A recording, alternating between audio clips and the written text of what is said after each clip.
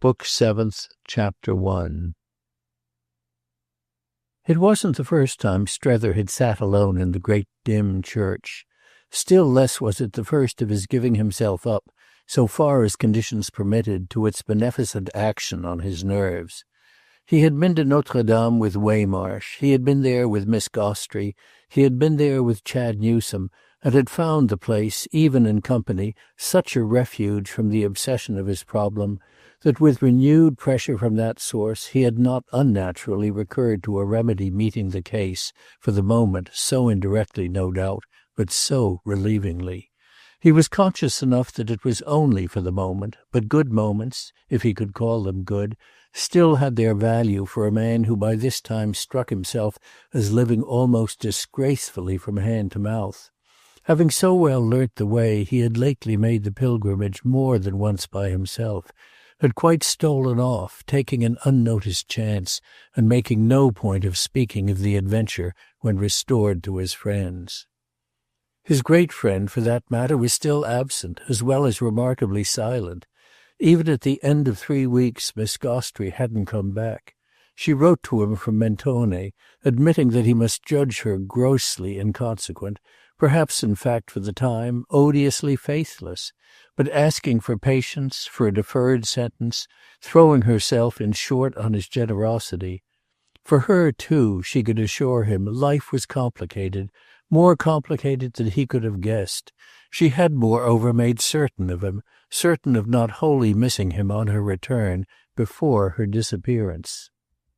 If, furthermore, she didn't burden him with letters, it was frankly because of her sense of the other great commerce he had to carry on.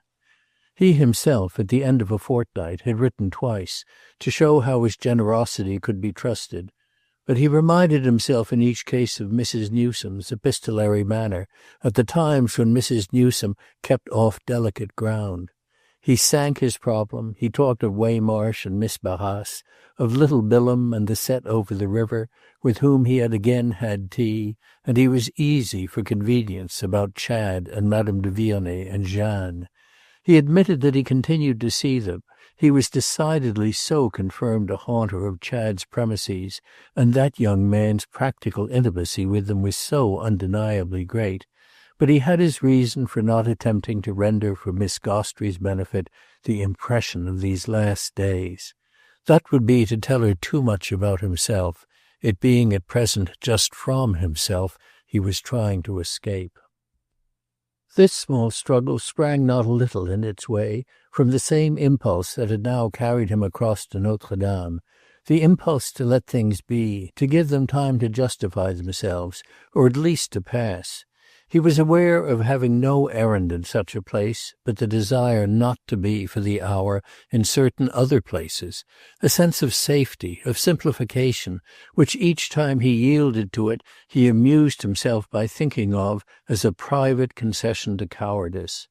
The great church had no altar for his worship, no direct voice for his soul, but it was none the less soothing even to sanctity, for he could feel while there what he couldn't elsewhere, that he was a plain, tired man taking the holiday he had earned. He was tired, but he wasn't plain.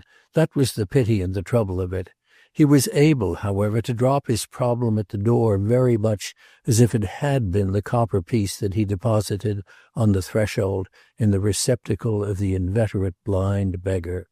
He trod the long dim nave, sat in the splendid choir, paused before the cluttered chapels of the East End, and the mighty monument laid upon him its spell. He might have been a student under the charm of a museum, which was exactly what, in a foreign town, in the afternoon of life, he would have liked to be free to be. This form of sacrifice did at any rate for the occasion as well as another. It made him quite sufficiently understand how, within the precinct, for the real refugee, the things of the world could fall into abeyance.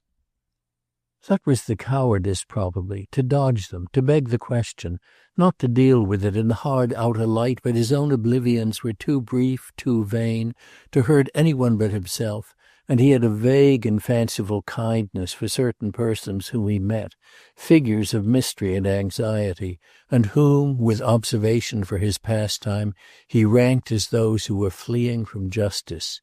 Justice was outside, in the hard light, and injustice too, but one was as absent as the other from the air of the long aisles and the brightness of many altars. Thus it was, at all events, that one morning, some dozen days after the dinner in the Boulevard Malherbe, at which Madame de Vionnet had been present with her daughter, he was called upon to play his part in an encounter that deeply stirred his imagination. He had the habit in these contemplations of watching a fellow visitant, here and there, from a respectable distance, remarking some note of behaviour, of penitence, of prostration, of the absolved, relieved state. This was the manner in which his vague tenderness took its course, the degree of demonstration to which it naturally had to confine itself. It hadn't indeed so felt its responsibility as when on this occasion he suddenly measured the suggestive effect of a lady whose supreme stillness, in the shade of one of the chapels, he had 2 or 3 times noticed as he made, and made once more, his slow circuit. She wasn't prostrate, not in any degree bowed, but she was strangely fixed, and her prolonged immobility showed her, while he passed and paused, as wholly given up to the need, whatever it was, that had brought her there. She only sat and gazed before her, as he himself often sat, but she had placed herself, as he never did, within the focus of the shrine, and she had lost herself, he could easily see, as he would only have liked to do. She was not a wandering alien, keeping back more than she gave, but one of the familiar, the intimate, the fortunate, for whom these dealings had a method and a meaning. She reminded our friend, since it was the way of 9/10 of his current impressions to act as recalls of things imagined, of some fine, firm, concentrated heroine of an old story, something he had heard, read, something that, had he had a hand for drama, he might himself have written, renewing her courage, renewing her clearness, in splendidly protected meditation. Her back as she sat was turned to him, but his impression absolutely required that she should be young and interesting, and she carried her head moreover, even in the sacred shade, with a discernible faith in herself, a kind of implied conviction of consistency, security, impunity. But what had such a woman come for if she hadn't come to pray? Strether's reading of such matters was, it must be owned, confused, but he wondered if her attitude was some congruous fruit of absolution, of indulgence. He knew but dimly what indulgence in such a place might mean, yet he had, as with a soft sweep, a vision of how it might indeed add to the zest of active rites. All this was a good deal to have been denoted by a mere lurking figure who was nothing to him. But the last thing before leaving the church, he had the surprise of a still deeper quickening. He had dropped upon a seat halfway down the nave, and again in the museum mood was trying with head thrown back and eyes aloft to reconstitute a past, to reduce it in fact to the convenient terms of Victor Hugo, whom a few days before, giving the rein for once in a way to the joy of life, he had purchased in 70 bound volumes, a miracle of cheapness, parted with, he was assured by the shopman, at the price of the red and gold alone. He looked, doubtless, while he played his eternal nippers over Gothic glooms, sufficiently wrapped in reverence, but what his thought had finally bumped against was the question of where, among packed accumulations, so multiform a wedge would be able to enter. Were 70 volumes in red and gold to be perhaps what he should most substantially have to show at Woolwich as the fruit of his mission? It was a possibility that held him a minute, held him till he happened to feel that someone, unnoticed, had approached him and paused. Turning, he saw that a lady stood there as for a greeting, and he sprang up as he next took her, securely, for Madame de Vionnet, who happened to have recognized him as she passed near him on her way to the door. She checked, quickly and gaily, a certain confusion in him, came to meet it, turned it back by an art of her own, the confusion having threatened him as he knew her for the person he had lately been observing. She was the lurking figure of the dim chapel. She had occupied him more than she guessed, but it came to him in time, luckily, that he needn't tell her, and that no harm, after all, had been done. She herself, for that matter, straightway showing she felt their encounter as the happiest of accidents, had for him a "You come here too?" that despoiled surprise of every awkwardness. "I come often," she said. "I love this place, but I'm terrible in general for churches. The old women who live in them all know me. In fact, I'm already myself one of the old women. It's like that, at all events, that I foresee I shall end." Looking about for a chair, so that he instantly pulled one nearer, she sat down with him again to the sound of an "Oh, I like so much your also being fond." He confessed the extent of his feeling, though she left the object vague, and he was struck with the tact, the taste of her vagueness, which simply took for granted in him a sense of beautiful things. He was conscious of how much it was affected, this sense, by something subdued and discreet in the way she had arranged herself for her special object at her morning walk. He believed her to have come on foot, the way her slightly thicker veil was drawn, a mere touch, but everything. The composed gravity of her dress, in which here and there a dull wine color seemed to gleam faintly through black, the charming discretion of her small compact head, the quiet note as she sat of her folded grey-gloved hands. It was, to Strether's mind, as if she sat on her own ground, the light honours of which at an open gate she thus easily did him, while all the vastness and mystery of the domain stretched off behind. When people were so completely in possession, they could be extraordinarily civil, and our friend had indeed at this hour a kind of revelation of her heritage. She was romantic for him far beyond what she could have guessed, and again he found his small comfort in the conviction that, subtle though she was, his impression must remain a secret from her. The thing that once more made him uneasy for secrets in general was this particular patience she could have with his own want of colour, albeit that on the other hand his uneasiness pretty well dropped after he had been for 10 minutes as colourless as possible and at the same time as responsive. The moments had already, for that matter, drawn their deepest tinge from the special interest excited in him by his vision of his companion's identity with the person whose attitude before the glimmering altar had so impressed him. This attitude fitted admirably into the stand he had privately taken about her connection with Chad on the last occasion of his seeing them together. It helped him to stick fast at the point he had then reached. It was there he had resolved that he would stick, and at no moment since had it seemed as easy to do so. Unassailably innocent was a relation that could make one of the parties to it so carry herself. If it wasn't innocent, why did she haunt the churches, into which, given the woman he could believe he had made out, she would never have come to flaunt an insolence of guilt? She haunted them for continued help, for strength, for peace, sublime support which, if one were able to look at it so, she found from day to day. They talked in low easy tones and with lifted lingering looks about the great monument and its history and its beauty, all of which Madame de Vionnet professed came to her most in the other, the outer view. "We'll presently, after we go," she said, "walk around it again if you like. I'm not in a particular hurry, and it will be pleasant to look at it well with you." He had spoken of the great romancer and the great romance, and of what, to his imagination, they had done for the whole, mentioning to her, moreover, the exorbitance of his purchase, the 70 blazing volumes that were so out of proportion. Out of proportion to what?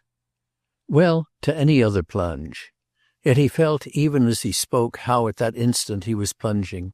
He had made up his mind and was impatient to get into the air, for his purpose was a purpose to be uttered outside, and he had a fear that it might with delay still slip away from him. She, however, took her time. She drew out their quiet gossip as if she had wished to profit by their meeting, and this confirmed precisely an interpretation of her manner, of her mystery. While she rose, as he would have called it, to the question of Victor Hugo, her voice itself, the light low quaver of her deference to the solemnity about them, seemed to make her words mean something that they didn't mean openly. Help, strength, peace, a sublime support. She hadn't found so much of these things as that the amount wouldn't be sensibly greater for any scrap his appearance of faith in her might enable her to feel in her hand.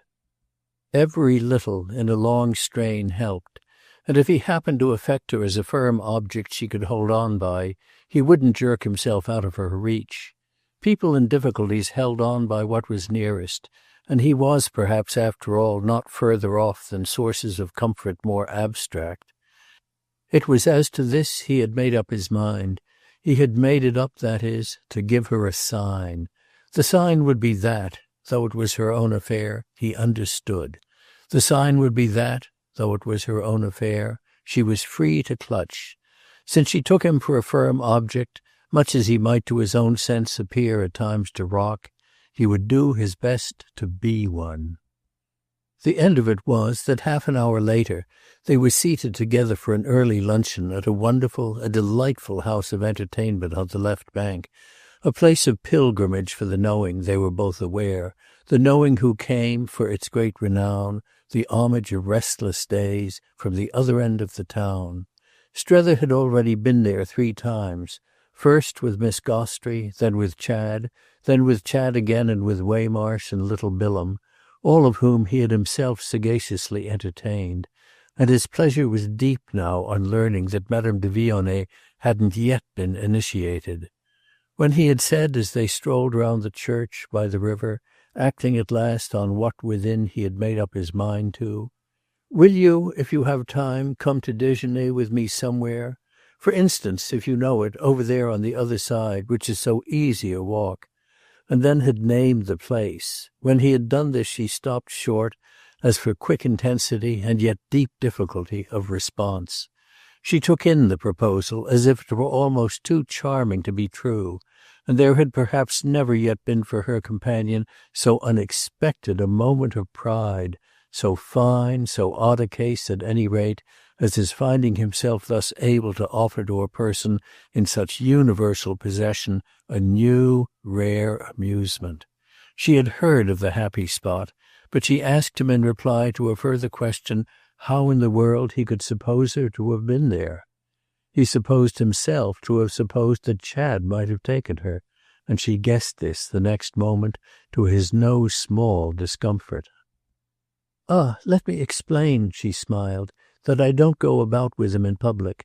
I never have such chances, not having them otherwise, and it's just the sort of thing that, as a quiet creature living in my hole, I adore." It was more than kind of him to have thought of it, though, frankly, if he asked whether she had time, she hadn't a single minute. That, however, made no difference. She'd throw everything over, every duty at home, domestic, maternal, social, awaited her, but it was a case for a high line. Her affairs would go to smash, but hadn't one a right to one snatch of scandal when one was prepared to pay? It was on this pleasant basis of costly disorder, consequently, that they eventually seated themselves, on either side of a small table, at a window adjusted to the busy quay and the shining, barge-burdened Seine, where, for an hour, in the matter of letting himself go, of diving deep, Strether was to feel he had touched bottom. He was to feel many things on this occasion, and one of the first of them was that he had travelled far since that evening in London, before the theatre, when his dinner with Maria Gostrey, between the pink-shaded candles, had struck him as requiring so many explanations. He had at that time gathered them in, the explanations. He had stored them up. But it was at present as if he had either soared above or sunk below them. He couldn't tell which.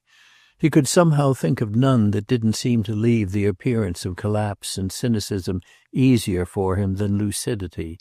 How could he wish it to be lucid for others, for any one, that he, for the hour, saw reasons enough in the mere way the bright, clean, ordered waterside life came in at the open window, the mere way Madame de Vionnet, opposite him over their intensely white table linen, their omelette aux tomates, their bottle of straw-coloured Chablis, thanked him for everything almost with the smile of a child.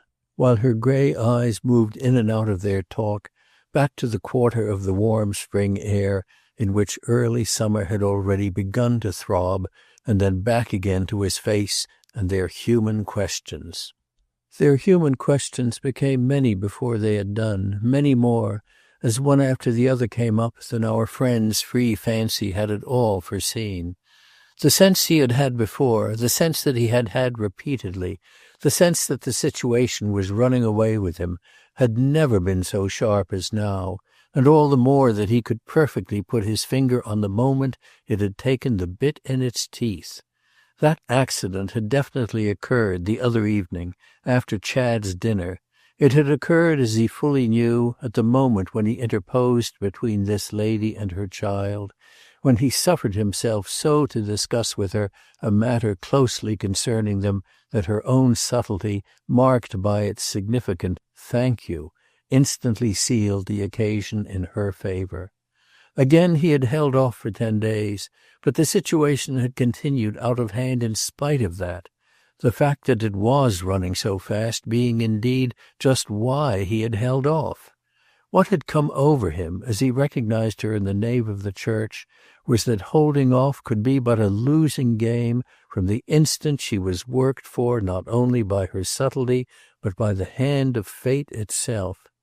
If all the accidents were to fight on her side, and by the actual showing they loomed large, he could only give himself up. This was what he had done in privately deciding then and there to propose she should breakfast with him.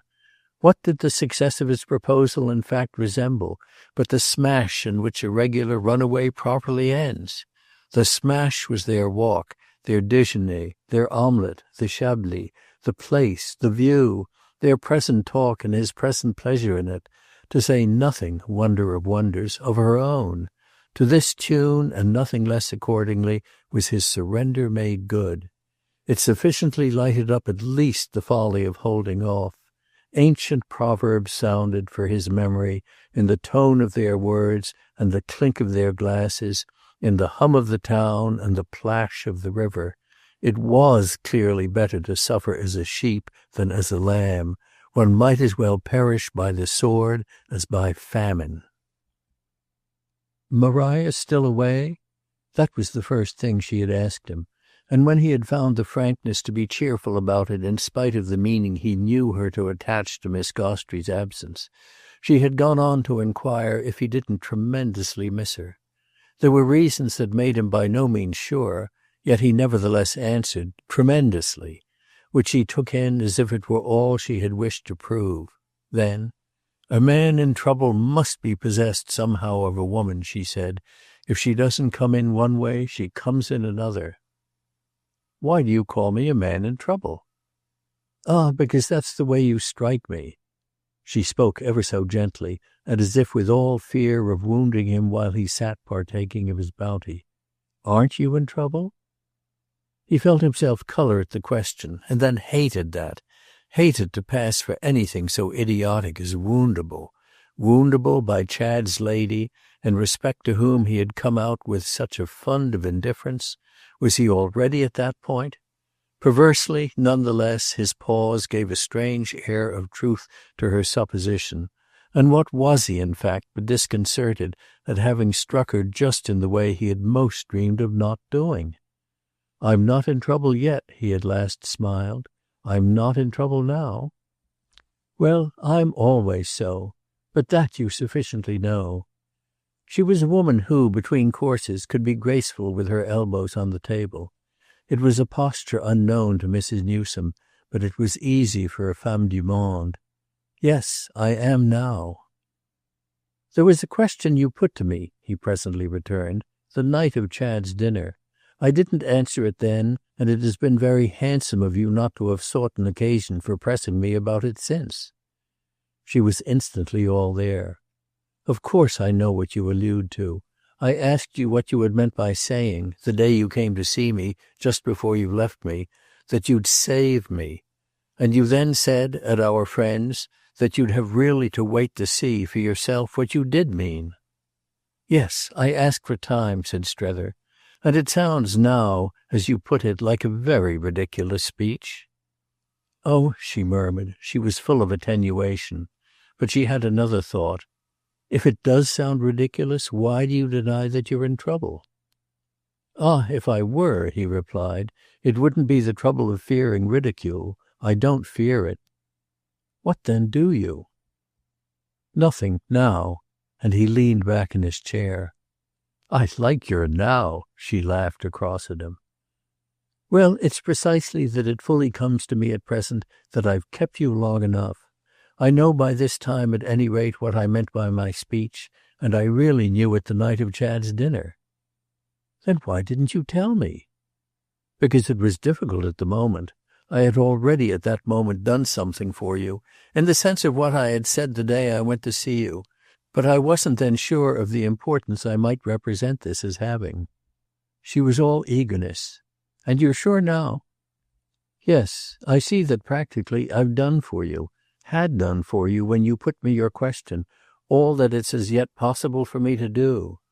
I feel now," he went on, "that it may go further than I thought. What I did after my visit to you," he explained, "was to write straight off to Mrs. Newsome about you, and I'm at last, from one day to the other, expecting her answer. It's this answer that will represent, as I believe, the consequences." Patient and beautiful was her interest. "I see, the consequences of your speaking for me." And she waited as if not to hustle him. He acknowledged it by immediately going on. "The question, you understand, was how I should save you. Well, I'm trying it by thus letting her know that I consider you worth saving." "I see, I see." Her eagerness broke through. "How can I thank you enough?" He couldn't tell her that, however, and she quickly pursued. "You do really for yourself consider it?" His only answer at first was to help her to the dish that had been freshly put before them. "I've written to her again since then. I've left her in no doubt of what to think. I've told her all about you." "Thanks. Not so much." "All about me?" she went on. "Yes." "All, it seems to me, you've done for him." "Ah, and you might have added all it seems to me." She laughed again while she took up her knife and fork, as in the cheer of these assurances. "But you're not sure how she will take it?" "No, I'll not pretend I'm sure." "Voilà." And she waited a moment. "I wish you'd tell me about her." "Oh," said Strether with a slightly strained smile, "all that need concern you about her is that she's really a grand person." Madame de Vionnet seemed to demur. "Is that all that need concern me about her?" But Strether neglected the question. "Hasn't Chad talked to you?" "Of his mother? Yes, a great deal, immensely. But not from your point of view." "He can't," our friend returned, "have said any ill of her." "Not the least bit. He has given me, like you, the assurance that she's really grand. But her being really grand is somehow just what hasn't seemed to simplify our case. Nothing," she continued, "is further from me than to wish to say a word against her. But of course I feel how little she can like being told of her owing me anything. No woman ever enjoys such an obligation to another woman." This was a proposition Strether couldn't contradict. "And yet what other way could I have expressed to her what I felt? It's what there was most to say about you." "Do you mean then that she will be good to me?" "It's what I'm waiting to see. But I've little doubt she would," he added, "if she could comfortably see you." It seemed to strike her as a happy, a beneficent thought. "Oh, then couldn't that be managed? Wouldn't she come out? Wouldn't she if you so put it to her? Did you by any possibility?" she faintly quavered. "Oh no," he was prompt. "Not that. It would be much more to give an account of you that, since there's no question of your paying the visit, I should go home first." It instantly made her graver. "And are you thinking of that?" "Oh, all the while, naturally." Stay with us," she exclaimed on this. "That's your only way to make sure." "To make sure of what?" "Why, that he doesn't break up. You didn't come out to do that to him." "Doesn't it depend," Strether returned after a moment, "on what you mean by breaking up?" "Oh, you know well enough what I mean." His silence seemed again for a little to denote an understanding. "You take for granted remarkable things." "Yes, I do, to the extent that I don't take for granted vulgar ones. You're perfectly capable of seeing that what you came out for wasn't really at all to do what you now have to do." "Ah, it's perfectly simple," Strether good-humouredly pleaded. "I've had but one thing to do, to put our case before him, to put it as it could only be put here on the spot, by personal pressure. My dear lady," he lucidly pursued, "my work, you see, is really done, and my reasons for staying on even another day are none of the best. Chad's in possession of our case and professes to do it full justice. What remains is with himself. I've had my rest, my amusement and refreshment. I've had, as we say at Woollett, a lovely time. Nothing in it has been more lovely than this happy meeting with you, in these fantastic conditions to which you so delightfully consented. I've a sense of success. It's what I wanted. My getting all this good is what Chad has waited for, and I gather that if I'm ready to go, he's the same." She shook her head with a finer, deeper wisdom. "You're not ready. If you're ready, why did you write to Mrs. Newsome in the sense you've mentioned to me?" Strether considered. "I shan't go before I hear from her. You're too much afraid of her," he added. It produced between them a long look from which neither shrank. "I don't think you believe that, believe I've not really reason to fear her." "She's capable of great generosity," Strether presently stated. "Well, then let her trust me a little, that's all I ask. Let her recognize in spite of everything what I've done." "Ah, remember," our friend replied, "that she can't effectually recognize it without seeing it for herself. Let Chad go over and show her what you've done, and let him plead with her there for it, and, as it were, for you." She measured the depth of this suggestion. "Do you give me your word of honour that if she once has him there she won't do her best to marry him?" It made her companion, this inquiry, look again a while out at the view, after which he spoke without sharpness. "When she sees for herself what he is—" But she had already broken in.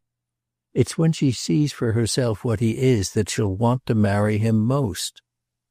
Strether's attitude, that of due deference to what she said, permitted him to attend for a minute to his luncheon. "I doubt if that will come off. It won't be easy to make it." "It will be easy if he remains there, and he'll remain for the money. The money appears to be, as a probability, so hideously much." "Well," Strether presently concluded, "nothing could really hurt you but his marrying." She gave a strange light laugh. "Putting aside what may really hurt him." But her friend looked at her as if he had thought of that too. "The question will come up, of course, of the future that you yourself offer him." She was leaning back now, but she fully faced him. "Well, let it come up." "The point is that it's for Chad to make of it what he can. His being proof against marriage will show what he does make. If he is proof, yes." She accepted the proposition. "But for myself," she added, "the question is what you make." "Ah, I make nothing. It's not my affair." "I beg your pardon. It's just there that, since you've taken it up and are committed to it, it most intensely becomes yours. You're not saving me, I take it, for your interest in myself, but for your interest in our friend. The one's at any rate wholly dependent on the other. You can't in honour not see me through," she wound up, "because you can't in honour not see him." Strange and beautiful to him was her quiet, soft acuteness. The thing that most moved him was really that she was so deeply serious. She had none of the portentous forms of it, but he had never come in contact, it struck him, with a force brought to so fine a head. Mrs. Newsome, goodness knew, was serious, but it was nothing to this. He took it all in, he saw it all together. "No," he mused, "I can't in honour not see him." Her face affected him as with an exquisite light. "You will, then?" "I will." At this she pushed back her chair and was the next moment on her feet. "Thank you," she said, with her hand held out to him across the table, and with no less a meaning in the words than her lips had so particularly given them after Chad's dinner. The golden nail she had then driven in pierced a good inch deeper. Yet he reflected that he himself had only meanwhile done what he had made up his mind to do on the same occasion. So far as the essence of the matter went, he had simply stood fast on the spot on which he had then planted his feet. Chapter 2. He received 3 days after this a communication from America, in the form of a scrap of blue paper folded and gummed, not reaching him through his bankers, but delivered at his hotel by a small boy in uniform, who, under instructions from the concierge, approached him as he slowly paced the little court. It was the evening hour, but daylight was long now, and Paris more than ever penetrating. The scent of flowers was in the streets. He had the whiff of violets perpetually in his nose, and he had attached himself to sounds and suggestions, vibrations of the air, human and dramatic, he imagined, as they were not in other places, that came out for him more and more as the mild afternoons deepened, a far-off hum, a sharp near click on the asphalt, a voice calling, replying, somewhere and as full of tones as an actor's in a play. He was to dine at home as usual with Waymarsh. They had settled to that for thrift and simplicity, and now he hung about before his friend came down. He read his telegram in the court, standing still a long time where he had opened it, and giving 5 minutes afterwards to the renewed study of it. At last, quickly, he crumpled it up as if to get it out of the way, in spite of which, however, he kept it there, still kept it when, at the end of another turn, he had dropped into a chair placed near a small table.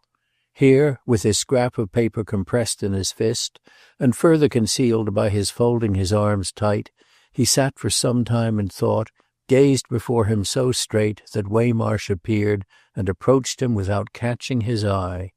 The latter, in fact, struck with his appearance, looked at him hard for a single instant, and then, as if determined to that course by some special vividness in it, dropped back into the salon de lecture without addressing him.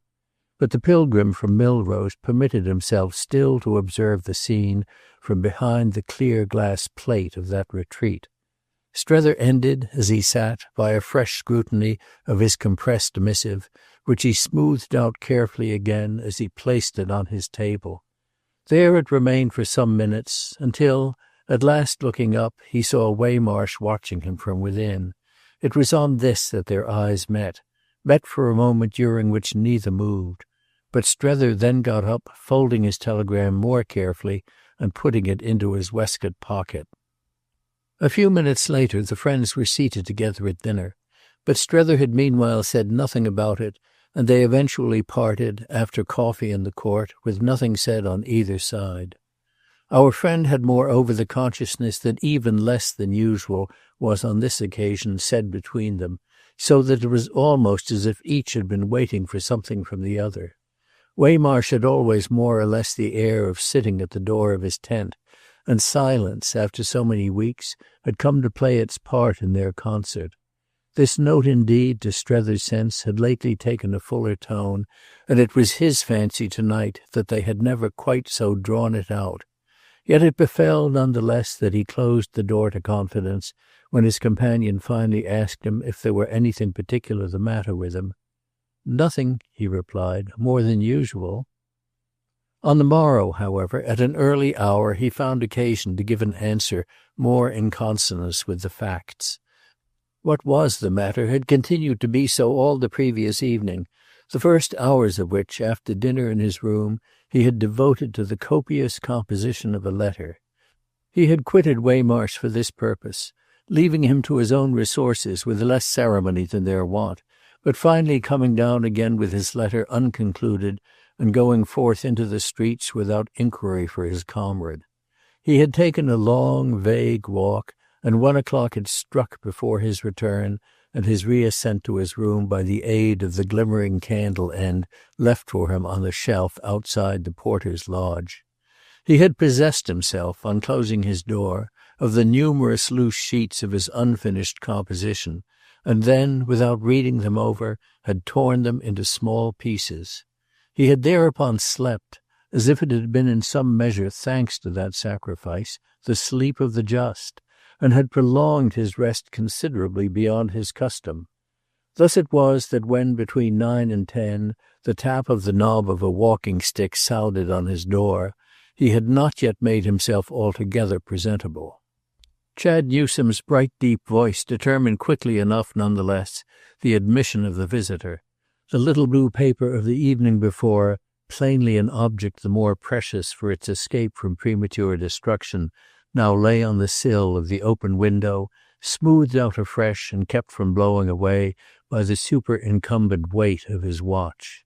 Chad, looking about with careless and competent criticism, as he looked wherever he went, immediately espied it, and permitted himself to fix it for a moment rather hard. After which he turned his eyes to his host. "It has come, then, at last." Strether paused in the act of pinning his necktie. "Then you know? You've had one too?" "No, I've had nothing, and I only know what I see. I see that thing and I guess. Well," he added, "it comes as pat as in a play, for I precisely turned up this morning, as I would have done yesterday, but it was impossible, to take you." "To take me?" Strether had turned again to his glass. "Back, at last, as I promised. I'm ready. I've really been ready this month. I've only been waiting for you, as was perfectly right. But you're better now. You're safe. I see that for myself you've got all your good. You're looking this morning as fit as a flea." Strether, at his glass, finished dressing, consulting that witness moreover on this last opinion. Was he looking preternaturally fit? There was something in it perhaps for Chad's wonderful eye, but he had felt himself for hours rather in pieces. Such a judgment, however, was after all but a contribution to his resolve. It testified unwittingly to his wisdom. He was still firmer, apparently, since it shone in him as a light, than he had flattered himself. His firmness indeed was slightly compromised, as he faced about to his friend, by the way this very personage looked, though the case would of course have been worse hadn't the secret of personal magnificence been at every hour Chad's unfailing possession. There he was in all the pleasant morning freshness of it, strong and sleek and gay, easy and fragrant and fathomless, with happy health in his colour and pleasant silver in his thick young hair, and the right word for everything on the lips that his clear brownness caused to show as red. He had never struck Strether as personally such a success. It was as if now, for his definite surrender, he had gathered himself vividly together. This, sharply and rather strangely, was the form in which he was to be presented to Woollett. Our friend took him in again. He was always taking him in, and yet finding that parts of him still remained out, though even thus his image showed through a mist of other things. "I've had a cable," Strether said. "From your mother." "I dare say, my dear man. I hope she's well." Strether hesitated. "No, she's not well. I'm sorry to have to tell you." "Ah," said Chad, "I must have had the instinct of it. All the more reason then that we should start straight off." Strether had now got together hat, gloves and stick, but Chad had dropped on the sofa as if to show where he wished to make his point. He kept observing his companion's things. He might have been judging how quickly they could be packed. He might even have wished to hint that he'd send his own servant to assist. "What do you mean," Strether inquired, "by straight off?" "Oh, by one of next week's boats. Everything at this season goes out so light that berths will be easy anywhere." Strether had in his hand his telegram, which he had kept there after attaching his watch, and he now offered it to Chad, who, however, with an odd movement, declined to take it. "Thanks, I'd rather not. Your correspondence with Mother's your own affair. I'm only with you both on it, whatever it is." Strether, at this, while their eyes met, slowly folded the missive and put it in his pocket, after which, before he had spoken again, Chad broke fresh ground. "Has Miss Gostrey come back?" But when Strether presently spoke it wasn't an answer. "It's not, I gather, that your mother's physically ill. Her health on the whole this spring seems to have been better than usual, but she's worried, she's anxious, and it appears to have risen within the last few days to a climax. We've tired out, between us, her patience." "Oh, it isn't you," Chad generously protested. "I beg your pardon, it is me." Strether was mild and melancholy but firm. He saw it far and away and over his companion's head. "It's very particularly me." "Well then, all the more reason. Marchons, marchons," said the young man gaily. His host, however, at this, but continued to stand agaze, and he had the next thing repeated his question of a moment before. "Has Miss Gostrey come back?" "Yes, 2 days ago." "Then you've seen her?" "No, I'm to see her today." But Strether wouldn't linger now on Miss Gostrey. "Your mother sends me an ultimatum. If I can't bring you, I'm to leave you. I'm to come at any rate myself." "Ah, but you can bring me now," Chad from his sofa reassuringly replied. Strether had a pause. "I don't think I understand you. Why was it that more than a month ago you put it to me so urgently to let Madame de Vionnet speak for you?" "Why?" Chad considered, but he had it at his fingers' ends. "Why, but because I knew how well she'd do it. It was the way to keep you quiet and to that extent do you good.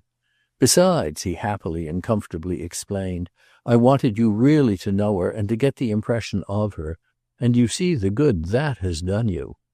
"Well," said Strether, "the way she has spoken for you all the same, so far as I've given her a chance, has only made me feel how much she wishes to keep you. If you make nothing of that, I don't see why you wanted me to listen to her." "Why, my dear man," Chad exclaimed, "I make everything of it. How can you doubt?" "I doubt only because you come to me this morning with your signal to start." Chad stared, then gave a laugh. "And isn't my signal to start just what you've been waiting for?"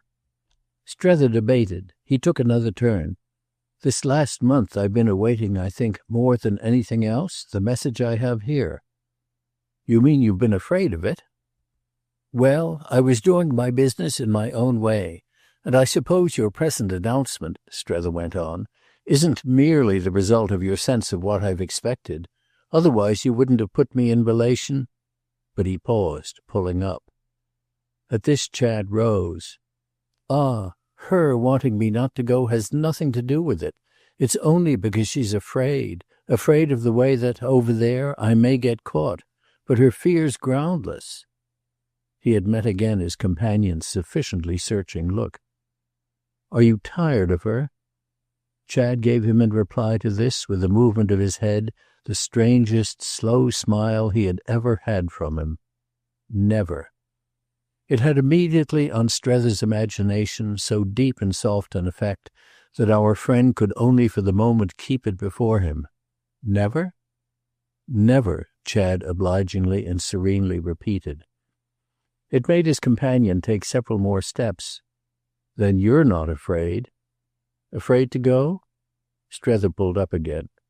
"Afraid to stay." The young man looked brightly amazed. "You want me now to stay?" "If I don't immediately sail, the Pococks will immediately come out. That's what I mean," said Strether, "by your mother's ultimatum." Chad showed a still livelier but not an alarmed interest. "She has turned on Sarah and Jim?" Strether joined him for an instant in the vision. "Oh, and you may be sure Mamie. That's whom she's turning on." This also Chad saw. He laughed out. "Mamie? To corrupt me?" "Ah," said Strether, "she's very charming." "So you've already more than once told me. I should like to see her." Something happy and easy, something above all unconscious, in the way he said this, brought home again to his companion the facility of his attitude and the enviability of his state. "See her then by all means. And consider too," Strether went on, "that you really give your sister a lift in letting her come to you. You give her a couple of months in Paris, which she hasn't seen, if I'm not mistaken, since just after she was married, and which I'm sure she wants but the pretext to visit." Chad listened, but with all his own knowledge of the world. "She has had it, the pretext, these several years, yet she has never taken it." "Do you mean you?" Strether after an instant inquired. Certainly, the lone exile. And whom do you mean? Said Chad. Oh, I mean me. I'm her pretext. That is, for it comes to the same thing, I'm your mother's. Then why, Chad asked, doesn't Mother come herself? His friend gave him a long look. Should you like her to? And as he for the moment said nothing, it's perfectly open to you to cable for her. Chad continued to think. Will she come if I do? Quite possibly, but try and you'll see. Why don't you try? Chad after a moment asked. Because I don't want to. Chad thought. Don't desire her presence here? Strether faced the question, and his answer was the more emphatic. Don't put it off, my dear boy, on me. Well, I see what you mean. I'm sure you'd behave beautifully, but you don't want to see her, so I won't play you that trick. Ah, Strether declared, I shouldn't call it a trick. You've a perfect right, and it would be perfectly straight of you. Then he added in a different tone, You'd have, moreover, in the person of Madame de Vionnet, a very interesting relation prepared for her. Their eyes, on this proposition, continued to meet, but Chad's, pleasant and bold, never flinched for a moment. He got up at last, and he said something with which Strether was struck. She wouldn't understand her, but that makes no difference. Madame de Vionnet would like to see her. She'd like to be charming to her. She believed she could work it. Strether thought a moment, affected by this, but finally, turning away, she couldn't. You're quite sure? Chad asked. Well, risk it if you like. Strether, who uttered this with serenity, had urged a plea for their now getting into the air, but the young man still waited. Have you sent your answer? No, I've done nothing yet. Were you waiting to see me? No, not that. Only waiting, and Chad with this had a smile for him, to see Miss Gostrey? No, not even Miss Gostrey. I wasn't waiting to see anyone. I had only waited till now to make up my mind, in complete solitude, and since I, of course, absolutely owe you the information, was on the point of going out with it quite made up.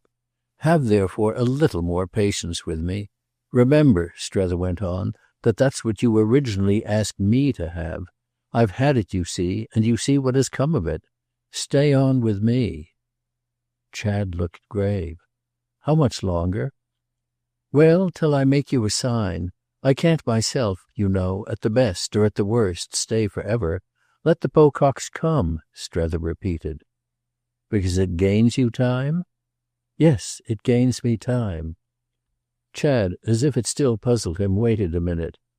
You don't want to get back to Mother? Not just yet. I'm not ready.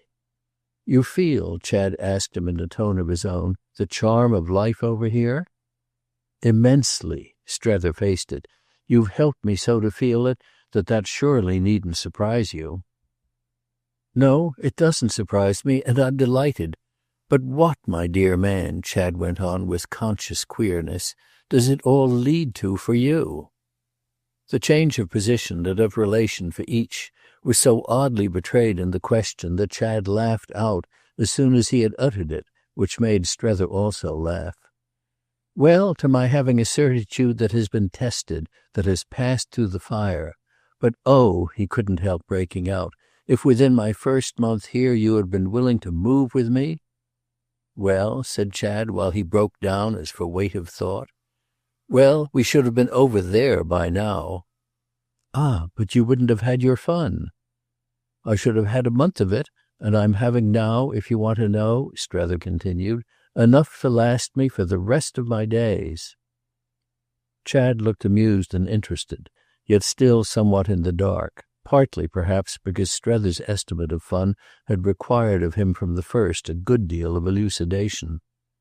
It wouldn't do if I left you? Left me? Strether remained blank.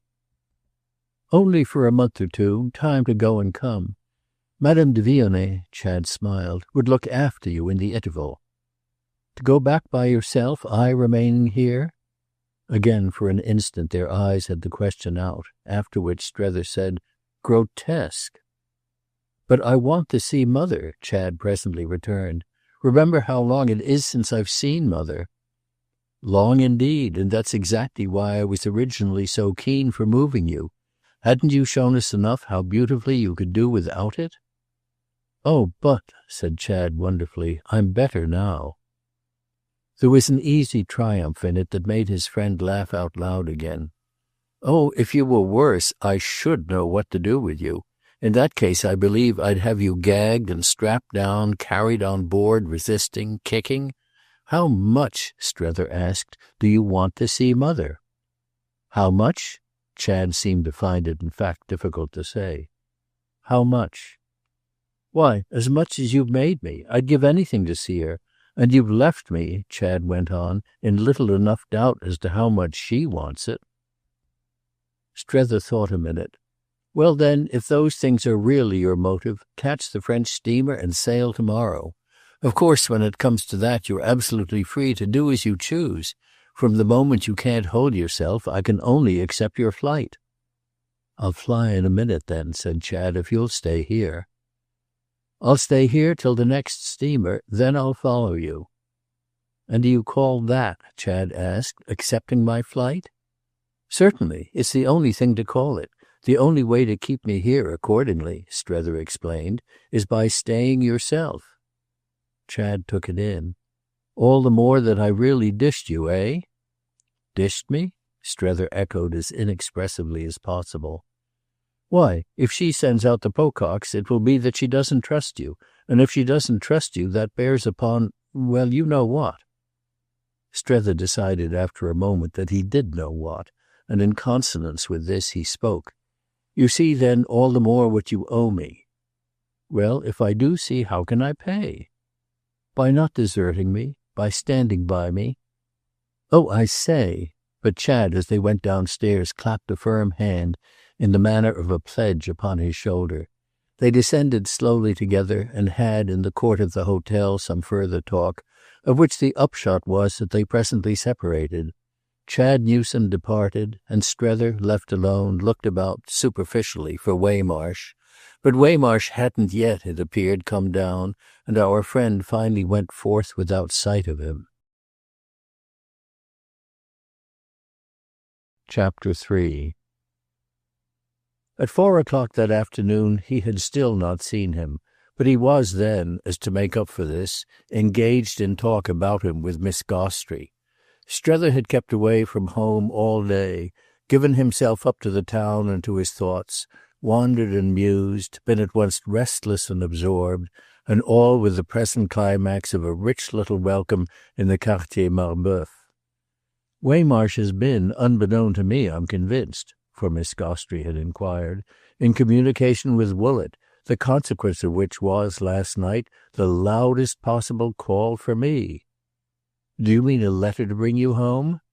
"No, a cable which I have at this moment in my pocket. Come back by the first ship." Strether's hostess, it might have been made out, just escaped changing colour. Reflection arrived, but in time, and established a provisional serenity. It was perhaps exactly this that enabled her to say with duplicity, "And you're going?" "You almost deserve it when you abandoned me so." She shook her head as if this were not worth taking up. "My absence has helped you, as I've only to look at you to see. It was my calculation, and I'm justified. You're not where you were, and the thing," she smiled, "was for me not to be there either. You can go of yourself." "Oh, but I feel to-day," he comfortably declared, "that I shall want you yet." She took him all in again. "Well, I promise you not to leave you, but it will only be to follow you. You've got your momentum and can toddle alone." He intelligently accepted it. "Yes, I suppose I can toddle. It's the sight of that, in fact, that has upset Waymarsh. He can bear it, the way I strike him as going, no longer. That's only the climax of his original feeling. He wants me to quit, and he must have written to Woollett that I'm in peril of perdition." "Ah, good," she murmured. "But is it only your supposition?" "I make it out. It explains." "Then he denies, or you haven't asked him?" "I've not had time," Strether said. "I made it out but last night, putting various things together. and I've not been since then face to face with him." She wondered. "Because you're too disgusted? You can't trust yourself?" He settled his glasses on his nose. "Do I look in a great rage?" "You look divine." "There's nothing," he went on, "to be angry about. He has done me, on the contrary, a service." She made it out.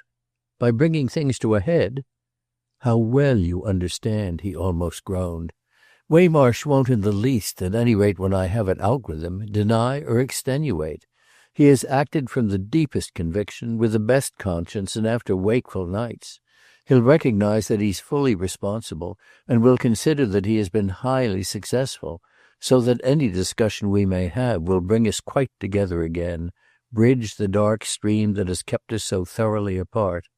We shall have at last, in the consequences of his act, something we can definitely talk about." She was silent a little. "How wonderfully you take it! But you're always wonderful." He had a pause that matched her own. Then he had, with an adequate spirit, a complete admission. "It's quite true. I'm extremely wonderful just now. I dare say, in fact, I'm quite fantastic, and I shouldn't be at all surprised if I were mad." "Then tell me," she earnestly pressed. As he, however, for the time answered nothing, only returning the look with which she watched him, she presented herself where it was easier to meet her. "What will Mr. Waymarsh exactly have done?"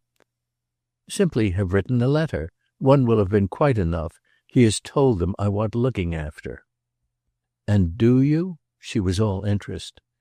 "Immensely. And I shall get it." "By which you mean you don't budge?" "I don't budge." "You've cabled?" "No, I've made Chad do it." "That you decline to come?" "That he declines. We had it out this morning and I brought him round. He had come in before I was down to tell me he was ready, I mean, to return, and he went off after 10 minutes with me to say he wouldn't." Miss Gostrey followed with intensity. "Then you've stopped him?" Strether settled himself afresh in his chair. "I've stopped him. That is for the time. That," he gave it to her more vividly, "is where I am." I see. But where's Mr. Newsome? He was ready," she asked, "to go?" "All ready." "And sincerely believing you'd be?" "Perfectly, I think. So that he was amazed to find the hand I had laid on him to pull him over suddenly converted into an engine for keeping him still." It was an account of the matter Miss Gostrey could weigh. "Does he think the conversion sudden?" "Well," said Strether, "I'm not altogether sure what he thinks. I'm not sure of anything that concerns him, except that the more I've seen of him, the less I've found him what I originally expected. He's obscure, and that's why I'm waiting." She wondered. "But for what in particular?" "For the answer to his cable." "And what was his cable?" "I don't know," Strether replied. "It was to be, when he left me, according to his own taste. I simply said to him, 'I want to stay, and the only way for me to do so is for you to.' That I wanted to stay seemed to interest him, and he acted on that." Miss Gostrey turned it over. "He wants then himself to stay." "He half wants it. That is, he half wants to go. My original appeal has to that extent worked in him. Nevertheless," Strether pursued, "he won't go, not at least so long as I'm here."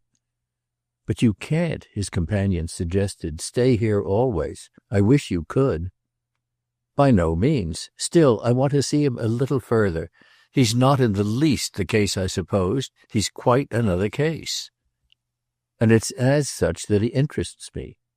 It was almost as if for his own intelligence, that deliberate and lucid, our friend thus expressed the matter. "I don't want to give him up." Miss Gostrey but desired to help his lucidity. She had, however, to be light and tactful. "Up, you mean, to his mother?" "Well, I'm not thinking of his mother now. I'm thinking of the plan of which I was the mouthpiece, which, as soon as we met, I put before him as persuasively as I knew how, and which was drawn up, as it were, in complete ignorance of all that in this last long period has been happening to him.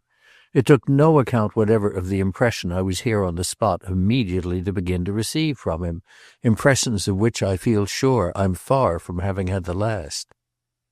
Miss Gostrey had a smile of the most genial criticism. "So your idea is, more or less, to stay out of curiosity?" "Call it what you like. I don't care what it's called." "So long as you do stay?" "Certainly not then. I call it, all the same, immense fun," Maria Gostrey declared. "And to see you work it out will be one of the sensations of my life. It is clear you can toddle alone." He received this tribute without elation. "I shan't be alone when the Pococks have come." Her eyebrows went up. "The Pococks are coming?" "That, I mean, is what will happen, and happen as quickly as possible, in consequence of Chad's cable. They'll simply embark. Sarah will come to speak for her mother, with an effect different from my muddle." Miss Gostrey more gravely wondered. "She, then, will take him back?" "Very possibly, and we shall see. She must at any rate have the chance, and she may be trusted to do all she can." "And do you want that?" "Of course," said Strether. "I want it. I want to play fair." But she had lost for a moment the thread. "If it devolves on the Pococks, why do you stay?" "Just to see that I do play fair, and a little also, no doubt, that they do." Strether was luminous as he had never been. "I came out to find myself in presence of new facts, facts that have kept striking me as less and less met by our old reasons. The matter's perfectly simple. New reasons, reasons as new as the facts themselves, are wanted, and of this our friends at Woollett, Chad's and mine, were at the earliest moment definitely notified. If any are producible, Mrs. Pocock will produce them. She'll bring over the whole collection. They'll be," he added with a pensive smile, "a part of the fun you speak of." She was quite in the current now and floating by his side. "It's Mamie, so far as I've had it from you, who'll be their great card." And then, as his contemplative silence wasn't a denial, she significantly added, "I think I'm sorry for her." "I think I am," and Strether sprang up, moving about a little as her eyes followed him. "But it can't be helped." "You mean her coming out can't be?" He explained after another turn what he meant. "The only way for her not to come is for me to go home, as I believe that on the spot I could prevent it. But the difficulty as to that is that if I do go home—" "I see, I see." She had easily understood. "Mr. Newsome will do the same, and that's not," she laughed out now, "to be thought of." Strether had no laugh. He had only a quiet, comparatively placid look that might have shown him as proof against ridicule. "Strange, isn't it?" They had, in the matter that so much interested them, come so far as this without sounding another name, to which, however, their present momentary silence was full of a conscious reference. Strether's question was a sufficient implication of the weight it had gained with him during the absence of his hostess, and just for that reason a single gesture from her could pass for him as a vivid answer. Yet he was answered still better when she said in a moment, "Will Mr. Newsome introduce his sister?" "To Madame de Vionnet?" Strether spoke the name at last. "I shall be greatly surprised if he doesn't." She seemed to gaze at the possibility. "You mean you've thought of it and you're prepared?" "I've thought of it and I'm prepared." It was to her visitor now that she applied her consideration. "Bon, you are magnificent." "Well," he answered after a pause and a little wearily, but still standing there before her, "well, that's what, just once in all my dull days, I think I shall like to have been." 2 days later he had news from Chad of a communication from Woollett in response to their determinate telegram, this missive being addressed to Chad himself and announcing the immediate departure for France of Sarah and Jim and Mamie. Strether had meanwhile on his own side cabled. He had but delayed that act till after his visit to Miss Gostrey, an interview by which, as so often before, he felt his sense of things cleared up and settled. His message to Mrs. Newsome, in answer to her own, had consisted of the words, "Judge best to take another month, but with full appreciation of all reinforcements." He had added that he was writing, but he was of course always writing. It was a practice that continued oddly enough to relieve him, to make him come nearer than anything else to the consciousness of doing something. so that he often wondered if he hadn't really, under his recent stress, acquired some hollow trick, one of the specious arts of make-believe. Wouldn't the pages he still so freely dispatched by the American post have been worthy of a showy journalist, some master of the great new science of beating the sense out of words?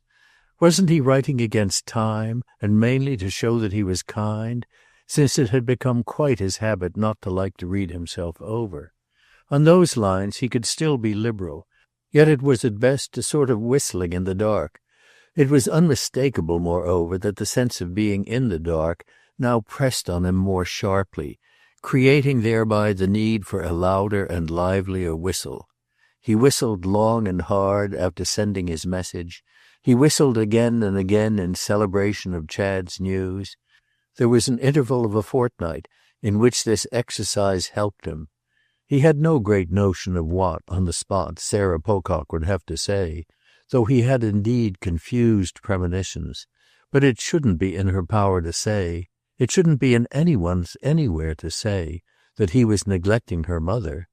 He might have written before more freely, but he had never written more copiously, and he frankly gave for a reason at Woollett that he wished to fill the void created there by Sarah's departure. The increase of his darkness, however, and the quickening, as I have called it, of his tune, resided in the fact that he was hearing almost nothing. He had for some time been aware that he was hearing less than before, and he was now clearly following a process by which Mrs. Newsome's letters could but logically stop. He hadn't had a line for many days, and he needed no proof, though he was in time to have plenty, that she wouldn't have put pen to paper after receiving the hint that had determined her telegram. She wouldn't write till Sarah should have seen him and reported on him. It was strange, though it might well be less so than his own behavior appeared at Woollett. It was at any rate significant, and what was remarkable was the way his friend's nature and manner put on for him, through this very drop of demonstration, a greater intensity. It struck him really that he had never lived so with her as during this period of her silence. The silence was a sacred hush, a finer, clearer medium in which her idiosyncrasies showed. He walked about with her, sat with her, drove with her, and dined face to face with her, a rare treat in his life, as he could perhaps have scarce escaped phrasing it. And if he had never seen her so soundless, he had never, on the other hand, felt her so highly, so almost austerely herself, pure and by the vulgar estimate cold, but deep, devoted, delicate, sensitive, noble. Her vividness in these respects became for him, in the special conditions, almost an obsession, and though the obsession sharpened his pulses, adding really to the excitement of life, there were hours at which, to be less on the stretch, he directly sought forgetfulness. He knew it for the queerest of adventures, a circumstance capable of playing such a part only for Lambert Strether, that in Paris itself, of all places, he should find this ghost of the Lady of Woollett more importunate than any other presence. When he went back to Maria Gostrey, it was for the change to do something else. And yet, after all, the change scarcely operated, for he talked to her of Mrs. Newsome in these days as he had never talked before. He had hitherto observed in that particular a discretion and a law, considerations that at present broke down quite as if relations had altered. They hadn't really altered, he said to himself, so much as that came to, for if what had occurred was, of course, that Mrs. Newsome had ceased to trust him, there was nothing, on the other hand, to prove that he shouldn't win back her confidence. It was quite his present theory that he would leave no stone unturned to do so, and in fact, if he now told Maria things about her that he had never told before, this was largely because it kept before him the idea of the honor of such a woman's esteem. His relation with Maria as well was, strangely enough, no longer quite the same.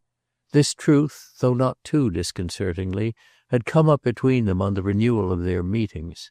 It was all contained in what she had then almost immediately said to him.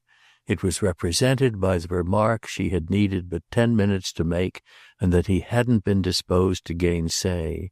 He could toddle alone, and the difference that showed was extraordinary. The turn taken by their talk had promptly confirmed this difference. His larger confidence on the score of Mrs. Newsome did the rest, and the time seemed already far off when he had held out his small thirsty cup to the spout of her pail. Her pail was scarce touched now, and other fountains had flowed for him.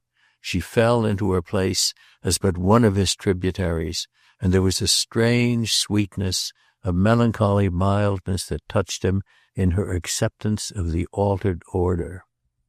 It marked for himself the flight of time, or at any rate what he was pleased to think of with irony and pity as the rush of experience, it having been but the day before yesterday that he sat at her feet and held on by her garment and was fed by her hand.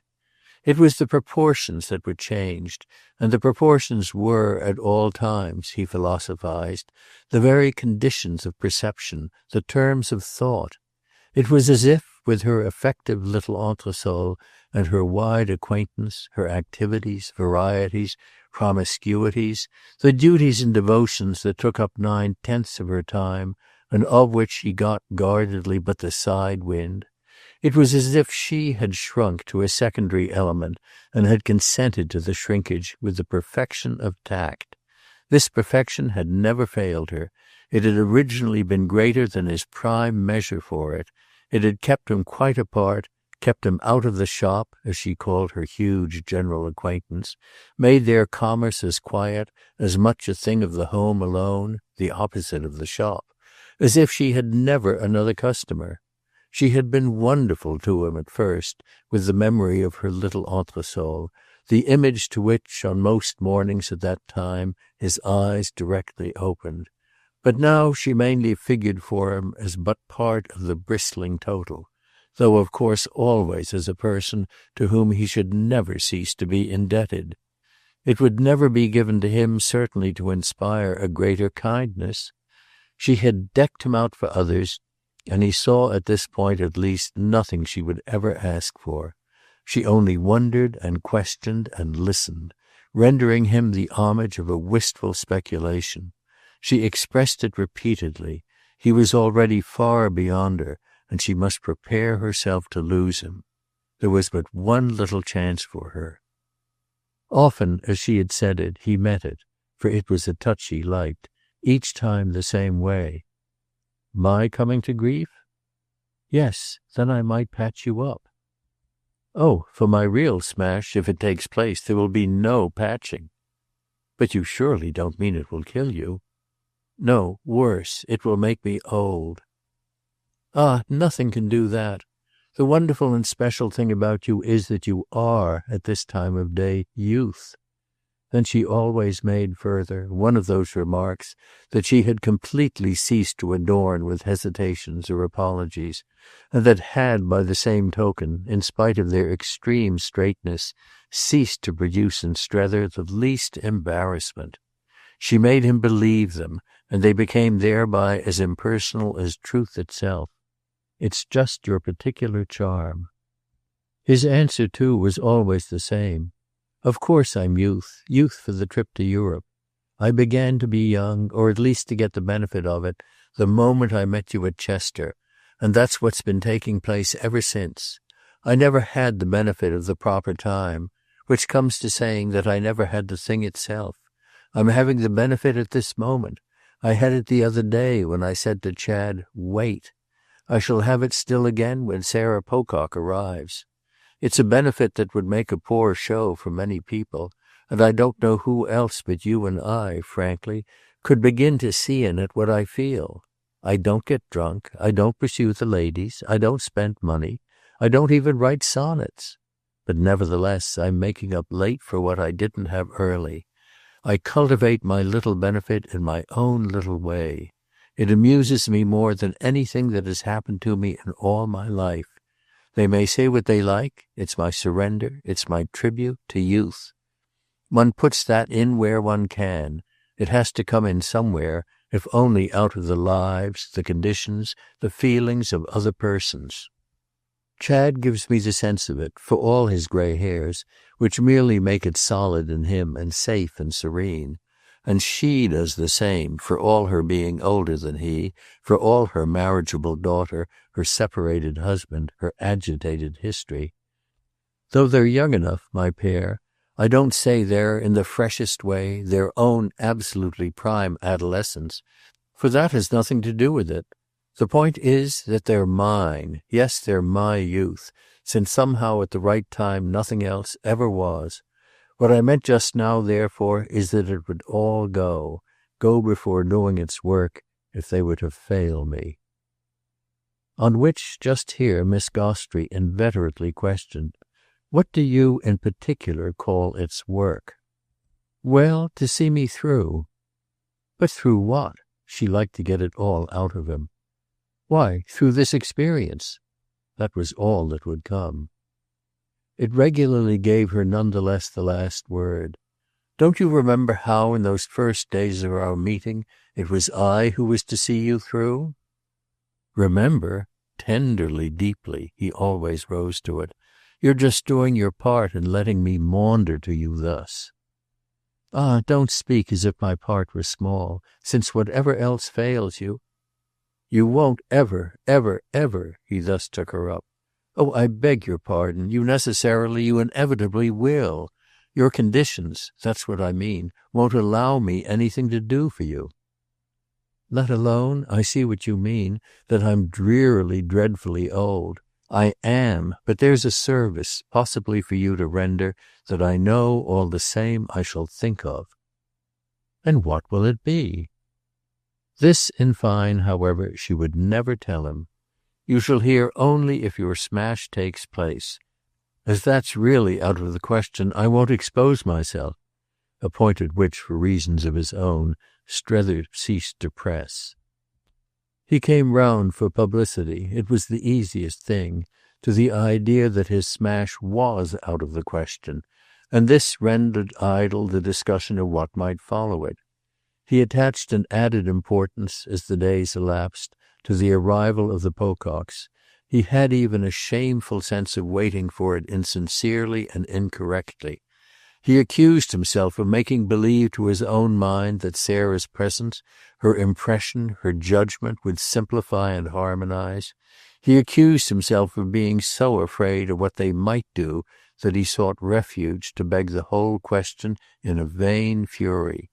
He had abundantly seen at home what they were in the habit of doing, and he had not at present the smallest ground.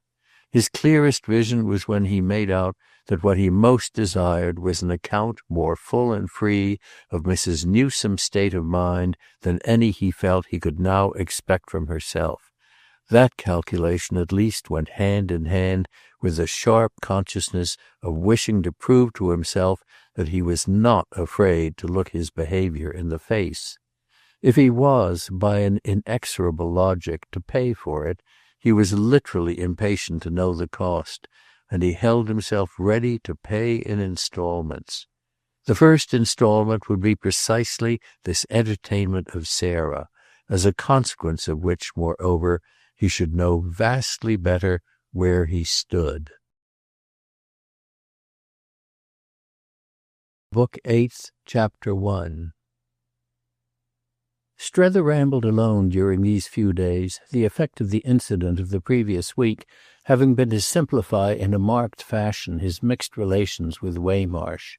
Nothing had passed between them in reference to Mrs. Newsome's summons, but that our friend had mentioned to his own the departure of the deputation actually at sea, giving him thus an opportunity to confess to the occult intervention he imputed to him. Waymarsh, however, in the event, confessed to nothing, and though this falsified in some degree Strether's forecast, the latter amusedly saw in it the same depth of good conscience out of which the dear man's impertinence had originally sprung. He was patient with the dear man now, and delighted to observe how unmistakably he had put on flesh. He felt his own holidays so successfully large and free that he was full of allowances and charities in respect to those cabined and confined, His instinct toward a spirit so strapped down as Waymarsh's was to walk round it on tiptoe for fear of waking it up to a sense of losses by this time irretrievable. It was all very funny, he knew, and but the difference, as he often said to himself, of Tweedledum and Tweedledee, an emancipation so purely comparative that it was like the advance of the doormat on the scraper. Yet the present crisis was happily to profit by it, and the pilgrim from Milrose to know himself more than ever in the right. Strether felt that when he heard of the approach of the Pococks, the impulse of pity quite sprang up in him beside the impulse of triumph. That was exactly why Waymarsh had looked at him with eyes in which the heat of justice was measured and shaded. He had looked very hard, as if affectionately sorry for the friend of 55, whose frivolity had had thus to be recorded, becoming, however, but obscurely sententious, and leaving his companion to formulate a charge. It was in this general attitude that he had of late altogether taken refuge. With a drop of discussion they were solemnly, sadly superficial. Strether recognized in him the mere portentous ruination to which Miss Barras had so good-humouredly described herself as assigning a corner of her salon. It was quite as if he knew his surreptitious step had been divined, and it was also as if he missed the chance to explain the purity of his motive. But this privation of relief should be precisely his small penance. It was not amiss for Strether that he should find himself to that degree uneasy. If he had been challenged or accused, rebuked for meddling or otherwise pulled up, he would probably have shown, on his own system, all the height of his consistency, all the depth of his good faith. Explicit resentment of his course would have made him take the floor, and the thump of his fist on the table would have affirmed him as consciously incorruptible. Had what now really prevailed with Strether been but a dread of that thump, a dread of wincing a little painfully at what it might invidiously demonstrate? However this might be, at any rate, one of the marks of the crisis was a studied lapse in Waymarsh of betrayed concern. As if to make up to his comrade for the stroke by which he had played Providence, he now conspicuously ignored his movements, withdrew himself from the pretensions to share them, stiffened up his sensibility to neglect, and clasping his large empty hands and swinging his large restless foot, clearly looked to another quarter for justice. This made for independence on Strether's part, and he had in truth at no moment of his stay been so free to go and come. The early summer brushed the picture over and blurred everything but the near. It made a vast, warm, fragrant medium in which the elements floated together on the best of terms, in which rewards were immediate and reckonings postponed. Chad was out of town again, for the first time since his visitor's first view of him. He had explained this necessity, without detail, yet also without embarrassment. The circumstance was one of those which, in the young man's life, testified to the variety of his ties. Strether wasn't otherwise concerned with it than for its so testifying, a pleasant, multitudinous image in which he took comfort. He took comfort, by the same stroke, in the swing of Chad's pendulum back from that other swing, the sharp jerk towards Woollett, so stayed by his own hand. He had the entertainment of thinking that if he had for that moment stopped the clock, it was to promote the next minute the still livelier motion. He himself did what he hadn't done before. He took 2 or 3 times whole days off, irrespective of others, of 2 or 3 taken with Miss Gostrey, 2 or 3 taken with the little Bilham. He went to Chartres and cultivated, before the front of the cathedral, a general easy beatitude. He went to Fontainebleau and imagined himself on the way to Italy. He went to Rouen with a little handbag and inordinately spent the night. One afternoon he did something quite different. Finding himself in the neighbourhood of a fine old house across the river, he passed under the great arch of its doorway and asked at the porter's lodge for Madame de Vionnet. He had already hovered more than once about that possibility, been aware of it, in the course of ostensible strolls, as lurking but round the corner. Only it had perversely happened, after his morning in Notre Dame, that his consistency, as he considered and intended it, had come back to him, whereby he had reflected that the encounter in question had been none of his making, clinging again intensely to the strength of his position, which was precisely that there was nothing in it for himself. From the moment he actively pursued the charming associate of his adventure, from that moment his position weakened, for he was then acting in an interested way. It was only within a few days that he had fixed himself a limit. He promised himself his consistency should end with Sarah's arrival. It was arguing correctly to feel the title to a free hand conferred on him by this event. If he wasn't to be let alone, he should be merely a dupe to act with delicacy. If he wasn't to be trusted, he could at least take his ease. If he was to be placed under control, he gained leave to try what his position might agreeably give him. An ideal rigour would perhaps postpone the trial till after the Pococks had shown their spirit, and it was to an ideal rigour that he had quite promised himself to conform. Suddenly, however, on this particular day, he felt a particular fear, under which everything collapsed. He knew abruptly that he was afraid of himself, and yet not in relation to the effect on his sensibilities of another hour of Madame de Vionnet. What he dreaded was the effect of a single hour of Sarah Pocock, as to whom he was visited in troubled nights with fantastic waking dreams.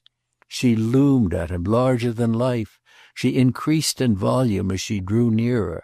She so met his eyes that his imagination taking, after the first step, all, and more than all, the strides, he already felt her come down on him, already burned under her reprobation with the blush of guilt, already consented, by way of penance, to the instant forfeiture of everything. He saw himself, under her direction, recommitted to Woollett, as juvenile offenders are committed to reformatories. It wasn't, of course, that Woollett was really a place of discipline, but he knew in advance that Sarah's salon at the hotel would be. His danger, at any rate, in such moods of alarm, was some concession on this ground that would involve a sharp rupture with the actual. Therefore, if he waited to take leave of that actual, he might wholly miss his chance. It was represented with supreme vividness by Madame de Vionnet, and that is why, in a word, he waited no longer. He had seen in a flash that he must anticipate Mrs. Pocock. He was accordingly much disappointed on now learning from the portress that the lady of his quest was not in Paris. She had gone for some days to the country. There was nothing in this accident but what was natural, yet it produced for poor Strether a drop of all confidence. It was suddenly as if he should never see her again, and as if, moreover, he had brought it on himself by not having been quite kind to her. It was the advantage of his having let his fancy lose itself for a little in the gloom that, as by reaction, the prospect began really to brighten from the moment the deputation from Woollett alighted on the platform of the station. They had come straight from Havre, having sailed from New York to that port, and having also, thanks to a happy voyage, made land with a promptitude that left Chad Newsome, who had meant to meet them at the dock, belated. He had received their telegram with the announcement of their immediate further advance just as he was taking the train for Havre, so that nothing had remained for him but to await them in Paris. He hastily picked up Strether at the hotel for this purpose, and he even, with easy pleasantry, suggested the attendance of Waymarsh as well. Waymarsh, at the moment his cab rattled up, being engaged under Strether's contemplative range in a grave perambulation of the familiar court. Waymarsh had learned from his companion, who had already had a note, delivered by hand from Chad, that the Pococks were due, and had ambiguously, though, as always, impressively, glowered at him over the circumstance, carrying himself in a manner in which Strether was now expert enough to recognize his uncertainty, in the premises as to the best tone. The only tone he aimed at with confidence was a full tone, which was necessarily difficult in the absence of a full knowledge. The Pococks were a quantity as yet unmeasured, and as he had practically brought them over, so this witness had to that extent exposed himself. He wanted to feel right about it, but could only, at the best, for the time, feel vague. "I shall look to you, you know, immensely," our friend had said, "to help me with them," and he had been quite conscious of the effect of the remark, and of others of the same sort, on his comrade's sombre sensibility. He had insisted on the fact that Waymarsh would quite like Mrs. Pocock. One could be certain he would. He would be with her about everything, and she would also be with him, and Miss Barrace's nose, in short, would find itself out of joint.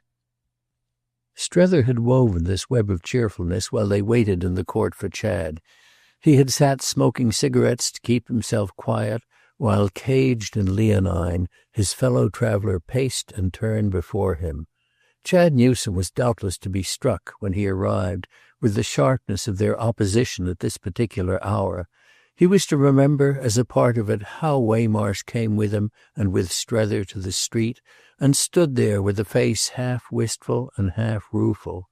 They talked of him, the two others, as they drove, and Strether put Chad in possession of much of his own strained sense of things. He had already, a few days before, named to him the wire he was convinced their friend had pulled, a confidence that had made on the young man's part quite hugely for curiosity and diversion. The action of the matter, moreover, Strether could see was to penetrate. He saw, that is, how Chad judged a system of influence in which Waymarsh had served as the determinant.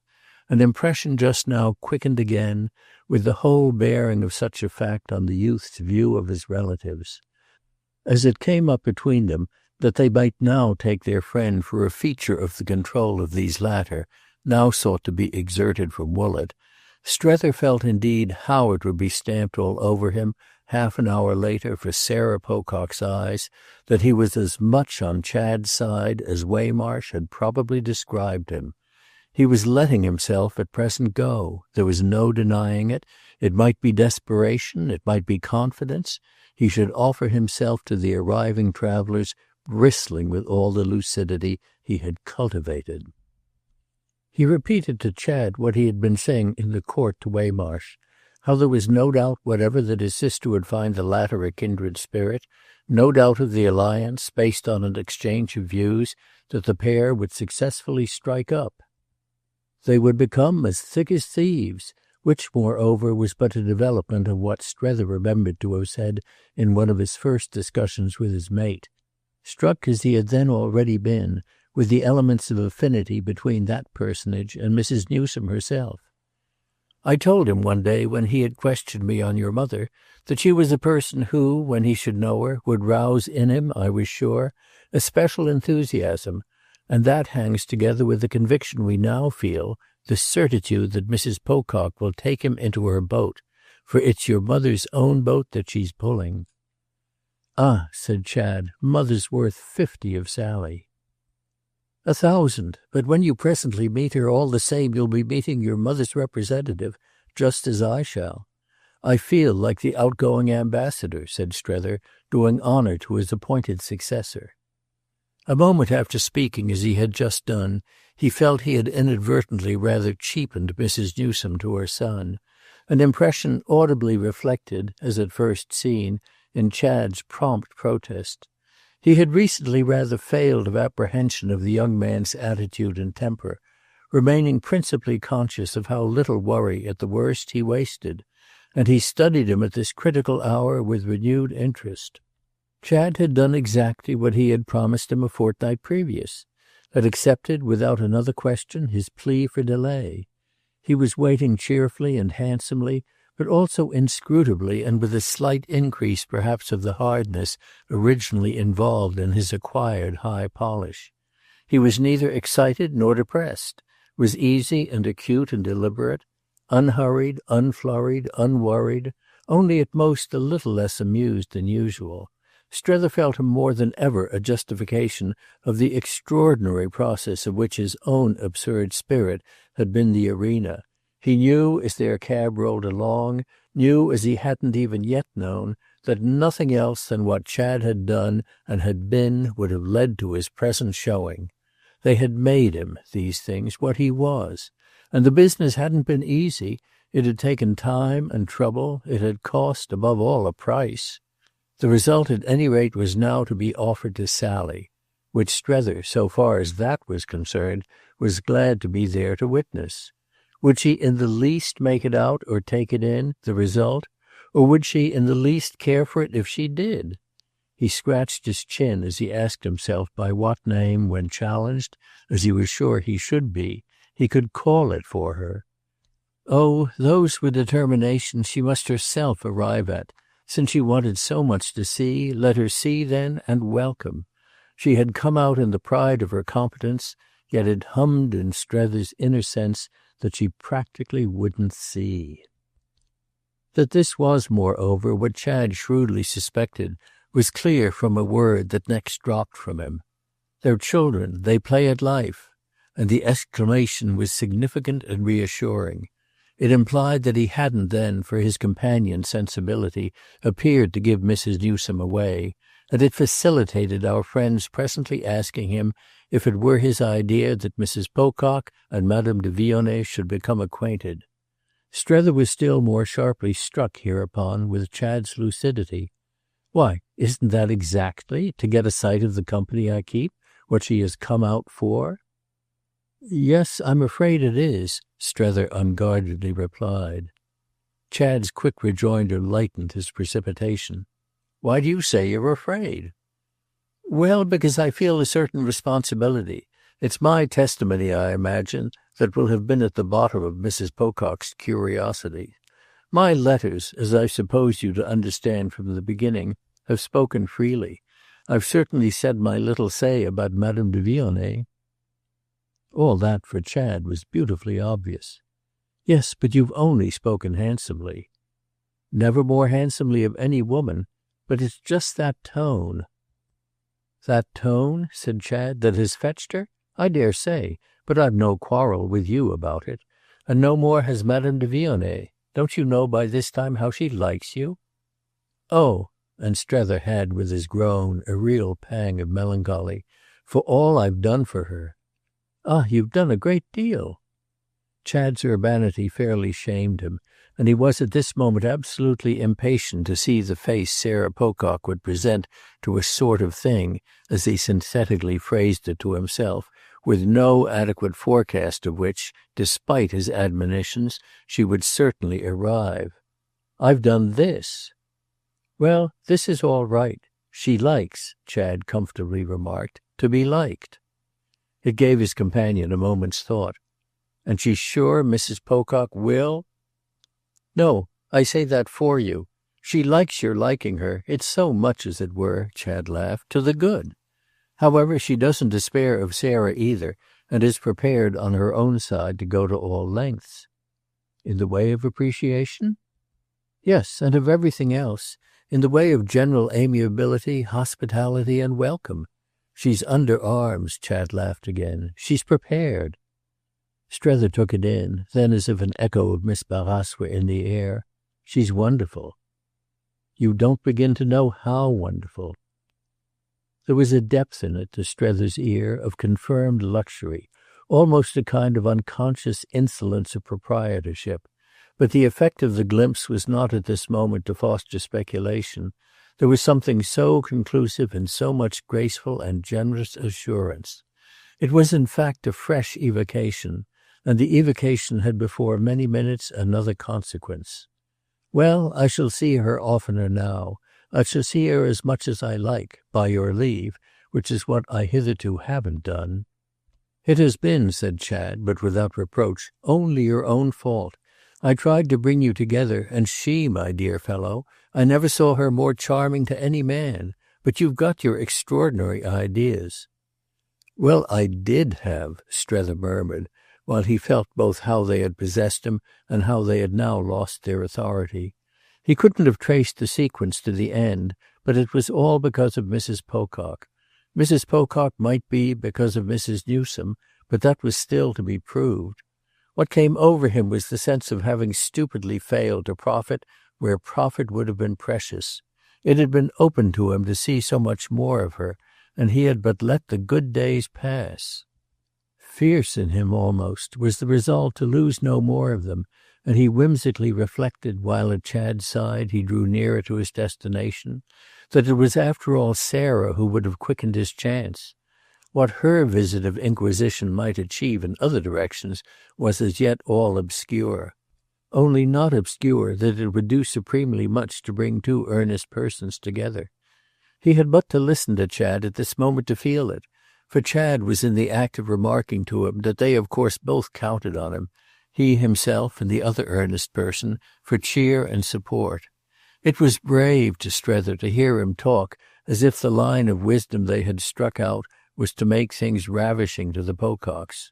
No, if Madame de Vionnet compassed the ravishment of the Pococks, Madame de Vionnet would be prodigious. It would be a beautiful plan if it succeeded, and it all came to the question of Sarah's being really bribable. The precedent of his own case helped Strether perhaps but little to consider she might prove so, it being distinct that her character would rather make for every possible difference. This idea of his own bribability set him apart for himself, with the further mark, in fact, that his case was absolutely proved. He liked always, where Lambert Strether was concerned, to know the worst, and what he now seemed to know was not only that he was bribable, but that he had been effectually bribed. The only difficulty was that he couldn't quite have said with what. It was as if he had sold himself, but hadn't somehow got the cash.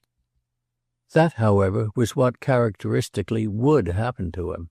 It would naturally be his kind of traffic. While he thought of these things, he reminded Chad of the truth they mustn't lose sight of, the truth that, with all deference to her susceptibility to new interests, Sarah would have come out with a high, firm, definite purpose. She hasn't come out, you know, to be bamboozled. We may all be ravishing. Nothing perhaps can be more easy for us. But she hasn't come out to be ravished. She has come out just simply to take you home. "Oh, well, with her I'll go," said Chad good-humouredly. "I suppose you'll allow that." And then, as for a minute Strether said nothing, "Or is your idea that when I've seen her I shan't want to go?" As this question, however, again left his friend silent, he presently went on. "My own idea, at any rate, is that they shall have, while they're here, the best sort of time." It was at this that Strether spoke. "Ah, there you are. I think if you really wanted to go—" "Well?" said Chad, to bring it out. "Well, you wouldn't trouble about our good time. You wouldn't care what sort of a time we have." Chad could always take in the easiest way in the world any ingenious suggestion. "I see. But can I help it? I'm too decent." "Yes, you're too decent," Strether heavily sighed, and he felt for the moment as if it were the preposterous end of his mission. It ministered for the time to this temporary effect that Chad made no rejoinder, but he spoke again as they came in sight of the station. "Do you mean to introduce her to Miss Gostrey?" As to this Strether was ready. "No." "But haven't you told me they know about her?" "I think I've told you your mother knows." "And won't she have told Sally?" "That's one of the things I want to see." "And if you find she has—" "Will I then, you mean, bring them together?" "Yes," said Chad with his pleasant promptness, "to show her there's nothing in it." Strether hesitated. "I don't know that I care very much what she may think there's in it." "Not if it represents what mother thinks?" "Ah, what does your mother think?" There was in this some sound of bewilderment. But they were just driving up, and help of a sort might after all be quite at hand. "Isn't that, my dear man, what we're both just going to make out?" Chapter 2. Strether quitted the station half an hour later in different company. Chad had taken charge, for the journey to the hotel, of Sarah, Mamie, the maid, and the luggage, all spaciously installed and conveyed, and it was only after the four had rolled away that his companion got into a cab with Jim. A strange new feeling had come over Strether, in consequence of which his spirits had risen. It was as if what had occurred on the alighting of his critics had been something other than fear, though his fear had yet not been of an instant scene of violence. His impression had been nothing but what was inevitable. He said that to himself, yet relief and reassurance had softly dropped upon him. Nothing could be so odd as to be indebted for these things to the look of faces and the sound of voices that had been with him to satiety, as he might have said, for years. But he now knew all the same how uneasy he had felt. That was brought home to him by his present sense of a respite. It had come, moreover, in the flash of an eye.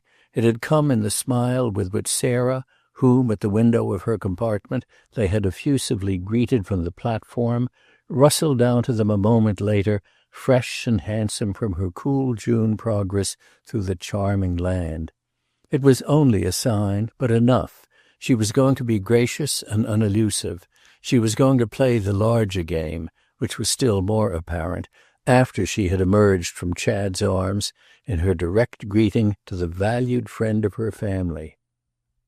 Strether was then as much as ever the valued friend of her family.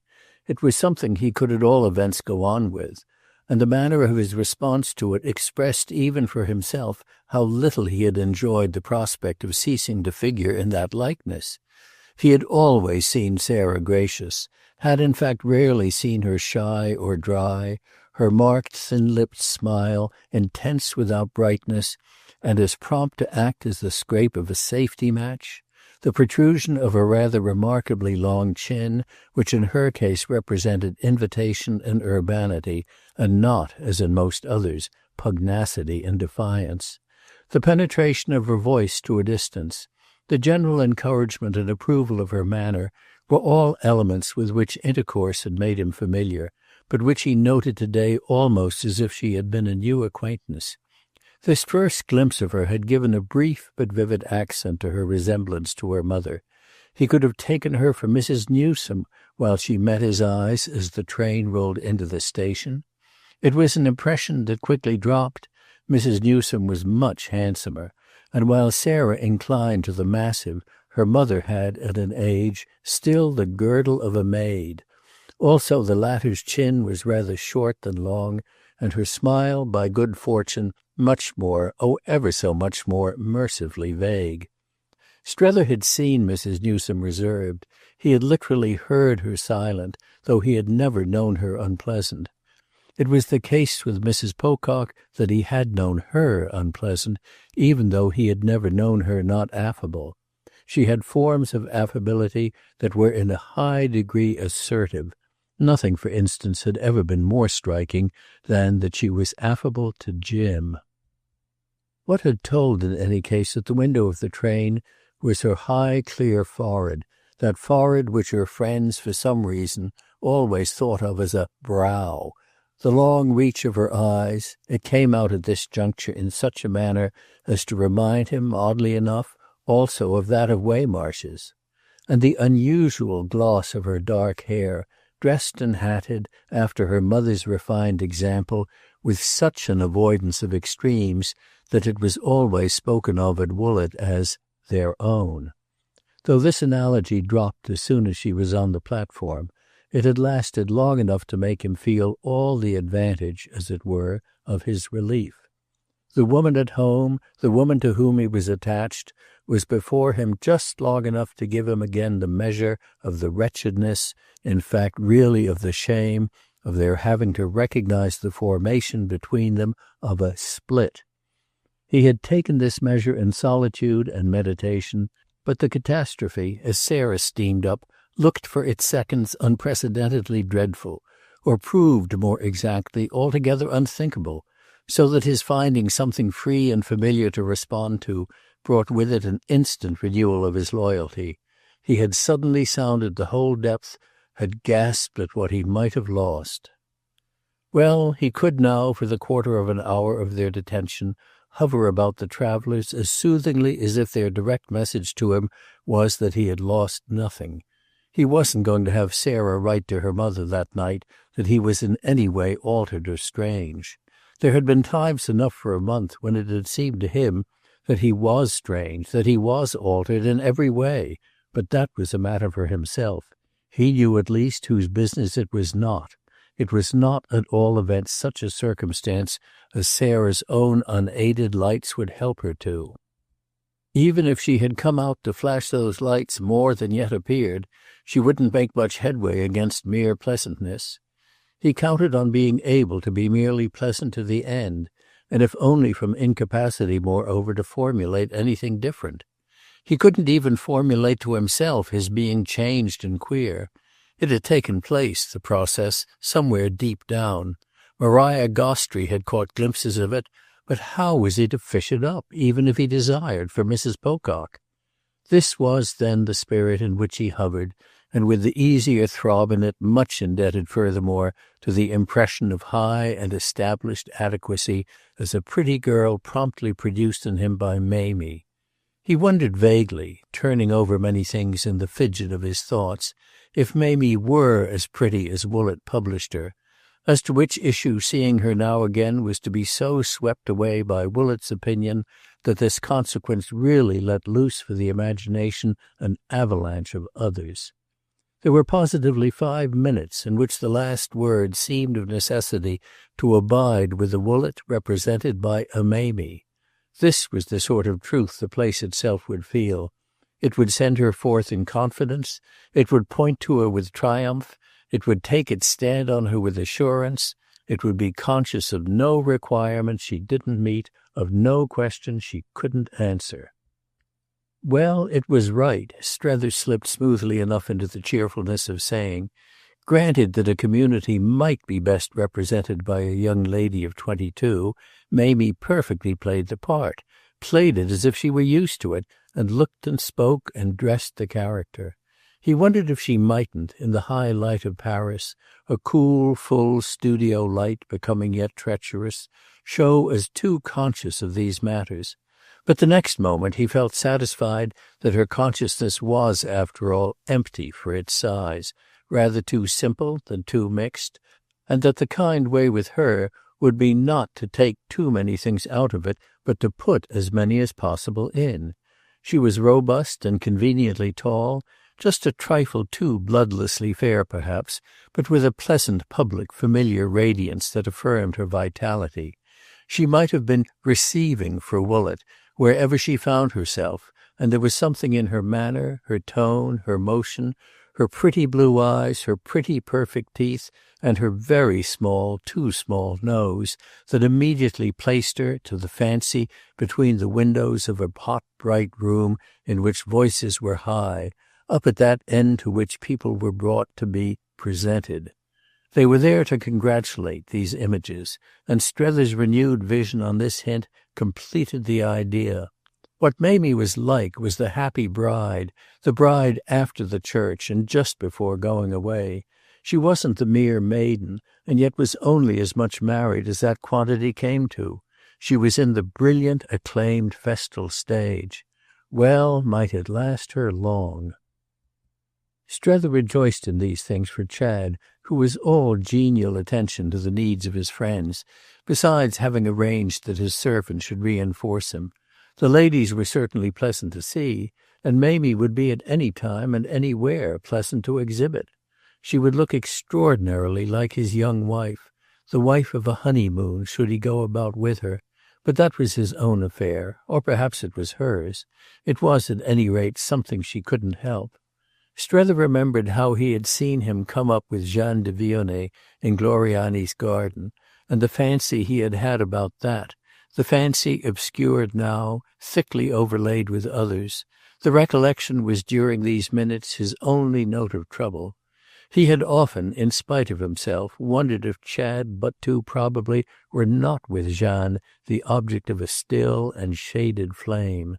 It was on the cards that the child might be tremulously in love, and this conviction now flickered up not a bit the less for his disliking to think of it, for its being, in a complicated situation, a complication the more, and for something indescribable in Mamie, something at all events straightway lent her by his own mind, something that gave her value, gave her intensity and purpose, as the symbol of an opposition. Little Jeanne wasn't really at all in question. How could she be? Yet from the moment Miss Pocock had shaken her skirts on the platform, touched up the immense bows of her hat, and settled properly over her shoulder the strap of her morocco and gilt travelling satchel, from that moment little Jeanne was opposed. It was in the cab with Jim that impressions really crowded on Strether, giving him the strangest sense of length of absence from people among whom he had lived for years. Having them thus come out to him was as if he had returned to find them, and the droll promptitude of Jim's mental reaction threw his own initiation far back into the past. Whoever might or mightn't be suited by what was going on among them, Jim, for one, would certainly be. His instant recognition, frank and whimsical, of what the affair was for him gave Strether a glow of pleasure.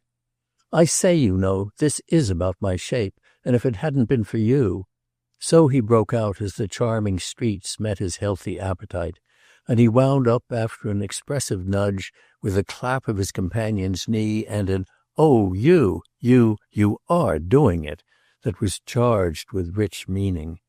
Strether felt in it the intention of homage, but with a curiosity otherwise occupied, postponed taking it up. What he was asking himself for the time was how Sarah Pocock, in the opportunity already given her, had judged her brother, from whom he himself, as they finally at the station separated for their different conveyances, had had a look into which he could read more than one message. However Sarah was judging her brother, Chad's conclusion about his sister and about her husband and her husband's sister was at the least on the way not to fail of confidence. Strether felt the confidence, and that as the look between them was an exchange, what he himself gave back was relatively vague. This comparison of notes, however, could wait. Everything struck him as depending on the effect produced by Chad. Neither Sarah nor Mamie had in any way, at the station, where they had had, after all, ample time, broken out about it, which, to make up for this, was what our friend had expected of Jim as soon as they should find themselves together. It was queer to him that he had that noiseless brush with Chad, an ironic intelligence with this youth on the subject of his relatives, an intelligence carried on under their nose and, as might be said, at their expense. Such a matter marked again for him strongly the number of stages he had come, albeit that if the number seemed greater the time taken for the final one was but the turn of a hand. He had before this had many moments of wondering if he himself weren't perhaps changed even as Chad was changed. Only what in Chad was conspicuous improvement? Well, he had no name ready for the working in his own organism of his own more timid dose. He should have to see first what this action would amount to. And for his occult passage with the young man, after all, the directness of it had no greater oddity than the fact that the young man's way with the three travellers should have been so happy a manifestation. Strether liked him for it on the spot, as he hadn't yet liked him. It affected him while it lasted as he might have been affected by some light, pleasant, perfect work of art. To that degree that he wondered if they were really worthy of it, took it in and did it justice. To that degree that it would have been scarce a miracle if, there in the luggage-room while they waited for their things, Sarah had pulled his sleeve and drawn him aside. "You're right. We haven't quite known what you mean, Mother and I, but now we see. Chad's magnificent. What can one want more? If this is the kind of thing—" on which they might, as it were, have embraced and begun to work together. Ah, how much as it was for all her bridling brightness, which was merely general and noticed nothing, would they work together? Strether knew that he was unreasonable. He set it down to his being nervous. People couldn't notice everything and speak of everything in a quarter of an hour. Possibly, no doubt also, he made too much of Chad's display. Yet none the less, when at the end of 5 minutes in the cab, Jim Pocock had said nothing either, hadn't said, that is, what Strether wanted, though he had said much else, it all suddenly bounced back to their being either stupid or willful. It was more probably on the whole the former, so that would be the drawback of the bridling brightness. Yes, they would bridle and be bright. They would make the best of what was before them, but their observation would fail. It would be beyond them. They simply wouldn't understand. Of what use would it be then that they had come? if they weren't to be intelligent up to that point, unless indeed he himself were utterly deluded and extravagant. Was he, on this question of Chad's improvement, fantastic and away from the truth? Did he live in a false world, a world that had grown simply to suit him, and was his present slight irritation, in the face now of Jim's silence in particular, but the alarm of the vain thing menaced by the touch of the real? Was this contribution of the real possibly the mission of the Pococks? Had they come to make the work of observation, as he had practiced observation, crack and crumble, and to reduce Chad to the plain terms in which honest minds could deal with him? Had they come, in short, to be sane, where Strether was destined to feel that he himself had only been silly? He glanced at such a contingency, but it failed to hold him long when once he had reflected that he would have been silly in this case with Maria Gostry and little Bilham, with Madame de Vionnet and little Jeanne, with Lambert Strether in fine, and above all with Chad Newsome himself. Wouldn't it be found to have made more for reality to be silly with these persons than sane with Sarah and Jim? Jim, in fact, he presently made up his mind, was individually out of it. Jim didn't care.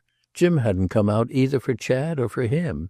Jim, in short, left the moral side to Sally, and indeed simply availed himself now, for the sense of recreation, of the fact that he left almost everything to Sally. He was nothing compared to Sally, and not so much by reason of Sally's temper and will as by that of her more developed type and greater acquaintance with the world. He quite frankly and serenely confessed, as he sat there with Strether, that he felt his type hang far in the rear of his wife's, and still further, if possible, in the rear of his sister's. Their types, he well knew, were recognized and acclaimed, whereas the most a leading Woollett businessman could hope to achieve socially, and for that matter industrially, was a certain freedom to play into this general glamour. The impression he made on our friend was another of the things that marked our friend's road. It was a strange impression, especially as so soon produced. Strether had received it, he judged, all in the 20 minutes. It struck him at least as but in a minor degree the work of the long Woollett years. Pocock was normally and consentingly, though not quite wittingly, out of the question. It was despite his being normal. It was despite his being cheerful. It was despite his being a leading Woollett businessman. And the determination of his fate left him thus perfectly usual, as everything else about it was clearly, to his sense, not less so. He seemed to say that there was a whole side of life on which the perfectly usual was, for leading Woollett businessmen, to be out of the question. He made no more of it than that, and Strether, so far as Jim was concerned, desired to make no more. Only Strether's imagination, as always, worked, and he asked himself if this side of life were not somehow connected for those who figured on it with the fact of marriage. Would his relation to it, had he married 10 years before, have become now the same as Pocock's? Might it even become the same should he marry in a few months? Should he ever know himself as much out of the question for Mrs. Newsome as Jim knew himself, in a dim way, for Mrs. Jim? To turn his eyes in that direction was to be personally reassured. He was different from Pocock. He had affirmed himself differently and was held, after all, in higher esteem. What none the less came home to him, however, at this hour, was that the society over there, that of which Sarah and Mamie, and in a more eminent way Mrs. Newsome herself, were specimens, was essentially a society of women, and that poor Jim wasn't in it. He himself, Lambert Strether, was as yet in some degree, which was an odd situation for a man, but it kept coming back to him in a whimsical way that he should perhaps find his marriage had cost him his place. This occasion, indeed, whatever that fancy represented, was not a time of sensible exclusion for Jim, who was in a state of manifest response to the charm of his adventure. Small and fat and constantly facetious, straw-coloured and destitute of marks, he would have been practically indistinguishable hadn't his constant preference for light grey clothes, for white hats, for very big cigars and very little stories done what it could for his identity.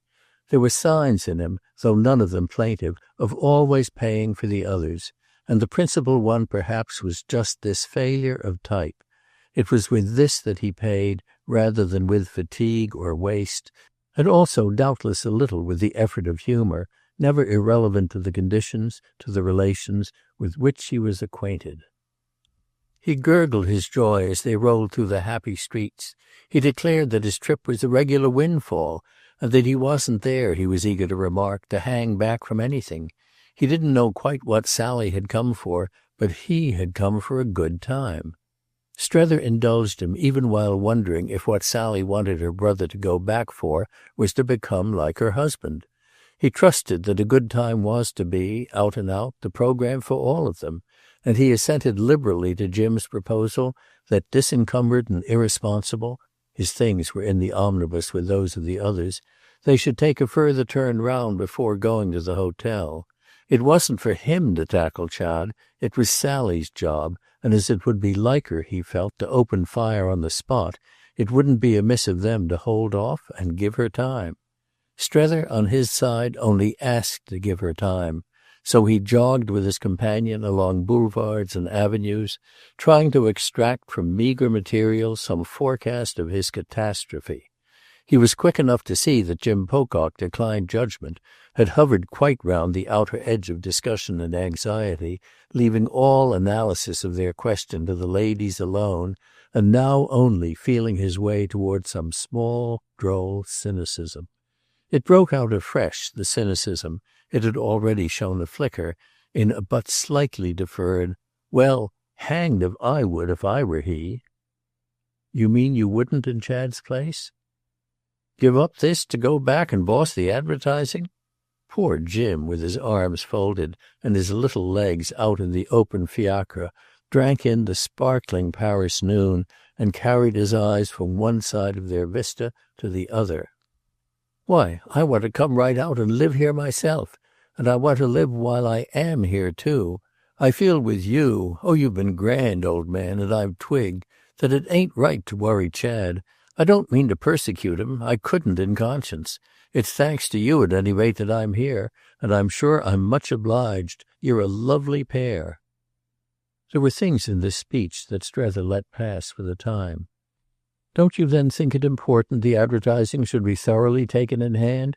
Chad will be, so far as capacity is concerned," he went on, "the man to do it." "Where did he get his capacity?" Jim asked. "Over here?" "He didn't get it over here, and the wonderful thing is that over here he hasn't inevitably lost it. He has a natural turn for business, an extraordinary head.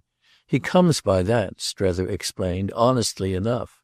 He's in that respect his father's son, and also, for she's wonderful in her way too, his mother's. He has other tastes and other tendencies, but Mrs. Newsome and your wife are quite right about his having that. He's very remarkable."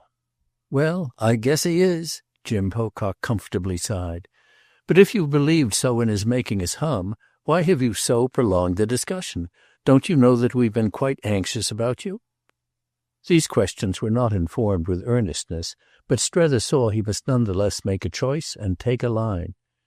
"Because, you see, I've greatly liked it. I've liked my Paris. I dare say I've liked it too much." "Oh, you old wretch!" Jim gaily exclaimed. "But nothing's concluded," Strether went on. "The case is more complex than it looks from Woollett." "Oh, well, it looks bad enough from Woollett," Jim declared. "Even after all I've written?" Jim bethought himself. "Isn't it what you've written that has made Mrs. Newsome pack us off? That at least, and Chad's not turning up?" Strether made a reflection of his own. "I see that she should do something was no doubt inevitable, and your wife has therefore of course come out to act." "Oh yes," Jim concurred, "to act. But Sally comes out to act, you know," he lucidly added, "every time she leaves the house. She never comes out but she does act.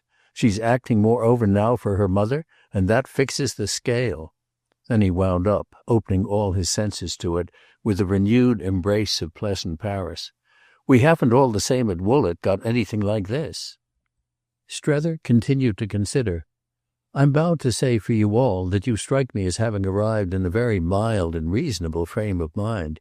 You don't show your claws. I felt just now in Mrs. Pocock no symptom of that. She isn't fierce," he went on. "I'm such a nervous idiot that I thought she might be." "Oh, don't you know her well enough," Pocock asked, "to have noticed that she never gives herself away, any more than her mother ever does? They ain't fierce, either of them. They let you come quite close. They wear their fur the smooth side out, the warm side in. Do you know what they are?" Jim pursued as he looked about him, giving the question, as Strether felt, but half his care. "Do you know what they are? They're about as intense as they can live." Yes, and Strether's concurrence had a positive precipitation. "They're about as intense as they can live." "They don't lash about and shake the cage," said Jim, who seemed pleased with his analogy, "and it's at feeding time that they're quietest. But they always get there." "They do indeed. They always get there," Strether replied with a laugh that justified his confession of nervousness. He disliked to be talking sincerely of Mrs. Newsome with Pocock. He could have talked insincerely. But there was something he wanted to know, a need created in him by her recent intermission, by his having given from the first so much, as now more than ever appeared to him, and got so little. It was as if a queer truth in his companion's metaphor had rolled over him with a rush. She had been quiet at feeding time. She had fed, and Sarah had fed with her, out of the big bowl of all his recent free communication, his vividness and pleasantness, his ingenuity and even his eloquence, while the current of her response had steadily run thin. Jim, meanwhile, however, it was true, slipped characteristically into shallowness from the moment he ceased to speak out of the experience of a husband. "But of course Chad has now the advantage of being there before her. If he doesn't work that for all it's worth—" He sighed with contingent pity at his brother-in-law's possible want of resource. "He has worked it out on you pretty well, eh?" And he asked the next moment if there were anything new at the Varieties, which he pronounced in the American manner. They talked about the Varieties, Strether confessing to a knowledge which produced again on Pocock's part a play of innuendo as vague as a nursery rhyme, yet as aggressive as an elbow in his side, and they finished their drive under the protection of easy themes. Strether waited to the end, but still in vain, for any show that Jim had seen Chad as different, and he could scarce have explained the discouragement he drew from the absence of this testimony. It was what he had taken his own stand on, so far as he had taken a stand, and if they were all only going to see nothing, he had only wasted his time. He gave his friend till the very last moment, till they had come into sight of the hotel, and when poor Pocock only continued cheerful and envious and funny, he fairly grew to dislike him, to feel him extravagantly common. If they were all going to see nothing, Strether knew, as this came back to him, that he was also letting Pocock represent for him what Mrs. Newsome wouldn't see. He went on disliking, in the light of Jim's commonness, to talk to him about that lady, yet just before the cab pulled up he knew the extent of his desire for the real word from Woollett. "Has Mrs. Newsome at all given way?" "Given way?" Jim echoed it with the practical derision of his sense of a long past. "Under the strain, I mean, of hope deferred, of disappointment repeated and thereby intensified." "Oh, is she prostrate, you mean?" He had his categories in hand. "Why, yes, she's prostrate, just as Sally is. But they're never so lively, you know, as when they're prostrate." "Ah, Sarah's prostrate?" Strether vaguely murmured. "It's when they're prostrate that they most sit up." "And Mrs. Newsome sitting up?" "All night, my boy, for you." And Jim fetched him, with a vulgar little guffaw, a thrust that gave real relief to the picture. But he had got what he wanted. He felt on the spot that this was the real word from Woollett. "So don't you go home," Jim added while he alighted, and while his friend, letting him profusely pay the cabman, sat on in a momentary muse. Strether wondered if that were the real word too. Chapter 3. As the door of Mrs. Pocock's salon was pushed open for him the next day, well before noon, he was reached by a voice with a charming sound that made him just falter before crossing the threshold. Madame de Vionnet was already on the field, and this gave the drama a quicker pace than he felt it as yet, though his suspense had increased, in the power of any act of his own to do. He had spent the previous evening with all his old friends together, yet he would still have described himself as quite in the dark in respect to a forecast of their influence on his situation. It was strange now, none the less, that in the light of this unexpected note of her presence, he felt Madame de Vionnet a part of that situation as she hadn't even yet been. She was alone, he found himself assuming, with Sarah, and there was a bearing in that, somehow beyond his control, on his personal fate. Yet she was only saying something quite easy and independent, the thing she had come, as a good friend of Chad's, on purpose to say. "There isn't anything at all? I should be so delighted." It was clear enough, when they were there before him, how she had been received. He saw this, as Sarah got up to greet him, from something fairly hectic in Sarah's face. He saw furthermore that they weren't, as had first come to him, alone altogether. He was at no loss as to the identity of the broad, high back presented to him in the embrasure of the window furthest from the door. Waymarsh, whom he had today not yet seen, whom he only knew to have left the hotel before him, and who had taken part the night previous, on Mrs. Pocock's kind invitation, conveyed by Chad, in the entertainment, informal but cordial, promptly offered by that lady, Waymarsh had anticipated him even as Madame de Vionnet had done, and with his hands in his pockets and his attitude unaffected by Strether's entrance, was looking out, in marked detachment, at the Rue de Rivoli. The latter felt it in the air. It was immense how Waymarsh could mark things, that he had remained deeply dissociated from the overture to their hostess that we have recorded on Madame de Vionnet's side. He had conspicuously tact, besides a stiff general view, and this was why he had left Mrs. Pocock to struggle alone.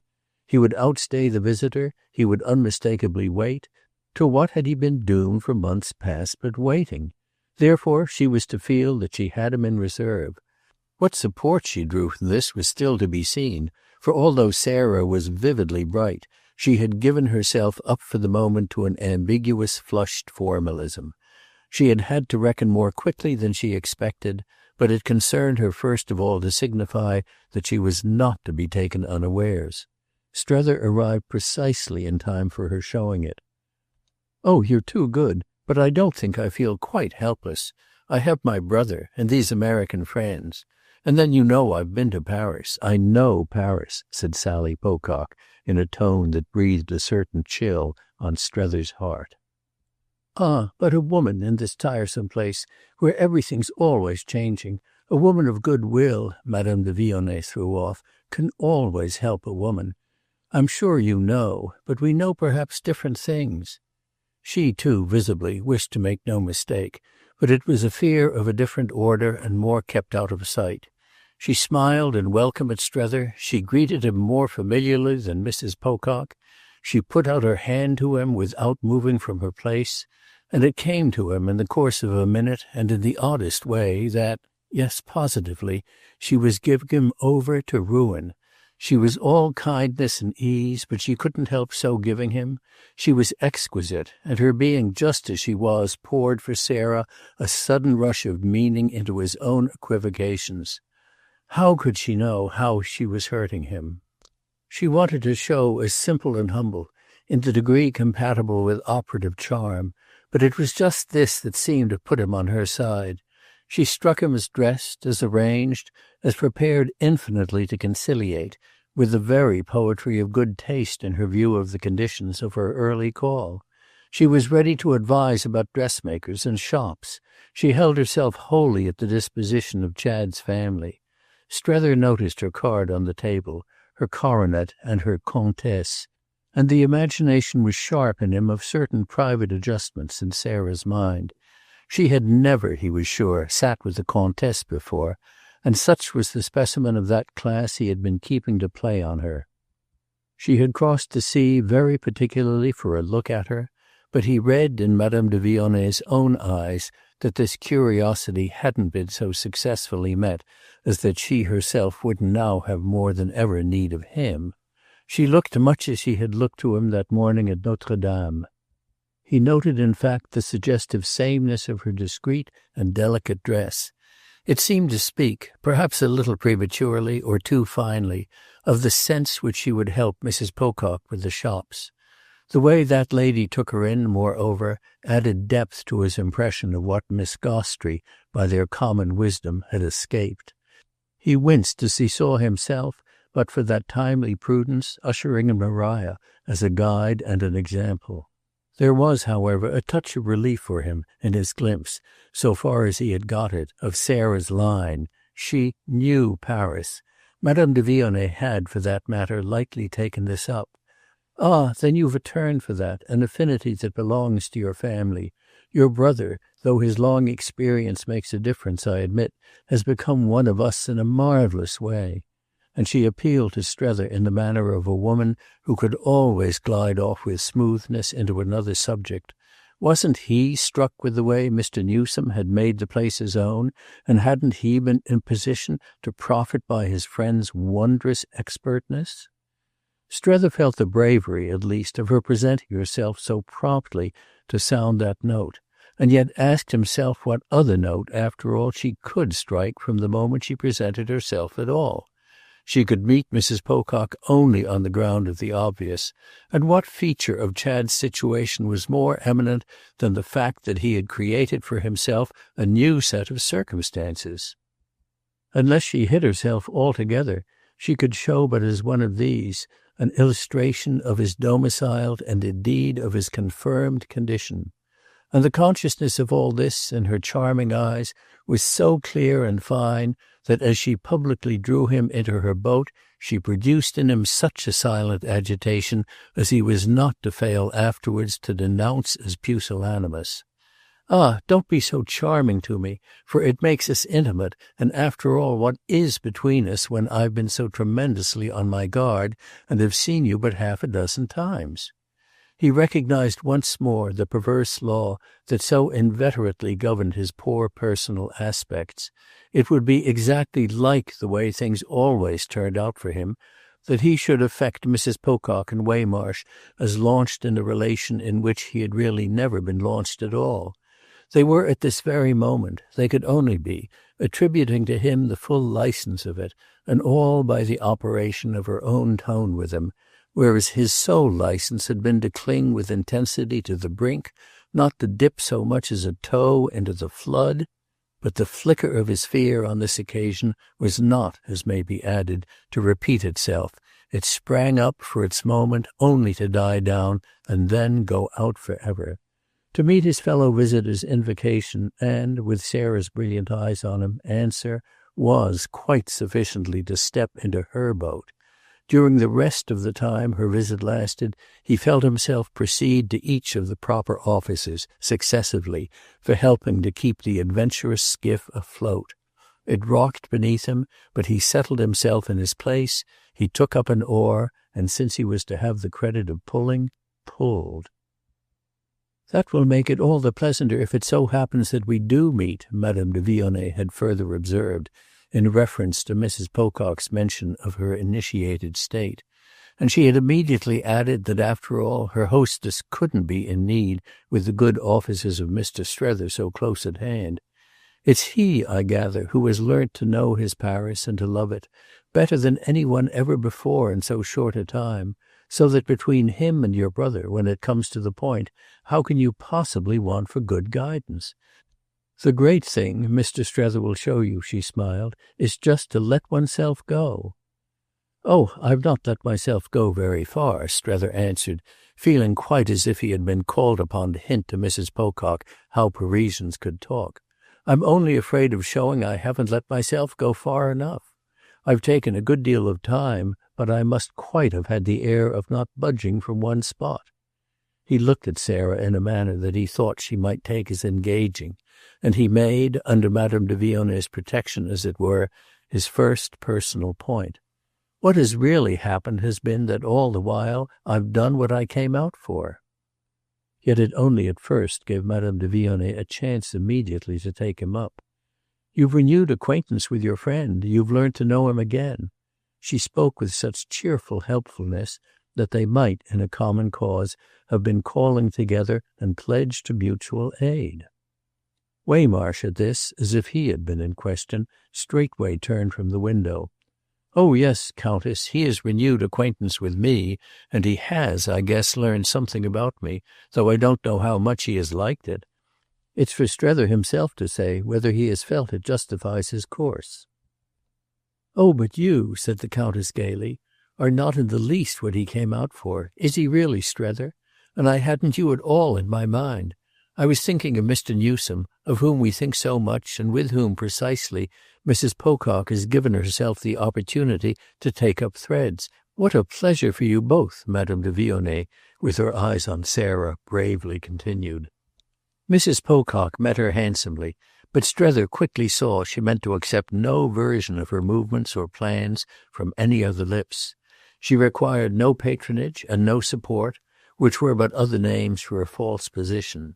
She would show in her own way what she chose to show, and this she expressed with a dry glitter that recalled to him a fine woolet winter morning. "I've never wanted for opportunities to see my brother. We've many things to think of at home, and great responsibilities and occupations, and our home's not an impossible place. We've plenty of reasons," Sarah continued a little piercingly, "for everything we do." And in short she wouldn't give herself the least little scrap away. But she added, as one who was always bland and who could afford a concession, "I've come because we do come." "Ah, then, fortunately," Madame de Vionnet breathed it to the air. 5 minutes later they were on their feet for her to take leave, standing together in an affability that had succeeded in surviving a further exchange of remarks, only with the emphasized appearance on Waymarsh's part of a tendency to revert, in a ruminating manner and as with an instinctive or a precautionary lightening of his tread, to an open window and his point of vantage. The glazed and gilded room, all red damask, ormolu, mirrors, clocks, looked south, and the shutters were bowed upon the summer morning, but the Tuileries garden and what was beyond it, over which the whole place hung, were things visible through gaps, so that the far-spreading presence of Paris came up in coolness, dimness and invitation, in the twinkle of gilt-tipped palings, the crunch of gravel, the click of hoofs, the crack of whips, things that suggested some parade of the circus. "I think it's probable," said Mrs. Pocock, "that I shall have the opportunity of going to my brother's. I've no doubt it's very pleasant indeed." She spoke as to Strether, but her face was turned with an intensity of brightness to Madame de Vionnet, and there was a moment during which, while she thus fronted her, our friend expected to hear her add, "I'm much obliged to you, I'm sure, for inviting me there." He guessed that for 5 seconds those words were on the point of coming. He heard them as clearly as if they had been spoken, but then he presently knew that they had just failed. Knew it by a glance, quick and fine, from Madame de Vionnet, which told him that she too had felt them in the air, but that the point had luckily not been made in any manner requiring notice. This left her free to reply only to what had been said. "That the Boulevard Malesherbes may be common ground for us offers me the best prospect I see for the pleasure of meeting you again." "Oh, I shall come to see you, since you've been so good," and Mrs. Pocock looked her invader well in the eyes. The flush in Sarah's cheeks had by this time settled to a small, definite, crimson spot that was not without its own bravery. She held her head a good deal up, and it came to Strether that of the two, at this moment, she was the one who most carried out the idea of a countess. He quite took in, however, that she would really return her visitor's civility. She wouldn't report again at Woollett without at least so much producible history as that in her pocket. "I want extremely to be able to show you my little daughter," Madame de Vionnet went on, "and I should have brought her with me if I hadn't wished first to ask your leave. I was in hopes I should perhaps find Miss Pocock, of whose being with you I've heard from Mr. Newsome, and whose acquaintance I should so much like my child to make. If I have the pleasure of seeing her, and you do permit it, I shall venture to ask her to be kind to Jeanne. Mr. Strether will tell you," she beautifully kept it up, that my poor girl is gentle and good and rather lonely. They've made friends, he and she, ever so happily, and he doesn't, I believe, think ill of her.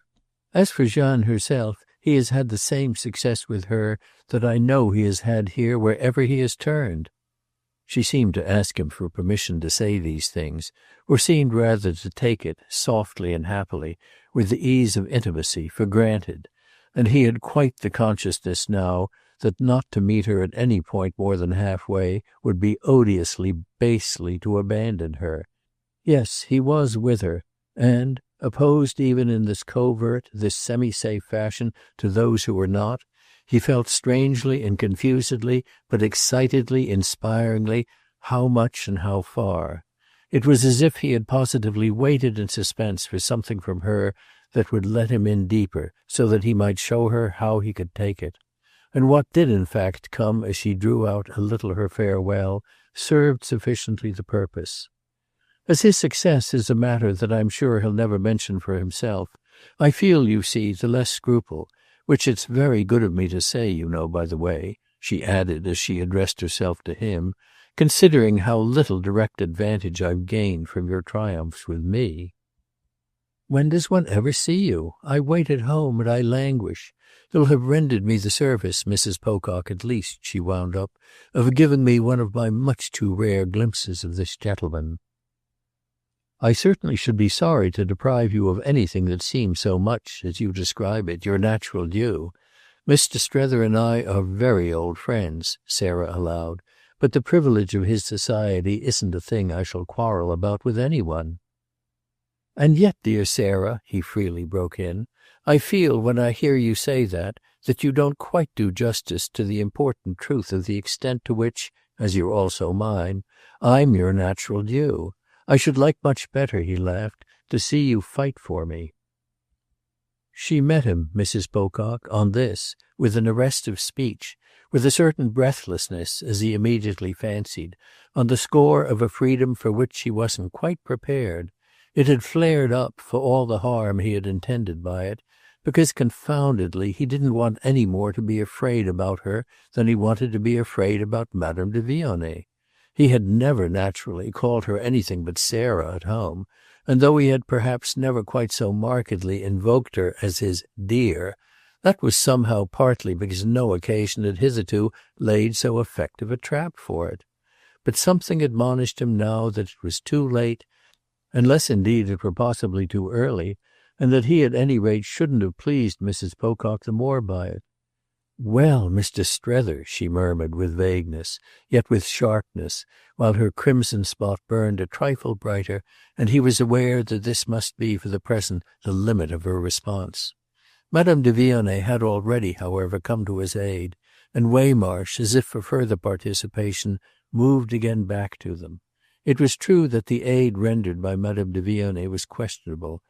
It was a sign that, for all one might confess to with her, and for all she might complain of not enjoying, she could still insidiously show how much of the material of conversation had accumulated between them. "The real truth is, you know, that you sacrifice one without mercy to dear old Maria. She leaves no room in your life for anybody else.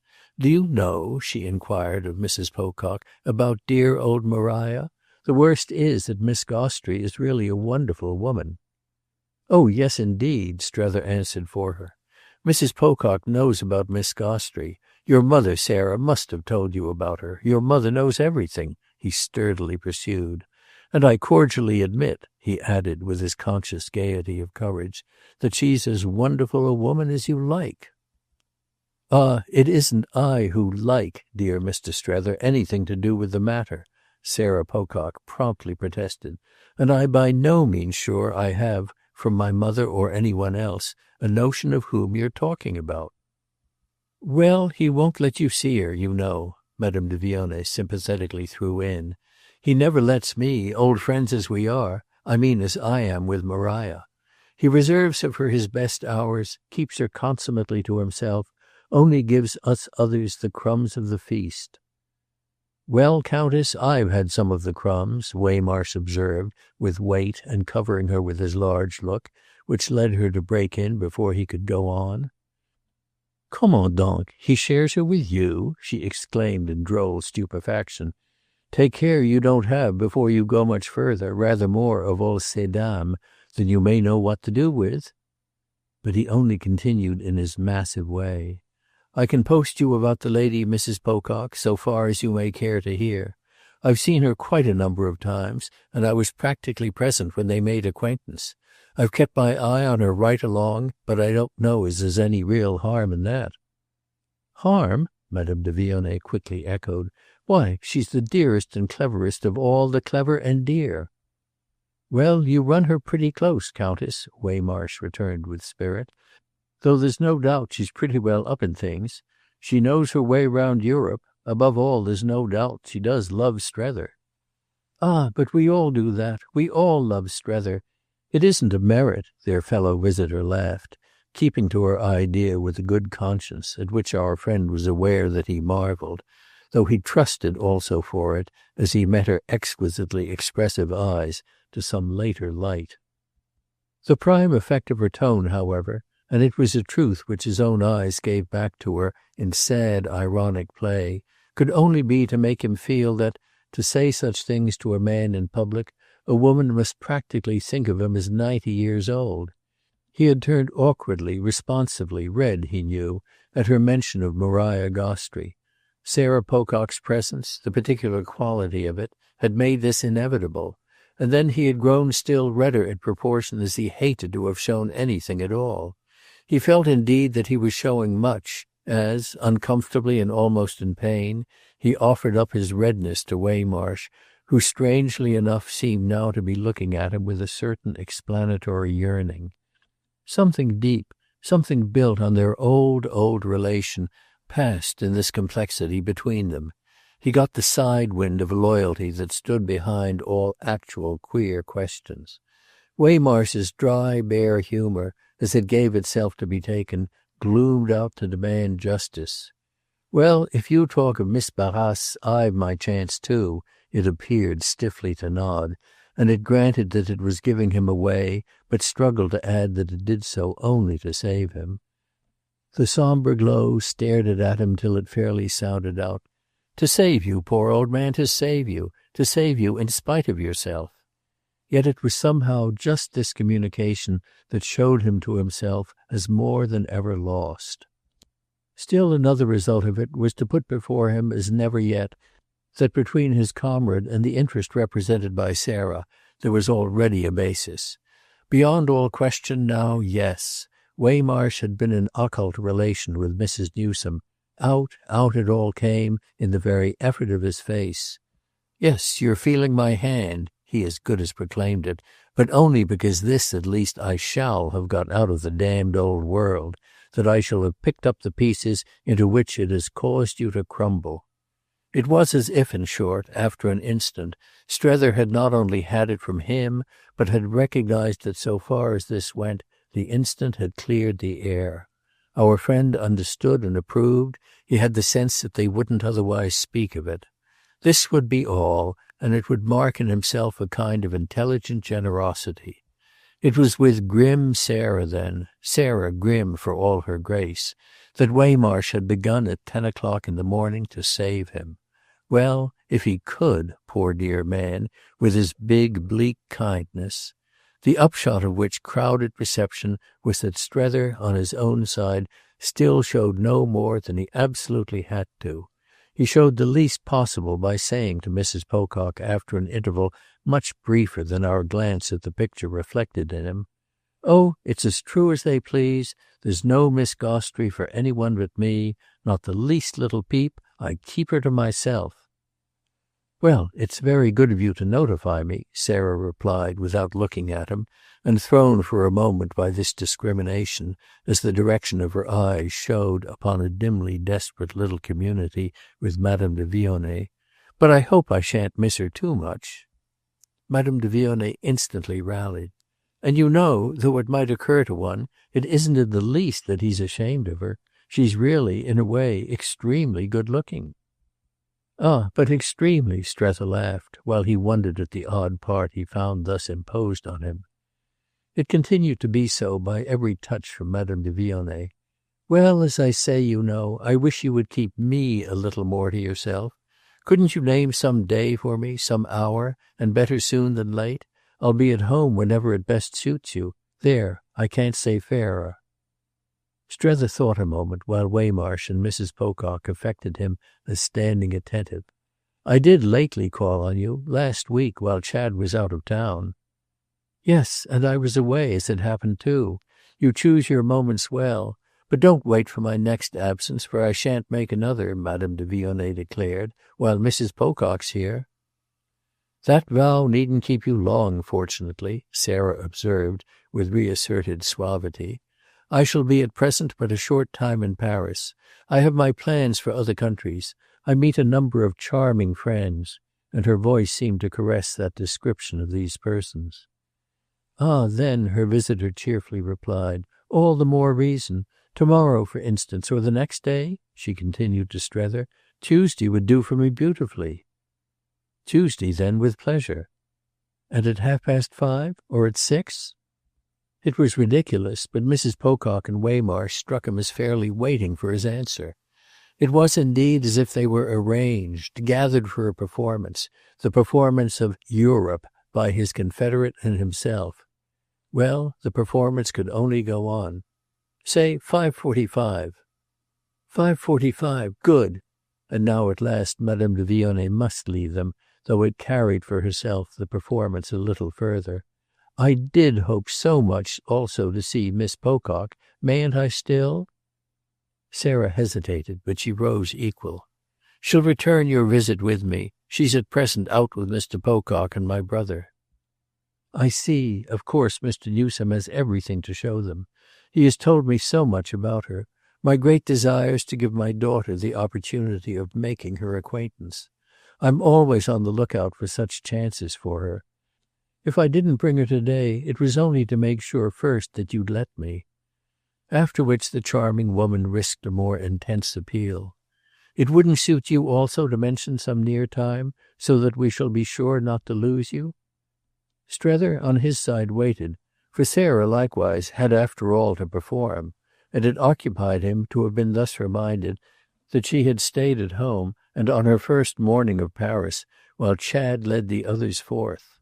Oh, she was up to her eyes. If she had stayed at home she had stayed by an understanding, arrived at the evening before, that Waymarsh would come and find her alone. This was beginning well, for a first day in Paris, and the thing might be amusing yet. But Madame de Vionnet's earnestness was meanwhile beautiful. "You may think me indiscreet, but I've such a desire my Jeanne shall know an American girl of the really delightful kind. You see, I throw myself for it on your charity." The manner of this speech gave Strether such a sense of depths below it and behind it as he hadn't yet had, ministered in a way that almost frightened him to his dim divinations of reasons. But if Sarah still, in spite of it, faltered, this was why he had time for a sign of sympathy with her petitioner. "Let me say then, dear lady, to back your plea, that Miss Mamie is of the most delightful kind of all, is charming among the charming." Even Waymarsh, though with more to produce on the subject, could get into motion in time. "Yes, Countess, the American girl's a thing that your country must at least allow ours the privilege to say we can show you. But her full beauty is only for those who know how to make use of her." "Ah then," smiled Madame de Vionnet, "that's exactly what I want to do. I'm sure she has much to teach us." It was wonderful, but what was scarce less so was that Strether found himself, by the quick effect of it, moved another way. "Oh, that may be. But don't speak of your own exquisite daughter, you know, as if she weren't pure perfection. I at least won't take that from you. Mademoiselle de Vionnet," he explained with considerable form to Mrs. Pocock, "is pure perfection. Mademoiselle de Vionnet is exquisite." It had been perhaps a little portentous, but "ah?" Sarah simply glittered. Waymarsh himself, for that matter, apparently recognized, in respect to the facts, the need of a larger justice, and he had with it an inclination to Sarah. "Miss Jane's strikingly handsome, in the regular French style." It somehow made both Strether and Madame de Vionnet laugh out. though at the very moment he caught in Sarah's eyes, as glancing at the speaker, a vague but unmistakable "You too?" It made Waymarsh in fact look consciously over her head. Madame de Vionnet meanwhile, however, made her point in her own way. "I wish indeed I could offer you my poor child as a dazzling attraction. It would make one's position simple enough. She's as good as she can be, but of course she's different, and the question is now, in the light of the way things seem to go, if she isn't after all too different. Too different, I mean, from the splendid type every one is so agreed that your wonderful country produces. On the other hand, of course, Mr. Newsome, who knows it so well, has, as a good friend, dear kind man that he is, done everything he can to keep us from fatal benightedness for my small, shy creature. Well," she wound up after Mrs. Pocock had signified, in a murmur still a little stiff, that she would speak to her own young charge on the question, "well, we shall sit, my child and I, and wait and wait and wait for you." But her last fine turn was for Strether. "Do speak of us in such a way." "As that something can't but come of it? Oh, something shall come of it. I take a great interest," he further declared, and in proof of it, the next moment, he had gone with her down to her carriage. Book Ninth, Chapter 1. "The difficulty is," Strether said to Madame de Vionnet a couple of days later, "that I can't surprise them into the smallest sign of his not being the same old Chad they've been for the last 3 years glowering at across the sea. They simply won't give any, and as a policy, you know, what you call a parti pris, a deep game, that's positively remarkable." It was so remarkable that our friend had pulled up before his hostess with the vision of it. He had risen from his chair at the end of 10 minutes and had begun, as a help not to worry, to move about before her quite as he moved before Maria. He had kept his appointment with her to the minute, and had been intensely impatient, though divided in truth between the sense of having everything to tell her and the sense of having nothing at all. The short interval had, in the face of their complication, multiplied his impressions, it being meanwhile to be noted, moreover, that he already, frankly, already almost publicly, viewed the complication as common to them. If Madame de Vionnet, under Sarah's eyes, had pulled him into her boat, there was by this time no doubt whatever that he had remained in it, and that what he really had most been conscious of for many hours together was the movement of the vessel itself.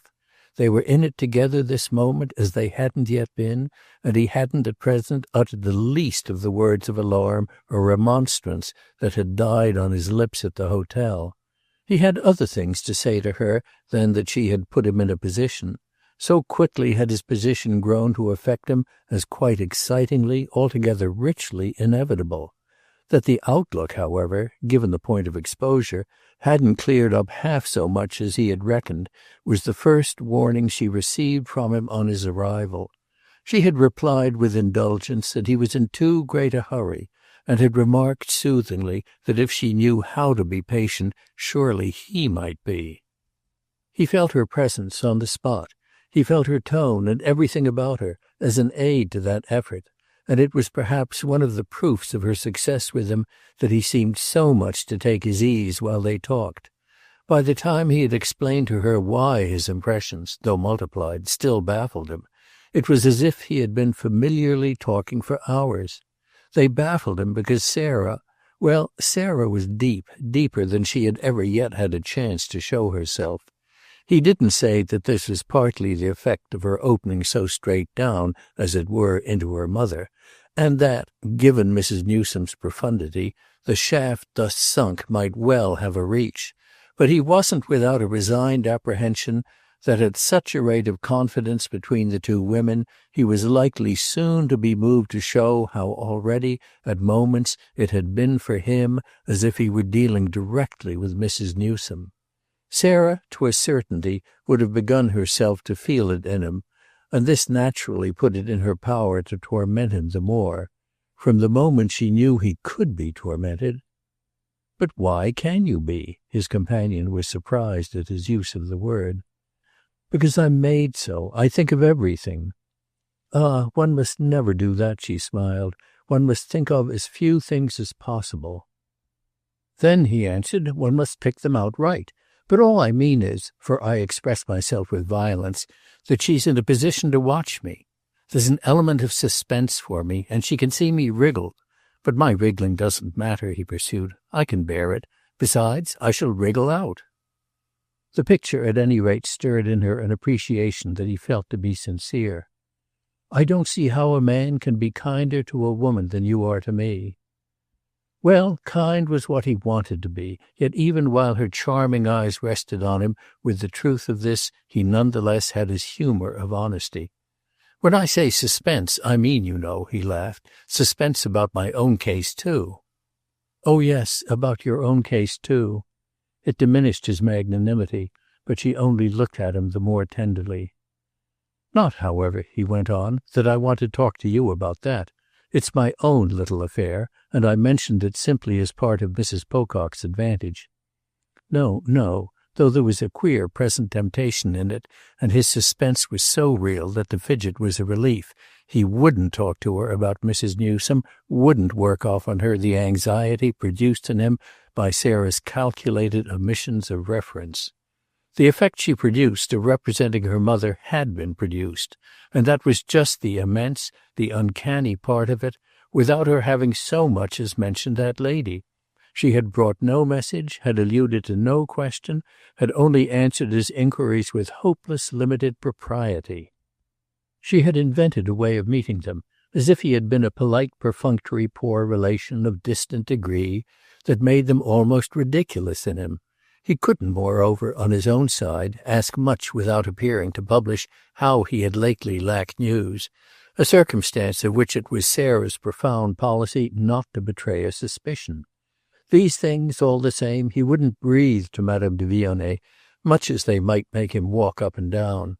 And what he didn't say, as well as what she didn't, for she had also her high decencies, enhanced the effect of his being there with her at the end of 10 minutes more intimately on the basis of saving her than he had yet had occasion to be. It ended, in fact, by being quite beautiful between them, the number of things they had a manifest consciousness of not saying. He would have liked to turn her, critically, to the subject of Mrs. Pocock, but he so stuck to the line he felt to be the point of honour and of delicacy that he scarce even asked her what her personal impression had been.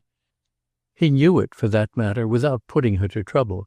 That she wondered how, with such elements, Sarah could still have no charm was one of the principal things she held her tongue about. Strether would have been interested in her estimate of the elements, indubitably there, some of them, and to be appraised according to taste, but he denied himself even the luxury of this diversion. The way Madame de Vionnet affected him today was in itself a kind of demonstration of the happy employment of gifts. How could a woman think Sarah had charm who struck one as having arrived at it herself by such different roads? On the other hand, of course, Sarah wasn't obliged to have it. He felt as if somehow Madame de Vionnet was. The great question, meanwhile, was what Chad thought of his sister, which was naturally ushered in by that of Sarah's apprehension of Chad. That they could talk of, and with a freedom purchased by their discretion in other senses. The difficulty, however, was that they were reduced as yet to conjecture. He had given them in the day or two as little of a lead as Sarah, and Madame de Vionnet mentioned that she hadn't seen him since his sister's arrival.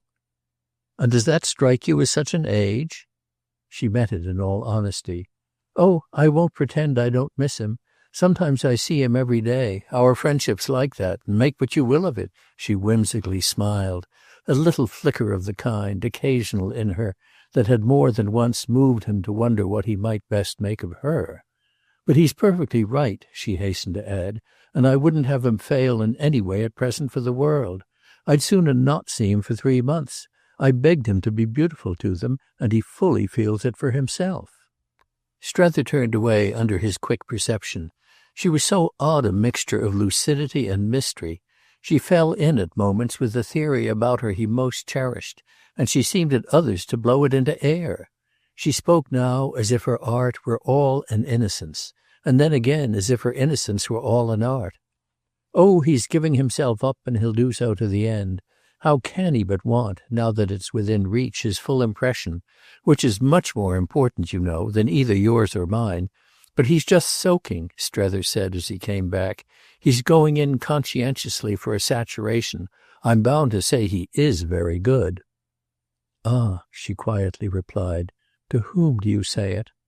And then more quietly still, he's capable of anything. Strether more than reaffirmed.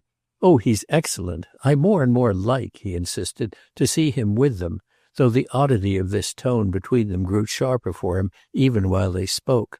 It placed the young man so before them as the result of her interest and the product of her genius, acknowledged so her part in the phenomenon, and made the phenomenon so rare that more than ever yet he might have been on the very point of asking her for some more detailed account of the whole business than he had yet received from her.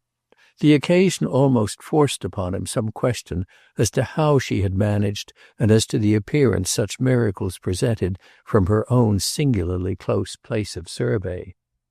The moment in fact, however, passed, giving way to more present history, and he continued simply to mark his appreciation of the happy truth.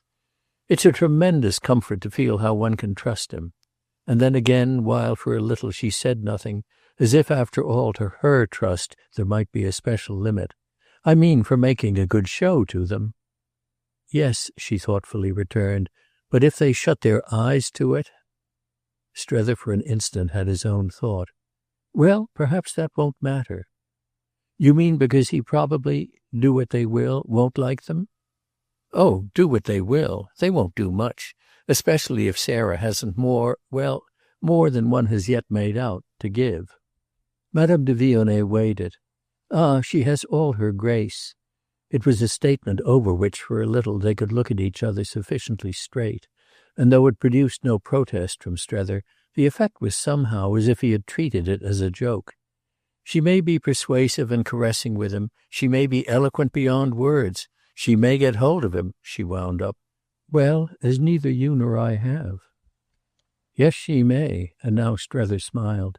But he has spent all his time each day with Jim. He's still showing Jim around. She visibly wondered. Then how about Jim? Strether took a turn before he answered. Hasn't he given you Jim? Hasn't he before this done him for you? He was a little at a loss. Doesn't he tell you things? She hesitated. No, and their eyes once more gave and took. Not as you do. You somehow make me see them, or at least feel them. And I haven't asked too much, she added. I'd of late wanted so not to worry him. Ah, for that, so have I, he said with encouraging assent, so that, as if she had answered everything, they were briefly sociable on it. It threw him back on his other thought, with which he took another turn, stopping again, however, presently with something of a glow. You see, Jim's really immense. I think it will be Jim who'll do it. She wondered. Get hold of him? No, just the other thing. Counteract Sarah's spell. And he showed now, our friend, how far he had worked it out. Jim's intensely cynical. Oh, dear Jim, Madame de Vionnet vaguely smiled. Yes, literally, dear Jim. He's awful. What he wants, heaven forgive him, is to help us. You mean, she was eager, help me? Well, Chad and me in the first place. But he throws you in too, though without as yet seeing you much. Only, so far as he does see you, if you don't mind, he sees you as awful. Awful? She wanted it all. A regular bad one, though of course of a tremendously superior kind. Dreadful, delightful, irresistible. Ah, dear Jim, I should like to know him. I must. Yes, naturally, but will it do? You may, you know, Strether suggested, disappoint him. She was droll and humble about it. I can but try. But my wickedness, then, she went on, is my recommendation for him? Your wickedness, and the charms with which, in such a degree as yours, he associates it. He understands, you see, that Chad and I have above all wanted to have a good time, and his view is simple and sharp. Nothing will persuade him, in the light that is of my behaviour, that I really didn't, quite as much as Chad, come over to have one before it was too late.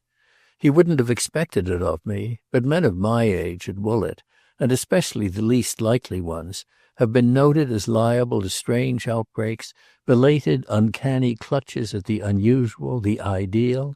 It's an effect that a lifetime of Woollett has quite been observed as having, and I thus give it to you in Jim's view for what it's worth.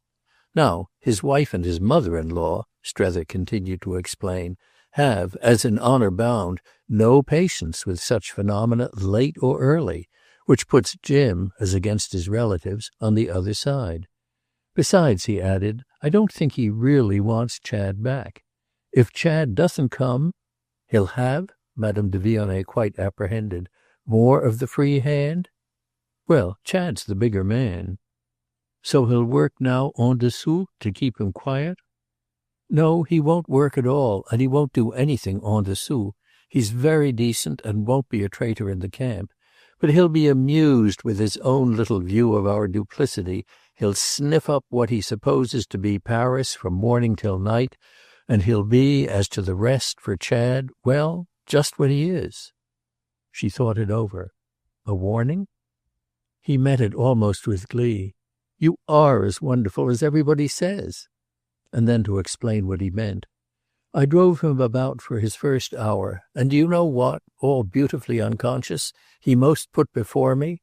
Why, that something like that is at bottom, as an improvement to his present state, as in fact the real redemption of it, what they think it may not be too late to make of our friend. With which, as taking it in, she seemed in her recurrent alarm bravely to gaze at the possibility, he completed his statement. But it is too late, thanks to you. It drew from her again one of her indefinite reflections. Oh, me, after all. He stood before her so exhilarated by his demonstration that he could fairly be jocular. Everything's comparative. You're better than that. You, she could but answer him, are better than anything. But she had another thought. Will Mrs. Pocock come to me? Oh, yes, she'll do that. As soon, that is, as my friend Waymarsh, her friend now, leaves her leisure. She showed an interest. Is he so much her friend as that? Why, didn't you see it all at the hotel? Oh, she was amused. All is a good deal to say. I don't know, I forget. I lost myself in her. You were splendid, Strether returned, but all isn't a good deal to say. It's only a little. Yet it's charming so far as it goes. She wants a man to herself. And hasn't she got you? Do you think she looked at me, or even at you, as if she had? Strether easily dismissed that irony. Every one you see must strike her as having somebody. You've got Chad, and Chad has got you. I see. She made of it what she could. And you've got Maria. Well, he on his side accepted that. I've got Maria, and Maria has got me, so it goes. But Mr. Jim, whom has he got? Oh, he has got, or it's as if he had, the whole place. But for Mr. Waymarsh, she recalled, isn't Miss Barras before any one else? He shook his head. Miss Barras is a raffinée, and her amusement won't lose by Mrs. Pocock. It will rather gain, especially if Sarah triumphs, and she comes in for a view of it. How well you know us, Madame de Vionnet at this frankly sighed. No, it seems to me it's we that I know. I know Sarah. It's perhaps on that ground only that my feet are firm. Waymarsh will take her round while Chad takes Jim, and I shall be, I assure you, delighted for both of them. Sarah will have had what she requires. She will have paid her tribute to the ideal, and he will have done about the same. In Paris it's in the air, so what can one do less? If there's a point that, beyond any other, Sarah wants to make, it's that she didn't come out to be narrow. We shall feel at least that. Oh, she sighed, the quantity we seem likely to feel. But what becomes in these conditions of the girl? Of Mamie, if we're all provided? Ah, for that, said Strether, you can trust Chad. To be, you mean, all right to her? To pay her every attention as soon as he has polished off Jim. He wants what Jim can give him, and what Jim really won't, though he has had it all, and more than all, from me. He wants, in short, his own personal impression, and he'll get it, strong. But as soon as he's got it, Mamie won't suffer." "Oh, Mamie mustn't suffer," Madame de Vionnet soothingly emphasized. But Strether could reassure her. "Don't fear. As soon as he is done with Jim, Jim will fall to me, and then you'll see." It was as if in a moment she saw already, yet she still waited. Then, "Is she really quite charming?" she asked. He had got up with his last words and gathered in his hat and gloves. "I don't know. I'm watching. I'm studying the case, as it were, and I dare say I shall be able to tell you." She wondered. "Is it a case?" "Yes, I think so. At any rate, I shall see." "But haven't you known her before?" "Yes," he smiled. "But somehow at home she wasn't a case. She has become one since." It was as if he made it out for himself. "She has become one here." "So very, very soon?" He measured it, laughing. "Not sooner than I did." "And you became one?" "Very, very soon. The day I arrived." Her intelligent eyes showed her thought of it. "Ah, but the day you arrived you met Maria. Whom has Miss Pocock met?" He paused again, but he brought it out. "Hasn't she met Chad?" "Certainly, but not for the first time. He's an old friend." At which Strether had a slow, amused, significant headshake that made her go on. "You mean that for her at least he's a new person? That she sees him as different?" "She sees him as different." "And how does she see him?" Strether gave it up. "How can one tell how a deep little girl sees a deep young man?" "Is every one so deep? Is she too?" "So it strikes me. Deeper than I thought. But wait a little. Between us we'll make it out. You'll judge for that matter yourself." Madame de Vionnet looked for the moment fairly bent on the chance. "Then she will come with her? I mean Mamie with Mrs. Pocock?" "Certainly. Her curiosity, if nothing else, will in any case work that. But leave it all to Chad." "Ah," wailed Madame de Vionnet, turning away a little wearily, "the things I leave to Chad." The tone of it made him look at her with a kindness that showed his vision of her suspense. But he fell back on his confidence. "Oh well, trust him. Trust him all the way." He had indeed no sooner so spoken than the queer displacement of his point of view appeared again to come up for him in the very sound, which drew from him a short laugh, immediately checked. He became still more advisory. "When they do come, give them plenty of Miss Jeanne. Let Mamie see her well." She looked for a moment as if she placed them face to face. "For Mamie to hate her?" He had another one of his corrective headshakes. "Mamie won't. Trust them." She looked at him hard, and then as if it were what she must always come back to. "It's you I trust. But I was sincere," she said, "at the hotel. I do want my child." "Well?" Strether waited with deference while she appeared to hesitate as to how to put it. "Well, to do what she can for me."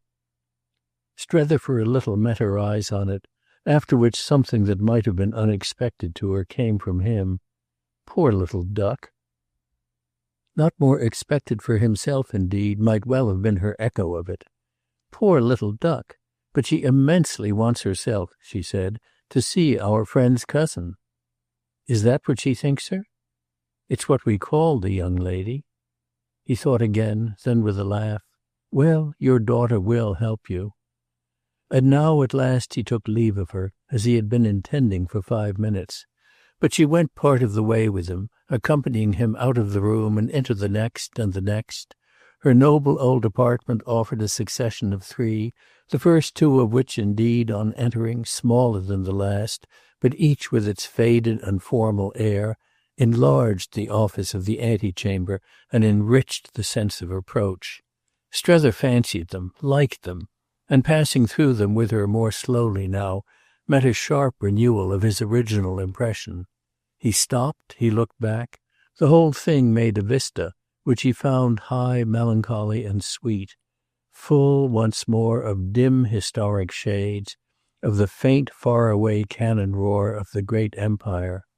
It was doubtless half the projection of his mind, but his mind was a thing that, among old wax parquets, pale shades of pink and green, pseudo-classic candelabra, He had always needfully to reckon with. They could easily make him irrelevant. The oddity, the originality, the poetry, he didn't know what to call it, of Chad's connection reaffirmed for him its romantic side. They ought to see this, you know. They must. The Pococks? She looked about in deprecation. She seemed to see gaps he didn't. Mamie and Sarah, Mamie in particular. My shabby old place? But their things. Oh, their things. You were talking of what will do something for you. So that it strikes you, she broke in, that my poor place may? Oh, she ruefully mused, that would be desperate. Do you know what I wish, he went on. I wish Mrs. Newsome herself could have a look. She stared, missing a little his logic. It would make a difference? Her tone was so earnest that as he continued to look about her he laughed. It might. But you've told her, you tell me. All about you? Yes, a wonderful story. But there's all the indescribable, what one gets only on the spot. Thank you, she charmingly and sadly smiled. It's all about me here, he freely continued. Mrs. Newsome feels things. But she seemed doomed always to come back to doubt. No one feels so much as you. No, not anyone. So much the worse, then, for everyone. It's very easy. They were by this time in the antechamber, still alone together, as she hadn't rung for a servant. The antechamber was high and square, grave and suggestive too, a little cold and slippery even in summer, and with a few old prints that were precious, Strether divined, on the walls. He stood in the middle, slightly lingering, vaguely directing his glasses, while, leaning against the doorpost of the room, she gently pressed her cheek to the side of the recess. You would have been a friend. I? It startled him a little. For the reason you say, you're not stupid. And then abruptly, as if bringing it out were somehow founded on that fact, we're marrying Jeanne. It affected him on the spot as a move in a game, and he was even then not without the sense that that wasn't the way Jeanne should be married. But he quickly showed his interest, though, as quickly afterwards struck him, with an absurd confusion of mind. You and, not Chad? Of course it was the child's father who made the we, but to the child's father it would have cost him an effort to allude. Yet didn't it seem the next minute that Monsieur de Vionnet was after all not in question, since she had gone on to say that it was indeed to Chad she referred, and that he had been in the whole matter kindness itself. If I must tell you all, it is he himself who has put us in the way. I mean in the way of an opportunity that, so far as I can yet see, is all I could possibly have dreamed of, for all the trouble Monsieur de Vionnet will ever take. It was the first time she had spoken to him of her husband, and he couldn't have expressed how much more intimate with her it suddenly made him feel. It wasn't much, in truth. There were other things in what she was saying that were far more. But it was as if, while they stood there together so easily in these cold chambers of the past, the single touch had shown the reach of her confidence. But our friend, she asked, hasn't then told you? He has told me nothing. Well, it has come with rather a rush, all in a very few days, and hasn't moreover taken a form that permits an announcement. It's only for you, absolutely you alone, that I speak. I so want you to know. The sense he had so often had, since the first hour of his disembarkment, of being further and further in, treated him again at this moment to another twinge, but in this wonderful way of her putting him in there continued to be something exquisitely remorseless. Monsieur de Vionnet will accept what he must accept.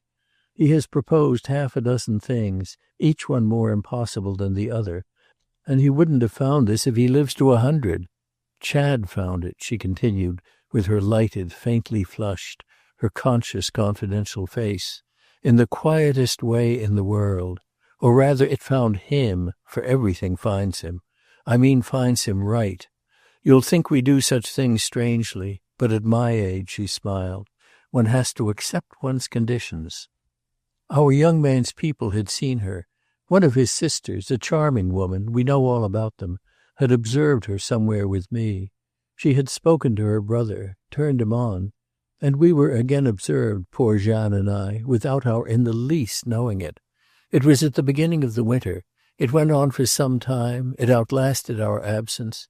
It began again on our return, and it luckily seems all right. The young man had met Chad, and he got a friend to approach him, as having a decent interest in us. Mr. Newsome looked well before he leapt. He kept it beautifully quiet and satisfied himself fully. Then only he spoke. It's what has for some time past occupied us. It seems as if it were what would do, really, really all one could wish. There are only 2 or 3 points to be settled. They depend on her father.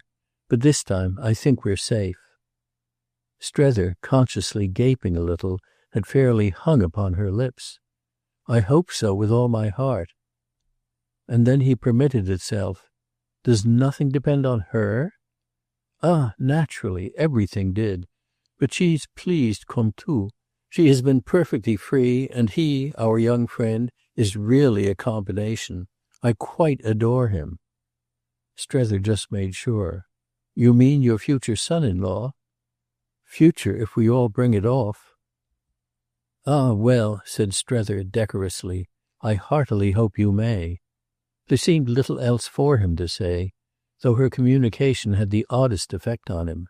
Vaguely and confusedly he was troubled by it, feeling as if he had even himself been concerned in something deep and dim. He had allowed for depths, but these were greater, and it was as if oppressively, indeed absurdly, he was responsible for what they had now thrown up to the surface.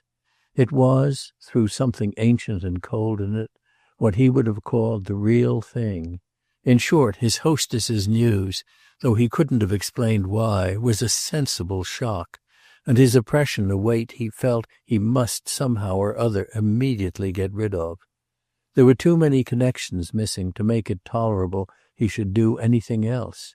He was prepared to suffer, before his own inner tribunal, for Chad. He was prepared to suffer even for Madame de Vionnet. But he wasn't prepared to suffer for the little girl. So now, having said the proper thing, he wanted to get away. She held him an instant, however, with another appeal. Do I seem to you very awful? Awful? Why so?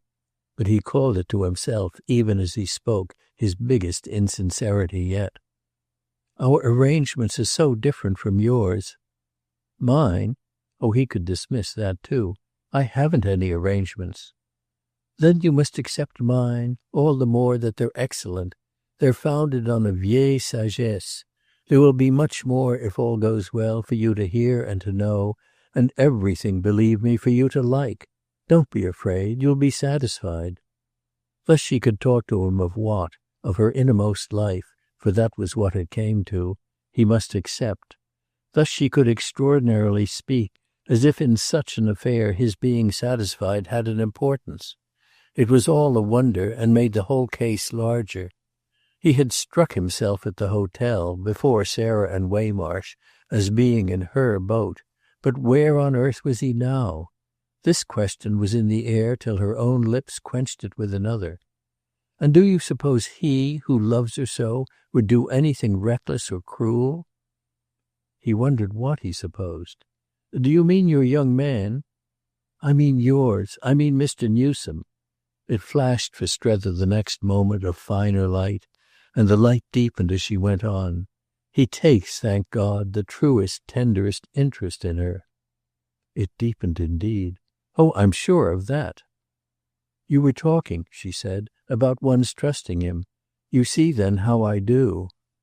He waited a moment. It all came. I see, I see. He felt he really did see. He wouldn't hurt her for the world, nor, assuming she marries at all, risk anything that might make against her happiness. And willingly, at least, he would never hurt me. Her face, with what he had by this time grasped, told him more than her words. Whether something had come into it, or whether he only read clearer her whole story, what at least he then took for such, reached out to him from it. With the initiative she now attributed to Chad, It all made a sense, and this sense, a light, a lead, was what had abruptly risen before him. He wanted once more to get off with these things, which was at last made easy, a servant having, for his assistance, on hearing voices in the hall, just come forward. All that Strether had made out was, while the man opened the door and impersonally waited, summed up in his last word. "I don't think, you know, Chad will tell me anything." "No, perhaps not yet."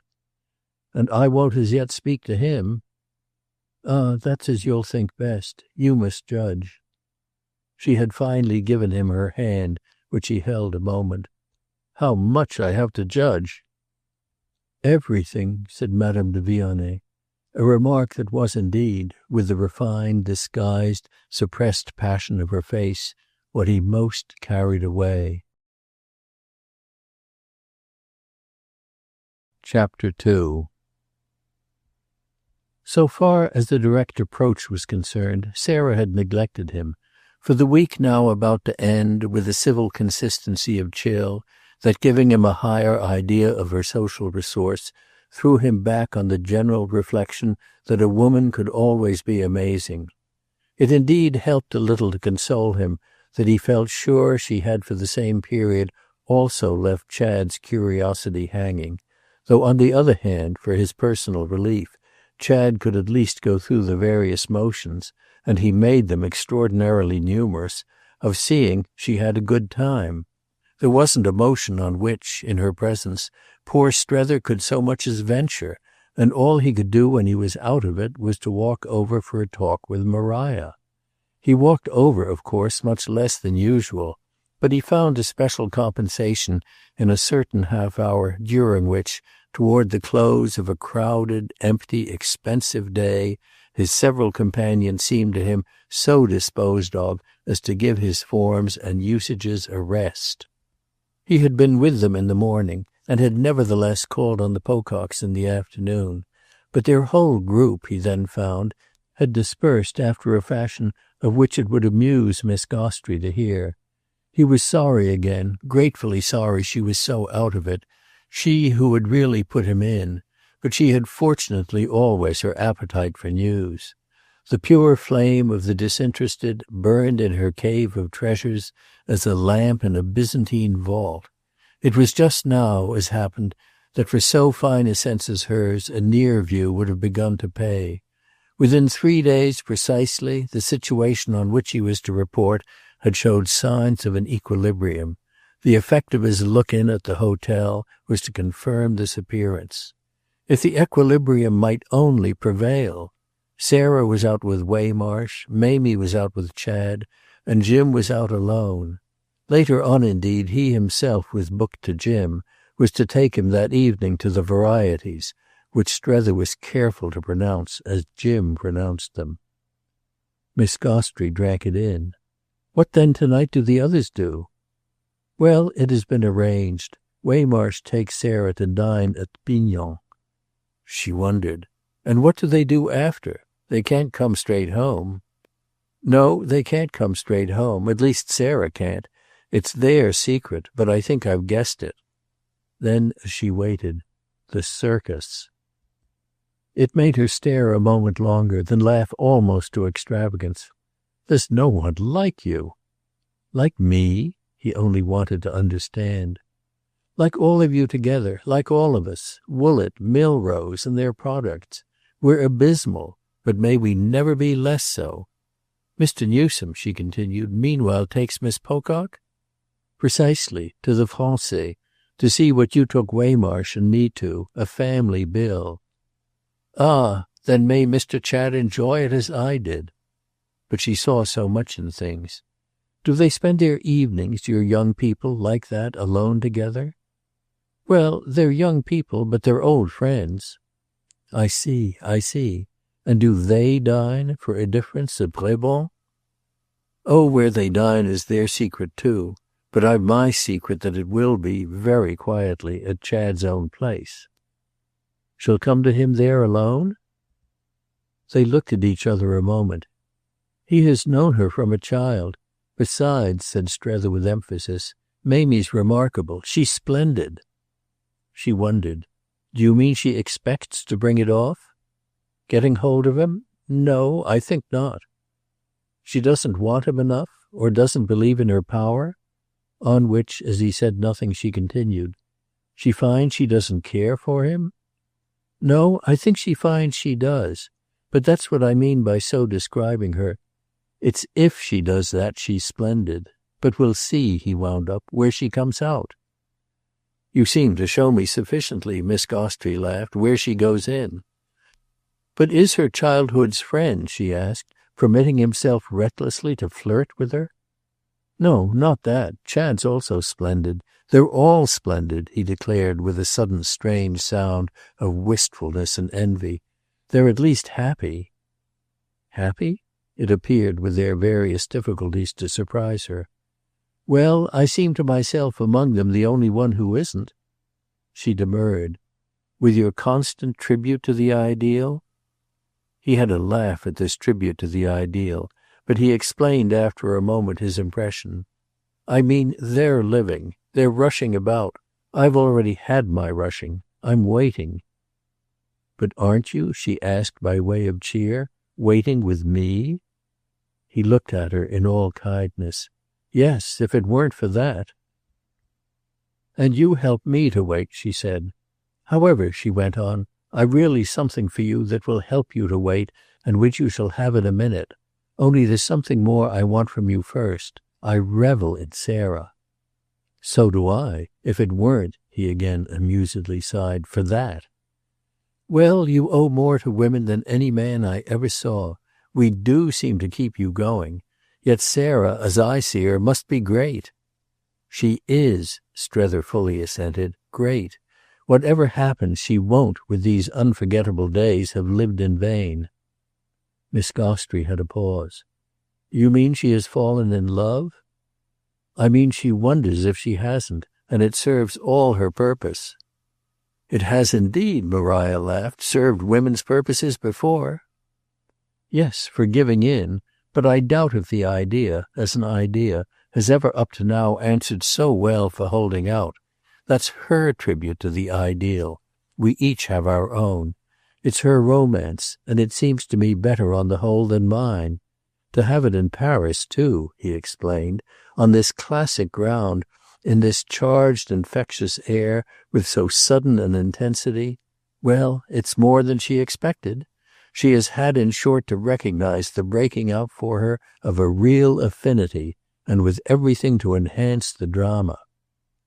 Miss Gostrey followed. Jim, for instance? Jim hugely enhances. Jim was made to enhance. And then Mr. Waymarsh, it's the crowning touch, it supplies the colour. He's positively separated. And she herself unfortunately isn't. That supplies the colour too. Miss Gostrey was all there. But somehow, is he in love? Strether looked at her a long time, then looked all about the room, then came a little nearer. Will you never tell any one in the world as long as ever you live? Never. It was charming. He thinks Sarah really is, but he has no fear, Strether hastened to add. Of her being affected by it? Of his being. He likes it, but he knows she can hold out. He's helping her. He's floating her over by kindness. Maria rather funnily considered it. Floating her over in champagne, the kindness of dining her nose to nose, at the hour when all Paris is crowding to profane delights, and in the great temple, as one hears it, of pleasure? That's just it for both of them, Strether insisted, and all of a supreme innocence. The Parisian place, the feverish hour, the putting before her of 100 francs worth of food and drink, which they'll scarcely touch, all that's the dear man's own romance, the expensive kind, expensive in francs and centimes, in which he abounds, and the circus afterwards, which is cheaper, but which he'll find some means of making as dear as possible. That's also his tribute to the ideal. It does for him. He'll see her through. They won't talk of anything worse than you and me. Well, we're bad enough, perhaps, thank heaven, she laughed, to upset them. Mr. Waymarsh, at any rate, is a hideous old coquette. and the next moment she had dropped everything for a different pursuit. "What you don't appear to know is that Madame de Vionnet has become engaged. She's to marry, it has been definitely arranged, young Monsieur de Montbron." He fairly blushed. "Then, if you know it, it's out?" "Don't I often know things that are not out? However," she said, "this will be out tomorrow, but I see I've counted too much on your possible ignorance. You've been before me, and I don't make you jump as I hoped." He gave a gasp at her insight. "You never fail. I've had my jump. I had it when I first heard." "Then if you knew, why didn't you tell me as soon as you came in?" "Because I had it from her as a thing not yet to be spoken of." Miss Gostrey wondered. "From Madame de Vionnet herself?"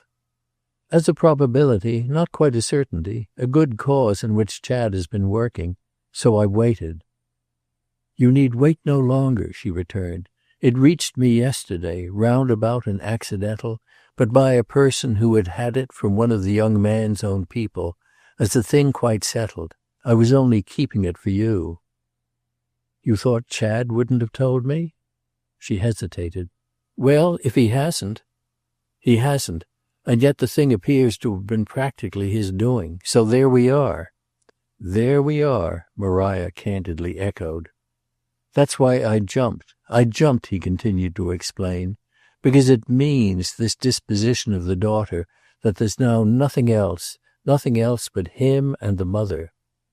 "Still, it simplifies." "It simplifies," he fully concurred, "but that's precisely where we are. It marks a stage in his relation. The act is his answer to Mrs. Newsome's demonstration." "It tells," Maria asked, "the worst?" "The worst." "But is the worst what he wants Sarah to know?"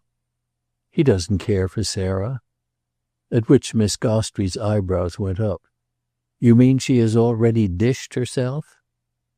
Strether took a turn about. He had thought it out again and again before this to the end, but the vista seemed each time longer. "He wants his good friend to know the best. I mean the measure of his attachment. She asked for a sign, and he thought of that one. There it is." "A concession to her jealousy?" Strether pulled up. "Yes, call it that. Make it lurid, for that makes my problem richer." "Certainly, let us have it lurid, for I quite agree with you that we want none of our problems poor. But let us also have it clear. Can he, in the midst of such a preoccupation, or on the heels of it, have seriously cared for Jeanne? Cared, I mean, as a young man at liberty would have cared?" Well, Strether had mastered it. "I think he can have thought it would be charming if he could care. It would be nicer." "Nicer than being tied up to Marie?" "Yes, than the discomfort of an attachment to a person he can never hope, short of a catastrophe, to marry. And he was quite right," said Strether. "It would certainly have been nicer. Even when a thing's already nice, there mostly is some other thing that would have been nicer, or as to which we wonder if it wouldn't.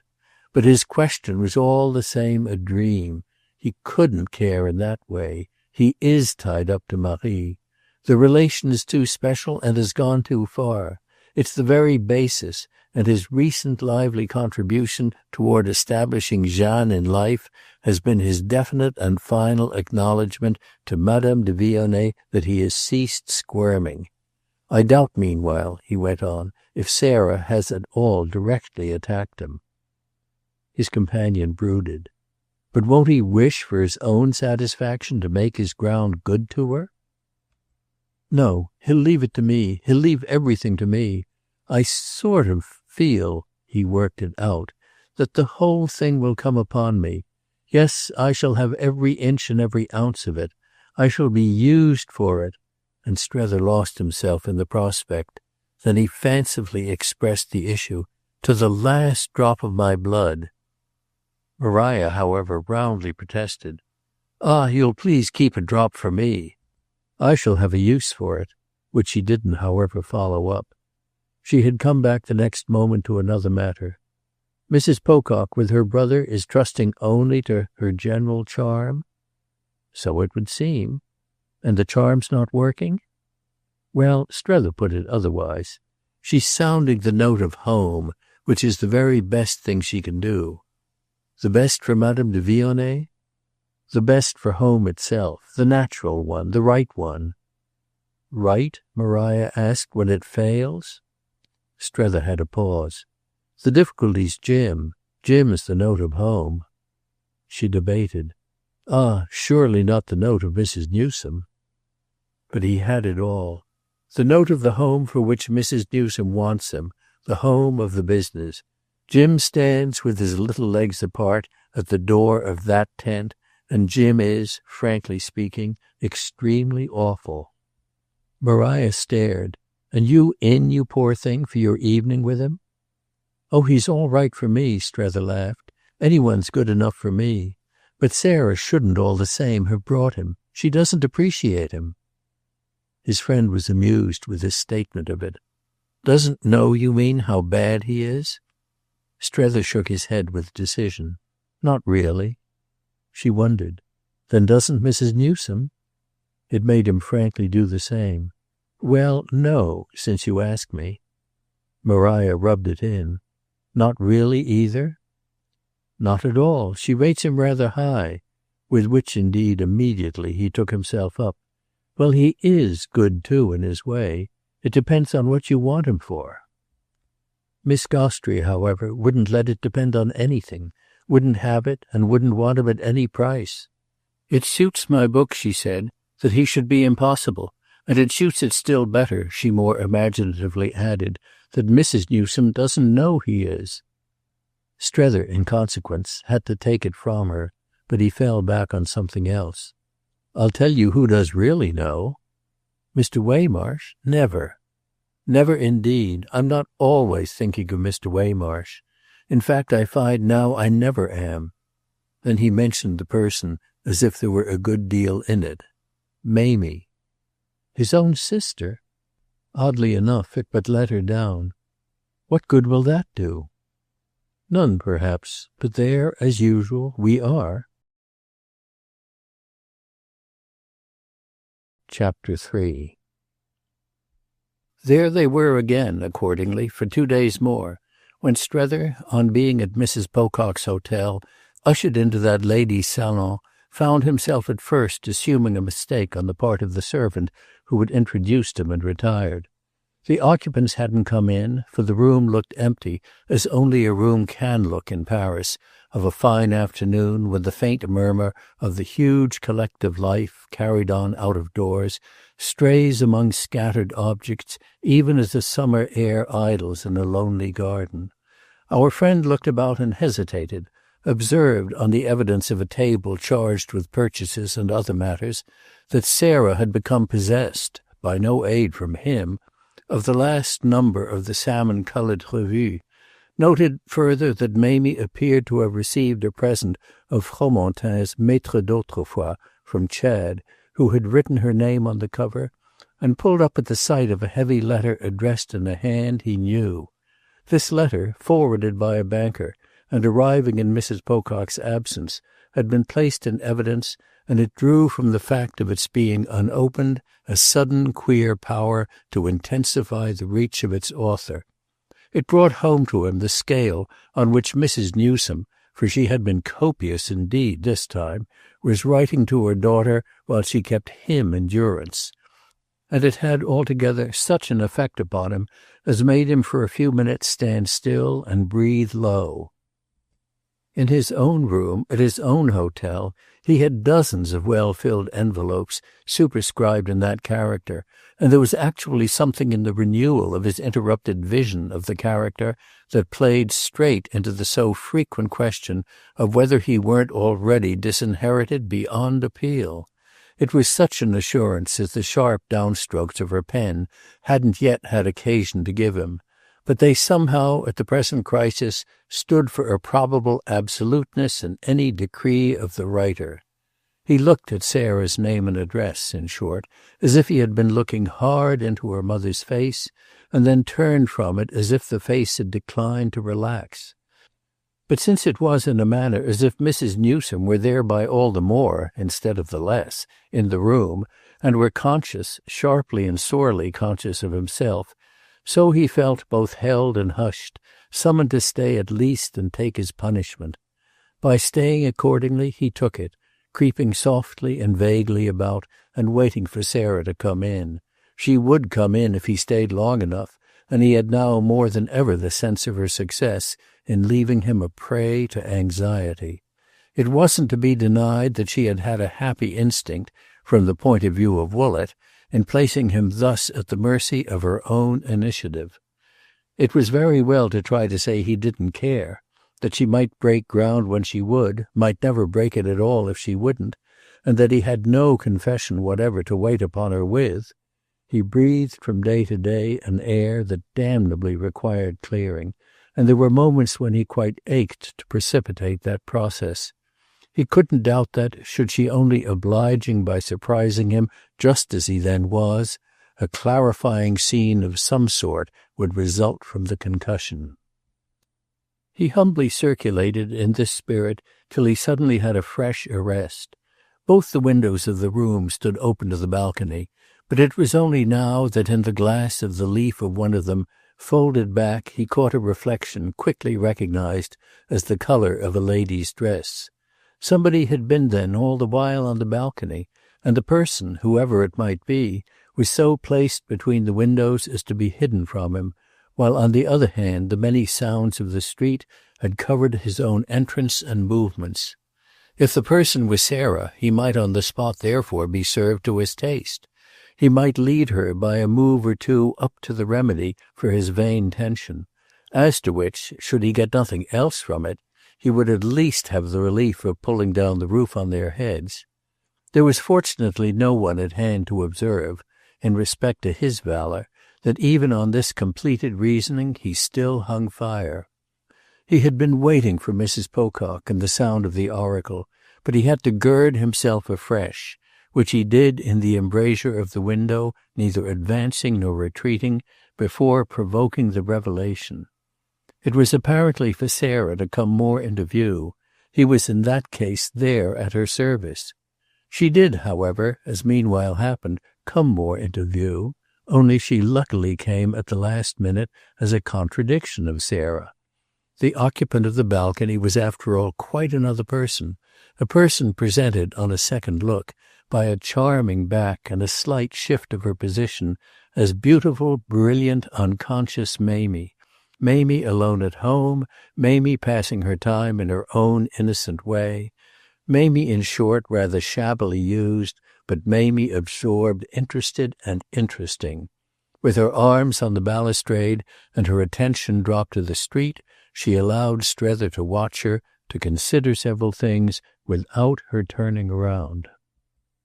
But the oddity was that when he had so watched and considered, he simply stepped back into the room without following up his advantage.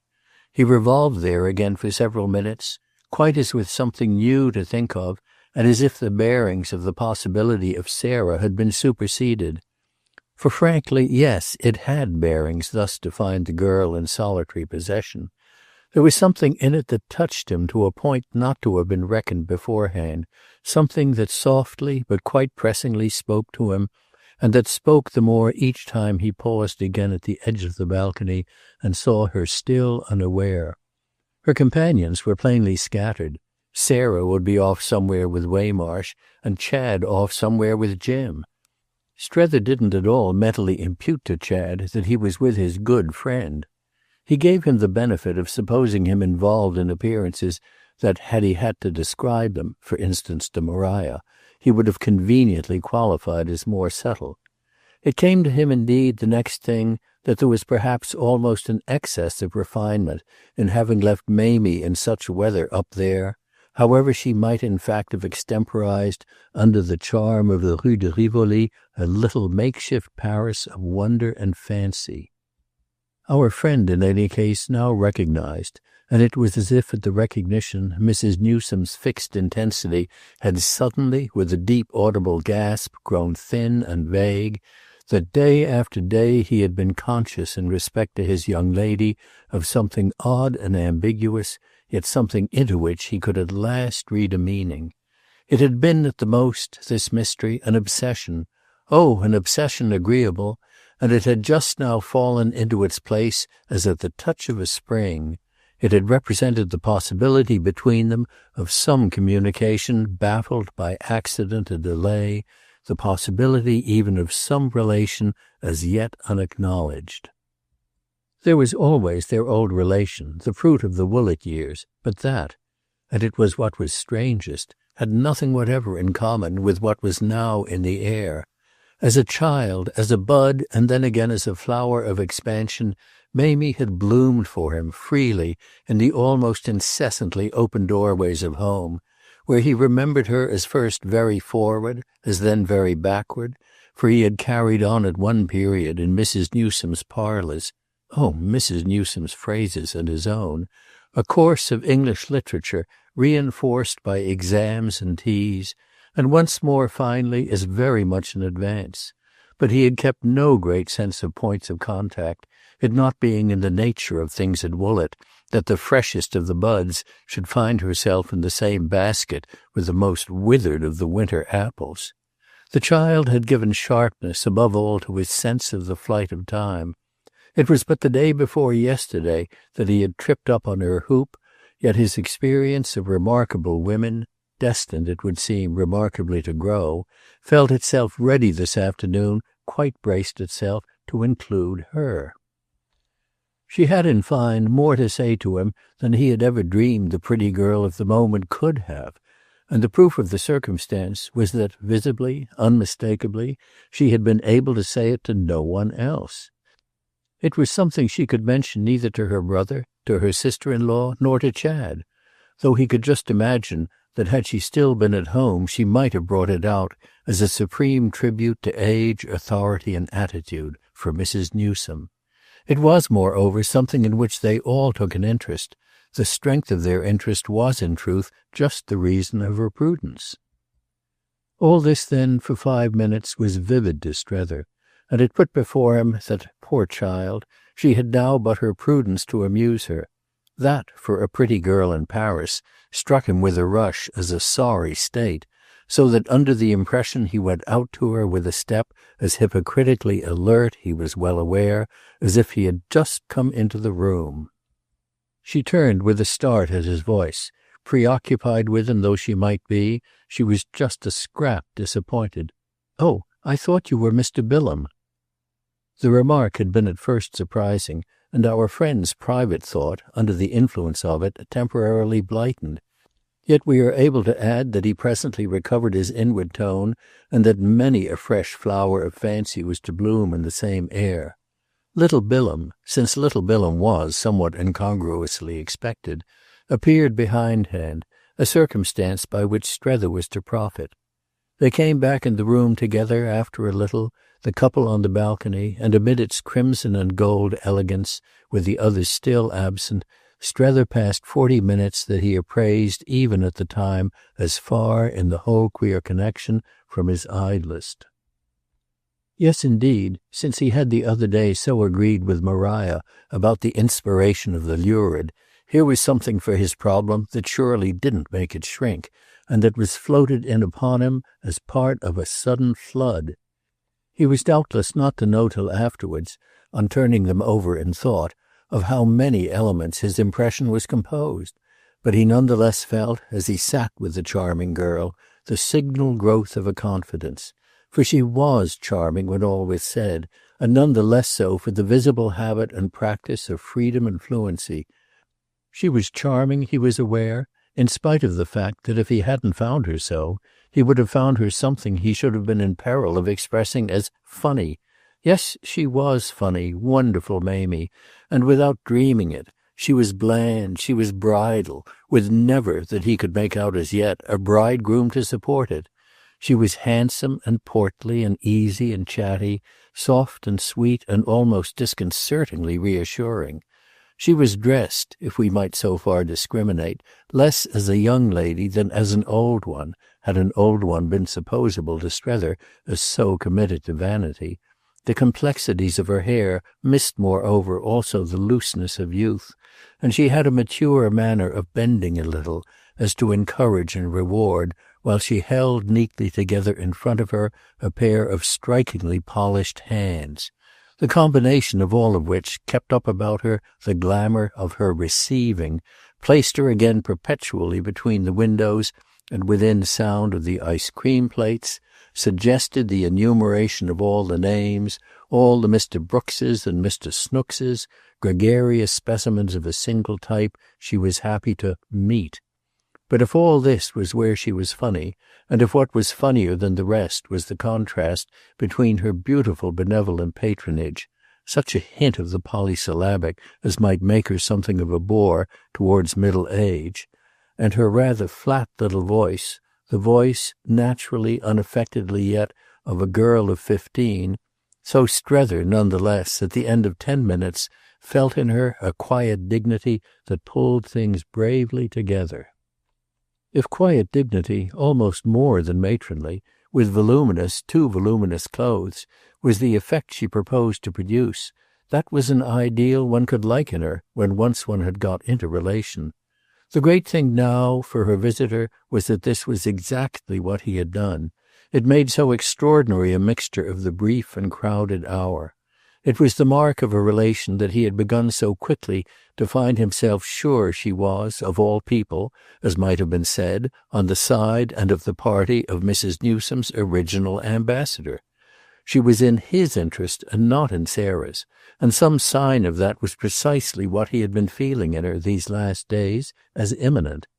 Finally placed in Paris, in immediate presence of the situation and of the hero of it, by whom Strether was incapable of meaning anyone but Chad, she had accomplished, and really in a manner all unexpected to herself, a change of base.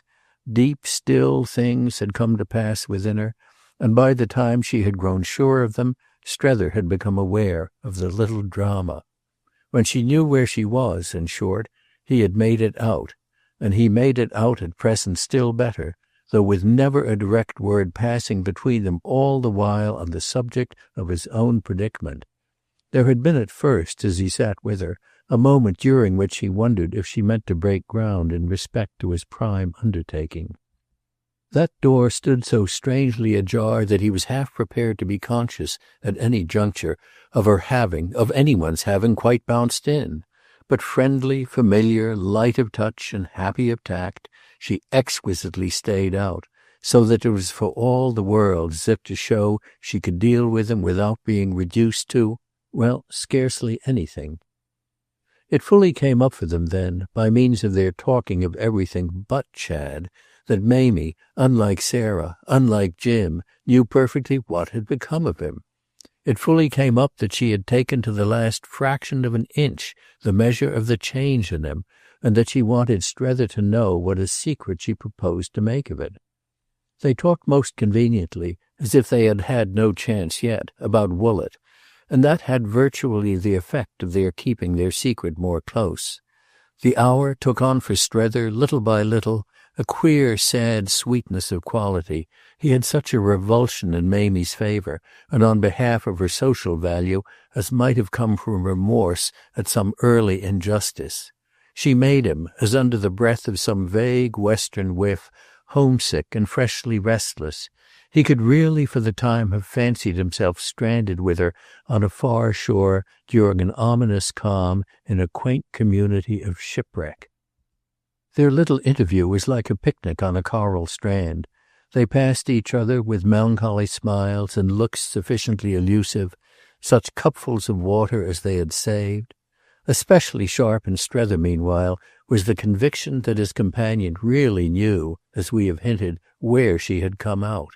It was at a very particular place. Only that she would never tell him. It would be, above all, what he should have to puzzle for himself. This was what he hoped for, because his interest in the girl wouldn't be complete without it. No more would the appreciation to which she was entitled. So assured was he that the more he saw of her process, the more he should see of her pride. She saw herself everything, but she knew what she didn't want, and that it was that had helped her. What didn't she want? There was a pleasure lost for her old friend in not yet knowing, as there would doubtless be a thrill in getting a glimpse. Gently and sociably she kept that dark to him, and it was as if she soothed and beguiled him in other ways to make up for it. She came out with her impression of Madame de Vionnet, of whom she had heard so much. She came out with her impression of Jeanne, whom she had been dying to see. She brought it out with a blandness by which her auditor was really stirred that she had been with Sarah early that very afternoon, and after dreadful delays caused by all sorts of things, mainly, eternally, by the purchase of clothes that unfortunately wouldn't be themselves eternal, to call in the Rue de Bellechasse. At the sound of these names, Strether almost blushed to feel that he couldn't have sounded them first, and yet couldn't either have justified his squeamishness. Mamie made them easy, as he couldn't have begun to do, and yet it could only have cost her more than he should ever have had to spend. It was as friends of Chad's, friends, special, distinguished, desirable, enviable, that she spoke of them, and she beautifully carried it off that much as she had heard of them, though she didn't say how or where, which was a touch of her own, she had found them beyond her supposition. She abounded in praise of them, and after the manner of Woollett, which made the manner of Woollett a lovable thing again to Strether.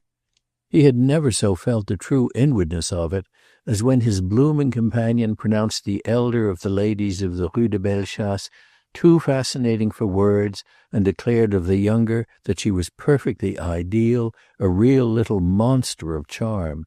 Nothing, she said of Jeanne, ought ever to happen to her. She's so awfully right as she is. Another touch will spoil her, so she oughtn't to be touched.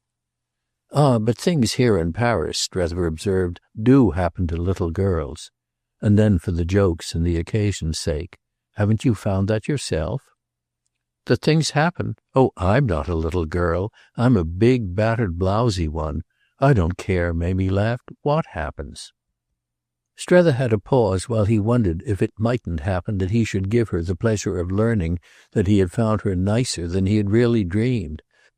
A pause that ended when he had said to himself that so far as it all mattered for her, she had in fact perhaps already made this out. He risked accordingly a different question, though conscious, as soon as he had spoken, that he seemed to place it in relation to her last speech. "But that Mademoiselle de Vionnet is to be married. I suppose you heard of that." For all he then found he need fear. "Dear, yes, the gentleman was there, Monsieur de Montbron, whom Madame de Vionnet presented to us." "And was he nice?" Mamie bloomed and bridled with her best reception manner. "Any man's nice when he's in love." It made Strether laugh. "But is Monsieur de Montbron in love already with you?" "Oh, that's not necessary. It's so much better he should be so with her, which, thank goodness, I lost no time in discovering for myself. He's perfectly gone, and I couldn't have borne it for her if he hadn't been. She's just too sweet." Strether hesitated. "And through being in love too?" On which, with a smile that struck him as wonderful, Mamie had a wonderful answer. "She doesn't know if she is or not." It made him laugh out. "Oh, but you do." She was willing to take it that way. "Oh yes, I know everything." And as she sat there, rubbing her polished hands and making the best of it, only holding her elbows perhaps a little too much out, the momentary effect for Strether was that every one else, in all their affair, seemed stupid. "Know that poor little Jeanne doesn't know what's the matter with her?"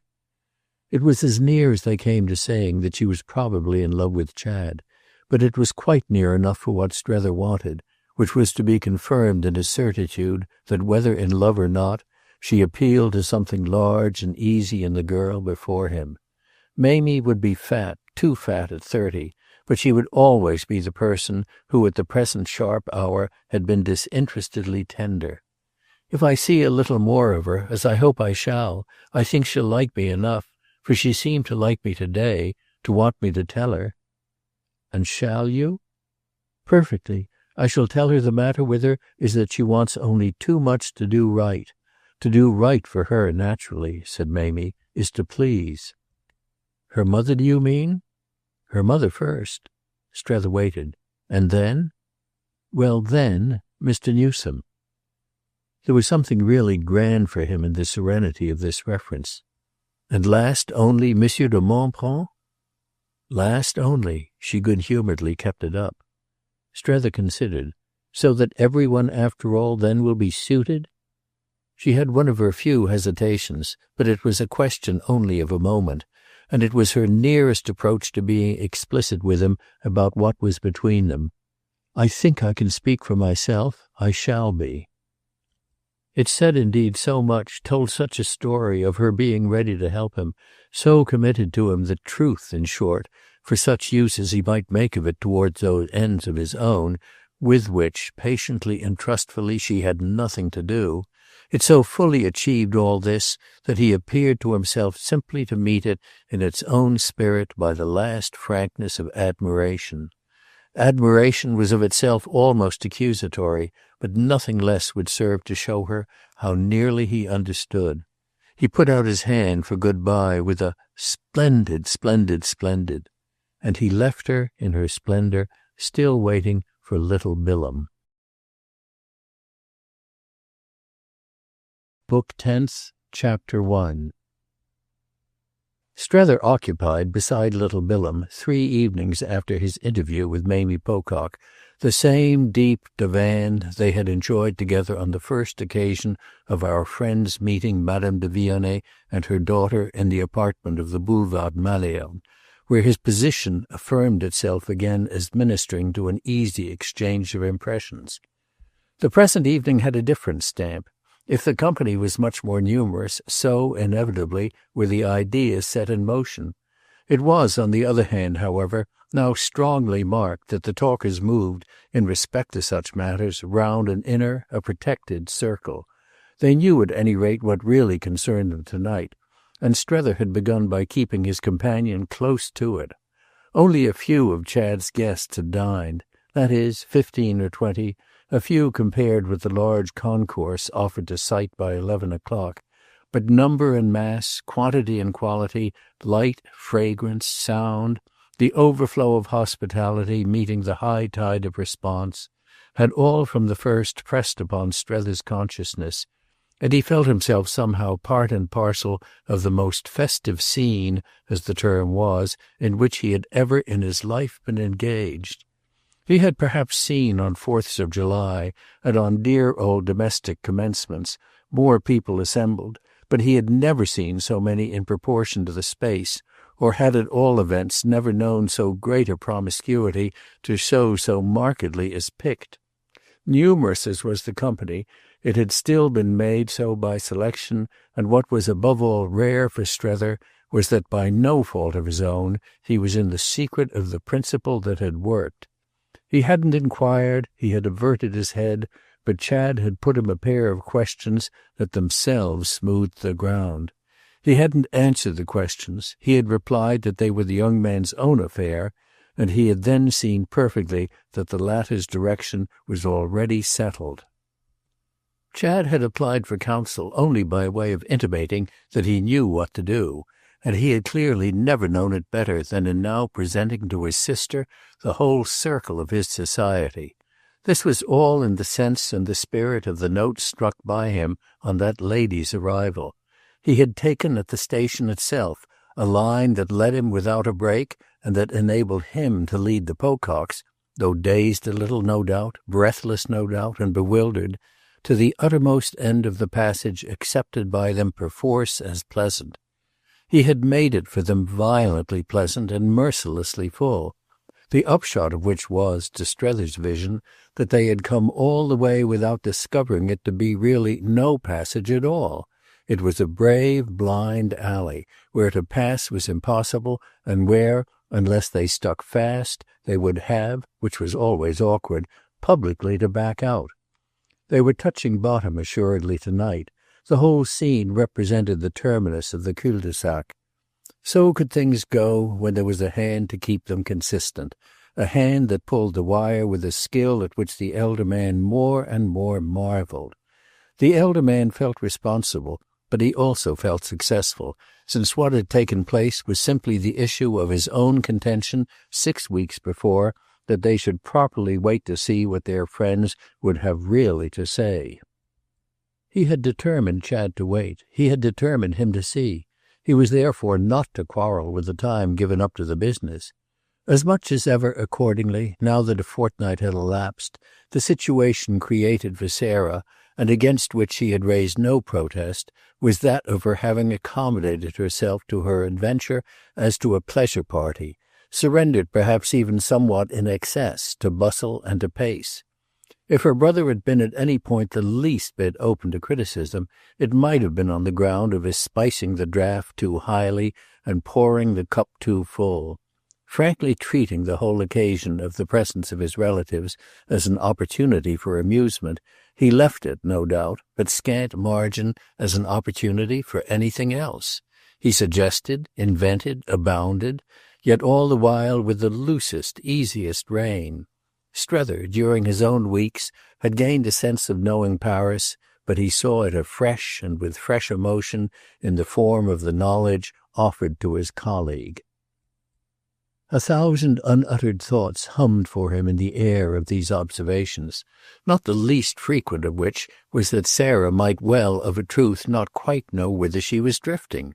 She was in no position not to appear to expect that Chad should treat her handsomely, yet she struck our friend as privately stiffening a little each time she missed the chance of marking the great nuance.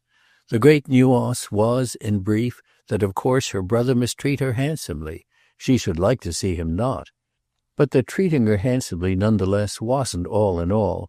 Treating her handsomely buttered no parsnips, and that in fine there were moments when she felt the fixed eyes of their admirable absent mother fairly screw into the flat of her back.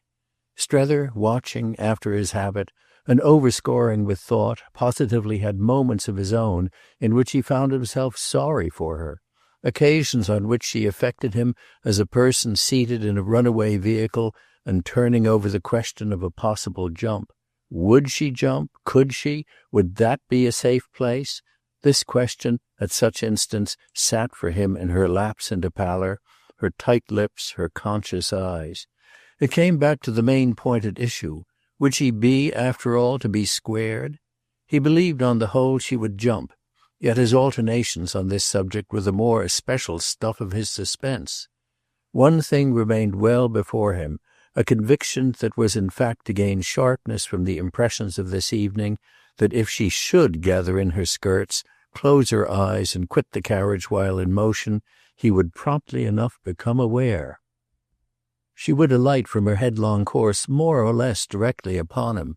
It would be appointed to him, unquestionably, to receive her entire weight. Signs and portents of the experience thus in reserve for him had, as it happened, multiplied even through the dazzle of Chad's party. It was partly under the nervous consciousness of such a prospect that, leaving almost every one in the 2 other rooms, leaving those of the guests already known to him, as well as a mass of brilliant strangers of both sexes and of several varieties of speech, he had desired 5 quiet minutes with little Bilham, whom he always found soothing and even a little inspiring, and to whom he had actually, moreover, something distinct and important to say. He had felt of old, for it already seemed long ago, rather humiliated at discovering he could learn in talk with a personage so much his junior the lesson of a certain moral ease. But he had now got used to that. Whether or no the mixture of the fact with other humiliations had made it indistinct, whether or no directly from little Bilham's example, the example of his being contentedly just the obscure and acute little Bilham he was. It worked so for him, Strether seemed to see, and our friend had at private hours a wan smile over the fact that he himself, after so many more years, was still in search of something that would work. However, as we have said, it worked just now for them equally to have found a corner a little apart. What particularly kept it apart was the circumstance that the music in the salon was admirable, with 2 or 3 such singers as it was a privilege to hear in private. Their presence gave a distinction to Chad's entertainment, and the interest of calculating their effect on Sarah was actually so sharp as to be almost painful. Unmistakably, in her single person, the motive of the composition, and dressed in a splendor of crimson which affected Strether as the sound of a fall through a skylight, she would now be in the forefront of the listening circle and committed by it up to her eyes. Those eyes during the wonderful dinner itself he hadn't once met, having confessedly, perhaps a little pusillanimously, arranged with Chad that he should be on the same side of the table. But there was no use in having arrived now with little Bilham at an unprecedented point of intimacy unless he could pitch everything into the pot. You who sat where you could see her, what does she make of it all? By which I mean on what terms does she take it? Oh, she takes it, I judge, as proving that the claim of his family is more than ever justified. She isn't then pleased with what he has to show? On the contrary, she's pleased with it as with his capacity to do this kind of thing, more than she has been pleased with anything for a long time. But she wants him to show it there. He has no right to waste it on the likes of us. Strether wondered. She wants him to move the whole thing over? The whole thing, with an important exception. Everything he has picked up, and the way he knows how. She sees no difficulty in that. She'd run the show herself. And she'll make the handsome concession that Woollett would be on the whole in some ways the better for it. Not that it wouldn't be also in some ways the better for Woollett. The people there are just as good. Just as good as you and these others? Ah, that may be. But such an occasion as this, whether or no, Strether said, isn't the people. It's what has made the people possible. Well then, his friend replied, there you are. I give you my impression for what it's worth. Mrs. Pocock has seen, and that's tonight how she sits there. If you were to have a glimpse of her face, you'd understand me. She has made up her mind to the sound of expensive music. Strether took it freely in. Ah, then I shall have news of her. I don't want to frighten you, but I think that likely. However, little Bilham continued, if I'm of the least use to you to hold on by. You're not of the least, and Strether laid an appreciative hand on him to say it. No one's of the least. With which, to mark how gaily he could take it, he patted his companion's knee. I must meet my fate alone, and I shall. Oh, you'll see. And yet, he pursued the next moment, you can help me too. You once said to me, he followed this further, that you held Chad should marry. I didn't see then so well as I know now that you meant he should marry Miss Pocock. Do you still consider that he should? Because if you do, he kept it up, I want you immediately to change your mind. You can help me that way. Help you by thinking he should not marry? Not marry at all events, Mamie. And who then? Ah, Strether returned, that I'm not obliged to say. But Madame de Vionnet, I suggest, when he can. Oh, said little Bilham with some sharpness. Oh, precisely. But he needn't marry at all. I'm at any rate not obliged to provide for it. Whereas in your case I rather feel that I am. Little Bilham was amused. Obliged to provide for my marrying?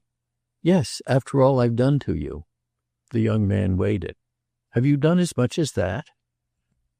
Well, said Strether, thus challenged, of course I must remember what you've also done to me.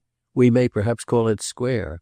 But all the same, he went on, I wish awfully you'd marry Mamie Pocock yourself. Little Bilham laughed out. Why, it was only the other night in this very place that you were proposing to me a different union altogether. Mademoiselle de Vionnet? Well, Strether easily confessed it. That, I admit, was a vain image. This is practical politics. I want to do something good for both of you. I wish you each so well, and you can see in a moment the trouble it will save me to polish you off by the same stroke. She likes you, you know. You console her, and she's splendid. Little Bilham stared as a delicate appetite stares at an overheaped plate. What do I console her for? It just made his friend impatient. Oh, come, you know. And what proves for you that she likes me? Why, the fact that I found her 3 days ago stopping at home alone all the golden afternoon on the mere chance that you'd come to her, and hanging over her balcony on that of seeing your cab drive up. I don't know what you want more. Little Bilham, after a moment, found it. Only just to know what proves to you that I like her. Oh, if what I've just mentioned isn't enough to make you do it, you're a stony-hearted little fiend. Besides, Strether encouraged his fancy's flight, you showed your inclination in the way you kept her waiting, kept her on purpose to see if she cared enough for you. His companion paid his ingenuity the deference of a pause. I didn't keep her waiting. I came at the hour. I wouldn't have kept her waiting for the world, the young man honorably declared. Better still, then there you are. And Strether, charmed, held him the faster. Even if you didn't do her justice, moreover, he continued, I should insist on your immediately coming round to it. I want awfully to have worked it. I want, and our friend spoke now with a yearning that was really earnest, at least to have done that. To have married me off without a penny? Well, I shan't live long, and I give you my word now and here that I'll leave you every penny of my own. I haven't many, unfortunately, but you shall have them all. And Miss Pocock, I think, has a few. I want, Strether went on, to have been at least to that extent constructive, even expiatory. I've been sacrificing so to strange gods that I feel I want to put on record, somehow, my fidelity, fundamentally unchanged, after all, to our own. I feel as if my hands were imbrued with the blood of monstrous alien altars, of another faith altogether. There it is, it's done. And then he further explained. It took hold of me because the idea of getting her quite out of the way for Chad helps to clear my ground. The young man at this bounced about, and it brought them face to face in admitted amusement. You want me to marry as a convenience to Chad? No, Strether debated, he doesn't care whether you marry or not. It's as a convenience simply to my own plan for him. Simply? And little Bilham's concurrence was in itself a lively comment. Thank you. But I thought, he continued, you had exactly no plan for him. Well, then, call it my plan for myself, which may be well, as you say, to have none. His situation, don't you see, is reduced now to the bare facts one has to recognize. Mamie doesn't want him, and he doesn't want Mamie, so much as that these days have made clear. It's a thread we can wind up and tuck in. But little Bilham still questioned. You can, since you seem so much to want to, but why should I? Poor Strether thought it over, but was obliged, of course, to admit that his demonstration did superficially fail. Seriously, there is no reason. It's my affair. I must do it alone. I've only my fantastic need of making my dose stiff. Little Bilham wondered. What do you call your dose? Why, what I have to swallow. I want my conditions unmitigated. He had spoken in the tone of talk for talk's sake, and yet with an obscure truth lurking in the loose folds, a circumstance presently not without its effect on his young friend. Little Bilham's eyes rested on him a moment with some intensity. Then suddenly, as if everything had cleared up, he gave a happy laugh. It seemed to say that if pretending, or even trying, or still even hoping, to be able to care for Mamie would be of use, he was all there for the job. I'll do anything in the world for you. Well, Strether smiled, anything in the world is all I want. I don't know anything that pleased me in her more, he went on, than the way that, on my finding her up there all alone, coming on her unawares and feeling greatly for her being so out of it, she knocked down my tall house of cards with her instant and cheerful allusion to the next young man. It was somehow so the note I needed, her staying at home to receive him. It was Chad, of course, said little Bilham, who asked the next young man, I like your name for me, to call. So I supposed, all of which, thank God, is in our innocent and natural manners. But do you know, Strether asked, if Chad knows? And then, as this interlocutor seemed at a loss, why, where she has come out. Little Bilham at this met his face with a conscious look. It was as if, more than anything yet, the illusion had penetrated. Do you know yourself? Strether lightly shook his head. There I stop. Oh, odd as it may appear to you, there are things I don't know. I only got the sense from her of something very sharp and yet very deep down that she was keeping all to herself. That is, I had begun with the belief that she had kept it to herself, But face to face with her, I soon made out that there was a person with whom she would have shared it. I thought she possibly might with me, but I saw then that I was only half in her confidence. When, turning to me to greet me, for she was on the balcony and I had come in without her knowing it, she showed me she had been expecting you, and was proportionately disappointed, I got hold of the tail of my conviction. Half an hour later I was in possession of all the rest of it. You know what has happened." He looked at his young friend hard, then he felt sure. "For all you say, you're up to your eyes, so there you are." Little Bilham, after an instant, pulled half round. "I assure you she hasn't told me anything." "Of course she hasn't. For what do you suggest that I suppose her to take you? But you've been with her every day, you've seen her freely, you've liked her greatly, I stick to that, and you've made your profit of it. You know what she has been through as well as you know that she has dined here tonight, which must have put her, by the way, through a good deal more." The young man faced this blast, after which he pulled round the rest of the way. "I haven't in the least said she hasn't been nice to me, but she's proud." "And quite properly, but not too proud for that." "It's just her pride that has made her. Chad," little Bilham loyally went on, "has really been as kind to her as possible. It's awkward for a man when a girl's in love with him." "Ah, but she isn't, now."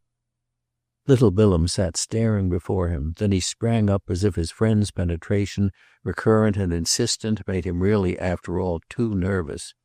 "No, she isn't now. It isn't in the least," he went on, "Chad's fault. He's really all right. I mean he would have been willing, but she came over with ideas. Those she had got at home. They had been her motive and her support in joining her brother and his wife. She was to save our friend." "Ah, like me, poor thing." Strether also got to his feet. "Exactly. She had a bad moment. It was very soon distinct to her, to pull her up, to let her down, that, alas, he is saved. There's nothing left for her to do." "Not even to love him?" "She would have loved him better as she originally believed him." Strether wondered. Of course one asks oneself what notion a little girl forms, where a young man's in question, of such a history and such a state. Well, this little girl saw them no doubt as obscure, but she saw them practically as wrong. The wrong for her was the obscure. Chad turns out at any rate right and good and disconcerting, while what she was all prepared for, primed and girded and wound up for, was to deal with him as the general opposite. Yet wasn't her whole point, Strether weighed it, that he was to be, that he could be, made better, redeemed? Little Bilham fixed it all a moment, and then with a small headshake that diffused a tenderness, "She's too late for the miracle." Yes, his companion saw enough. Still, if the worst fault of his condition is that it may be all there for her to profit by? Oh, she doesn't want to profit in that flat way. She doesn't want to profit by another woman's work. She wants the miracle to have been her own miracle. That's what she's too late for. Strether quite felt how it all fitted, yet there seemed one loose piece. "I'm bound to say, you know, that she strikes one, on these lines, as fastidious, what you call here difficile." Little Bilham tossed up his chin. "Of course she's difficile, on any lines. What else in the world are our Mamies, the real, the right ones?"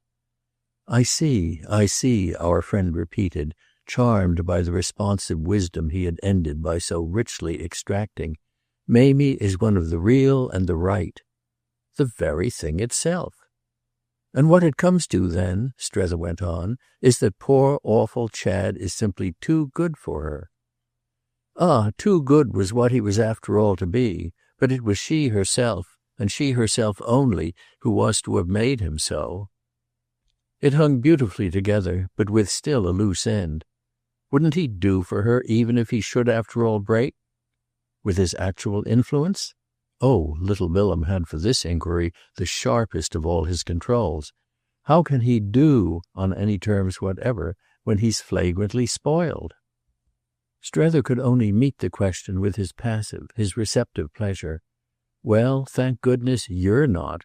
You remain for her to save, and I come back on so beautiful and full a demonstration to my contention of just now, that of your showing distinct signs of her having already begun."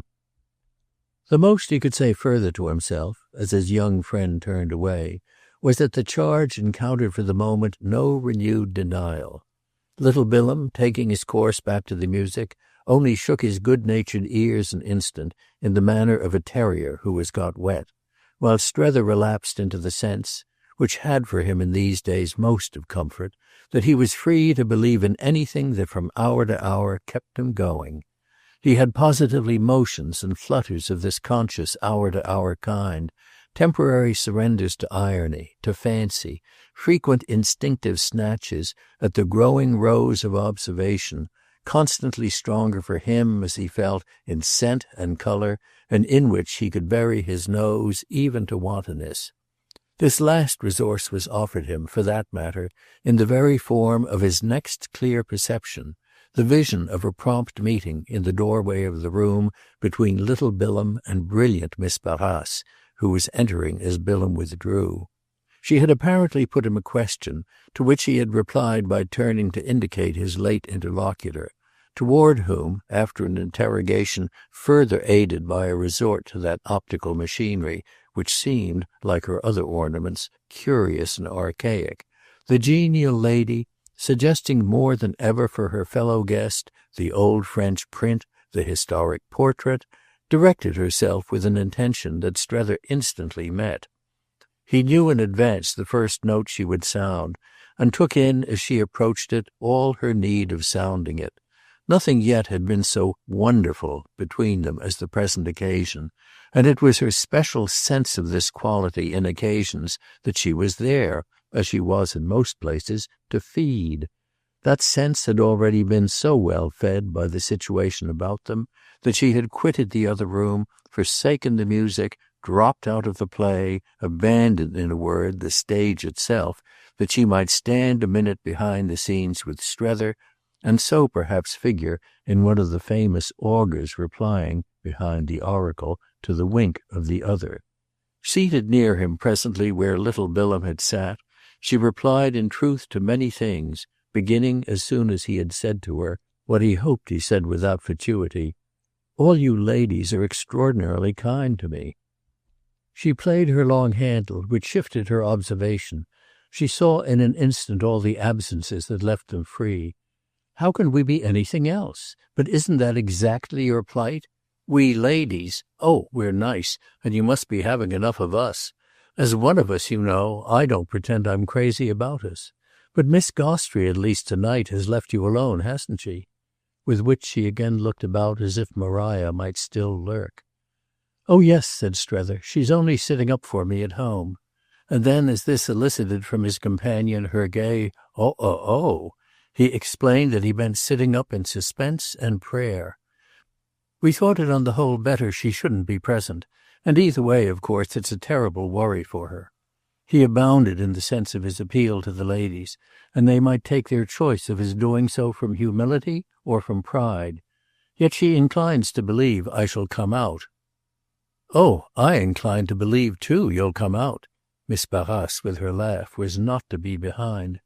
"Only the question's about where, isn't it? However," she happily continued, "if it's anywhere at all it must be very far on, mustn't it? To do us justice, I think, you know," she laughed, "we do, among us all, want you rather far on. Yes, yes," she repeated in her quick droll way, "we want you very, very far on." After which she wished to know why he had thought it better Maria shouldn't be present. "Oh," he replied, "it was really her own idea. I should have wished it, but she dreads responsibility." "And isn't that a new thing for her?" "To dread it? No doubt, but her nerve has given way." Miss Barrace looked at him a moment. "She has too much at stake." Then, less gravely, "Mine, luckily for me, holds out." "Luckily for me too," Strether came back to that. "My own isn't so firm.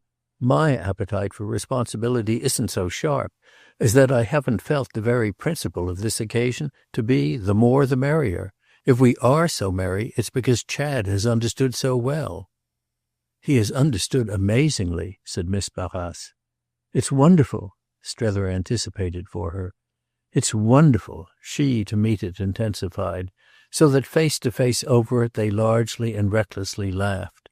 But she presently added, "Oh, I see the principle. If one didn't one would be lost. But when one once has got hold of it—" "It's as simple as twice two. From the moment he had to do something." "A crowd," she took him straight up, "was the only thing? Rather a rumpus of sound," she laughed, "or nothing. Mrs. Pocock's built in, or built out, whichever you call it. She's packed so tight she can't move.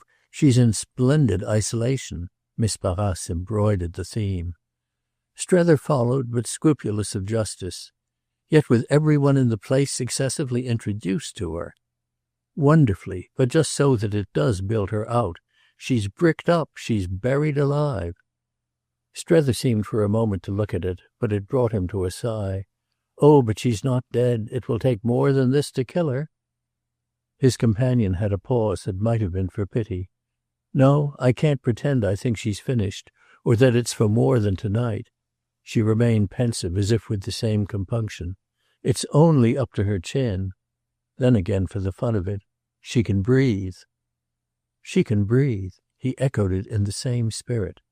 "And do you know," he went on, "what's really all this time happening to me, through the beauty of music, the gaiety of voices, the uproar, in short, of our revel, and the felicity of your wit? The sound of Miss Pocock's respiration drowns for me, I assure you, every other. It's literally all I hear." She focused him with her clink of chains. "Well," she breathed ever so kindly. "Well, what?" "She is free from her chin up," she mused, "and that will be enough for her." "It will be enough for me," Strether ruefully laughed. "Waymarsh's really," he then asked, "brought her to see you?"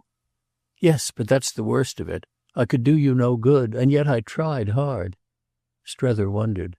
"And how did you try?" "Why, I didn't speak of you." "I see. That was better."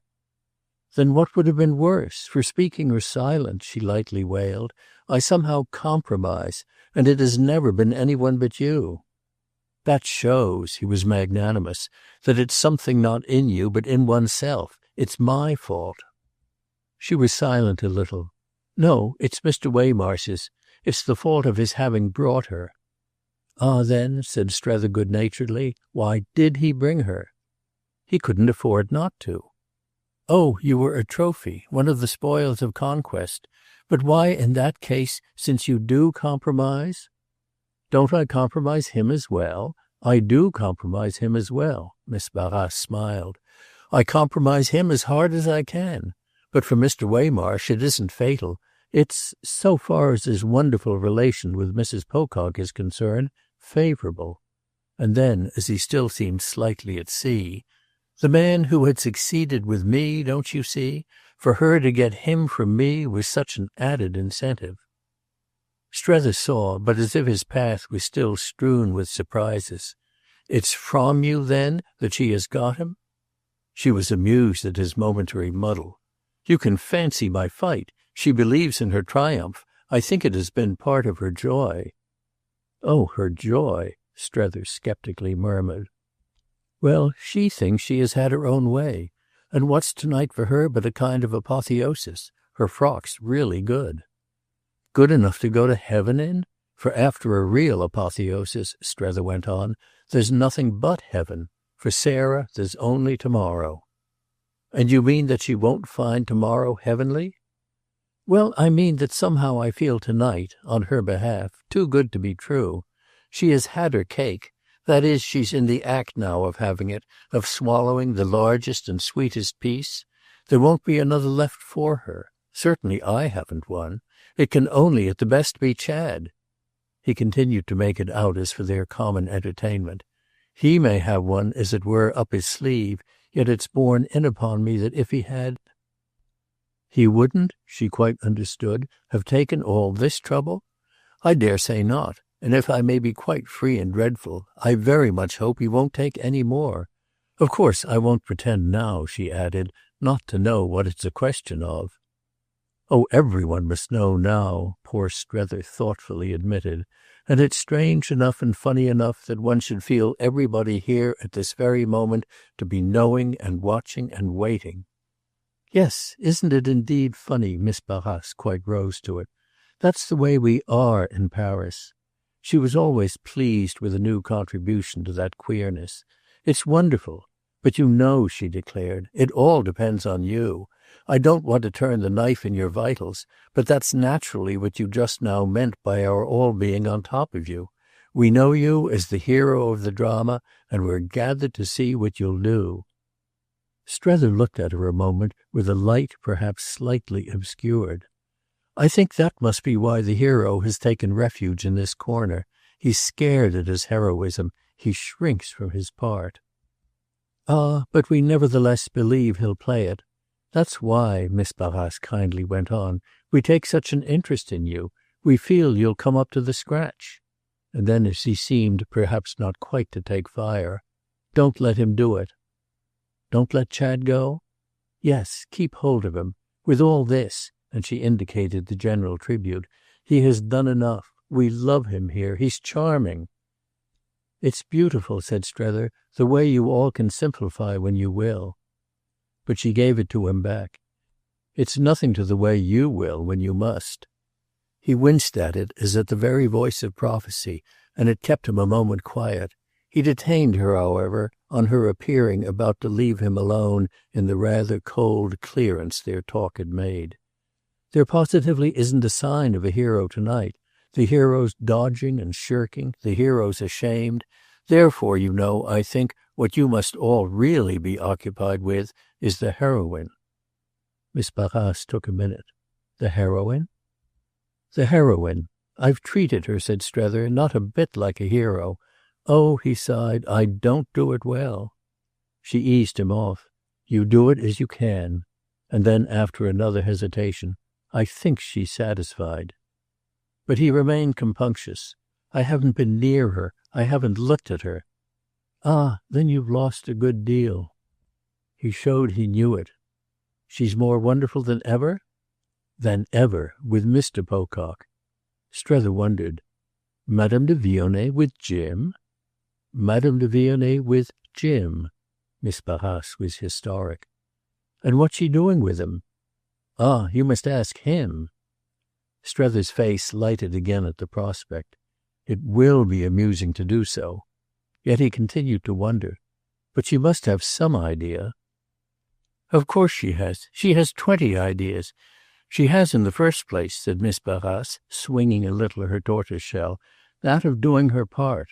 Her part is to help you." It came out as nothing had come yet.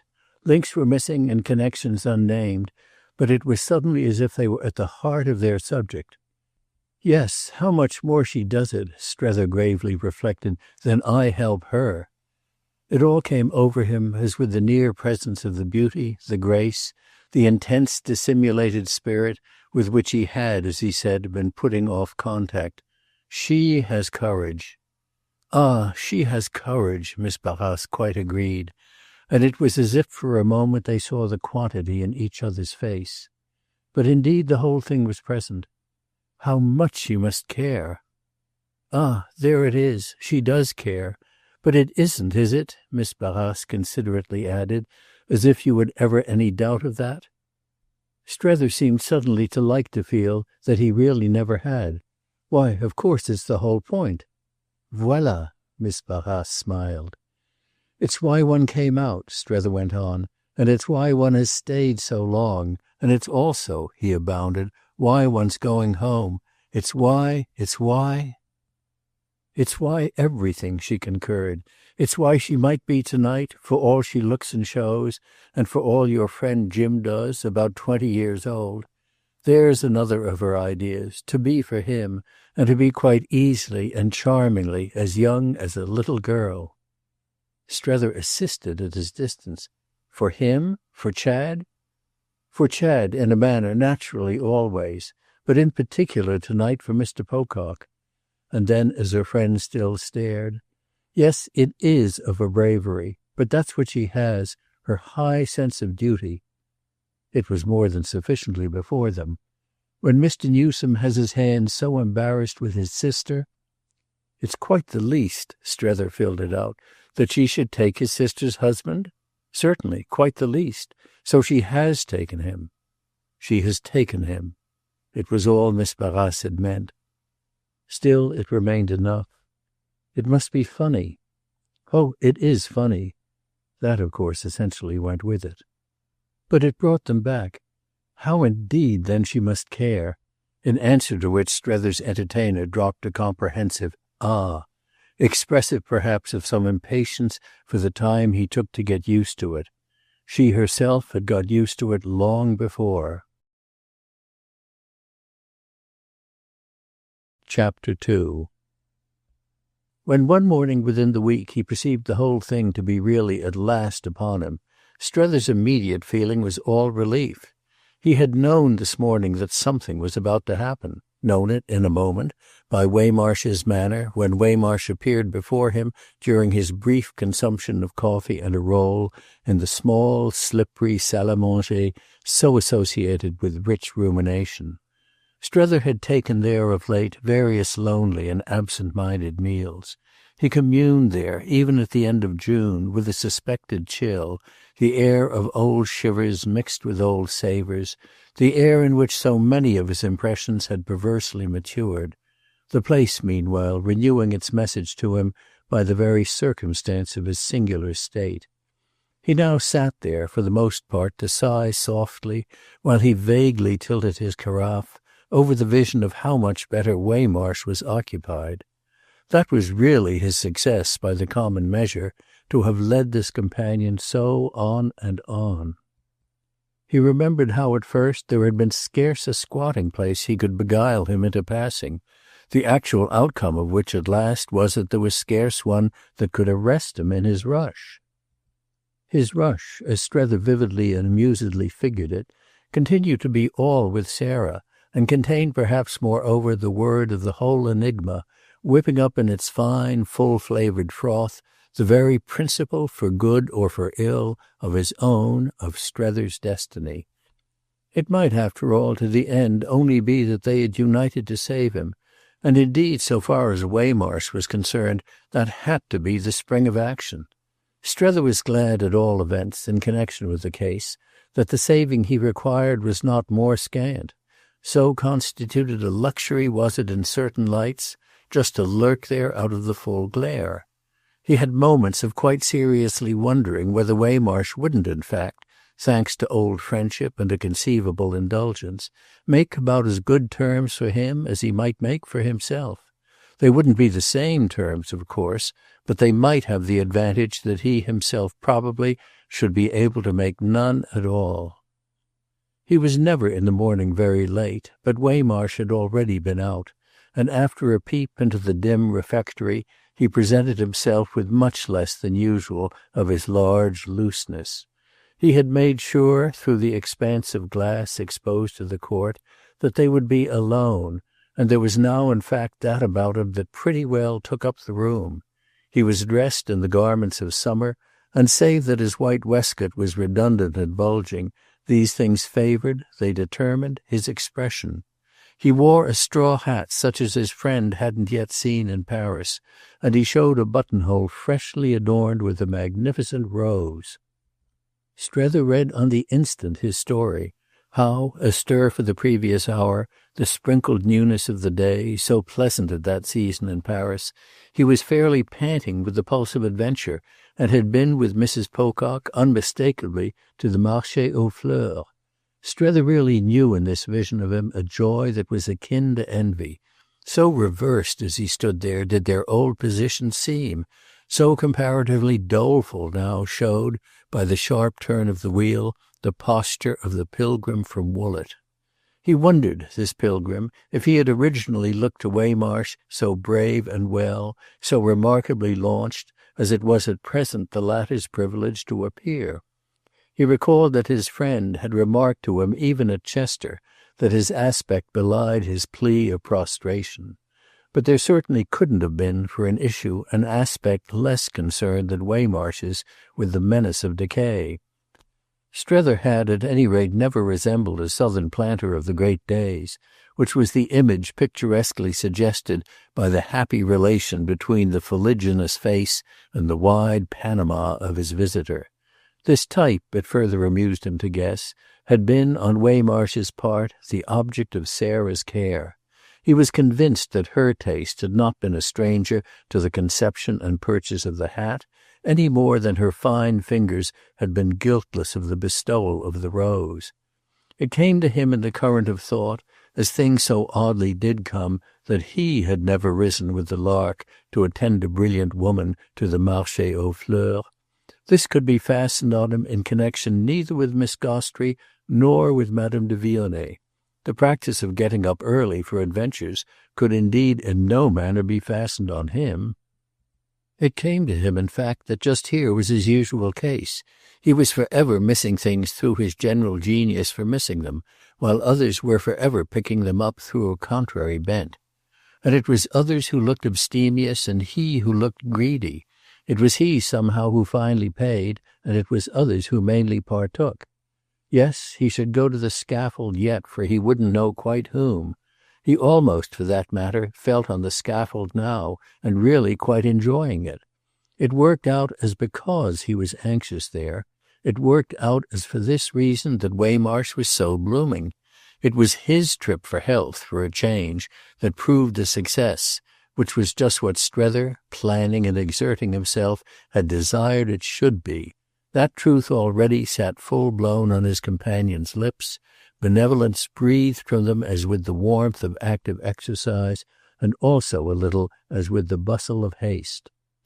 Mrs. Pocock, whom I left a quarter of an hour ago at her hotel, has asked me to mention to you that she would like to find you at home here in about another hour. She wants to see you. She has something to say, or considers, I believe, that you may have, so that I asked her myself why she shouldn't come right round. She hasn't been round yet to see our place, and I took upon myself to say that I was sure you'd be glad to have her. The thing's therefore, you see, to keep right here till she comes."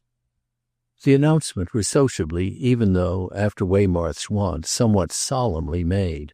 But Strether quickly felt other things in it than these light features.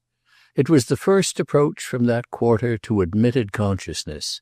It quickened his pulse. It simply meant at last that he should have but himself to thank if he didn't know where he was. He had finished his breakfast, he pushed it away and was on his feet. There were plenty of elements of surprise, but only one of doubt. "The thing's for you to keep here too?" Waymarsh had been slightly ambiguous. He wasn't ambiguous, however, after this inquiry, and Strether's understanding had probably never before opened so wide and effective a mouth as it was to open during the next 5 minutes. It was no part of his friend's wish, as appeared, to help to receive Mrs. Pocock. He quite understood the spirit in which she was to present herself, but his connection with her visit was limited to his having, well, as he might say, perhaps a little promoted it. He had thought, and had let her know it, that Strether possibly would think she might have been round before. At any rate, as turned out, she had been wanting herself quite a while to come.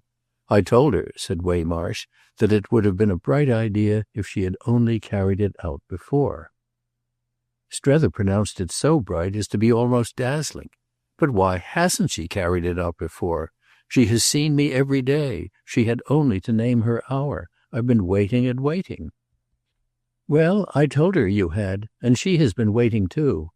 It was, in the oddest way in the world, on the showing of this tone, a genial, new, pressing, coaxing Waymarsh, a Waymarsh conscious with a different consciousness from any he had yet betrayed, and actually rendered by it almost insinuating. He lacked only time for full persuasion, and Strether was to see in a moment why. Meantime, however, our friend perceived, he was announcing a step of some magnanimity on Mrs. Pocock's part, so that he could deprecate a sharp question.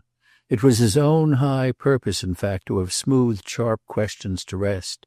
He looked his old comrade very straight in the eyes, and he had never conveyed to him in so mute a manner so much kind confidence and so much good advice.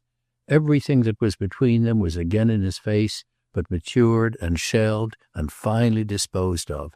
At any rate, he added, she's coming now. Considering how many pieces had to fit themselves, it all fell in Strether's brain into a close, rapid order. He saw on the spot what had happened and what probably would yet, and it was all funny enough. It was perhaps just this freedom of appreciation that wound him up to his flare of high spirits. What is she coming for? To kill me? She's coming to be very, very kind to you, and you must let me say that I greatly hope you'll not be less so to herself. This was spoken by Waymarsh with much gravity of admonition, and as Strether stood there he knew he had but to make a movement to take the attitude of a man gracefully receiving a present. The present was that of the opportunity dear old Waymarsh had flattered himself he had divined in him, the slight soreness of not having yet thoroughly enjoyed. So he had brought it to him thus, as on a little silver breakfast tray, familiarly though delicately, without oppressive pomp, and he was to bend and smile and acknowledge, was to take and use and be grateful. He was not, that was the beauty of it, to be asked to deflect too much from his dignity. No wonder the old boy bloomed in this bland air of his own distillation. Strether felt for a moment as if Sarah were actually walking up and down outside. Wasn't she hanging about the porte cochere while her friend thus summarily opened a way? Strether would meet her but to take it, and everything would be for the best in the best of possible worlds. He had never so much known what any one meant as, in the light of this demonstration, he knew what Mrs. Newsome did. It had reached Waymarsh from Sarah, but it had reached Sarah from her mother, and there was no break in the chain by which it reached him. "Has anything particular happened," he asked after a minute, "so suddenly to determine her? Has she heard anything unexpected from home?" Waymarsh on this, it seemed to him, looked at him harder than ever. "Unexpected?" He had a brief hesitation. Then, however, he was firm. "We're leaving Paris." "Leaving? That is sudden." Waymarsh showed a different opinion. "Less so than it may seem. The purpose of Mrs. Pocock's visit is to explain to you, in fact, that it's not." Strether didn't know at all if he had really an advantage, anything that would practically count as one, but he enjoyed for the moment, as for the first time in his life, the sense of so carrying it off. He wondered, it was amusing, if he felt as the impudent feel. "I shall take great pleasure, I assure you, in any explanation. I shall be delighted to receive Sarah." The sombre glow just darkened in his comrade's eyes, but he was struck with the way it died out again. It was too mixed with another consciousness. It was too smothered, as might be said, in flowers. He really for the time regretted it. Poor dear old sombre glow. Something straight and simple, something heavy and empty, had been eclipsed in its company, something by which he had best known his friend. Waymarsh wouldn't be his friend somehow without the occasional ornament of the sacred rage, and the right to the sacred rage, inestimably precious for Strether's charity, he also seemed in a manner, and at Mrs. Pocock's elbow, to have forfeited. Strether remembered the occasion early in their stay, when on that very spot he had come out with his earnest, his ominous "Quit it," and so remembering felt it hang by a hair that he didn't himself now utter the same note. Waymarsh was having a good time. This was the truth that was embarrassing for him, and he was having it then and there. He was having it in Europe. He was having it under the very protection of circumstances of which he didn't in the least approve, all of which placed him in a false position with no issue possible, none at least by the grand manner. It was practically in the manner of any one, it was all but in poor Strether's own, that instead of taking anything up, he merely made the most of having to be himself explanatory. "I'm not leaving for the United States direct. Mr. and Mrs. Pocock and Miss Mamie are thinking of a little trip before their own return, and we've been talking for some days past of our joining forces. We've settled it that we do join and that we sail together the end of next month. But we start tomorrow for Switzerland. Mrs. Pocock wants some scenery. She hasn't had much yet." He was brave in his way, too, keeping nothing back, confessing all there was, and only leaving Strether to make certain connections. Is what Mrs. Newsome had cabled her daughter an injunction to break off short? The grand manner, indeed, at this just raised its head a little. I know nothing about Mrs. Newsome's cables. Their eyes met on it with some intensity, during the few seconds of which something happened quite out of proportion to the time. It happened that Strether, looking thus at his friend, didn't take his answer for truth, and that something more again occurred in consequence of that. Yes, Waymarsh just did know about Mrs. Newsome's cables. To what other end than that had they dined together at Bignon's? Strether almost felt for the instant that it was to Mrs. Newsome herself the dinner had been given, and for that matter quite felt how she must have known about it and, as he might think, protected and consecrated it. He had a quick blurred view of daily cables, questions, answers, signals. Clear enough was his vision of the expense that when so wound up the lady at home was prepared to incur. Vivid not less was his memory of what, during his long observation of her, some of her attainments of that high pitch had cost her. Distinctly she was at the highest now, and Waymarsh, who imagined himself an independent performer, was really, forcing his fine old natural voice, an overstrained accompanist. The whole reference of his errand seemed to mark her for Strether as by this time consentingly familiar to him, and nothing yet had so despoiled her of a special shade of consideration. "You don't know," he asked, "whether Sarah has been directed from home to try me on the matter of my also going to Switzerland?" "I know," said Waymarsh as manfully as possible, "nothing whatever about her private affairs, though I believe her to be acting in conformity with things that have my highest respect." It was as manful as possible, but it was still the false note, as it had to be to convey so sorry a statement. He knew everything, Strether more and more felt, that he thus disclaimed, and his little punishment was just in this doom to a second fib. What falser position, given the man, could the most vindictive mind impose? He ended by squeezing through a passage in which 3 months before he would certainly have stuck fast. "Mrs. Pocock will probably be ready herself to answer any inquiry you may put to her, but," he continued, "but—" he faltered on it. "But what? Don't put her too many?" Waymarsh looked large, but the harm was done. He couldn't, do what he would, help looking rosy.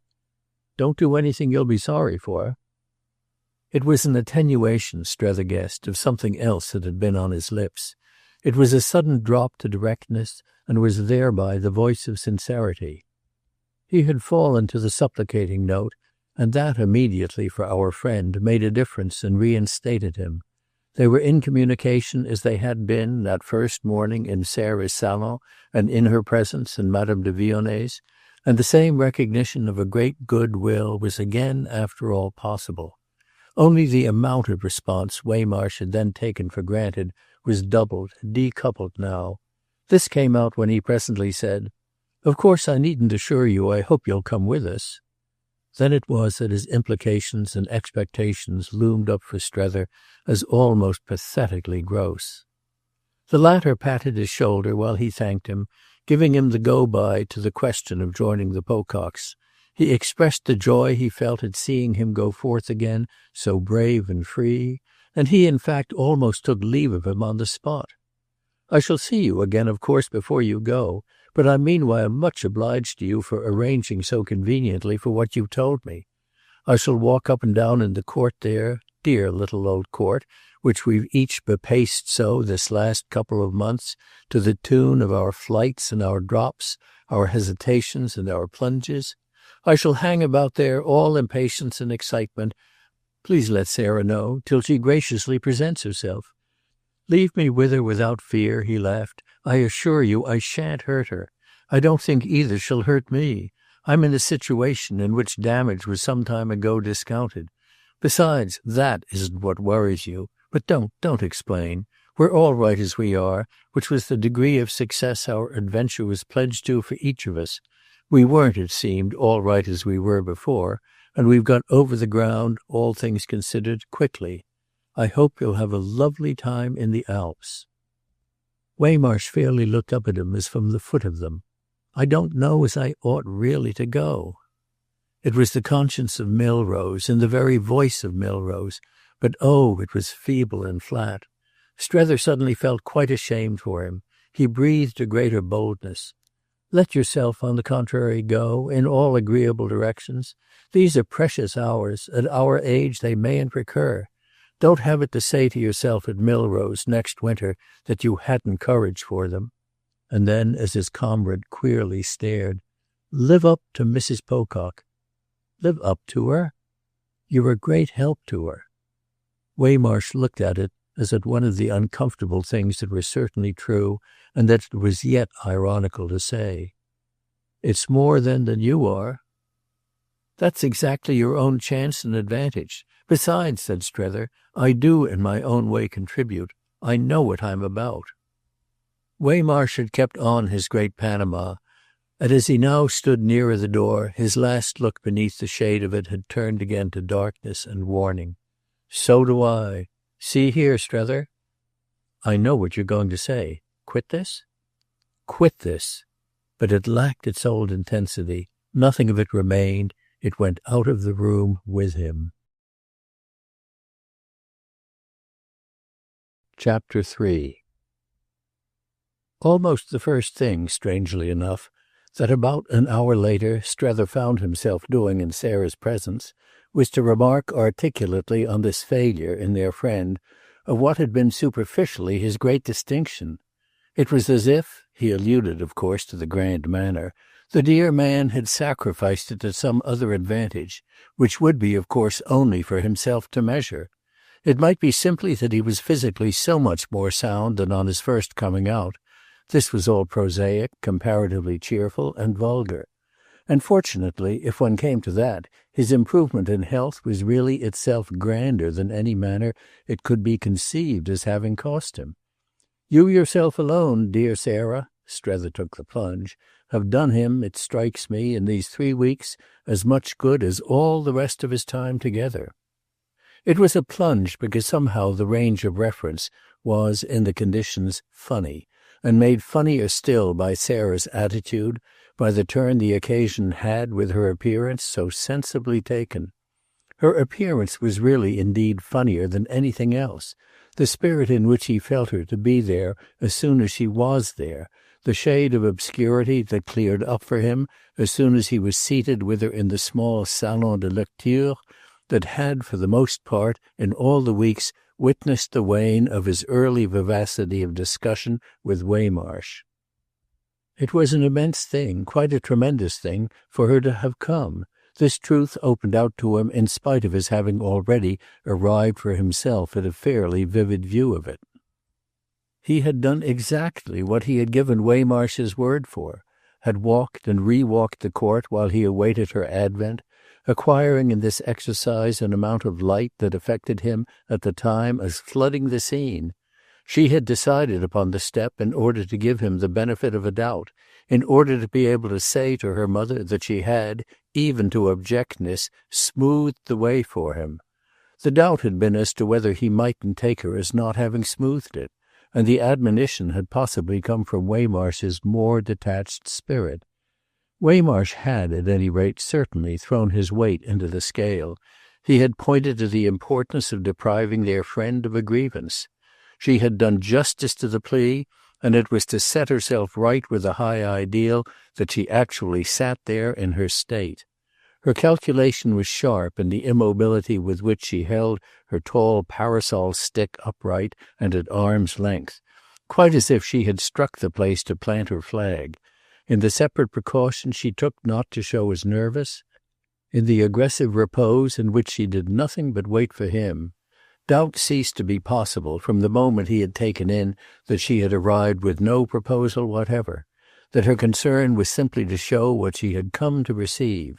She had come to receive his submission, and Waymarsh was to have made it plain to him that she would expect nothing less.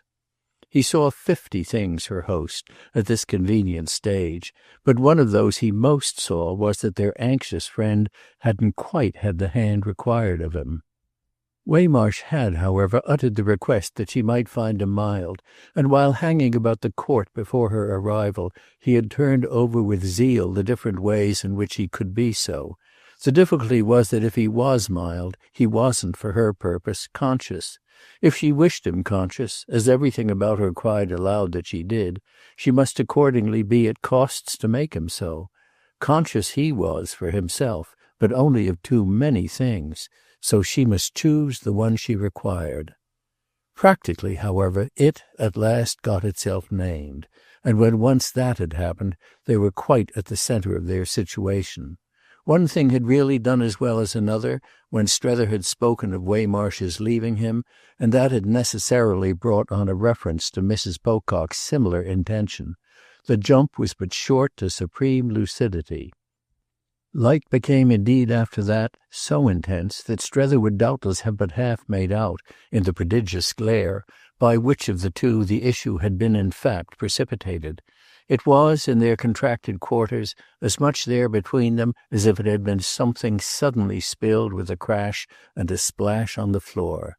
The form of his submission was to be an engagement to acquit himself within the 24 hours. "He'll go in a moment if you give him the word. He assures me on his honour he'll do that." This came in its order, out of its order, in respect to Chad, after the crash had occurred. It came repeatedly during the time taken by Strether to feel that he was even more fixed in his rigour than he had supposed, the time he was not above adding to a little by telling her that such a way of putting it on her brother's part left him sufficiently surprised. She wasn't at all funny at last. She was really fine, and he felt easily where she was strong for herself. It hadn't yet so come home to him that she was nobly and appointedly officious. She was acting in interests grander and clearer than that of her poor little Parisian equilibrium, and all his consciousness of her mother's moral pressure profited by this proof of its sustaining force. She would be held up, she would be strengthened, he needn't in the least be anxious for her. What would once more have been distinct to him, had he tried to make it so, was that, as Mrs. Newsome was essentially all moral pressure, the presence of this element was almost identical with her own presence. It wasn't perhaps that he felt he was dealing with her straight, but it was certainly as if she had been dealing straight with him. She was reaching him somehow by the lengthened arm of the spirit, and he was having to that extent to take her into account. But he wasn't reaching her in turn, not making her take him. He was only reaching Sarah, who appeared to take so little of him. "Something has clearly passed between you and Chad," he presently said, "that I think I ought to know something more about. Does he put it all," he smiled, "on me?" "Did you come out," she asked, "to put it all on him?" But he replied to this no further than after an instant by saying, "Oh, it's all right. Chad, I mean's all right in having said to you, well, anything he may have said. I'll take it all, what he does put on me, only I must see him before I see you again." She hesitated, but she brought it out. "Is it absolutely necessary you should see me again?" "Certainly, if I'm to give you any definite word about anything." "Is it your idea, then," she returned, "that I shall keep on meeting you only to be exposed to fresh humiliation?" He fixed her a longer time. "Are your instructions from Mrs. Newsome that you shall, even at the worst, absolutely and irretrievably break with me?" "My instructions from Mrs. Newsome are, if you please, my affair. You know perfectly what your own were, and you can judge for yourself of what it can do for you to have made what you have made of them. You can perfectly see, at any rate, I'll go so far as to say, that if I wish not to expose myself, I must wish still less to expose her."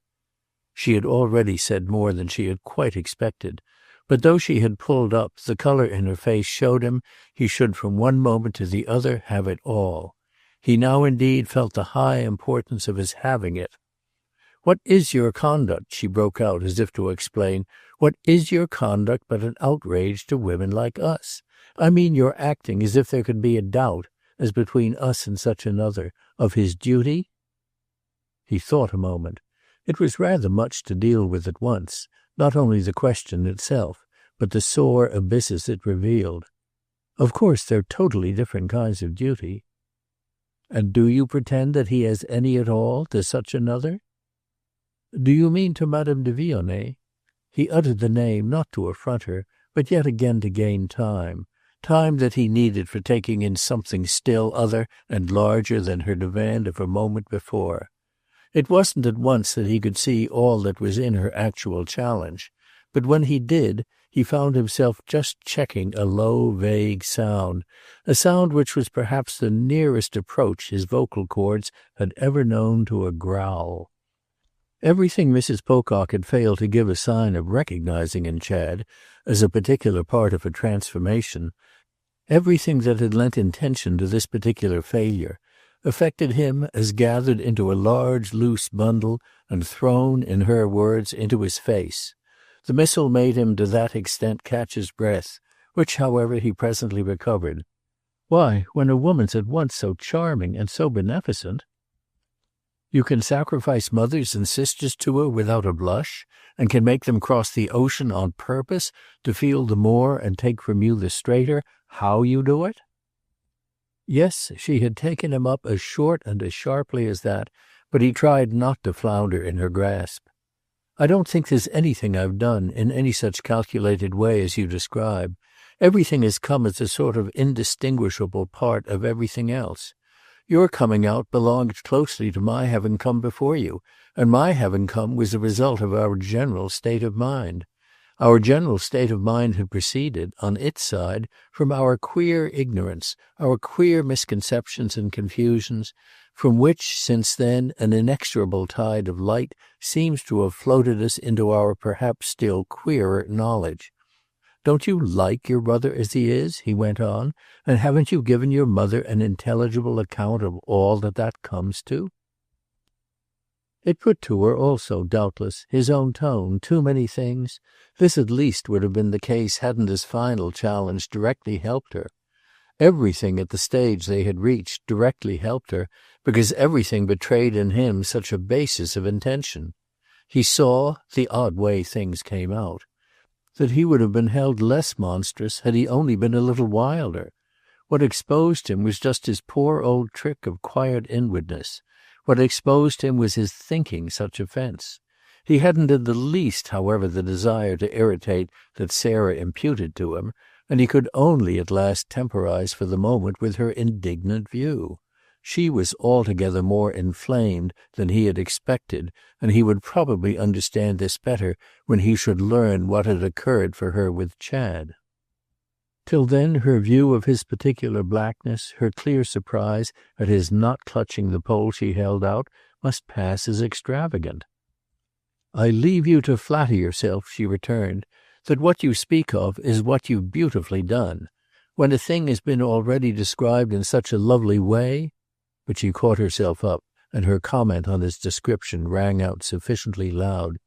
"Do you consider her even an apology for a decent woman?" Ah, there it was at last.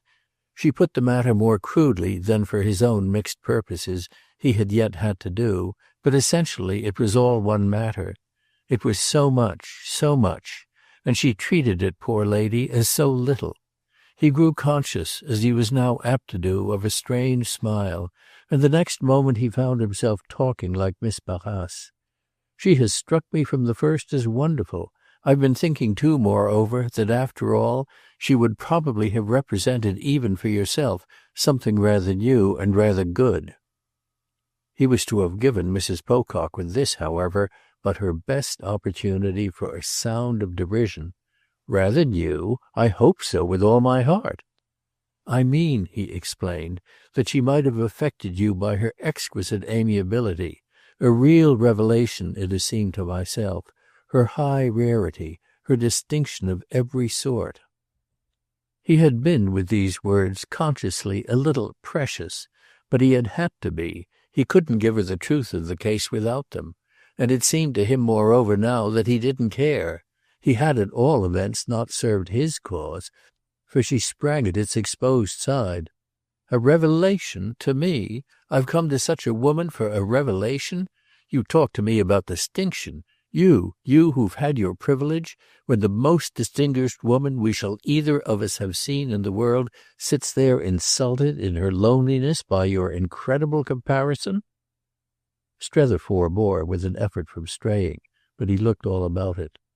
Does your mother herself make the point that she sits insulted?" Sarah's answer came so straight, so pat, as might have been said, that he felt on the instant its origin.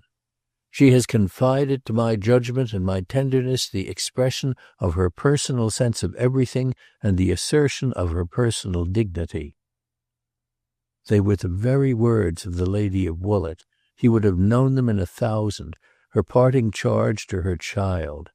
Mrs. Pocock accordingly spoke to this extent by book, and the fact immensely moved him. "If she really does feel as you say, it's of course very, very dreadful. I've given sufficient proof, one would have thought," he added, "of my deep admiration for Mrs. Newsome." "And pray, what proof would one have thought you'd call sufficient? That of thinking this person here so far superior to her?" He wondered again. He waited. "Ah, dear Sarah, you must leave me this person here." In his desire to avoid all vulgar retorts, to show how, even perversely, he clung to his rag of reason, he had softly almost wailed this plea. Yet he knew it to be perhaps the most positive declaration he had ever made in his life, and his visitor's reception of it virtually gave it that importance. "That's exactly what I'm delighted to do. God knows we don't want her. You take good care not to meet," she observed in a still higher key, "my question about their life. If you do consider it a thing one can even speak of, I congratulate you on your taste." The life she alluded to was, of course, Chad's and Madame de Vionet's, which she thus bracketed together in a way that made him wince a little, there being nothing for him but to take home her full intention. It was none the less as inconsequence that while he had himself been enjoying for weeks the view of the brilliant woman's specific action, he just suffered from any characterization of it by other lips. "I think tremendously well of her at the same time that I seem to feel her life to be really none of my business." "It's my business, that is, only so far as Chad's own life is affected by it. And what has happened, don't you see, is that Chad's been affected so beautifully. The proof of the pudding's in the eating." He tried, with no great success, to help it out with a touch of pleasantry, while she let him go on as if to sink and sink. He went on, however, well enough, as well as he could do without fresh counsel. He indeed shouldn't stand quite firm, he felt, till he should have re-established his communications with Chad. Still, he could always speak for the woman he had so definitely promised to save. This wasn't quite for her the air of salvation, but as that chill fairly deepened, what did it become but a reminder that one might at the worst perish with her? And it was simple enough. Not to give her away. "I find in her more merits than you would probably have patience with my counting over. And do you know," he inquired, "the effect you produce on me by alluding to her in such terms? It's as if you had some motive in not recognizing all she has done for your brother, and so shut your eyes to each side of the matter, in order, whichever side comes up, to get rid of the other. I don't, you must allow me to say, see how you can with any pretence to candour get rid of the side nearest you." "Near me? That sort of thing?" And Sarah gave a jerk back of her head that might well have nullified any active proximity. It kept her friend himself at his distance, and he respected for a moment the interval. Then, with a last persuasive effort, he bridged it. "You don't, on your honour, appreciate Chad's fortunate development?" "Fortunate?" she echoed again, and indeed she was prepared. "I call it hideous." Her departure had been for some minutes marked as imminent, and she was already at the door that stood open to the court, from the threshold of which she delivered herself of this judgment. It rang out so loud as to produce for the first time the hush of everything else. Strether quite, as an effect of it, breathed less bravely. He could acknowledge it, but simply enough. "Oh, if you think that!" "Then all's at an end? So much the better. I do think that." She passed out as she spoke and took her way straight across the court, beyond which, separated from him by the deep arch of the porte cochère, the low victoria that had conveyed her from her own hotel was drawn up. She made for it with decision, and the manner of her break, the sharp shaft of her rejoinder, had an intensity by which Strether was at first kept in arrest. She had let fly at him as from a stretched cord, and it took him a minute to recover from the sense of being pierced. It was not the penetration of surprise. It was that much more of certainty, his case being put for him, that he as yet only put it to himself. She was away at any rate, she had distanced him, with rather a grand spring, an effect of pride and ease after all. She had got into her carriage before he could overtake her, and the vehicle was already in motion. He stopped halfway. He stood there in the court only seeing her go and noting that she gave him no other look. The way he had put it to himself was that all quite might be at an end. Each of her movements in this resolute rupture reaffirmed, reinforced that idea. Sarah passed out of sight in the sunny street, while planted there in the centre of the comparatively grey court he continued merely to look before him. It probably was all at an end. Book 11th, Chapter 1. Editor's Note. From Richard Hathaway, who prepared the electronic text. In the 1909 New York edition, the following 2 chapters were placed in the reverse of the order appearing below. Since 1950, most scholars have agreed, because of the internal evidence of the 2 chapters, that an editorial error caused them to be printed in reverse order. This e-text, like other editions of the past 4 decades, corrects the apparent error. Chapter 1 begins. He went late that evening to the Boulevard Malesherbes, having his impression that it would be vain to go early, and having also, more than once in the course of the day, made inquiries of the concierge. Chad hadn't come in and had left no intimation. He had affairs, apparently at this juncture, as it occurred to Strether he so well might have, that kept him long abroad. Our friend asked once for him at the hotel in the Rue de Rivoli, but the only contribution offered there was the fact that everyone was out. It was with the idea that he would have to come home to sleep that Strether went up to his rooms, from which, however, he was still absent, though from the balcony, a few moments later, his visitor heard 11 o'clock strike. Chad's servant had by this time answered for his reappearance. He had, the visitor learned, come quickly in to dress for dinner and vanish again.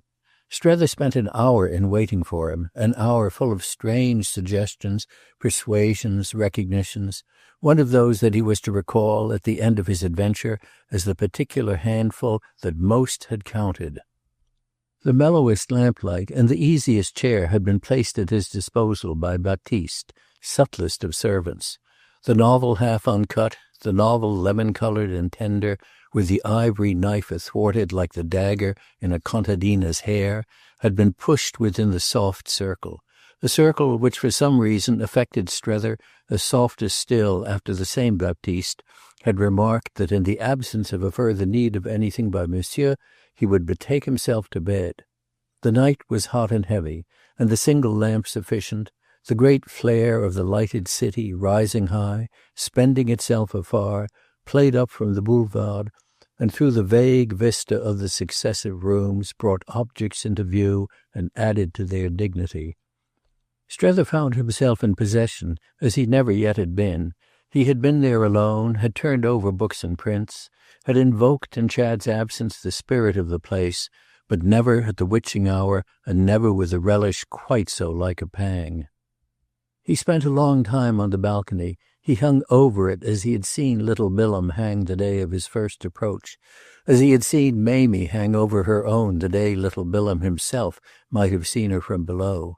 He passed back into the rooms, the 3 that occupied the front and that communicated by wide doors, and while he circulated and rested, tried to recover the impression that they had made on him 3 months before, to catch again the voice in which they had seemed then to speak to him. That voice, he had to note, failed audibly to sound, which he took as the proof of all the change in himself. He had heard of old only what he could then hear. What he could do now was to think of 3 months ago as a point in the far past. All voices had grown thicker and meant more things. They crowded on him as he moved about. It was the way they sounded together that wouldn't let him be still. He felt strangely, as sad as if he had come for some wrong, and yet as excited as if he had come for some freedom. But the freedom was what was most in the place and the hour. It was the freedom that most brought him round again to the youth of his own that he had long ago missed. He could have explained little enough today either why he had missed it, or why, after years and years, he should care that he had. The main truth of the actual appeal of everything was none the less that everything represented the substance of his loss, put it within reach, within touch, made it to agree it had never been an affair of the senses. That was what it became for him at this singular time, the youth he had long ago missed, a queer concrete presence, full of mystery yet full of reality, which he could handle, taste, smell, the deep breathing of which he could positively hear. It was in the outside air as well as within. It was in the long watch from the balcony in the summer night of the wide, late life of Paris, the unceasing soft, quick rumble below of the little lighted carriages that in the press always suggested the gamblers he had seen of old at Monte Carlo pushing up to the tables. This image was before him when he at last became aware that Chad was behind. "She tells me you put it all on me." He had arrived after this promptly enough at that information, which expressed the case, however, quite as the young man appeared willing for the moment to leave it. Other things, with this advantage of their virtually having the night before them, came up for them, and had, as well, the odd effect of making the occasion, instead of hurried and feverish, one of the largest, loosest, and easiest to which Strether's whole adventure was to have treated him. He had been pursuing Chad from an early hour, and had overtaken him only now. But now the delay was repaired by their being so exceptionally confronted. They had foregathered enough, of course, in all the various times.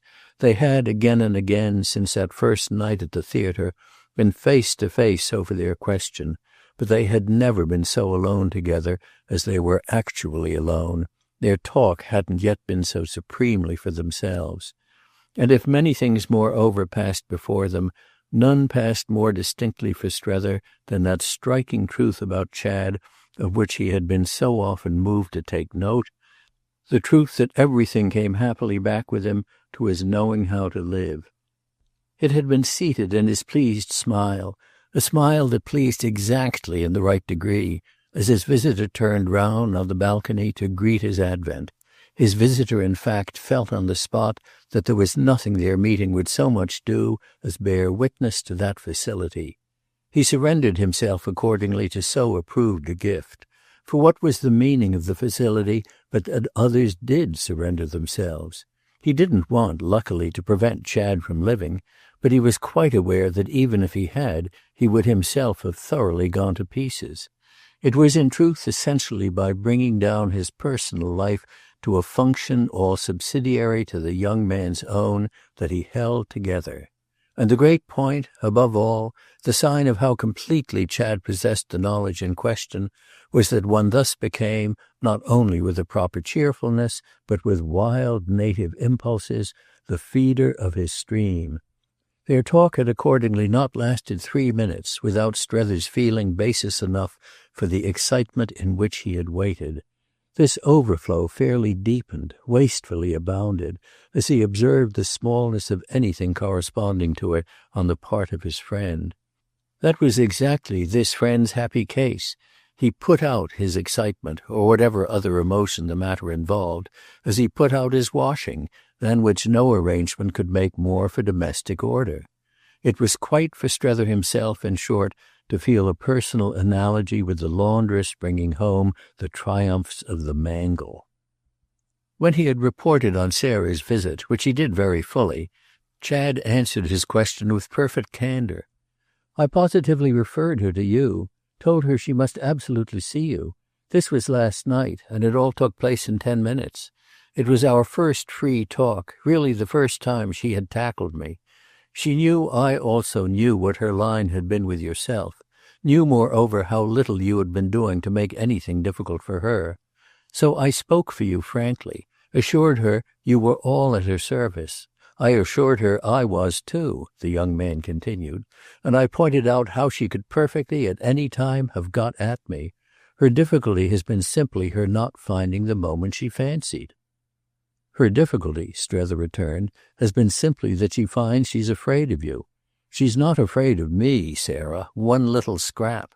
And it was just because she has seen how I can fidget when I give my mind to it that she has felt her best chance, rightly enough, to be in making me as uneasy as possible. I think she's at bottom as pleased to have you put it on me as you yourself can possibly be to put it." "But what in the world, my dear man," Chad inquired in objection to this luminosity, "have I done to make Sally afraid?" "You've been wonderful, wonderful, as we say, we poor people who watch the play from the pit, and that's what has admirably made her all the more effectually that she could see you didn't set about it on purpose, I mean set about affecting her as with fear." Chad cast a pleasant backward glance over his possibilities of motive. "I've only wanted to be kind and friendly, to be decent and attentive, and I still only want to be." Strether smiled at his comfortable clearness. "Well, there can certainly be no way for it better than by my taking the onus. It reduces your personal friction and your personal offence to almost nothing." Ah, but Chad, with his completer conception of the friendly, wouldn't quite have this. They had remained on the balcony, where, after their day of great and premature heat, the midnight air was delicious, and they leaned back in turn against the balustrade, all in harmony with the chairs and the flower-pots, the cigarettes and the starlight. "The onus isn't really yours, after our agreeing so to wait together and judge together. That was all my answer to Sally," Chad pursued, "that we have been, that we are, just judging together." "I'm not afraid of the burden," Strether explained. "I haven't come in the least that you should take it off me. I've come very much, it seems to me, to double up my forelegs in the manner of the camel when he gets down on his knees to make his back convenient. But I've supposed you all this while to have been doing a lot of special and private judging, about which I haven't troubled you, and I've only wished to have your conclusion first from you. I don't ask more than that. I'm quite ready to take it as it has come." Chad turned up his face to the sky with a slow puff of his smoke. "Well, I've seen." Strether waited a little. "I've left you wholly alone, haven't I think I may say, since the first hour or two, when I merely preached patience? So much as breathed on you." "Oh, you've been awfully good." "We've both been good then. We've played the game. We've given them the most liberal conditions." "Ah," said Chad, "splendid conditions. It was open to them, open to them." He seemed to make it out as he smoked with his eyes still on the stars. He might in quiet sport have been reading their horoscope. Strether wondered meanwhile what had been open to them, and he finally let him have it. "It was open to them simply to let me alone, to have made up their minds, on really seeing me for themselves, that I could go on well enough as I was." Strether assented to this proposition with full lucidity, his companion's plural pronoun, which stood all for Mrs. Newsome and her daughter, having no ambiguity for him. There was nothing apparently to stand for Mamie and Jim, and this added to our friend's sense of Chad's knowing what he thought. "But they've made up their minds to the opposite, that you can't go on as you are." "No," Chad continued in the same way, "they won't have it for a minute." Strether on his side also reflectively smoked. It was as if their high place really represented some moral elevation from which they could look down on their recent past. There never was the smallest chance, do you know, that they would have it for a moment. "Of course not. No real chance. But if they were willing to think there was—" "They weren't willing." Strether had worked it all out. "It wasn't for you they came out, but for me. It wasn't to see for themselves what you're doing, but what I'm doing. The first branch of their curiosity was inevitably destined, under my culpable delay, to give way to the second, and it's on the second that, if I may use the expression, and you don't mind my marking the invidious fact, they've been of late exclusively perched. When Sarah sailed, it was me, in other words, they were after." Chad took it in both with intelligence and with indulgence. "It is rather a business, then, what I've let you in for." Strether had again a brief pause, which ended in a reply that seemed to dispose once and for all of this element of compunction. Chad was to treat it, at any rate so far as they were again together, as having done so. "I was in when you found me." "Ah, but it was you," the young man laughed, "who found me." "I only found you out. It was you who found me in. It was all in the day's work for them, at all events, that they should come. And they've greatly enjoyed it," Strether declared. "Well, I've tried to make them," said Chad. His companion did himself presently the same justice.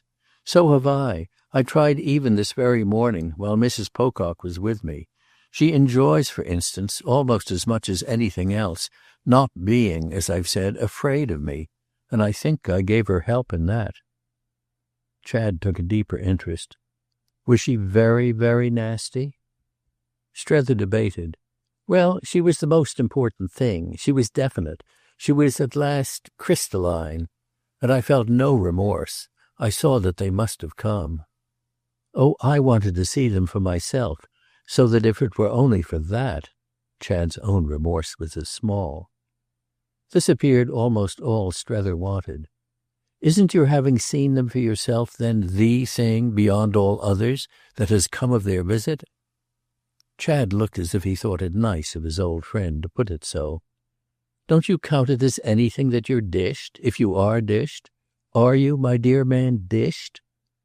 It sounded as if he were asking if he had caught cold or hurt his foot, and Strether for a minute but smoked and smoked. "I want to see her again. I must see her." "Of course you must." Then Chad hesitated.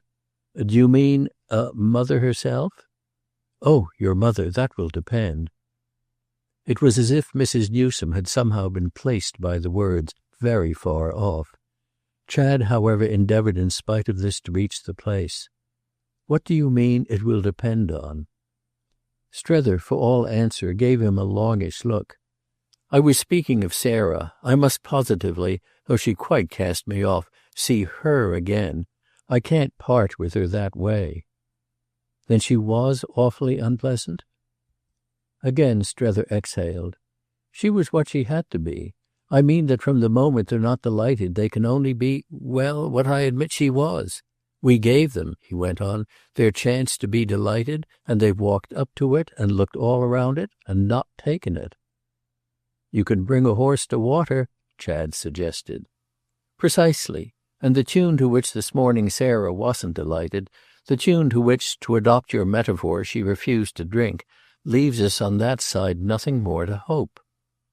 Chad had a pause, and then, as if consolingly, "It was never, of course, really the least on the cards that they would be delighted."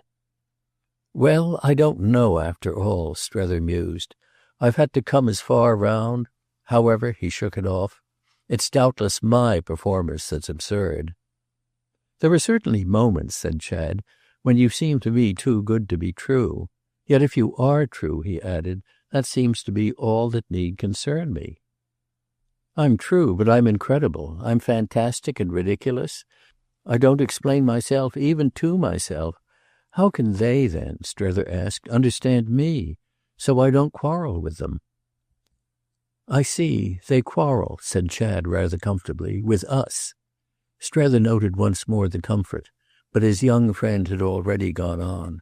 "I should feel greatly ashamed, all the same, if I didn't put it before you again that you ought to think, after all, tremendously well. I mean before giving up beyond recall." With which insistence, as from a certain delicacy, dropped. "Ah," but Strether wanted it. "Say it all, say it all." "Well, at your age, and with what, when all's said and done, Mother might do for you and be for you." Chad had said it all, from his natural scruple, only to that extent, so that Strether after an instant himself took a hand. "My absence of an assured future, the little I have to show toward the power to take care of myself, the wonderful way she would certainly take care of me, her fortune, her kindness, and the constant miracle of her having been disposed to go even so far. Of course," he summed it up, There are those sharp facts. Chad had meanwhile thought of another still. And don't you really care? His friend slowly turned round to him. Will you go? I'll go if you'll say you now consider I should. You know, he went on, I was ready 6 weeks ago. Ah, said Strether, that was when you didn't know I wasn't. You're ready at present because you do know it. That may be, Chad returned, but all the same I'm sincere. You talk about taking the whole thing on your shoulders, but in what light do you regard me that you think me capable of letting you pay? Strether patted his arm as they stood together against the parapet, reassuringly, seeming to wish to contend that he had the wherewithal. But it was again round this question of purchase and price that the young man's sense of fairness continued to hover. What it literally comes to for you, if you'll pardon my putting it so, is that you give up money, possibly a good deal of money. Oh, Strether laughed, if it were only just enough you'd still be justified in putting it so. But I've on my side to remind you too that you give up money, and more than possibly, quite certainly, as I should suppose, a good deal. True enough, but I've got a certain quantity, Chad returned after a moment.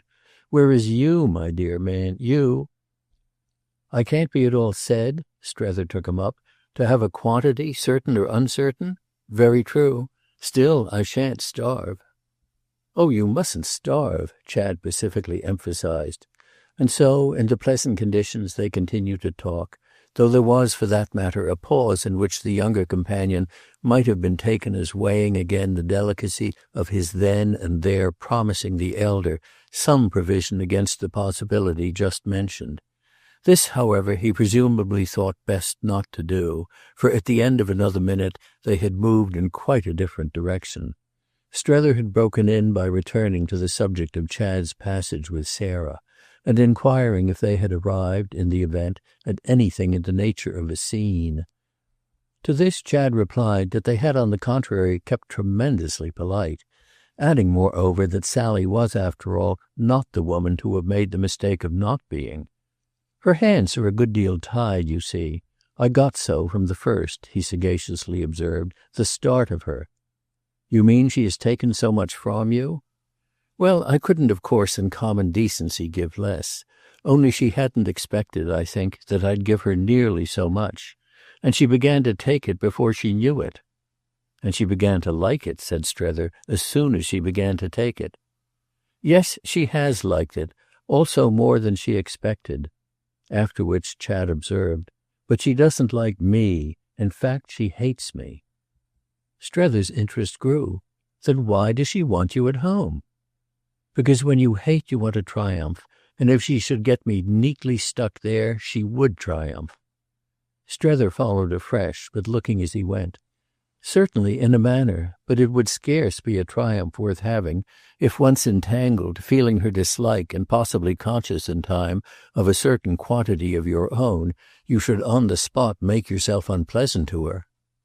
Ah, said Chad, she can bear me, could bear me at least at home. It's my being there that would be her triumph. She hates me in Paris.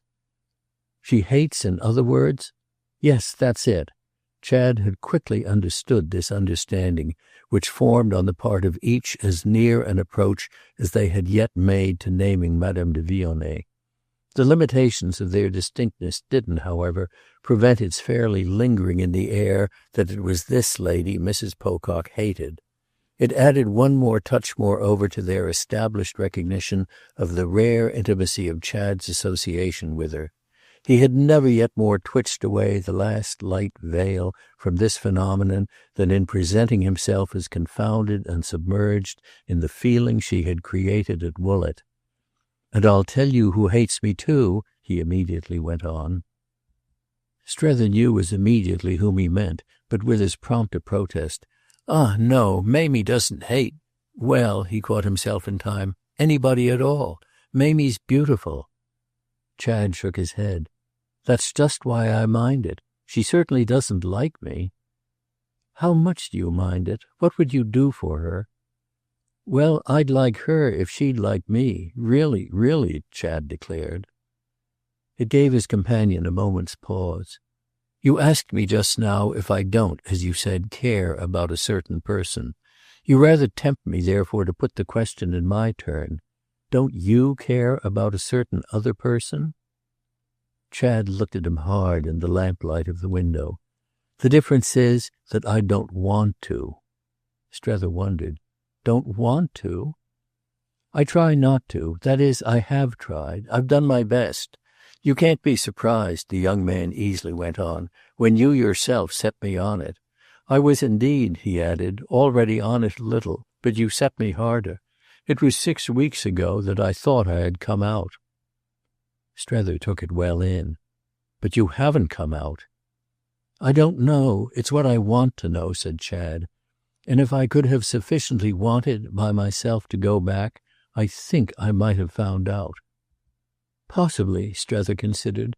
"But all you were able to achieve was to want to want to. And even then," he pursued, "only till our friends there came. Do you want to still?"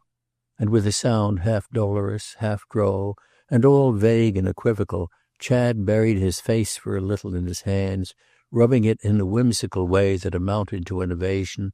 He brought it out more sharply. "Do you?" Chad kept for a time his attitude, but at last he looked up and then abruptly.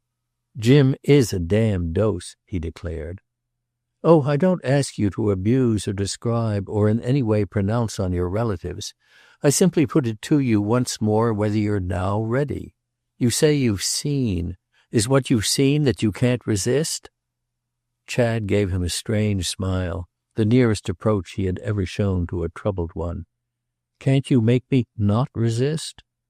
"What it comes to," Strether went on very gravely now, and as if he hadn't heard him, "what it comes to is that more has been done for you, I think, than I've ever seen done, attempted perhaps, but never so successfully done, by one human being for another." "Oh, an immense deal, certainly." Chad did it full justice. "And you yourself are adding to it." It was without heeding this either that his visitor continued. "And our friends there won't have it. No, they simply won't. They demand you on the basis, as it were, of repudiation and ingratitude. And what has been the matter with me," Strether went on, "is that I haven't seen my way to working with you for repudiation." Chad appreciated this. "Then, as you haven't seen yours, you naturally haven't seen mine.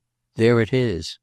After which he proceeded with a certain abruptness to a sharp interrogation. "Now do you say she doesn't hate me?" Strether hesitated. "She?" "Yes, Mother. We called it Sarah, but it comes to the same thing." "Ah," Strether objected, "not to the same thing as her hating you." On which, though as if for an instant it had hung fire, Chad remarkably replied, "Well, if they hate my good friend, that comes to the same thing." It had a note of inevitable truth that made Strether take it as enough, feel he wanted nothing more. The young man spoke in it for his good friend more than he had ever yet directly spoken, confessed to such deep identities between them as he might play with the idea of working free from, but which at a given moment could still draw him down like a whirlpool. And meanwhile he had gone on. "They're hating you too, moreover. That also comes to a good deal." "Ah," said Strether, "your mother doesn't." Chad, however, loyally stuck to it. Loyally, that is, to Strether. "She will if you don't look out." "Well, I do look out. I am, after all, looking out. That's just why," our friend explained, "I want to see her again." It drew from Chad again the same question. "To see Mother?" "To see, for the present, Sarah." "Ah, then there you are. And what I don't for the life of me make out," Chad pursued with resigned perplexity, "is what you gain by it." "Oh," it would have taken his companion too long to say. "That's because you have, I verily believe, no imagination. You've other qualities, but no imagination, don't you see, at all." "I dare say. I do see." It was an idea in which Chad showed interest. "But haven't you yourself rather too much?" "Oh, rather." So that after an instant, under this reproach, and as if it were at last a fact really to escape from, Strether made his move for departure. Chapter 2. One of the features of the restless afternoon passed by him after Mrs. Pocock's visit was an hour spent, shortly before dinner, with Maria Gostrey, whom of late, in spite of so sustained a call on his attention from other quarters, he had by no means neglected.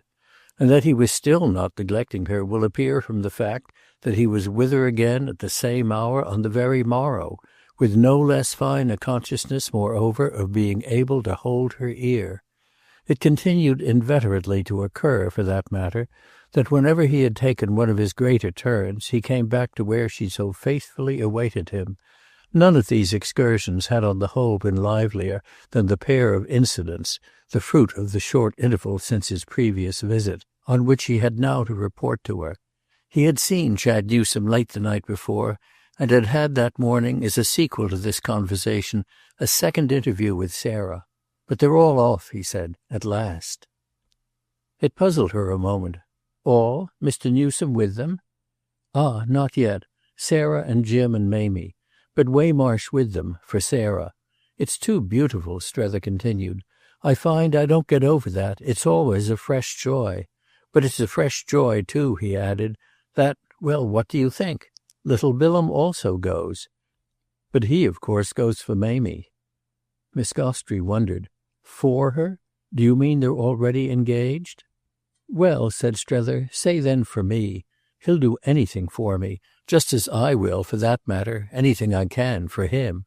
Or for Mamie either. She'll do anything for me." Miss Gostrey gave a comprehensive sigh. "The way you reduce people to subjection!" "It's certainly on one side wonderful, but it's quite equalled on another by the way I don't. I haven't reduced Sarah since yesterday, though I've succeeded in seeing her again, as I'll presently tell you. The others, however, are really all right. Mamie, by that blessed law of ours, absolutely must have a young man." "But what must poor Mr. Bilham have? Do you mean they'll marry for you?" "I mean that, by the same blessed law, it won't matter a grain if they don't. I shan't have in the least to worry." She saw as usual what he meant. "And Mr. Jim, who goes for him?" "Oh," Strether had to admit, "I couldn't manage that. He's thrown as usual on the world which after all, by his account, for he has prodigious adventures, seems very good to him. He fortunately, over here as he says, finds the world everywhere. And his most prodigious adventure of all," he went on, "has been, of course, of the last few days." Miss Gostrey, already knowing, instantly made the connection. "He has seen Madame de Vionnet again?"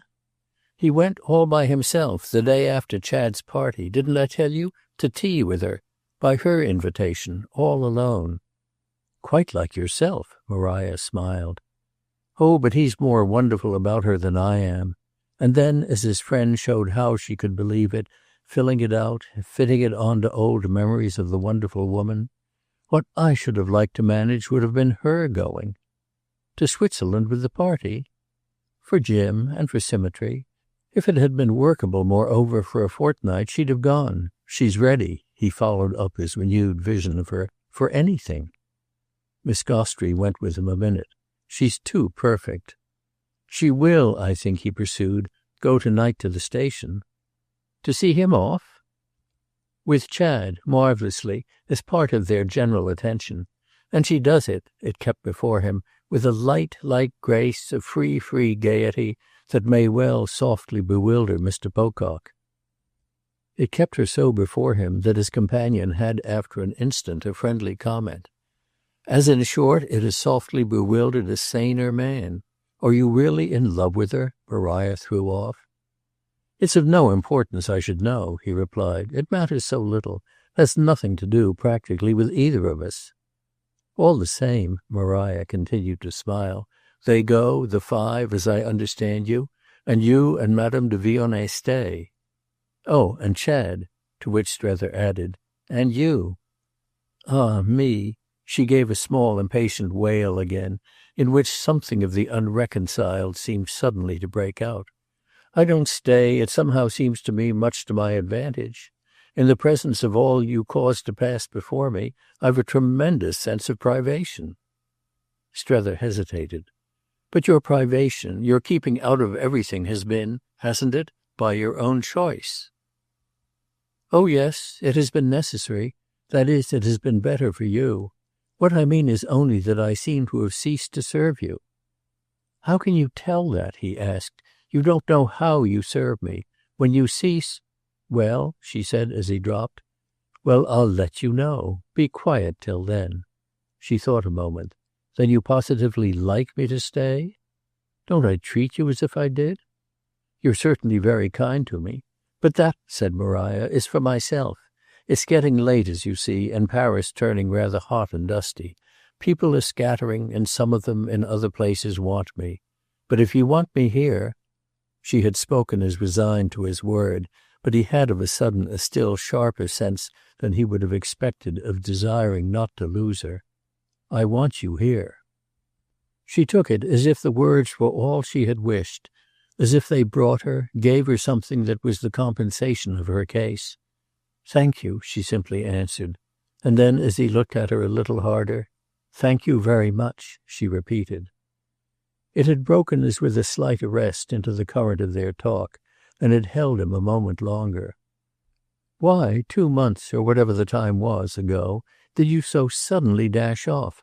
The reason you afterwards gave me for having kept away for 3 weeks wasn't the real one." She recalled. "I never supposed you believed it was. Yet," she continued, "if you didn't guess it, that was just what helped you." He looked away from her on this. He indulged, so far as space permitted, in one of his slow absences. "I've often thought of it, but never to feel that I could guess it. And you see the consideration with which I've treated you in never asking till now." "Now then, why do you ask?" "To show you how I miss you when you're not here, and what it does for me." "It doesn't seem to have done," she laughed, "all it might. However," she added, "if you really never guessed the truth, I'll tell it you." "I've never guessed it," Strether declared. "Never?" "Never." "Well then, I dashed off, as you say, so as not to have the confusion of being there if Madame de Vionnet should tell you anything to my detriment." He looked as if he considerably doubted. "You even then would have had to face it on your return." "Oh, if I had found reason to believe it something very bad, I'd have left you altogether." "So then," he continued, "it was only on guessing she had been on the whole merciful that you ventured back?" Maria kept it together. "I owe her thanks. Whatever her temptation, she didn't separate us. That's one of my reasons," she went on, "for admiring her so." "Let it pass then," said Strether, "for one of mine as well. But what would have been her temptation?" "What are ever the temptations of women?" He thought, but hadn't naturally to think too long. "Men?" "She would have had you, with it, more for herself. But she saw she could have you without it." "Oh, have me?" Strether a trifle ambiguously sighed. "You," he handsomely declared, "would have had me at any rate with it." "Oh, have you?" she echoed as he had done. "I do have you, however," she less ironically said, "from the moment you express a wish." He stopped before her, full of the disposition. "I'll express 50." Which indeed begot in her, with a certain inconsequence, a return of her small wail. "Ah, there you are." There, if it were so, he continued for the rest of the time to be. And it was as if to show her how she could still serve him that, coming back to the departure of the Pococks, he gave her the view, vivid with 100 more touches than we can reproduce, of what had happened for him that morning. He had had 10 minutes with Sarah at her hotel, 10 minutes reconquered by irresistible pressure from the time over which he had already described her to Miss Gostrey as having at the end of their interview on his own premises passed the great sponge of the future.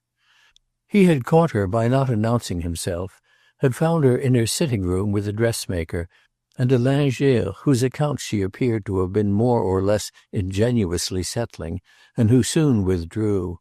Then he had explained to her how he had succeeded, late the night before, in keeping his promise of seeing Chad. I told her I'd take it all." "You'd take it?" "Why, if he doesn't go." Maria waited. "And who takes it if he does?" she inquired with a certain grimness of gaiety. "Well," said Strether, "I think I take, in any event, everything." "By which I suppose you mean," his companion brought out after a moment, "that you definitely understand you now lose everything." He stood before her again. "It does come perhaps to the same thing. But Chad, now that he has seen, doesn't really want it." She could believe that, but she made as always for clearness. "Still, what, after all, has he seen?" "What they want of him, and it's enough." "It contrasts so unfavourably with what Madame de Vionnet wants?" "It contrasts, just so, all round, and tremendously." "Therefore perhaps most of all with what you want?" "Oh," said Strether, "what I want is the thing I've ceased to measure or even to understand." But his friend none the less went on.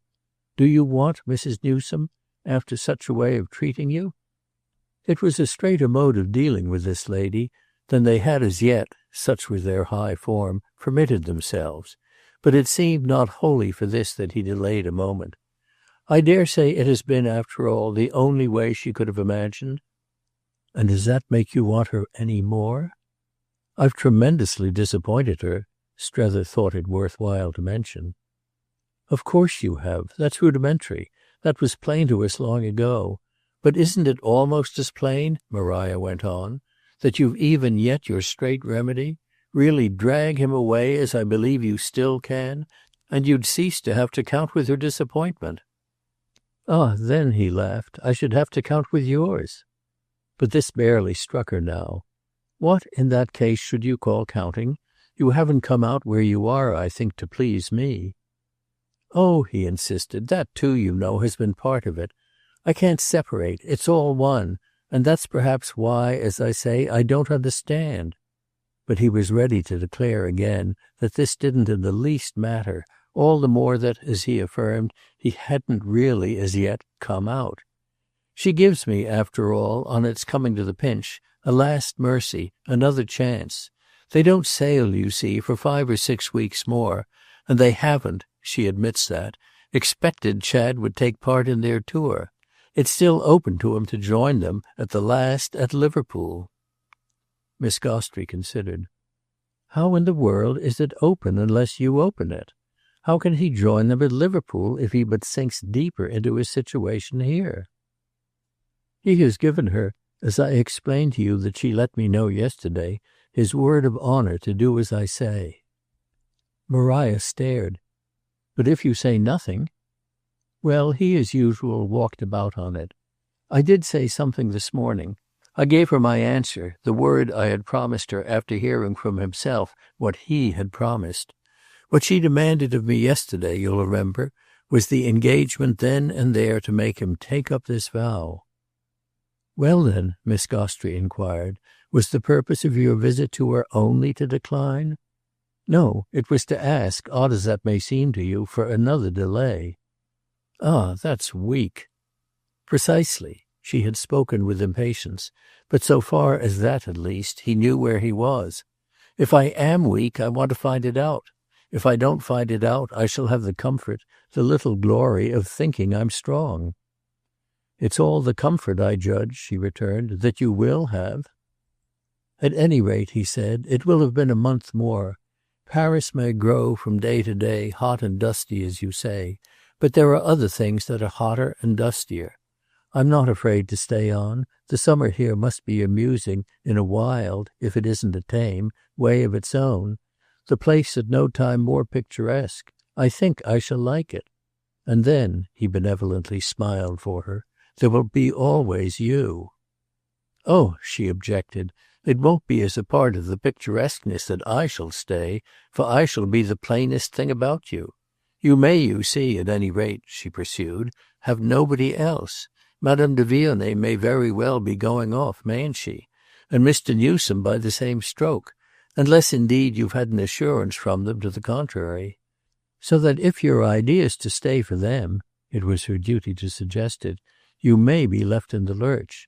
Of course if they do stay," she kept it up, "they would be part of the picturesqueness.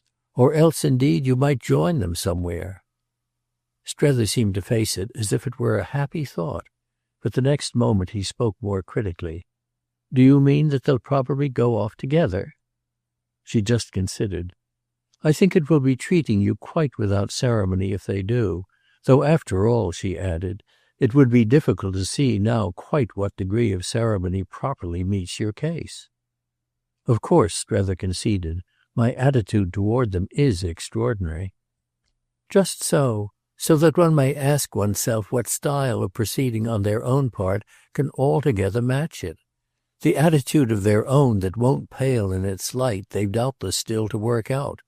The really handsome thing, perhaps," she presently threw off, "would be for them to withdraw into more secluded conditions, offering at the same time to share them with you." He looked at her on this as if some generous irritation, all in his interest, had suddenly again flickered in her, and what she next said indeed half explained it. "Don't really be afraid to tell me if what now holds you is the pleasant prospect of the empty town, with plenty of seats in the shade, cool drinks, deserted museums, drives to the Bois in the evening, and our wonderful woman all to yourself." And she kept it up still more. "The handsomest thing of all, when one makes it out, would, I dare say, be that Mr. Chad should for a while go off by himself. It's a pity from that point of view," she wound up, "that he doesn't pay his mother a visit. It would at least occupy your interval." The thought in fact held her a moment. "Why doesn't he pay his mother a visit? Even a week at this good moment would do." "My dear lady," Strether replied, and he had it even to himself surprisingly ready. "My dear lady, his mother has paid him a visit. Mrs. Newsome has been with him this month with an intensity that I'm sure he has thoroughly felt. He has lavishly entertained her, and she has let him have her thanks. Do you suggest he shall go back for more of them?" "Well," she succeeded after a little in shaking it off. "I see. It's what you don't suggest, what you haven't suggested. And you know." "So would you, my dear," he kindly said, "if you had so much as seen her." "As seen Mrs. Newsome?" "No, Sarah, which both for Chad and for myself has served all the purpose." "And served it in a manner," she responsibly mused, "so extraordinary." "Well, you see," he partly explained, "what it comes to is that she's all cold thought, which Sarah could serve to us cold without its really losing anything. So it is that we know what she thinks of us." Maria had followed, but she had an arrest. "What I've never made out, if you come to that, is what you think, I mean you personally, of her. Don't you so much, when all's said, as care a little?" "That," he answered with no loss of promptness, "is what even Chad himself asked me last night. He asked me if I don't mind the loss. Well, the loss of an opulent future. Which, moreover," he hastened to add, "was a perfectly natural question." "I call your attention all the same," said Miss Gostrey, "to the fact that I don't ask it. What I venture to ask is whether it's to Mrs. Newsome herself that you're indifferent." "I haven't been so," he spoke with all assurance. "I've been the very opposite. I've been from the first moment preoccupied with the impression everything might be making on her, quite oppressed, haunted, tormented by it. I've been interested only in her seeing what I've seen, and I've been as disappointed in her refusal to see it as she has been in what has appeared to her the perversity of my insistence." "Do you mean that she has shocked you as you shocked her?" Strether weighed it. "I'm probably not so shockable, but on the other hand I've gone much further to meet her. She, on her side, hasn't budged an inch." "So that you're now at last," Maria pointed the moral, "in the sad stage of recriminations." "No, it's only to you I speak. I've been like a lamb to Sarah. I only put my back to the wall. It's to that one naturally staggers when one has been violently pushed there." She watched him a moment. "Thrown over?" "Well, as I feel I've landed somewhere I think I must have been thrown." She turned it over, but as hoping to clarify much rather than to harmonize. "The thing is that I suppose you've been disappointing." "Quite from the very first of my arrival? I dare say. I admit I was surprising even to myself. And then, of course, Maria went on, I had much to do with it. With my being surprising? That will do, she laughed, if you're too delicate to call it my being. Naturally, she added, you came over more or less for surprises. Naturally, he valued the reminder. But they were to have been all for you, she continued to piece it out, and none of them for her. Once more he stopped before her as if she had touched the point. That's just her difficulty, that she doesn't admit surprises. It's the fact that, I think, describes and represents her, and it falls in with what I tell you, that she's all, as I've called it, fine, cold thought. She had, to her own mind, worked the whole thing out in advance, and worked it out for me as well as for herself. Whenever she has done that, you see, there's no room left, no margin, as it were, for any alteration. She's filled as full, packed as tight, as she'll hold, and if you wish to get anything more or different either out or in, you've got to make over altogether the woman herself? What it comes to, said Strether, is that you've got morally and intellectually to get rid of her.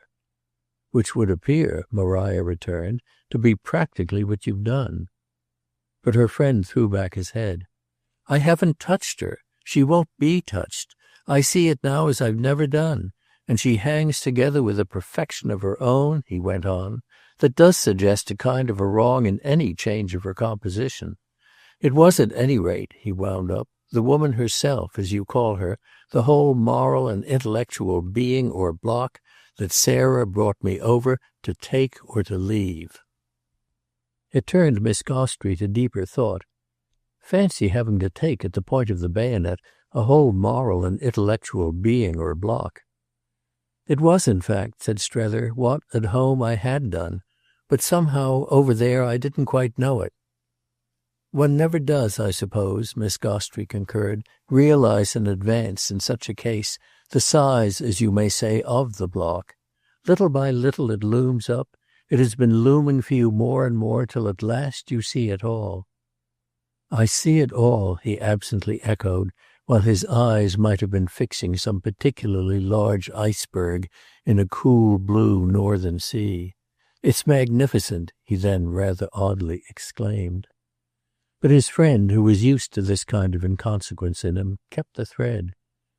There's nothing so magnificent, for making others feel you, as to have no imagination. It brought him straight round.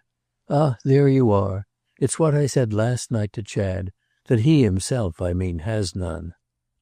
Then it would appear, Maria suggested, that he has, after all, something in common with his mother. He has in common that he makes one, as you say, feel him.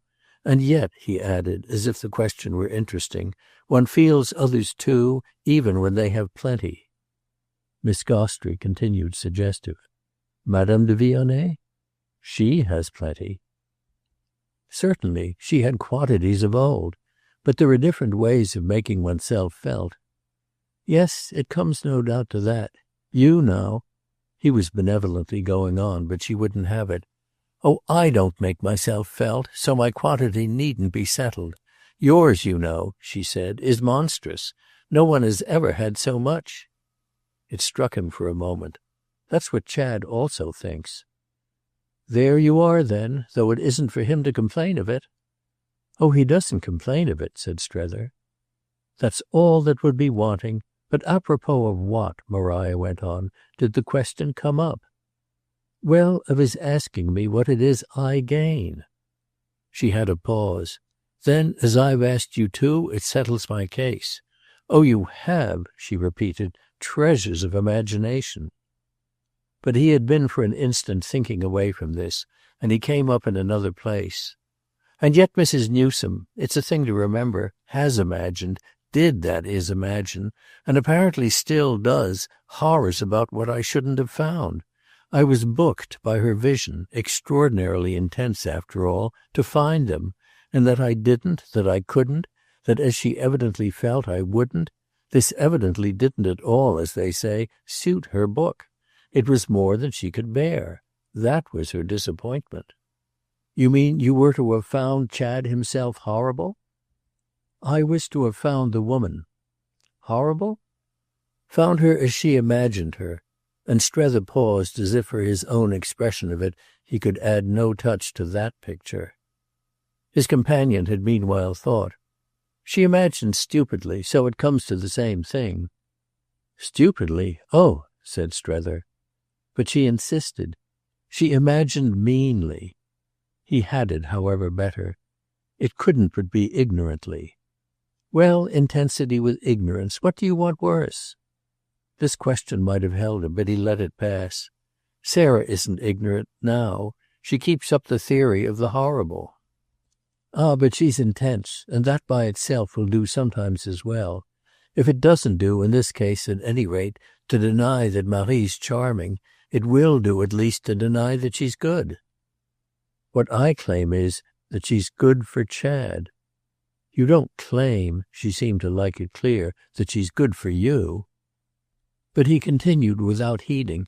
"That's what I wanted them to come out for, to see for themselves if she's bad for him.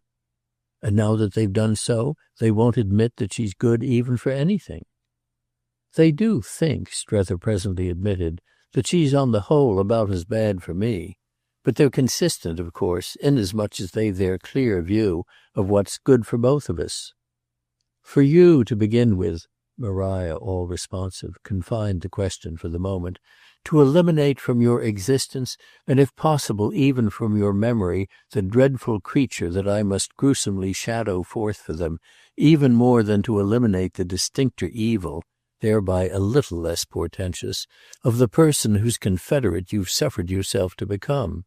However, that's comparatively simple. You can easily, at the worst, after all, give me up." "I can easily, at the worst, after all, give you up." The irony was so obvious that it needed no care. "I can easily, at the worst, after all, even forget you." "Call that, then, workable. But Mr. Newsome has got much more to forget. How could he do it?" "Ah, there again we are. That's just what I was to have made him do, just where I was to have worked with him and helped." She took it in silence and without attenuation, as if perhaps from a very familiarity with the facts, and her thought made a connection without showing the links. "Do you remember how we used to talk at Chester and in London about my seeing you through?" She spoke as of far-off things and as if they had spent weeks at the places she named. "It's just what you are doing." "Ah, but the worst, since you've left such a margin, may be still to come. You may yet break down." "Yes, I may yet break down. But will you take me?" He had hesitated, and she waited. "Take you?" "For as long as I can bear it?" She also debated. "Mr. Newsome and Madame de Vionnet may, as we were saying, leave town. How long do you think you can bear it without them?" Strether's reply to this was at first another question. "Do you mean in order to get away from me?" Her answer had an abruptness. "Don't find me rude if I say I should think they'd want to." He looked at her hard again, seemed even for an instant to have an intensity of thought under which his colour changed. But he smiled. "You mean, after all, what they've done to me?" "After what she has." At this, however, with a laugh, he was all right again. "Ah, but she hasn't done it yet." Chapter 3. He had taken the train a few days after this from a station, as well as to a station, selected almost at random. Such days, whatever should happen, were numbered, and he had gone forth under the impulse, artless enough, no doubt, to give the whole of one of them to that French ruralism with its cool special green, into which he had hitherto looked only through the little oblong window of the picture frame. It had been as yet for the most part but a land of fancy for him, the background of fiction, the medium of art, the nursery of letters, practically as distant as Greece, but practically also well nigh as consecrated. Romance could weave itself, for Strether's sense, out of elements mild enough, and even after what he had, as he felt lately, been through, he could thrill a little at the chance of seeing something, somewhere, that would remind him of a certain small lambinet that had charmed him long years before at a Boston dealer's, and that he had quite absurdly never forgotten. It had been offered, he remembered, at a price he had been instructed to believe the lowest ever named for a lambinet, a price he had never felt so poor as on having to recognize all the same as beyond a dream of possibility. He had dreamed, had turned and twisted possibilities for an hour. It had been the only adventure of his life in connection with the purchase of a work of art. The adventure, it will be perceived, was modest, but the memory beyond all reason, and by some accident of association, was sweet. The little lambinet abode with him as the picture he would have bought, the particular production that had made him for the moment overstep the modesty of nature. He was quite aware that if he were to see it again he should perhaps have a drop or a shock, and he never found himself wishing that the wheel of time would turn it up again, just as he had seen it in the maroon-coloured, sky-lighted inner shrine of Tremont Street. It would be a different thing, however, to see the remembered mixture resolved back into its elements, to assist at the restoration to nature of the whole far-away hour, the dusty day in Boston, the background of the Fitchburg depot, of the maroon-coloured sanctum, the special green vision, the ridiculous price, the poplars, the willows, the rushes, the river, the sunny silvery sky, the shady woody horizon. He observed in respect to his train almost no condition save that it should stop a few times after getting out of the banlieue. He threw himself on the general amiability of the day for the hint of where to alight. His theory of his excursion was that he could alight anywhere, not nearer Paris than an hour's run, on catching a suggestion of the particular note required. It made its sign, the suggestion, weather, air, light, colour, and his mood all favouring, at the end of some 80 minutes. The train pulled up just at the right spot, and he found himself getting out as securely as if to keep an appointment. It will be felt of him that he could amuse himself, at his age, with very small things, if it be again noted that his appointment was only with a superseded Boston fashion. He hadn't gone far without the quick confidence that it would be quite sufficiently kept. The oblong gilt frame disposed its enclosing lines, the poplars and willows, the reeds and the river, a river of which he didn't know and didn't want to know the name, fell into a composition full of felicity within them. The sky was silver and turquoise and varnish. The village on the left was white and the church on the right was grey. It was all there, in short. It was what he wanted. It was Tremont Street. It was France. It was Lambinet. Moreover, he was freely walking about in it.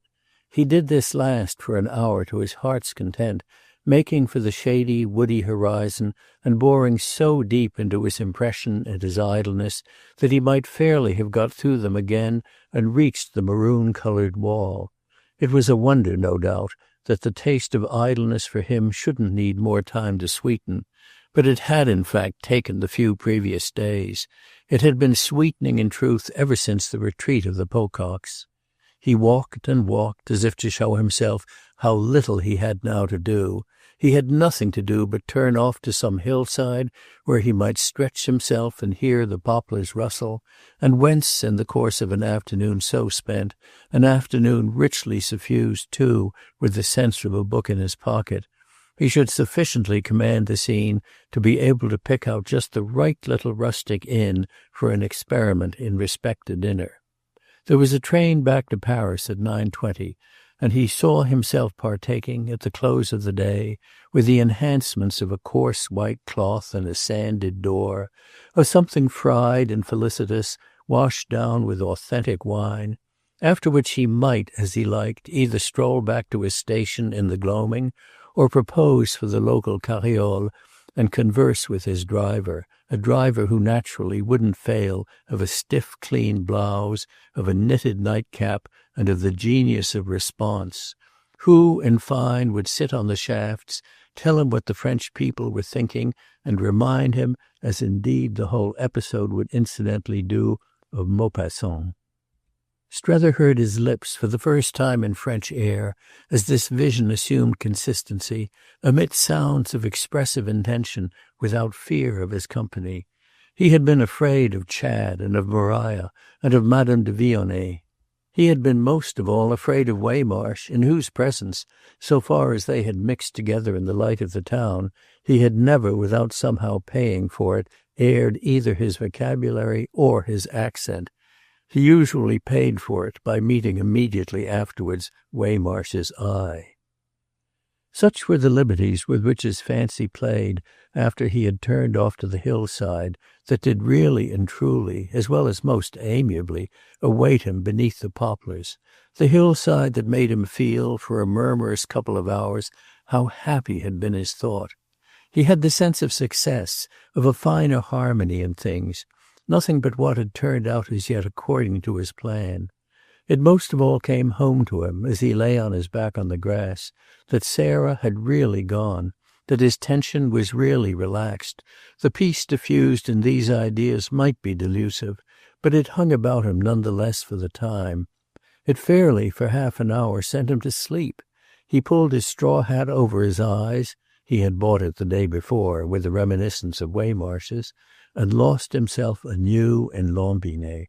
It was as if he had found out he was tired not from his walk, but from that inward exercise which had known, on the whole, for 3 months, so little intermission. That was it. When once they were off, he had dropped. This, moreover, was what he had dropped to, and now he was touching bottom. He was kept luxuriously quiet, soothed and amused by the consciousness of what he had found at the end of his descent. It was very much what he had told Maria Gostry he should like to stay on for, the hugely distributed Paris of summer, alternately dazzling and dusky, with the weight lifted for him off its columns and cornices, and with shade and air and the flutter of awnings as wide as avenues. It was present to him without attenuation that, reaching out, the day after making the remark, for some proof of his freedom, he had gone that very afternoon to see Madame de Vionnet. He had gone again the next day but one, and the effect of the 2 visits, the after-sense of the couple of hours spent with her, was almost that of fullness and frequency. The brave intention of frequency, so great with him from the moment of his finding himself unjustly suspected at Woollett, had remained rather theoretic, and one of the things he could muse about under his poplars was the source of the special shyness that had still made him careful. He had surely got rid of it now, this special shyness. What had become of it if it hadn't precisely, within the week, rubbed off? It struck him now, in fact, as sufficiently plain that if he had still been careful he had been so with a reason. He had really feared, in his behaviour, a lapse from good faith. If there was a danger of one's liking such a woman too much, one's best safety was in waiting at least till one had the right to do so. In the light of the last few days, the danger was fairly vivid, so that it was proportionately fortunate that the right was likewise established. It seemed to our friend that he had on each occasion profited to the utmost by the latter. How could he have done so more, he at all events asked himself, than in having immediately let her know that if it was all the same to her he preferred not to talk about anything tiresome? He had never in his life so sacrificed an armful of high interests as in that remark. He had never so prepared the way for the comparatively frivolous as in addressing it to Madame de Vionet's intelligence.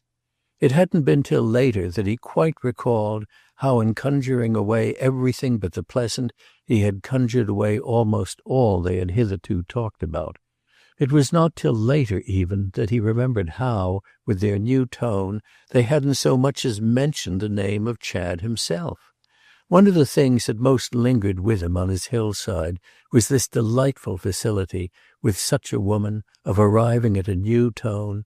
He thought, as he lay on his back, of all the tones she might make possible if one were to try her, and at any rate of the probability that one could trust her to fit them to occasions. He had wanted her to feel that, as he was disinterested now, so she herself should be, and she had showed she felt it, and he had showed he was grateful, and it had been for all the world as if he were calling for the first time. They had had other but irrelevant meetings. It was quite as if, had they sooner known how much they really had in common, there were quantities of comparatively dull matters they might have skipped.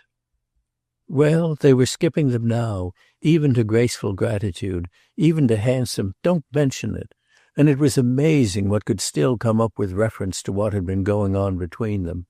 It might have been, on analysis, nothing more than Shakespeare and the musical glasses, but it had served all the purpose of his appearing to have said to her, "Don't like me, if it's a question of liking me, for anything obvious and clumsy that I've, as they call it, done for you.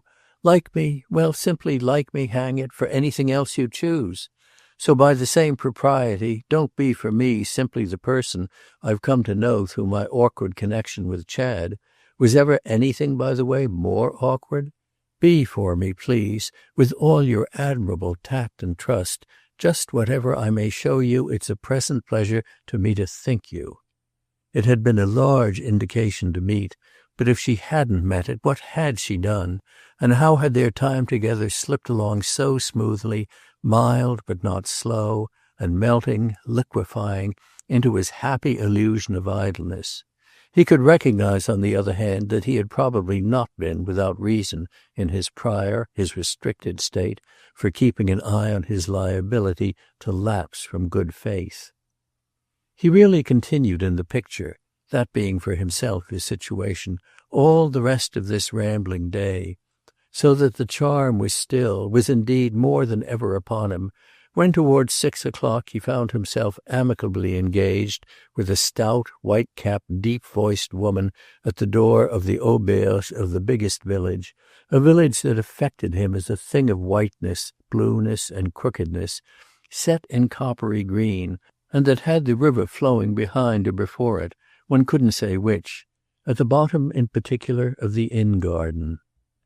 He had had other adventures before this, had kept along the height after shaking off slumber, had admired, had almost coveted another small old church, all steep roof and dim slate color without, and all whitewash and paper flowers within, had lost his way and had found it again, had conversed with rustics who struck him perhaps a little more as men of the world than he had expected, had acquired at a bound a fearless facility in French, had, as the afternoon waned, a watery bock, all pale and Parisian, in the café of the furthest village, which was not the biggest, and had meanwhile not once overstepped the oblong gilt frame.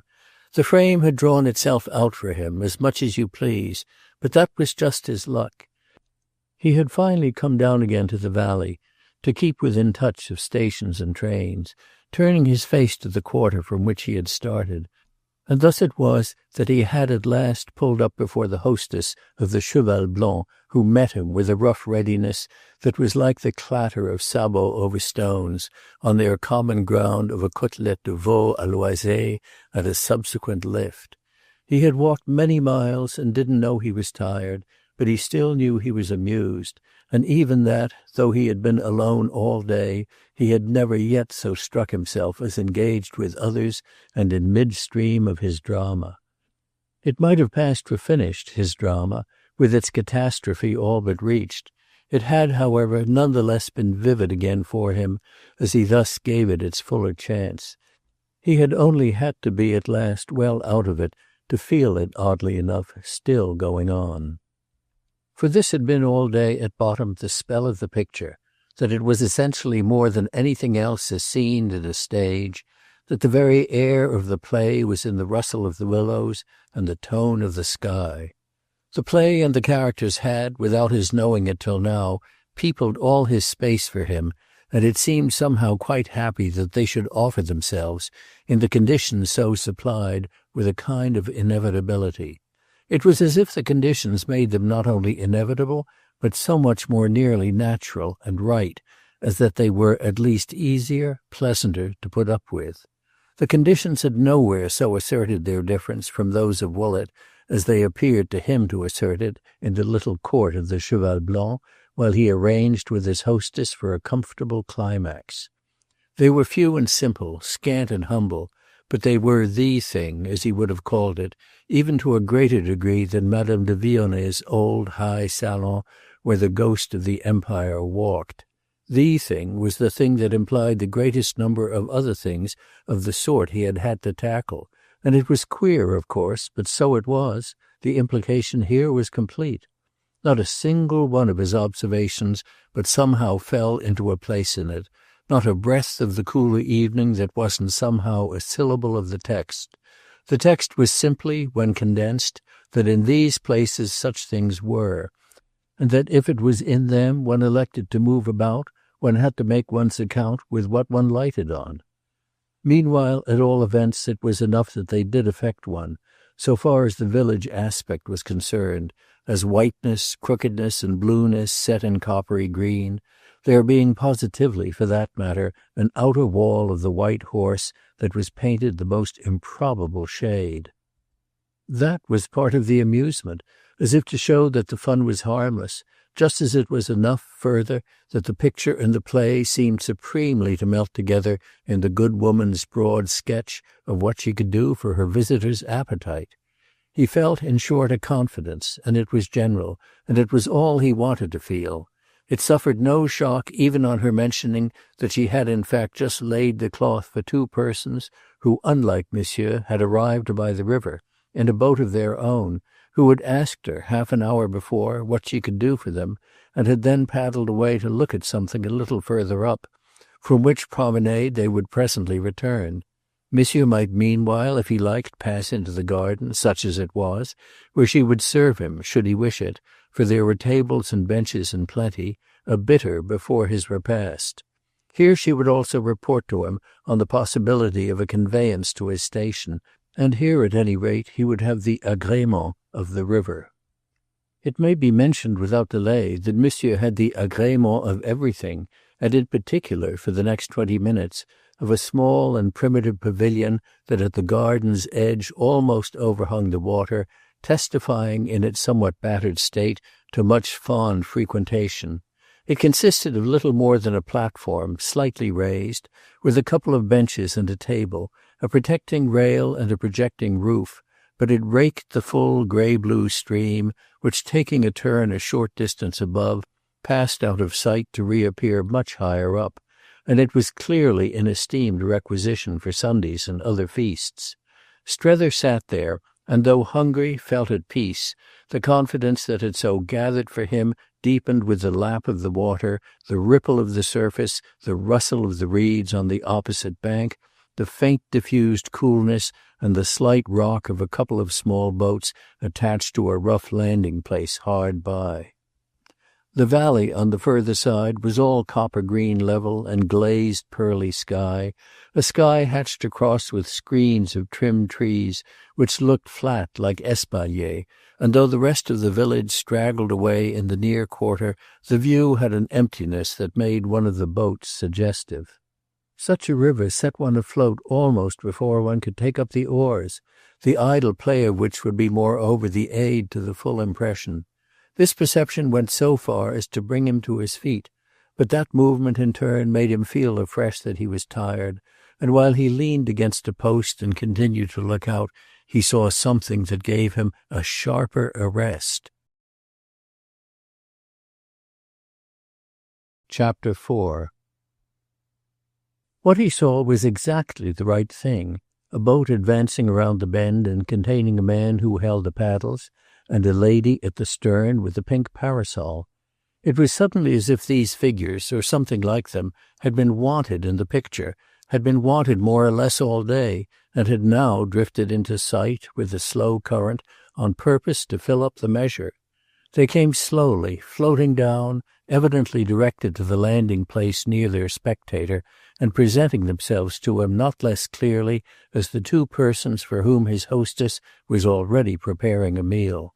For two very happy persons he found himself straightway taking them, a young man in shirt-sleeves, a young woman easy and fair, who had pulled pleasantly up from some other place, and being acquainted with the neighbourhood had known what this particular retreat could offer them.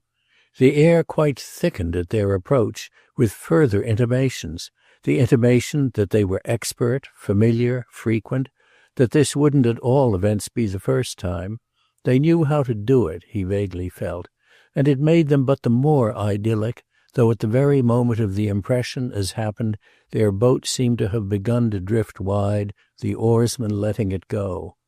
It had by this time none the less come much nearer, near enough for Strether to dream the lady in the stern had for some reason taken account of his being there to watch them. She had remarked on it sharply, yet her companion hadn't turned round. It was in fact almost as if our friend had felt her bid him keep still. She had taken in something as a result of which their course had wavered, and it continued to waver while they just stood off. This little effect was sudden and rapid, so rapid that Strether's sense of it was separate only for an instant from a sharp start of his own.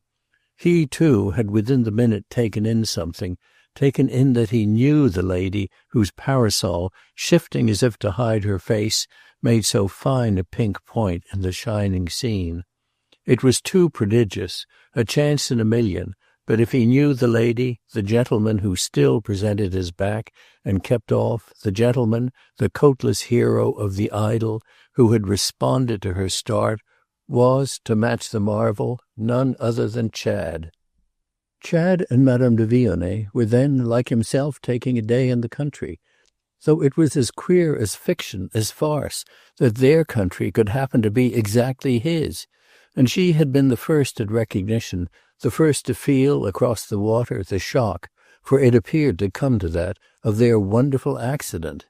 Strether became aware, with this, of what was taking place, that her recognition had been even stranger for the pair in the boat, that her immediate impulse had been to control it, and that she was quickly and intensely debating with Chad the risk of betrayal. He saw they would show nothing if they could feel sure he hadn't made them out, so that he had before him for a few seconds his own hesitation. It was a sharp, fantastic crisis that had popped up as if in a dream, and it had only to last the few seconds to make him feel it as quite horrible. They were thus on either side, trying the other side, and all for some reason that broke the stillness like some unprovoked harsh note. It seemed to him again, within the limit, that he had but one thing to do, to settle their common question by some sign of surprise and joy. He hereupon gave large play to these things, agitating his hat and his stick and loudly calling out, a demonstration that brought him relief as soon as he had seen it answered. The boat, in mid-stream, still went a little wild, which seemed natural, however, while Chad turned round, half springing up, and his good friend, after blankness and wonder, began gaily to wave her parasol. Chad dropped afresh to his paddles, and the boat headed round, amazement and pleasantry filling the air meanwhile, and relief, as Strether continued to fancy, superseding mere violence. Our friend went down to the water under this odd impression as of violence averted, the violence of their having cut him, out there in the eye of nature, on the assumption that he wouldn't know it. He awaited them with a face from which he was conscious of not being able quite to banish the idea that they would have gone on, not seeing and not knowing, missing their dinner and disappointing their hostess, had he himself taken a line to match. That at least was what darkened his vision for the moment. Afterwards, after they had bumped at the landing place and he had assisted their getting ashore, everything found itself sponged over by the mere miracle of the encounter. They could so much better at last, on either side, treat it as a wild extravagance of hazard, that the situation was made elastic by the amount of explanation called into play. Why, indeed, apart from oddity, the situation should have been really stiff was a question naturally not practical at the moment, and in fact, so far as we are concerned, a question tackled later on and in private only by Strether himself. He was to reflect later on and in private that it was mainly he who had explained, as he had moreover comparatively little difficulty in doing. He was to have at all events meanwhile the worrying thought of their perhaps secretly suspecting him of having plotted this coincidence, taking such pains as might be to give it the semblance of an accident. That possibility, as their imputation, didn't of course bear looking into for an instant, yet the whole incident was so manifestly, arrange it as they would, an awkward one, that he could scarce keep disclaimers in respect to his own presence from rising to his lips. Disclaimers of intention would have been as tactless as his presence was practically gross, and the narrowest escape they either of them had was his lucky escape in the event from making any. Nothing of the sort, so far as surface and sound were involved, was even in question. Surface and sound all made for their common ridiculous good fortune, for the general invraisemblance of the occasion, for the charming chance that they had, the others, in passing, ordered some food to be ready, the charming chance that he had himself not eaten, the charming chance even more that their little plans, their hours, their train, in short, from là-bas, would all match for their return together to Paris. The chance that was most charming of all, the chance that drew from Madame de Vionnet her clearest, gayest, comme cela se trouve, was the announcement made to Strether after they were seated at table, the word given him by their hostess in respect to his carriage for the station, on which he might now count. It settled the matter for his friends as well. The conveyance, it was all too lucky, would serve for them, and nothing was more delightful than his being in a position to make the train so definite. It might have been for themselves, to hear Madame de Vionnet, almost unnaturally vague, a detail left to be fixed.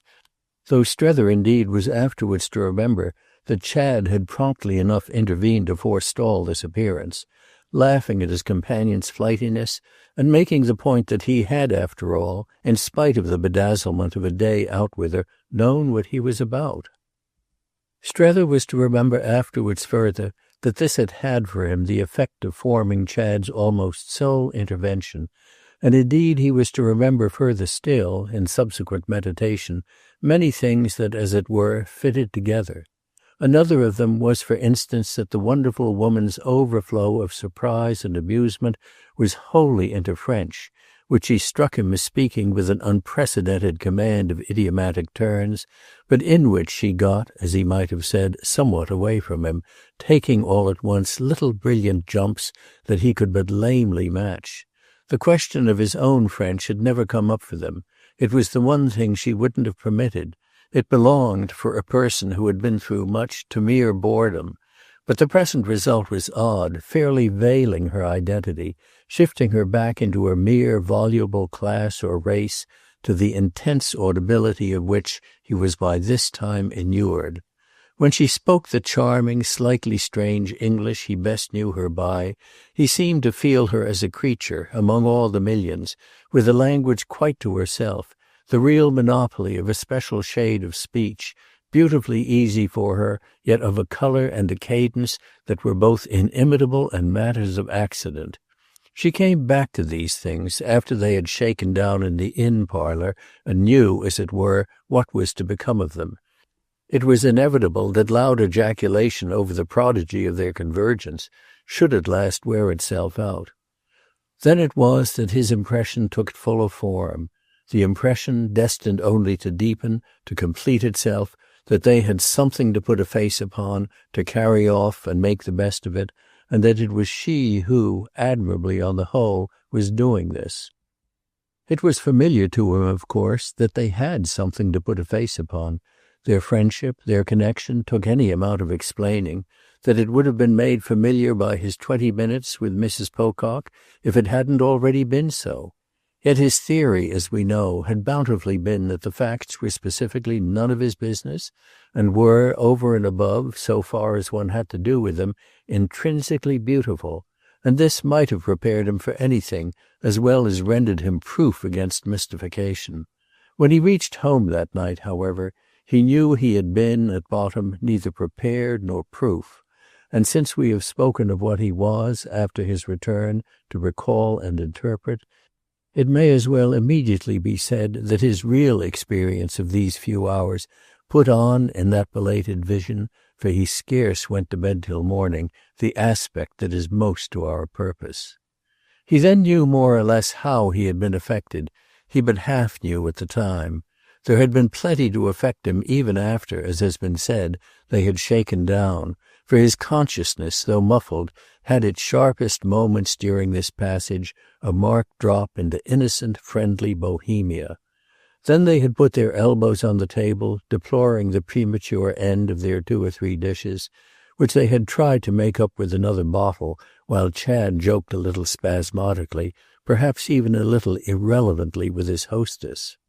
What it all came to had been that fiction and fable were inevitably in the air, and not as a simple term of comparison, but as a result of things said, also that they were blinking it all round, and that they yet needn't so much as that have blinked it, though indeed if they hadn't, Strether didn't quite see what else they could have done.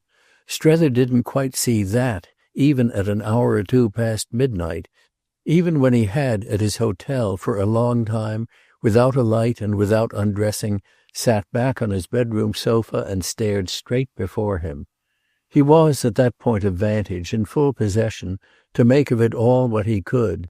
He kept making of it that there had been simply a lie in the charming affair, a lie on which one could now, detached and deliberate, perfectly put one's finger.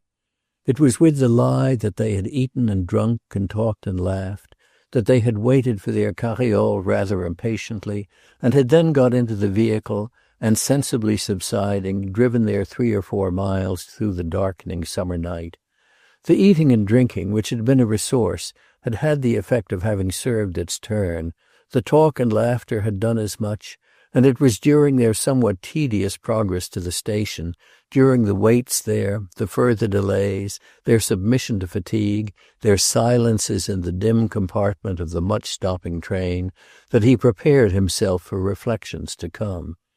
It had been a performance, Madame de Vionnet's manner, and though it had to that degree faltered toward the end, as through her ceasing to believe in it, as if she had asked herself, or Chad had found a moment surreptitiously to ask her what after all was the use, a performance it had none the less quite handsomely remained, with the final fact about it that it was on the whole easier to keep up than to abandon. From the point of view of presence of mind it had been very wonderful indeed, wonderful for readiness, for beautiful assurance, for the way her decision was taken on the spot, without time to confer with Chad, without time for anything. Their only conference could have been the brief instance in the boat before they confessed to recognizing the spectator on the bank, for they hadn't been alone together a moment since, and must have communicated all in silence. It was a part of the deep impression for Strether, and not the least of the deep interest, that they could so communicate, that Chad in particular could let her know he left it to her. He habitually left things to others, as Strether was so well aware, and it in fact came over our friend in these meditations that there had been as yet no such vivid illustration of his famous knowing how to live. It was as if he had humoured her to the extent of letting her lie without correction, almost as if really he would be coming round in the morning to set the matter, as between Strether and himself, right. Of course he couldn't quite come. It was a case in which a man was obliged to accept the woman's version, even when fantastic. If she had, with more flurry than she cared to show, elected, as the phrase was, to represent that they had left Paris that morning, and with no design but of getting back within the day, if she had so sized up, in the Woollett phrase, their necessity, she knew best her own measure. There were things, all the same, it was impossible to blink, and which made this measure an odd one, the too evident fact, for instance, that she hadn't started out for the day, dressed and hatted and shod, and even, for that matter, pink parasoled, as she had been in the boat. From what did the drop in her assurance proceed as the tension increased? From what did this slightly baffled ingenuity spring, but from her consciousness of not presenting, as the night closed in, with not so much as a shawl to wrap around, an appearance that matched her story? She admitted that she was cold, but only to blame her imprudence, which Chad suffered her to give such an account of as she might. Her shawl and Chad's overcoat and her other garments, and his, those they had each worn the day before, were at the place best known to themselves. A quiet retreat enough, no doubt, at which they had been spending the 24 hours, to which they had fully meant to return that evening, from which they had so remarkably swum into Strether's ken, and the tacit repudiation of which had been thus the essence of her comedy. Strether saw how she had perceived in a flash that they couldn't quite look to going back there under his nose, though honestly, as he gouged deeper into the matter, he was somewhat surprised, as Chad likewise had perhaps been, at the uprising of this scruple.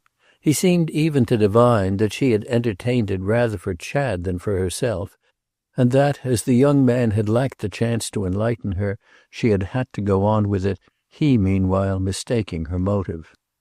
He was rather glad, none the less, that they had in point of fact not parted at the Cheval Blanc, that he hadn't been reduced to giving them his blessing for an idyllic retreat down the river. He had in the actual case to make believe more than he liked, but this was nothing, it struck him, to what the other event would have required. Could he literally quite have faced the other event? Would he have been capable of making the best of it with them? This was what he was trying to do now, but with the advantage of his being able to give more time to it, a good deal counteracted by his sense of what, over and above the central fact itself, he had to swallow. It was the quantity of make-believe involved, and so vividly exemplified, that most disagreed with his spiritual stomach. He moved, however, from the consideration of that quantity, to say nothing of the consciousness of that organ, back to the other feature of the show, the deep truth of the intimacy revealed. That was what, in his vain vigil, he oftenest reverted to. Intimacy at such a point was like that. And what in the world else would one have wished it to be like? It was all very well for him to feel the pity of its being so much like lying. He almost blushed in the dark for the way he had dressed the possibility in vagueness, as a little girl might have dressed her doll. He had made them, and by no fault of their own, momentarily pull it for him, the possibility, out of this vagueness. And must he not therefore take it now, as they had had simply, with whatever thin attenuations, to give it to him? The very question, it may be added, made him feel lonely and cold. There was the element of the awkward all round, but Chad and Madame de Vionnet had at least the comfort that they could talk it over together.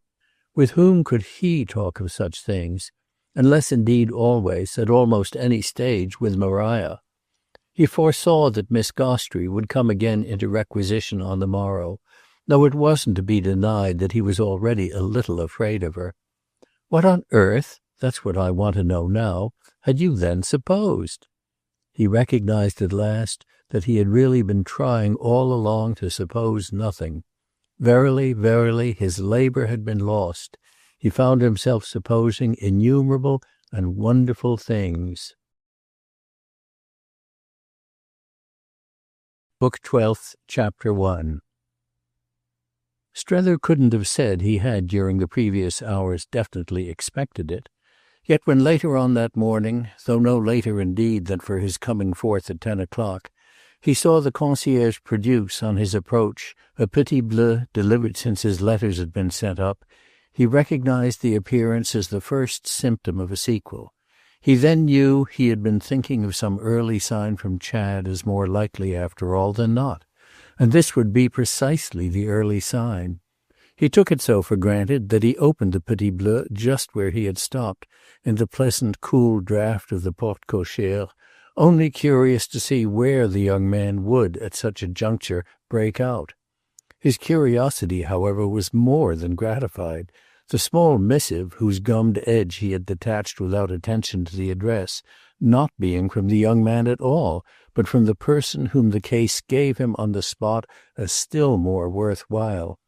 Worthwhile or not, he went round to the nearest telegraph office, the big one on the boulevard, with a directness that almost confessed to a fear of the danger of delay.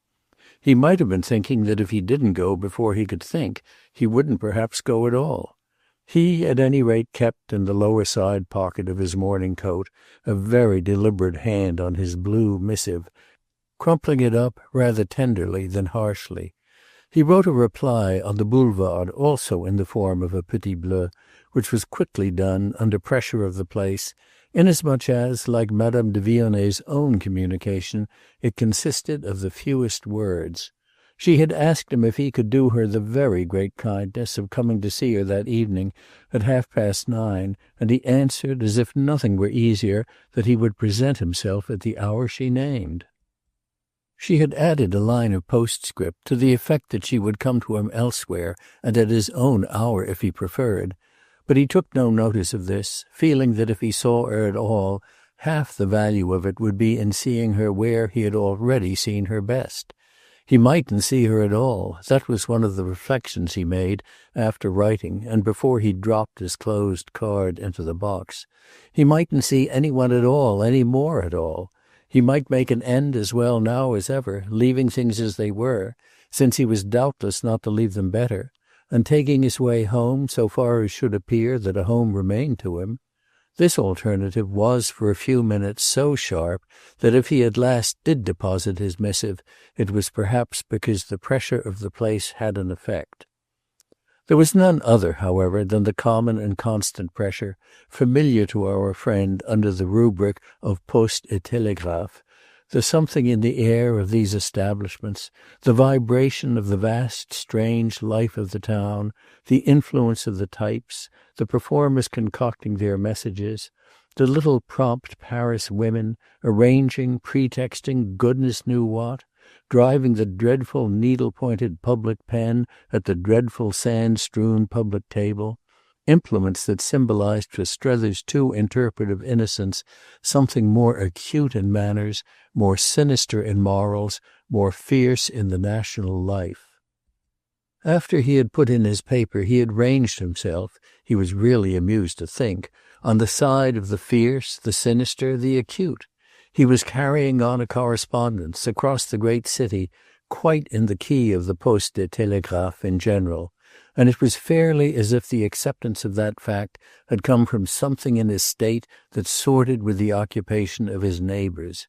He was mixed up with the typical tale of Paris, and so were they, poor things. How could they altogether help being? They were no worse than he, in short, and he no worse than they, if, queerly enough, no better. And at all events he had settled his hash, so that he went out to begin from that moment his day of waiting. The great settlement was, as he felt, in his preference for seeing his correspondent in her own best conditions. That was part of the typical tale, the part most significant in respect to himself. He liked the place she lived in, the picture that each time squared itself, large and high and clear, around her. Every occasion of seeing it was a pleasure of a different shade. Yet what precisely was he doing with shades of pleasure now, and why hadn't he properly and logically compelled her to commit herself to whatever of disadvantage and penalty the situation might throw up? He might have proposed, as for Sarah Pocock, the cold hospitality of his own salon de lecture, in which the chill of Sarah's visit seemed still to abide, and shades of pleasure were dim. He might have suggested a stone bench in the dusty Tuileries, or a penny chair at the back part of the Champs-Élysées. These things would have been a trifle stern, and sternness alone now wouldn't be sinister. An instinct in him cast about for some form of discipline in which they might meet, some awkwardness they would suffer from, some danger, or at least some grave inconvenience they would incur. This would give a sense, which the spirit required, rather ached and sighed in the absence of, that somebody was paying something somewhere and somehow, that they were at least not all floating together on the silver stream of impunity. Just instead of that to go and see her late in the evening, as if for all the world, well, as if he were as much in the swim as anybody else. This had as little as possible in common with the penal form. Even when he had felt that objection melt away, however, the practical difference was small. The long stretch of his interval took the colour it would, and if he lived on thus with the sinister from hour to hour, it proved an easier thing than one might have supposed in advance. He reverted in thought to his old tradition. the one he had been brought up on, and which even so many years of life had but little worn away. The notion that the state of the wrongdoer, or at least this person's happiness, presented some special difficulty. What struck him now rather was the ease of it, for nothing in truth appeared easier. It was an ease he himself fairly tasted of for the rest of the day, giving himself quite up, not so much as trying to dress it out in any particular whatever as a difficulty, not after all going to see Maria, which would have been in a manner a result of such dressing, only idling, lounging, smoking, sitting in the shade, drinking lemonade and consuming ices. The day had turned to heat and eventual thunder, and he now and again went back to his hotel to find that Chad hadn't been there. He hadn't yet struck himself, since leaving Woollett, so much as a loafer, though there had been times when he believed himself touching bottom. This was a deeper depth than any, and with no foresight, scarcely with a care as to what he should bring up. He almost wondered if he didn't look demoralized and disreputable. He had the fanciful vision, as he sat and smoked, of some accidental, some motived return of the Pococks, who would be passing along the boulevard and would catch this view of him. They would have distinctly, on his appearance, every ground for scandal. But fate failed to administer even that sternness. The Pococks never passed, and Chad made no sign. Strether meanwhile continued to hold off from Miss Gostrey, keeping her till tomorrow, so that by evening his irresponsibility, his impunity, his luxury had become, there was no other word for them, immense. Between 9 and 10, at last, in the high clear picture, he was moving in these days, as in a gallery, from clever canvas to clever canvas. He drew a long breath. It was so presented to him from the first that the spell of his luxury wouldn't be broken. He wouldn't have, that is, to become responsible. This was admirably in the air. She had sent for him precisely to let him feel it, so that he might go on with the comfort already established, hadn't it been, of regarding his ordeal, the ordeal of the weeks of Sarah's stay and of their climax, as safely traversed and left behind him. Didn't she just wish to assure him that she now took it all and so kept it, that he was absolutely not to worry any more, was only to rest on his laurels and continue generously to help her? The light in her beautiful formal room was dim, though it would do, as everything would always do. The hot night had kept out lamps, but there was a pair of clusters of candles that glimmered over the chimney-piece like the tall tapers of an altar. The windows were all open, their redundant hangings swaying a little, and he heard once more from the empty court the small plash of the fountain. From beyond this, and as from a great distance, beyond the court, beyond the corps de logis forming the front, came, as if excited and exciting, the vague voice of Paris. Strether had all along been subject to sudden gusts of fancy in connection with such matters as these, odd starts of the historic sense, suppositions and divinations with no warrant but their intensity. Thus and so, on the eve of the great recorded dates, the days and nights of revolution, the sounds had come in, the omens, the beginnings broken out. They were the smell of revolution, the smell of the public temper, or perhaps simply the smell of blood. It was at present queer beyond words, subtle, he would have risked saying, that such suggestions should keep crossing the scene, but it was doubtless the effect of the thunder in the air, which had hung about all day without release. His hostess was dressed as for thunderous times, and it fell in with the kind of imagination we have just attributed to him, that she should be in the simplest, coolest white, of a character so old-fashioned, if he were not mistaken, that Madame Roland must on the scaffold have worn something like it. The effect was enhanced by a small black fichu, or scarf, of crepe or gauze, disposed quaintly around her bosom, and now completing as by a mystic touch the pathetic, the noble analogy. Poor Strether, in fact, scarce knew what analogy was evoked for him as the charming woman, receiving him and making him, as she could do such things, at once familiarly and gravely welcome, moved over her great room with her image almost repeated in its polished floor, which had been fully bared for summer. The associations of the place all felt again, the gleam here and there, in the subdued light, of glass and gilt and parquet, with the quietness of her own note as the centre. These things were at first as delicate as if they had been ghostly, and he was sure in a moment that whatever he should find he had come for, it wouldn't be for an impression that had previously failed him. That conviction held him from the outset, and seeming singularly to simplify, certified to him that the objects about would help him, would really help them both. No, he might never see them again. This was only too probably the last time, and he should certainly see nothing in the least degree like them. He should soon be going to where such things were not, and it would be a small mercy for memory, for fancy, to have in that stress a loaf on the shelf. He knew in advance he should look back on the perception actually sharpest with him, as on the view of something old, old, old, the oldest thing he had ever personally touched. And he also knew, even while he took his companion in, as the feature among features, that memory and fancy couldn't help being enlisted for her. She might intend what she would, but this was beyond anything she could intend, with things from far back, tyrannies of history, facts of type, values, as the painters said, of expression, all working for her and giving her the supreme chance, the chance of the happy, the really luxurious few, the chance on a great occasion to be natural and simple. She had never with him been more so, or if it was the perfection of art it would never, and that came to the same thing, be proved against her. What was truly wonderful was her way of differing so from time to time without detriment to her simplicity.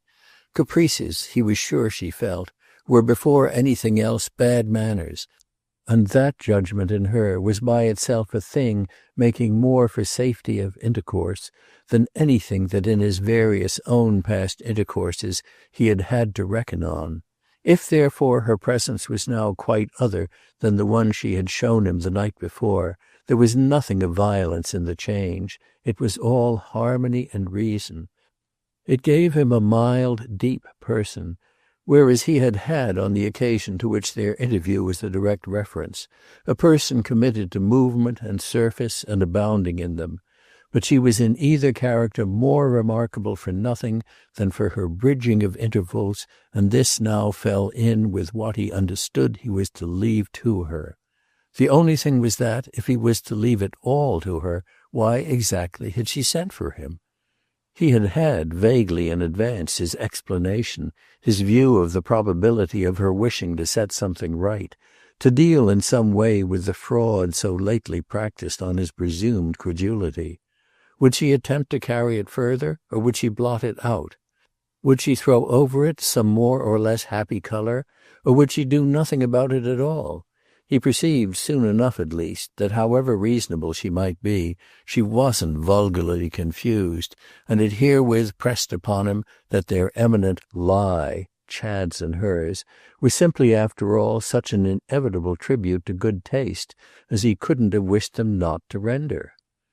Away from them, during his vigil, he had seemed to wince at the amount of comedy involved, whereas in his present posture he could only ask himself how he should enjoy any attempt from her to take the comedy back. He shouldn't enjoy it at all, but once more and yet once more he could trust her. That is, he could trust her to make the deception right. As she presented things, the ugliness, goodness knew why, went out of them. None the less, too, that she could present them with an art of her own by not so much as touching them. She let the matter, at all events, lie where it was, where the previous 24 hours had placed it, appearing merely to circle about it respectfully, tenderly, almost piously, while she took up another question. She knew she hadn't really thrown dust in his eyes. This, the previous night, before they had separated, had practically passed between them, and as she had sent for him to see what the difference thus made for him might amount to, so he was conscious at the end of 5 minutes that he had been tried and tested. She had settled with Chad after he left them that she would, for her satisfaction, assure herself of this quantity, and Chad had, as usual, let her have her way. Chad was always letting people have their way when he felt that it would somehow turn his wheel for him. It somehow always did turn his wheel. Strether felt, oddly enough, before these facts, freshly and consentingly passive. They again so rubbed it into him that the couple thus fixing his attention were intimate, that his intervention had absolutely aided and intensified their intimacy, and that in fine he must accept the consequence of that. He had absolutely become himself, with his perceptions and his mistakes, his concessions and his reserves, the droll mixture, as it must seem to them, of his braveries and his fears, the general spectacle of his art and his innocence, almost an added link and certainly a common priceless ground for them to meet upon. It was as if he had been hearing their very tone when she brought out a reference that was comparatively straight. "The last twice that you've been here, you know, I never asked you," she said with an abrupt transition. They had been pretending before this to talk simply of the charm of yesterday and of the interest of the country they had seen. The effort was confessedly vain. Not for such talk had she invited him, and her impatient reminder was of their having done for it all the needful on his coming to her after Sarah's flight. What she hadn't asked him then was to state to her where and how he stood for her. She had been resting on Chad's report of their midnight hour together in the Boulevard Malherbe. The thing, therefore, she at present desired was ushered in by this recall of the two occasions on which, disinterested and merciful, she hadn't worried him. Tonight, truly, she would worry him, and this was her appeal to him to let her risk it. He wasn't to mind if she bored him a little. She had behaved, after all, hadn't she, so awfully, awfully well. Chapter 2. "Oh, you're all right," he almost impatiently declared, his impatience being, moreover, not for her pressure, but for her scruple. More and more distinct to him was the tune to which she would have had the matter out with Chad, more and more vivid for him the idea that she had been nervous as to what he might be able to stand. Yes, it had been a question if he had stood what the scene on the river had given him, and though the young man had doubtless opined in favour of his recuperation, her own last word must have been that she should feel easier in seeing for herself. That was it, unmistakably. She was seeing for herself. What he could stand was thus, in these moments, in the balance for Strether, who reflected, as he became fully aware of it, that he must properly brace himself. He wanted fully to appear to stand all he might, and there was a certain command of the situation for him in this very wish not to look too much at sea. She was ready with everything, but so, sufficiently, was he. That is, he was at one point the more prepared of the two, inasmuch as, for all her cleverness, she couldn't produce on the spot, and it was surprising, an account of the motive of her note. He had the advantage that his pronouncing her all right gave him for an enquiry. "May I ask, delighted as I've been to come, if you've wished to say something special?" He spoke as if she might have seen he had been waiting for it, not indeed with discomfort, but with natural interest. Then he saw that she was a little taken aback, was even surprised herself at the detail she had neglected, the only one ever yet, having somehow assumed he would know, would recognize, would leave some things not to be said. She looked at him, however, an instant, as if to convey that if he wanted them all— "Selfish and vulgar, that's what I must seem to you.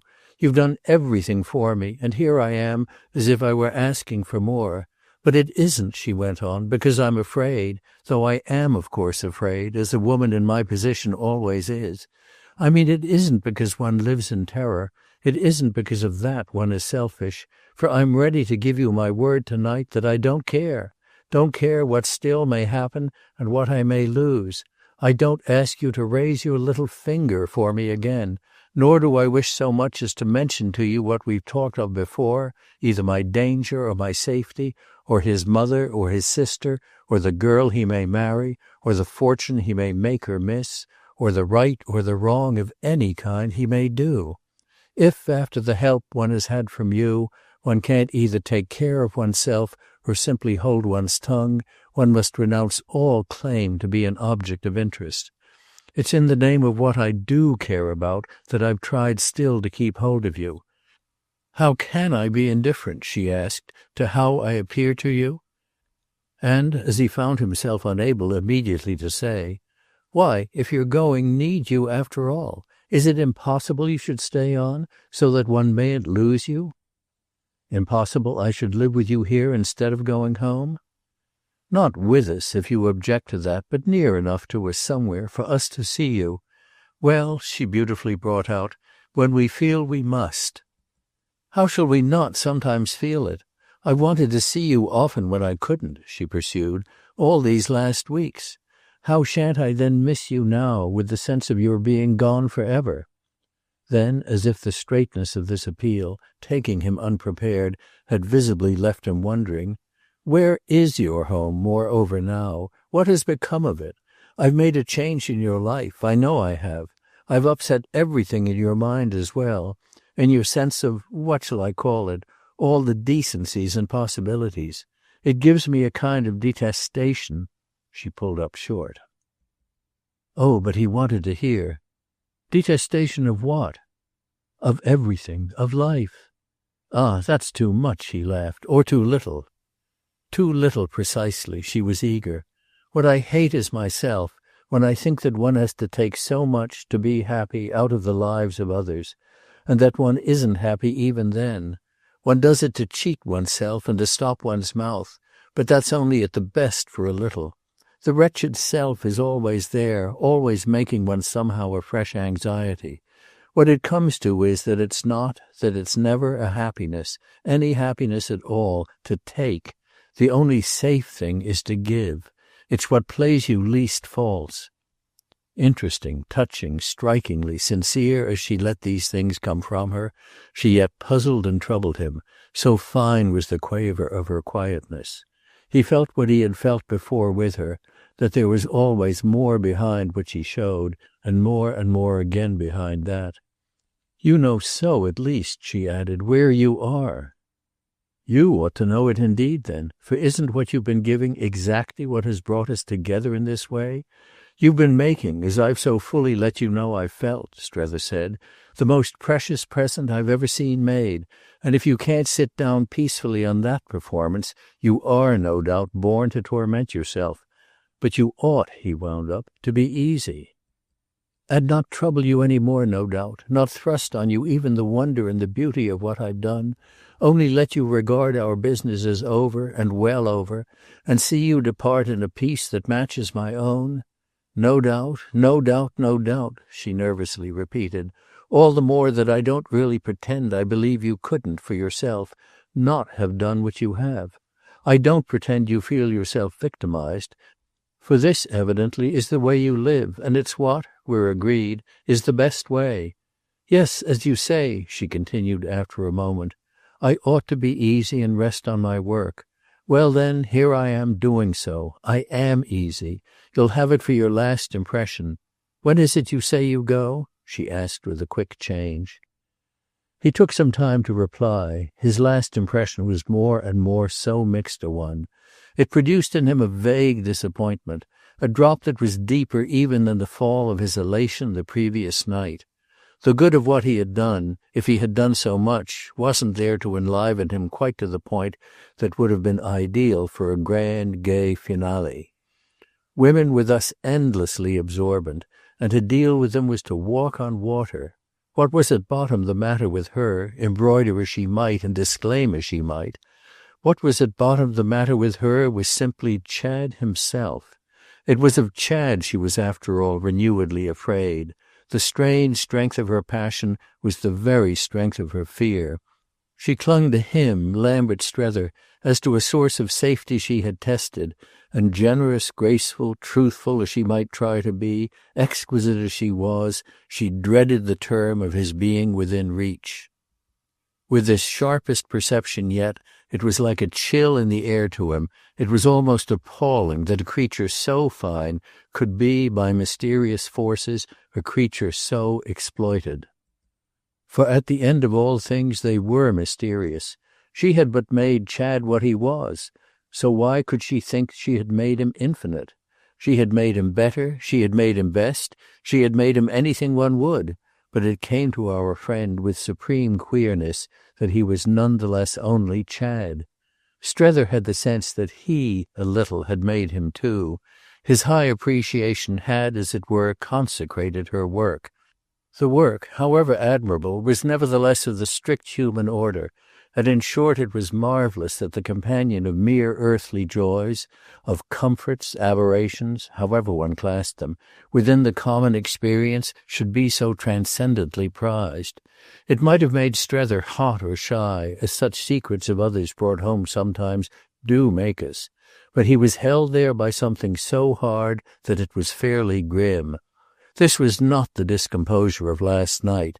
That had quite passed. Such discomposures were a detail. The real coercion was to see a man ineffably adored.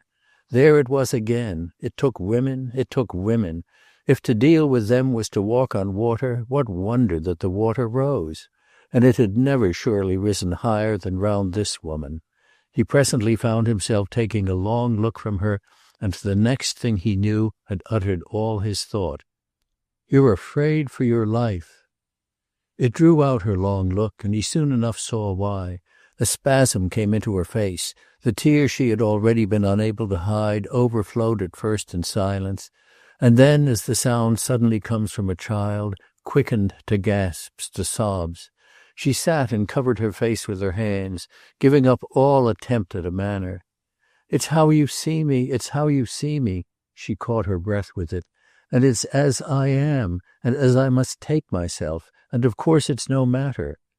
Her emotion was at first so incoherent that he could only stand there at a loss, stand with his sense of having upset her, though of having done it by the truth.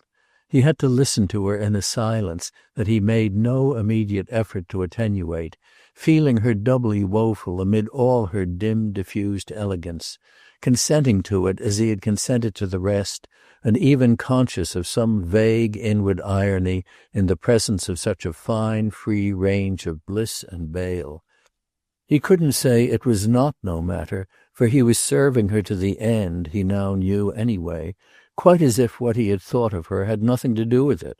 It was actually, moreover, as if he didn't think of her at all, as if he could think of nothing but the passion, mature, abysmal, pitiful, she represented, and the possibilities she betrayed.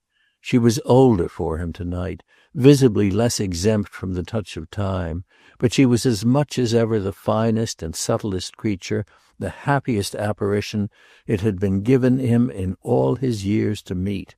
And yet he could see her there as vulgarly troubled in very truth as a maid-servant crying for her young man. The only thing was that she judged herself as the maid-servant wouldn't, the weakness of which wisdom too, the dishonour of which judgment, seemed but to sink her lower. Her collapse, however, no doubt, was briefer, and she had in a manner recovered herself before he intervened. "Of course I'm afraid for my life, but that's nothing, it isn't that." He was silent a little longer, as if thinking what it might be.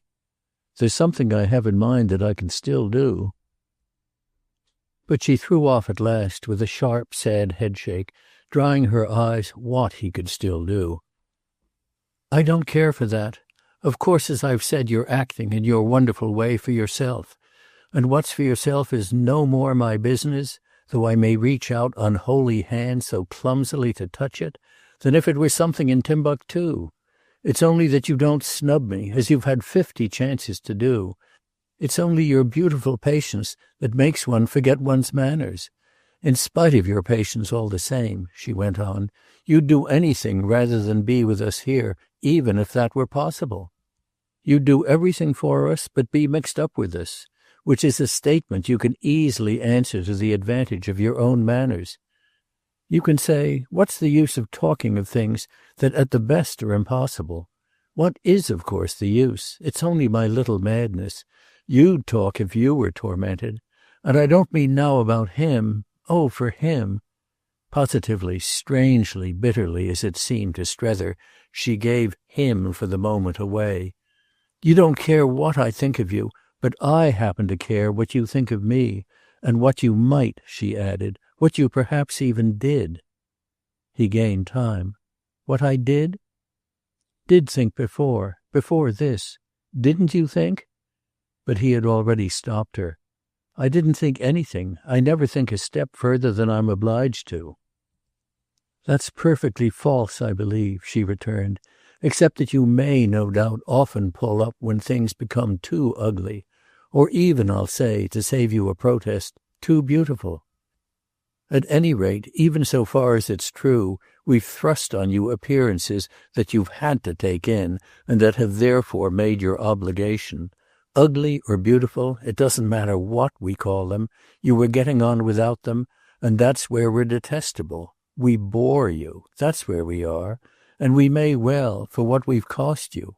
All you can do now is not to think at all, and I who should have liked to seem to you, well, sublime. He could only, after a moment, re-echo Miss Barras. You're wonderful.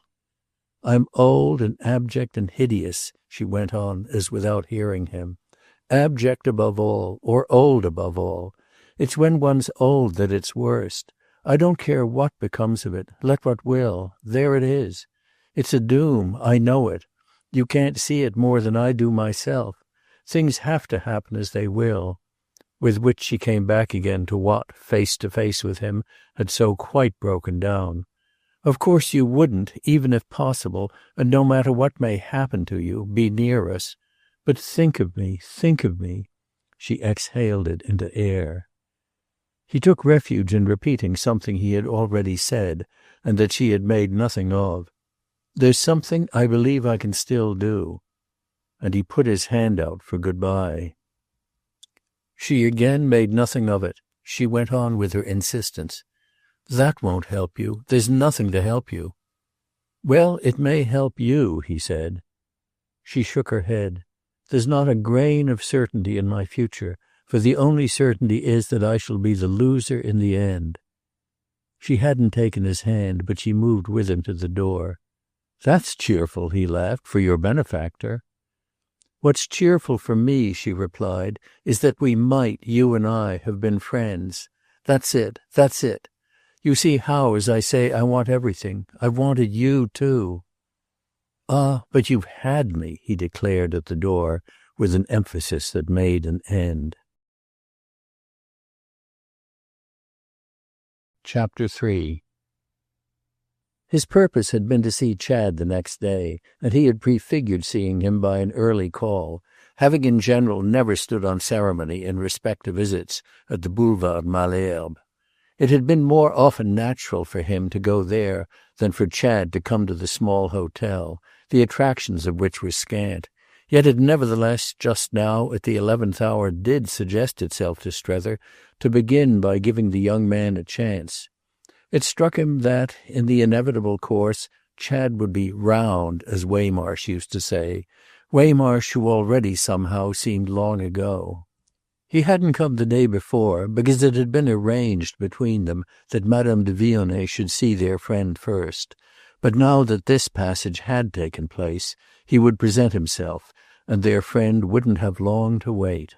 Strether assumed, he became aware, on this reasoning, that the interesting parties to the arrangement would have met betimes, and that the more interesting of the two, as she was after all, would have communicated to the other the issue of her appeal. Chad would know without delay that his mother's messenger had been with her, and, though it was perhaps not quite easy to see how she could qualify what had occurred, he would at least have been sufficiently advised to feel he could go on. The day, however, brought, early or late, no word from him, and Strether felt, as a result of this, that a change had practically come over their intercourse. It was perhaps a premature judgment, or it only meant perhaps, how could he tell, that the wonderful pair he protected had taken up again together the excursion he had accidentally checked. They might have gone back to the country, and gone back but with a long breath drawn. That, indeed, would best mark Chad's sense that reprobation hadn't rewarded Madame de Vionet's request for an interview. At the end of the 24 hours, at the end of the 48, there was still no overture, so that Strether filled up the time, as he had so often filled it before, by going to see Miss Gostrey. He proposed amusements to her. He felt expert now in proposing amusements, and he had thus for several days an odd sense of leading her about Paris, of driving her in the Bois, of showing her the penny steamboats, those from which the breeze of the Seine was to be best enjoyed, that might have belonged to a kindly uncle doing the honours of the capital to an intelligent niece from the country. He found means even to take her to shops she didn't know, or that she pretended she didn't, while she, on her side, was like the country maiden, all passive, modest, and graceful, going in fact so far as to emulate rusticity in occasional fatigues and bewilderments. Strether described these vague proceedings to himself, described them even to her as a happy interlude, the sign of which was that the companion said for the time no further word about the matter they had talked of to satiety.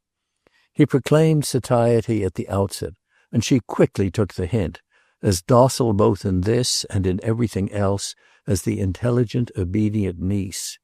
He told her as yet nothing of his late adventure, for as an adventure it now ranked with him. He pushed the whole business temporarily aside, and found his interest in the fact of her beautiful assent. She left questions unasked, she who for so long had been all questions. She gave herself up to him with an understanding of which mere mute gentleness might have seemed the sufficient expression. She knew his sense of his situation had taken still another step. Of that he was quite aware. But she conveyed that, whatever had thus happened for him, it was thrown into the shade by what was happening for herself. This, though it mightn't to a detached spirit have seemed much, was the major interest, and she met it with a new directness of response, measuring it from hour to hour with her grave hush of acceptance. Touched as he had so often been by her before, he was for his part too touched afresh, all the more that though he could be duly aware of the principle of his own mood, he couldn't be equally so of the principle of hers. He knew, that is, in a manner, knew roughly and resignedly, what he himself was hatching, whereas he had to take the chance of what he called to himself Maria's calculations. It was all he needed that she liked him enough for what they were doing, and even should they do a good deal more, would still like him enough for that. The essential freshness of a relation so simple was a cool bath to the soreness produced by other relations. These others appeared to him now horribly complex. They bristled with fine points, points all unimaginable beforehand, points that pricked and drew blood, a fact that gave to an hour with his present friend on a bateau-mouche or in the afternoon shade of the Champs-Élysées something of the innocent pleasure of handling rounded ivory. His relation with Chad personally, from the moment he had got his point of view, had been of the simplest, yet this also struck him as bristling after a third and a fourth blank day had passed. It was as if at last, however, his care for such indications had dropped. There came a fifth blank day, and he ceased to inquire or to heed. They now took on to his fancy, Miss Gostrey and he, the image of the babes in the wood. They could trust the merciful elements to let them continue at peace. He had been great already, as he knew, at postponements, but he had only to get afresh into the rhythm of one to feel its fine attraction. It amused him to say to himself that he might for all the world have been going to die resignedly. The scene was filled for him with so deep a deathbed hush, so melancholy a charm, that meant the postponement of everything else, which made so for the quiet lapse of life, and the postponement in especial of the reckoning to come, unless indeed the reckoning to come were to be one and the same thing with extinction. It faced him, the reckoning, over the shoulder of much interposing experience, which also faced him, and one would float to it doubtless duly through these caverns of Kubla Khan. It was really behind everything. It hadn't merged in what he had done. His final appreciation of what he had done, his appreciation on the spot, would provide it with its main sharpness. The spot so focused was, of course, Woollett, and he was to see, at the best, what Woollett would be with everything there changed for him. Wouldn't that revelation practically amount to the wind-up of his career? Well, the summer's end would show. His suspense, meanwhile, exactly the sweetness of vain delay, and he had with it, we should mention, other pastimes than Maria's company, plenty of separate musings in which his luxury failed him but at one point. He was well in port, the outer sea behind him, and it was only a matter of getting ashore. There was a question that came and went for him, however, as he rested against the side of his ship, and it was a little to get rid of the obsession that he prolonged his hours with Miss Gostrey. It was a question about himself, but it could only be settled by seeing Chad again. It was indeed his principal reason for wanting to see Chad. After that it wouldn't signify. It was a ghost that certain words would easily lay to rest. Only the young man must be there to take the words. Once they were taken, he wouldn't have a question left. None, that is, in connection with this particular affair. It wouldn't then matter even to himself that he might now have been guilty of speaking because of what he had forfeited. That was the refinement of his supreme scruple. He wished so to leave what he had forfeited out of account. He wished not to do anything because he had missed something else, because he was sore or sorry or impoverished, because he was maltreated or desperate. He wished to do everything because he was lucid and quiet, just the same for himself on all essential points as he had ever been. Thus it was that while he virtually hung about for Chad, he kept mutely putting it, "You've been chucked, old boy, but what has that to do with it?" It would have sickened him to feel vindictive. These tints of feeling, indeed, were doubtless but the iridescence of his idleness, and they were presently lost in a new light from Maria. She had a fresh fact for him before the week was out, and she practically met him with it on his appearing one night. He hadn't on this day seen her, but had planned presenting himself in due course to ask her to dine with him somewhere out of doors, on one of the terraces in one of the gardens of which the Paris of summer was profuse. It had then come on to rain, so that, disconcerted, he changed his mind, dining alone at home, a little stuffedly and stupidly, and waiting on her afterwards to make up his loss. He was sure within a minute that something had happened. It was so in the air of the rich little room that he had scarcely to name his thought. Softly lighted, the whole colour of the place, with its vague values, was in cool fusion, an effect that made the visitor stand for a little agaze. It was as if in doing so now he had felt a recent presence, his recognition of the passage of which his hostess in turn divined. She had scarcely to say it. "Yes, she has been here, and this time I received her." It wasn't till a minute later that she added, "There being, as I understand you, no reason now—" "None for your refusing?" "No, if you've done what you had to do." "I've certainly so far done it," Strether said, "as that you needn't fear the effect, or the appearance of coming between us. There's nothing between us now but what we ourselves have put there, and not an inch of room for anything else whatever. Therefore you're only beautifully with us, as always, though doubtless now, if she has talked to you, rather more with us than less. Of course if she came," he added, "it was to talk to you." "It was to talk to me," Maria returned, on which he was further sure that she was practically in possession of what he himself hadn't yet told her. He was even sure she was in possession of things he himself couldn't have told, for the consciousness of them was now all in her face and accompanied there with a shade of sadness that marked in her the close of all uncertainties. It came out for him more than ever yet that she had had from the first a knowledge she believed him not to have had, a knowledge the sharp acquisition of which might be destined to make a difference for him. The difference for him might not inconceivably be an arrest of his independence and a change in his attitude, in other words, a revulsion in favour of the principles of Woollett. She had really prefigured the possibility of a shock that would send him swinging back to Mrs. Newsome. He hadn't, it was true, week after week, shown signs of receiving it, but the possibility had been none the less in the air. What Maria accordingly had had now to take in was that the shock had descended and that he hadn't, all the same, swung back. He had grown clear in a flash on a point long since settled for herself, but no reapproximation to Mrs. Newsome had occurred in consequence. Madame de Vionnet had by her visit held up the torch to these truths, and what now lingered in poor Maria's face was the somewhat smoky light of the scene between them.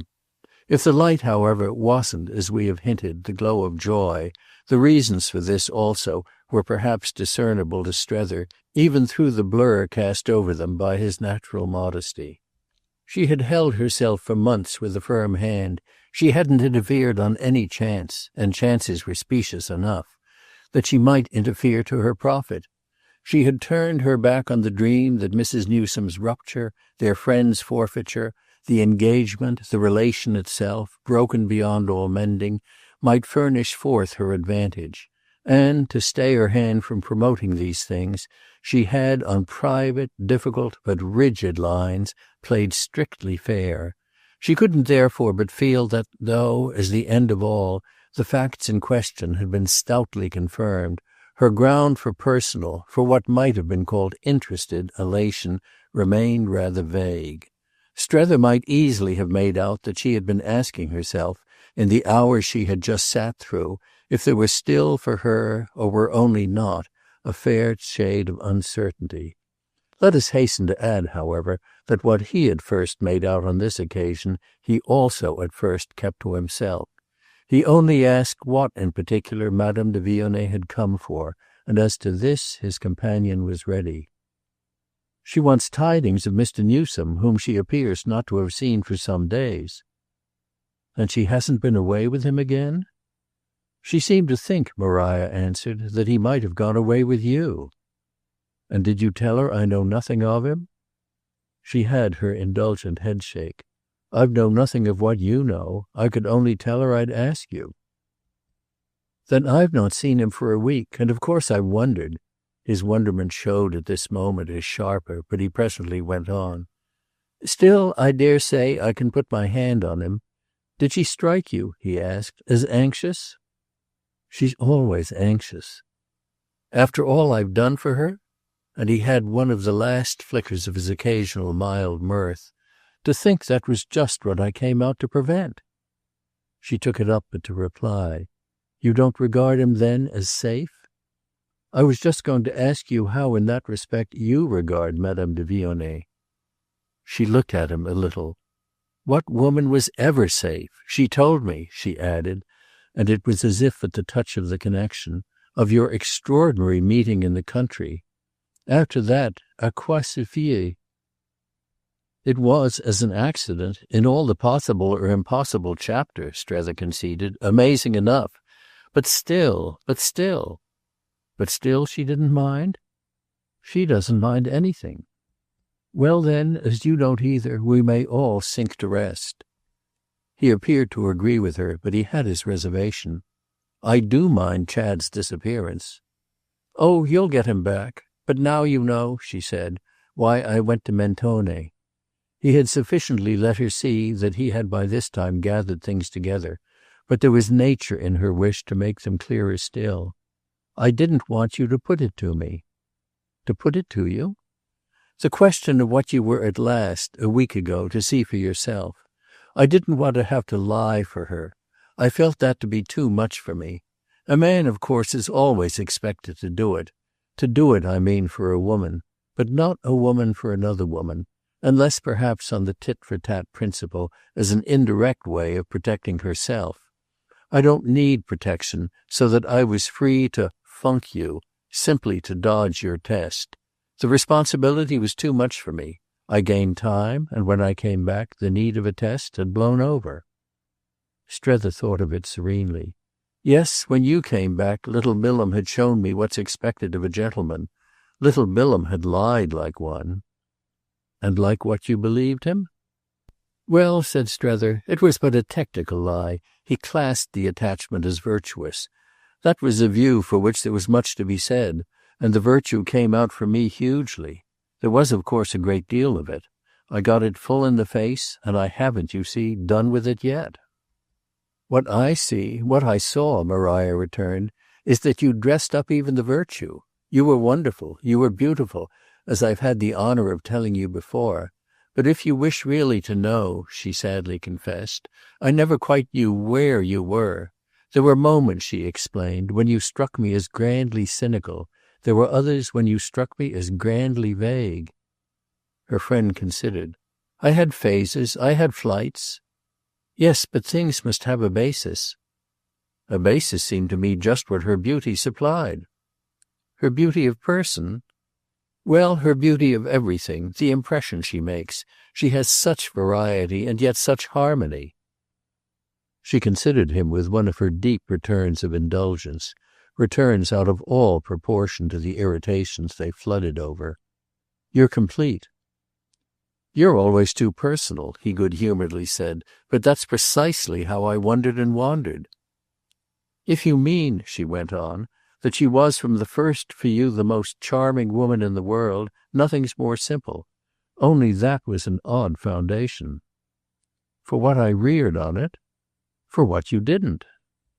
"Well, it was all not a fixed quantity, and it had for me, it has still, such elements of strangeness. Her greater age than his, her different world, traditions, association, her other opportunities, liabilities, standards." His friend listened with respect to his enumeration of these disparities. Then she disposed of them at a stroke. "Those things are nothing when a woman's hit. It's very awful. She was hit." Strether on his side did justice to that plea. "Oh, of course I saw she was hit. That she was hit was what we were busy with. That she was hit was our great affair. But somehow I couldn't think of her as down in the dust, and as put there by our little Chad." "Yet wasn't your little Chad just your miracle?" Strether admitted it. "Of course I moved among miracles. It was all phantasmagoric. But the great fact was that so much of it was none of my business, as I saw my business. It isn't even now." His companion turned away on this, and it might well have been yet again with the sharpness of a fear of how little his philosophy could bring her personally. "I wish she could hear you." "Mrs. Newsome?" "No, not Mrs. Newsome, since I understand you that it doesn't matter now what Mrs. Newsome hears. Hasn't she heard everything?" "Practically, yes." He had thought a moment, but he went on. "You wish Madame de Vionnet could hear me?" "Madame de Vionnet." She had come back to him. "She thinks just the contrary of what you say, that you distinctly judge her." He turned over the scene as the two women thus placed together for him seemed to give it. "She might have known." "Might have known you don't?" Miss Gostrey asked as he let it drop. "She was sure of it at first," she pursued as he said nothing. "She took it for granted, at least, as any woman in her position would. But after that she changed her mind. She believed you believed." "Well?" He was curious. "Why, in her sublimity. And that belief had remained with her, I make out, till the accident of the other day opened your eyes. For that it did," said Maria, "open them." "She can't help," he had taken it up, "being aware?" "No," he mused. "I suppose she thinks of that even yet." "Then they were closed? There you are. However, if you see her as the most charming woman in the world, it comes to the same thing. And if you'd like me to tell her that you do still so see her—" Miss Gostrey, in short, offered herself for service to the end. It was an offer he could temporarily entertain, but he decided. "She knows perfectly how I see her." "Not favourably enough, she mentioned to me, to wish ever to see her again. She told me you had taken a final leave of her. She says you've done with her." "So I have." Maria had a pause, then she spoke as if for conscience. "She wouldn't have done with you. She feels she has lost you, yet that she might have been better for you." "Oh, she has been quite good enough," Strether laughed. "She thinks you and she might at any rate have been friends." "We might certainly. That's just," he continued to laugh, "why I'm going." It was as if Maria could feel with this then at last that she had done her best for each. But she had still an idea. "Shall I tell her that?" "No, tell her nothing." "Very well, then," to which in the next breath Miss Gostrey added, "Poor dear thing." Her friend wondered, then with raised eyebrows. "Me?" "Oh no, Madame de Vionnet." He accepted the correction, but he wondered still. "Are you so sorry for her as that?" It made her think a moment, made her even speak with a smile. But she didn't really retract. "I'm sorry for us all." Chapter 4. He was today no longer to re-establish communication with Chad, and we have just seen that he had spoken to Miss Gostrey of this intention on hearing from her of the young man's absence. It was not, moreover, only the assurance so given that prompted him. It was the need of causing his conduct to square with another profession still, the motive he had described to her as his sharpest for now getting away. If he was to get away, because of some of the relations involved in staying, the cold attitude toward them might look pedantic in the light of lingering on. He must do both things. He must see Chad, but he must go. The more he thought of the former of these duties, the more he felt himself make a subject of insistence of the latter. They were alike intensely present to him as he sat in front of a quiet little café into which he had dropped on quitting Maria's entresol. The rain that had spoiled his evening with her was over, for it was still to him as if his evening had been spoiled, even though it mightn't have been wholly the rain. It was late when he left the café, yet not too late.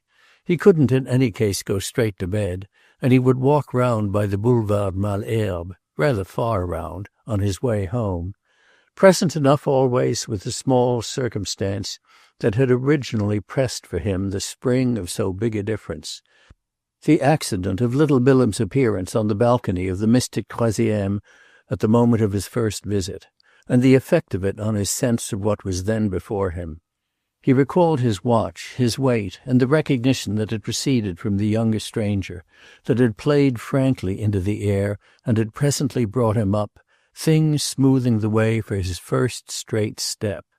He had since had occasion, a few times, to pass the house without going in, but he had never passed it without again feeling how it had then spoken to him.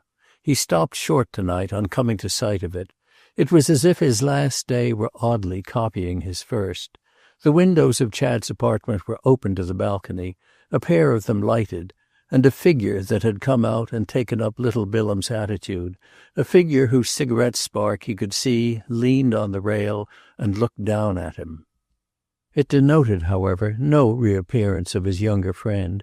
It quickly defined itself in the tempered darkness as Chad's more solid shape, so that Chad's was the attention that after he had stepped forward into the street and signaled, he easily engaged. Chad's was the voice that, sounding into the night with promptness and seemingly with joy, greeted him and called him up. That the young man had been visible there just in this position expressed somehow for Strether that, as Maria Gostrey had reported, he had been absent and silent, and our friend drew breath on each landing, the lift at that hour having ceased to work, before the implications of the fact. He had been for a week intensely away to a distance and alone, but he was more back than ever, and the attitude in which Strether had surprised him was something more than a return. It was clearly a conscious surrender. He had arrived but an hour before, from London, from Lucerne, from Hamburg, from no matter where, though the visitor's fancy on the staircase liked to fill it out, and after a bath, a talk with Baptiste, and a supper of light, cold, clever French things, which one could see the remains of there in the circle of the lamp, pretty and ultra-Parisian, he had come into the air again for a smoke, was occupied at the moment of Strether's approach in what might have been called taking up his life afresh. His life, his life. Strether paused anew, on the last flight, at this final, rather breathless sense of what Chad's life was doing with Chad's mother's emissary. It was dragging him at strange hours up the staircases of the rich. It was keeping him out of bed at the end of long hot days. It was transforming beyond recognition the simple, subtle, conveniently uniform thing that had anciently passed with him for a life of his own. Why should it concern him that Chad was to be fortified in the pleasant practice of smoking on balconies, of supping on salads, of feeling his special conditions agreeably reaffirm themselves, of finding reassurance in comparisons and contrasts? There was no answer to such a question but that he was still practically committed. He had perhaps never yet so much known it. It made him feel old, and he would buy his railway ticket, feeling no doubt older, the next day. But he had meanwhile come up 4 flights, counting the entresol, at midnight and without a lift, for Chad's life. The young man, hearing him by this time, and with Baptiste sent to rest, was already at the door, so that Strether had before him in full visibility the cause in which he was labouring, and even, with the troisième fairly gained, panting a little. Chad offered him, as always, a welcome in which the cordial and the formal, so far as the formal was the respectful, handsomely met. And after he had expressed a hope that he would let him put him up for the night, Strether was in full possession of the key, as it might have been called, to what had lately happened. If he had just thought of himself, as old Chad was at sight of him thinking of him as older, he wanted to put him up for the night just because he was ancient and weary. It could never be said the tenant of these quarters wasn't nice to him, a tenant who, if he might indeed now keep him, was probably prepared to work it all still more thoroughly. Our friend had in fact the impression that with the minimum of encouragement Chad would propose to keep him indefinitely, an impression in the lap of which one of his own possibilities seemed to sit. Madame de Vionnet had wished him to stay, so why didn't that happily fit? He could enshrine himself for the rest of his days in his young host's chambre d'amis and draw out these days at his young host's expense. There could scarce be greater logical expression of the countenance he had been moved to give. There was literally a minute, it was strange enough, during which he grasped the idea that as he was acting, as he could only act, he was inconsistent. The sign that the inward forces he had obeyed really hung together would be that, in default always of another career, he should promote the good cause by mounting guard on it. These things, during his first minutes, came and went, but they were after all practically disposed of as soon as he had mentioned his errand. He had come to say good-bye, yet that was only a part, so that from the moment Chad accepted his farewell, the question of a more ideal affirmation gave way to something else. He proceeded with the rest of his business. "You'll be a brute, you know. You'll be guilty of the last infamy if you ever forsake her." That, uttered there at the solemn hour, uttered in the place that was full of her influence, was the rest of his business, and when once he had heard himself say it, he felt that his message had never before been spoken. It placed his present call immediately on solid ground, and the effect of it was to enable him quite to play with what we have called the key. Chad showed no shade of embarrassment, but had none the less been troubled for him after their meeting in the country, had had fears and doubts on the subject of his comfort. He was disturbed, as it were, only for him, and had positively gone away to ease him off, to let him down, if it wasn't indeed rather to screw him up, the more gently. Seeing him now fairly jaded, he had come, with characteristic good humour, all the way to meet him, and what Strether thereupon supremely made out was that he would abound for him to the end in conscientious assurances. This was what was between them while the visitor remained.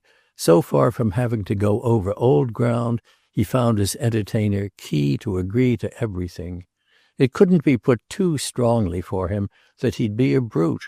Oh, rather, if I should do anything of that sort, I hope you believe I really feel it. "I want it," said Strether, "to be my last word of all to you. I can't say more, you know, and I don't see how I can do more in every way than I've done." Chad took this almost artlessly as a direct allusion. "You've seen her?" "Oh, yes, to say good-bye, and if I had doubted the truth of what I had to tell you—" "She'd have cleared up your doubt," Chad understood. "Rather," again. It even kept him briefly silent. But he made that up. She must have been wonderful.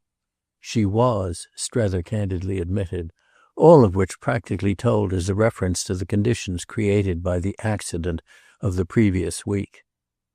They appeared for a little to be looking back at it, and that came out still more in what Chad next said.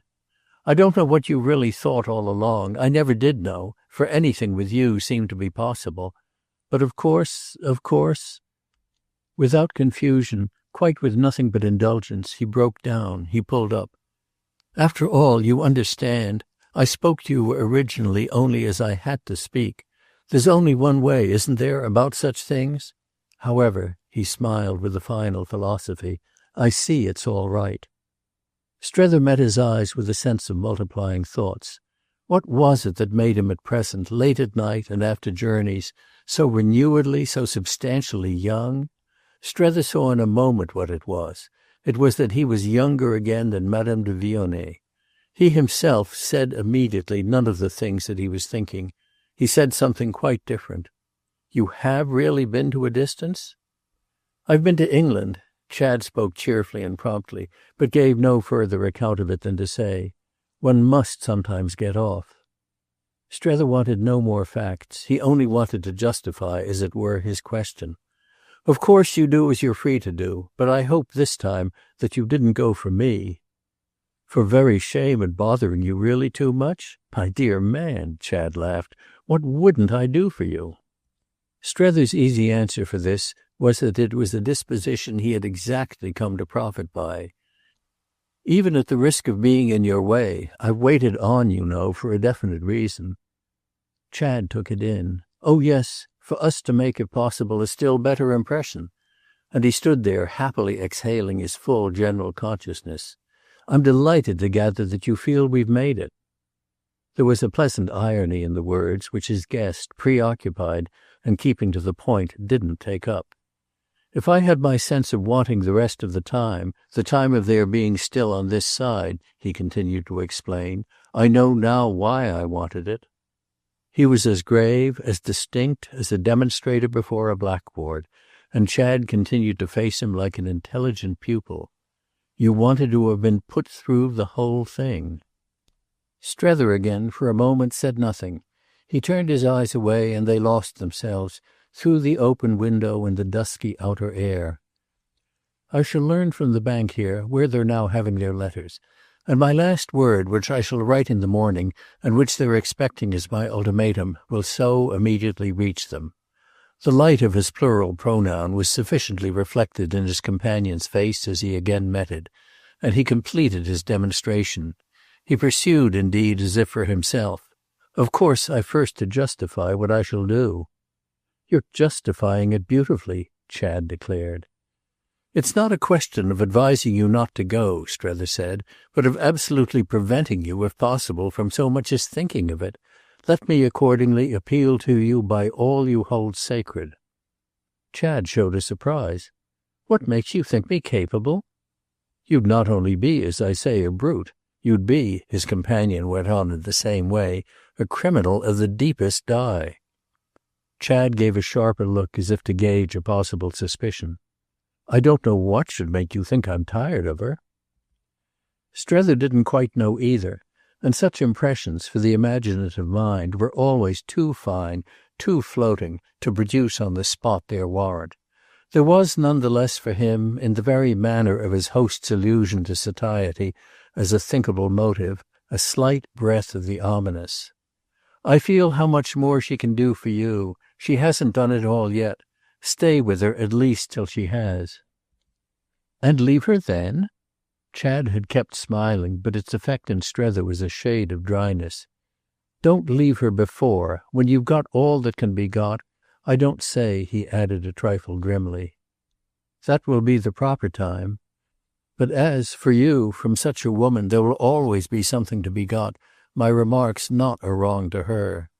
Chad let him go on, showing every decent deference, showing perhaps also a candid curiosity for this sharper accent. "I remember you, you know, as you were." "An awful ass, wasn't I?" The response was as prompt as if he had pressed a spring. It had a ready abundance at which he even winced, so that he took a moment to meet it. "You certainly then wouldn't have seemed worth all you've let me in for. You've defined yourself better. Your value has quintupled." "Well then, wouldn't that be enough?" Chad had risked it jocosely, but Strether remained blank. "Enough?" "If one should wish to live on one's accumulations?" After which, however, as his friend appeared cold to the joke, the young man as easily dropped it. "Of course I really never forget night or day what I owe her. I owe her everything. I give you my word of honour," he frankly ran out, "that I'm not a bit tired of her." Strether at this only gave him a stare. The way youth could express itself was again and again a wonder. He meant no harm, though he might after all be capable of much. Yet he spoke of being tired of her almost as he might have spoken of being tired of roast mutton for dinner. "She has never for a moment yet bored me, never been wanting, as the cleverest women sometimes are, in tact. She has never talked about her tact, as even they too sometimes talk, but she has always had it. She has never had it more," he handsomely made the point, "than just lately." And he scrupulously went further. "She has never been anything I could call a burden." Strether for a moment said nothing. Then he spoke gravely, with his shade of dryness deepened. "Oh, if you didn't do her justice—" "I should be a beast, eh?" Strether devoted no time to saying what he would be. That, visibly, would take them far. If there was nothing for it but to repeat, however, repetition was no mistake. "You owe her everything, very much more than she can ever owe you. You've, in other words, duties to her of the most positive sort, and I don't see what other duties, as the others are presented to you, can be held to go before them." Chad looked at him with a smile. "And you know, of course, about the others, eh? Since it's you yourself who have done the presenting." "Much of it, yes, and to the best of my ability. But not all, from the moment your sister took my place." "She didn't," Chad returned. "Sally took her place, certainly. But it was never, I saw from the first moment, to be yours. No one, with us, will ever take yours. It wouldn't be possible." "Ah, of course," sighed Strether. "I knew it.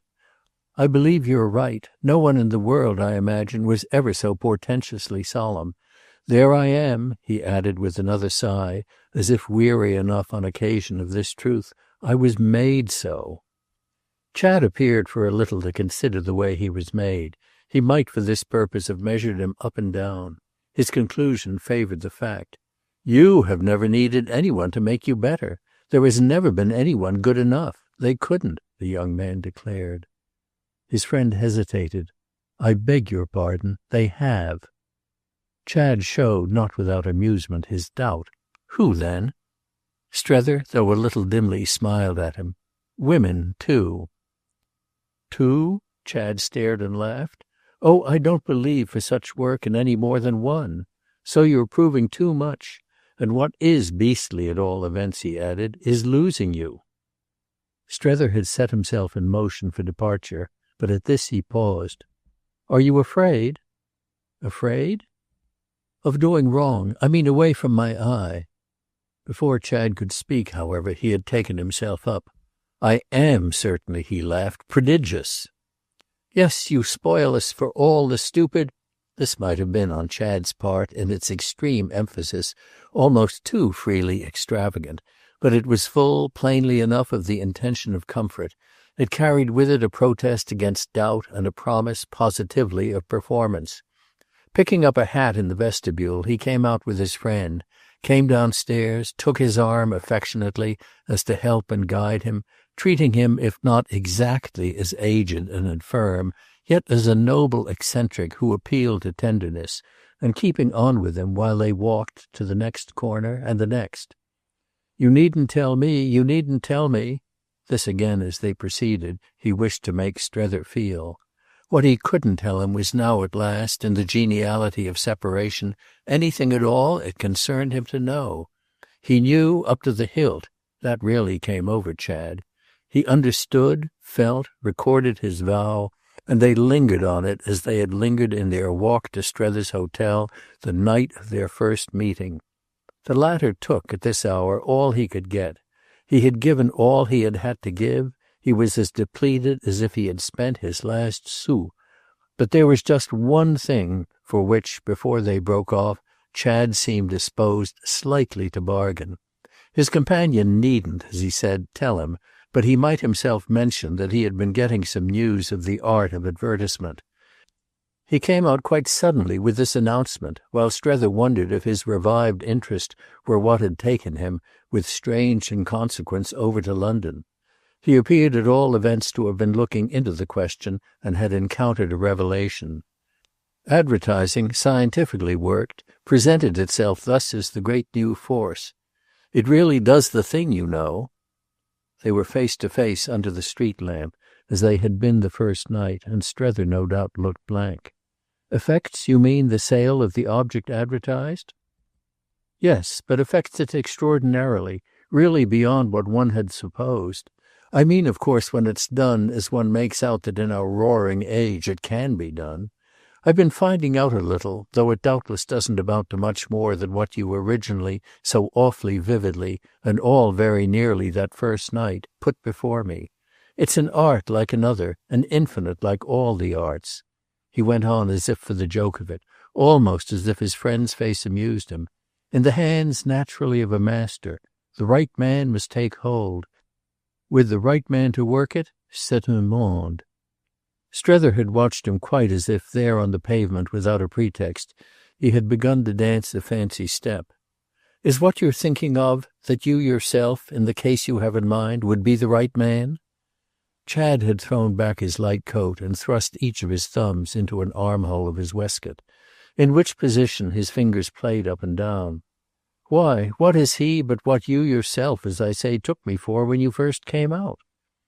Strether felt a little faint, but he coerced his attention. Oh, yes, and there's no doubt that with your natural parts you'd have much in common with him. Advertising is clearly at this time of day the secret of trade. It's quite possible it will be open to you, giving the whole of your mind to it, to make the whole place hum with you. Your mother's appeal is to the whole of your mind, and that's exactly the strength of her case. Chad's fingers continued to twiddle, but he had something of a drop. Ah, we've been through my mother's case. So I thought. Why then do you speak of the matter? Only because it was part of our original discussion. To wind up where we began, my interest's purely platonic. There, at any rate, the fact is, the fact of the possible. I mean the money in it. Oh, damn the money in it, said Strether. And then, as the young man's fixed smile seemed to shine out more strange, shall you give your friend up for the money in it? Chad preserved his handsome grimace as well as the rest of his attitude. You're not altogether, in your so great solemnity, kind. Haven't I been drinking you in, showing you all I feel you're worth to me? What have I done, what am I doing but cleave to her to the death? The only thing is, he good-humouredly explained, that one can't but have it before one in the cleaving, the point where the death comes in. Don't be afraid for that. It's pleasant to a fellow's feelings, he developed, to size up the bribe he applies his foot to. Oh, then if all you want's a kickable surface, the bribe's enormous. Good. Then there it goes. Chad administered his kick with fantastic force and sent an imaginary object flying. It was accordingly as if they were once more rid of the question and could come back to what really concerned him. Of course I shall see you tomorrow. But Strether scarce heeded the plan proposed for this. He had still the impression, not the slighter for the simulated kick, of an irrelevant hornpipe or jig. You're restless. Ah, returned Chad as they parted, you're exciting. Chapter 5. He had, however, within 2 days another separation to face. He had sent Maria Gostry a word early, by hand, to ask if he might come to breakfast, in consequence of which, at noon, she awaited him in the cool shade of her little Dutch-looking dining-room. This retreat was at the back of the house, with the view of a scrap of old garden that had been saved from modern ravage, and though he had on more than one other occasion had his legs under its small and peculiarly polished table of hospitality, the place had never before struck him as so sacred to pleasant knowledge, to intimate charm, to antique order, to a neatness that was almost august. To sit there was, as he had told his hostess before, to see life reflected for the time in ideally kept pewter, which was somehow becoming, improving to life, so that one's eyes were held and comforted. Strether's were comforted at all events now, and the more that it was the last time, with a charming effect on the board bare of a cloth and proud of its perfect surface, of the small old crockery and old silver, matched by the more substantial pieces happily disposed about the room.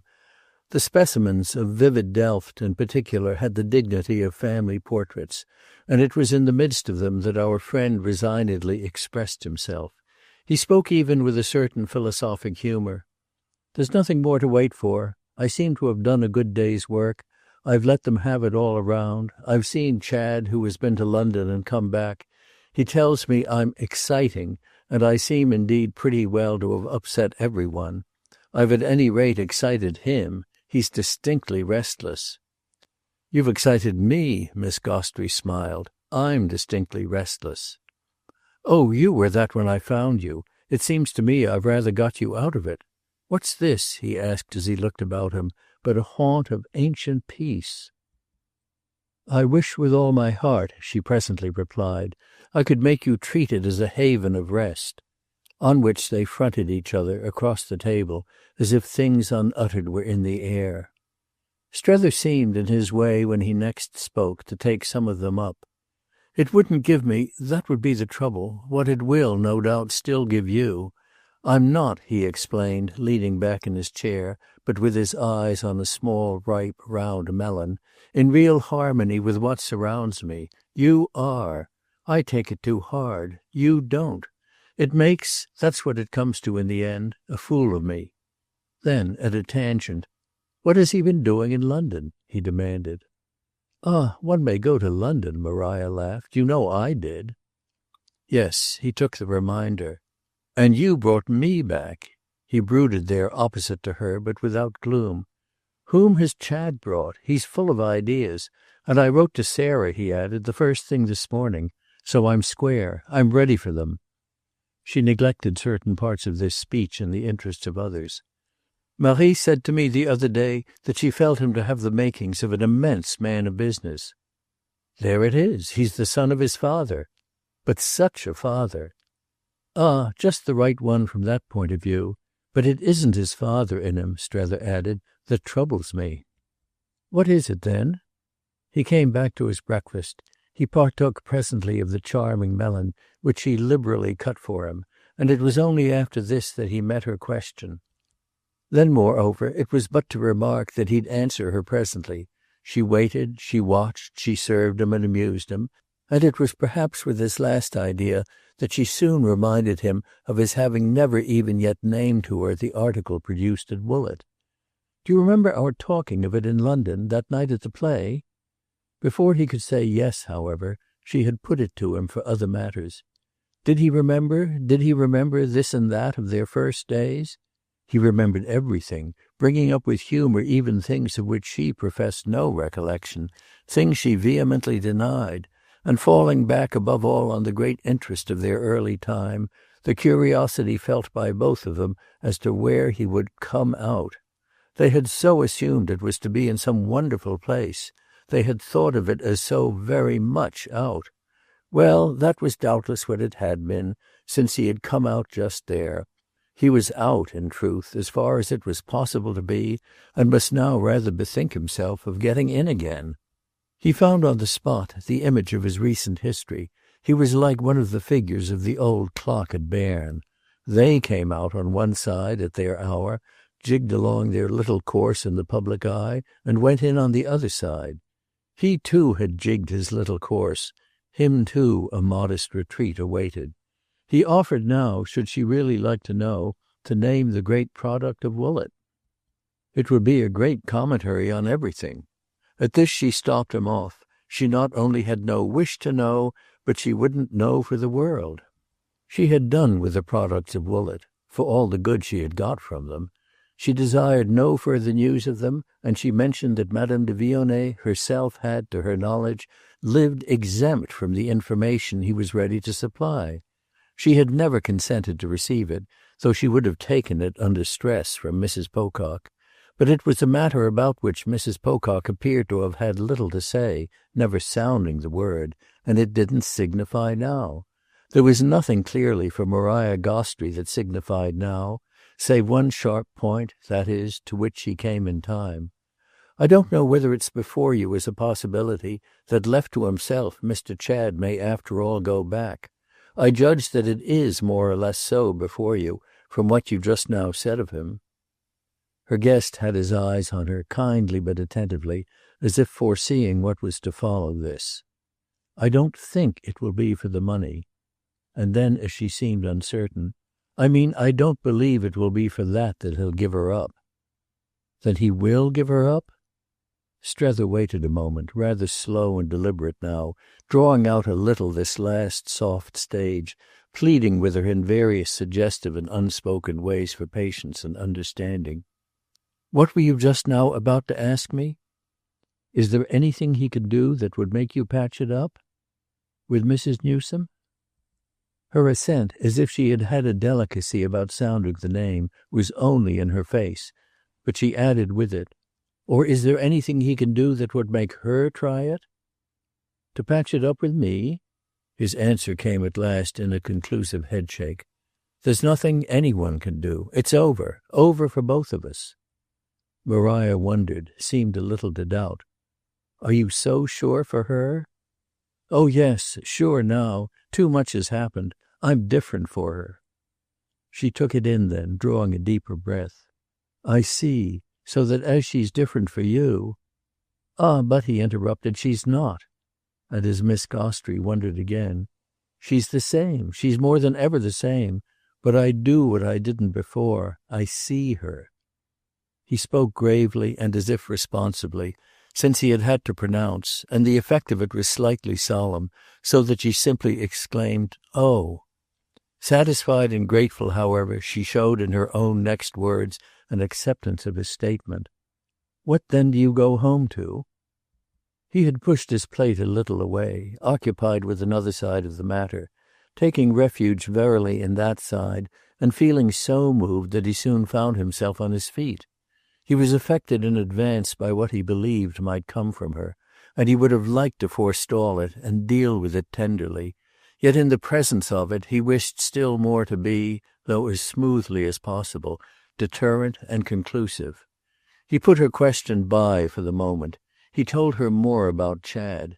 It would have been impossible to meet me any more than he did last night on the question of the infamy of not sticking to her. Is that what you called it for him? Infamy? Oh, rather. I described to him in detail the base creature he'd be, and he quite agrees with me about it. So that it's really as if you had nailed him? Quite really as if. I told him I should curse him. Oh, she smiled, you have done it. And then, having thought again, you can't after that propose. Yet she scanned his face. Propose again to Mrs. Newsome? She hesitated afresh, but she brought it out. I've never believed, you know, that you did propose. I always believed it was really she, and so far as that goes, I can understand it. What I mean is, she explained, that with such a spirit, the spirit of curses, your breach is past mending. She has only to know what you've done to him never again to raise a finger. I've done, said Strether, what I could. One can't do more. He protests his devotion and his horror. But I'm not sure I've saved him. He protests too much. He asks how one can dream of his being tired. But he has all life before him. Maria saw what he meant. He's formed to please. And it's our friend who has formed him. Strether felt in it the strange irony. So it's scarcely his fault. It's at any rate his danger. I mean, said Strether, it's hers, but she knows it. Yes, she knows it. And is your idea, Miss Gostrey asked, that there was some other woman in London? Yes. No. That is, I have no ideas. I'm afraid of them. I've done with them. And he put out his hand to her. Goodbye. It brought her back to her unanswered question. To what do you go home? I don't know. There will always be something. To a great difference, she said as she kept his hand. "A great difference, no doubt, yet I shall see what I can make of it." "Shall you make anything so good?" But as if remembering what Mrs. Newsome had done, it was as far as she went. He had sufficiently understood. "So good as this place at this moment? So good as what you make of everything you touch?" He took a moment to say, for really and truly what stood about him there in her offer, which was as the offer of exquisite service, of lightened care for the rest of his days, might well have tempted. It built him softly round, it roofed him warmly over, it rested all so firm on selection. And what ruled selection was beauty and knowledge. It was awkward, it was almost stupid, not to seem to prize such things. Yet none the less, so far as they made his opportunity, they made it only for a moment. She'd moreover understand. She always understood. That indeed might be, but meanwhile she was going on. "There's nothing, you know, I wouldn't do for you." "Oh yes, I know." "There's nothing," she repeated, "in all the world." I know. But all the same I must go." He had got it at last. "To be right." "To be right?" She had echoed it in vague deprecation, but he felt it already clear for her. "That, you see, is my only logic, not out of the whole affair to have got anything for myself." She thought. "But with your wonderful impressions you'll have got a great deal." "A great deal," he agreed. "But nothing like you. It's you who would make me wrong." Honest and fine, she couldn't greatly pretend she didn't see it. Still she could pretend just a little. "But why should you be so dreadfully right?" "That's the way that, if I must go, you yourself would be the first to want me, and I can't do anything else." So then she had to take it, though still with her defeated protest. "It isn't so much your being right. It's your horrible sharp eye for what makes you so." "Oh, but you're just as bad yourself. You can't resist me when I point that out." She sighed it at last, all comically, all tragically, away. "I can't indeed resist you." "Then there we are," said Strether. End of The Ambassadors by Henry James.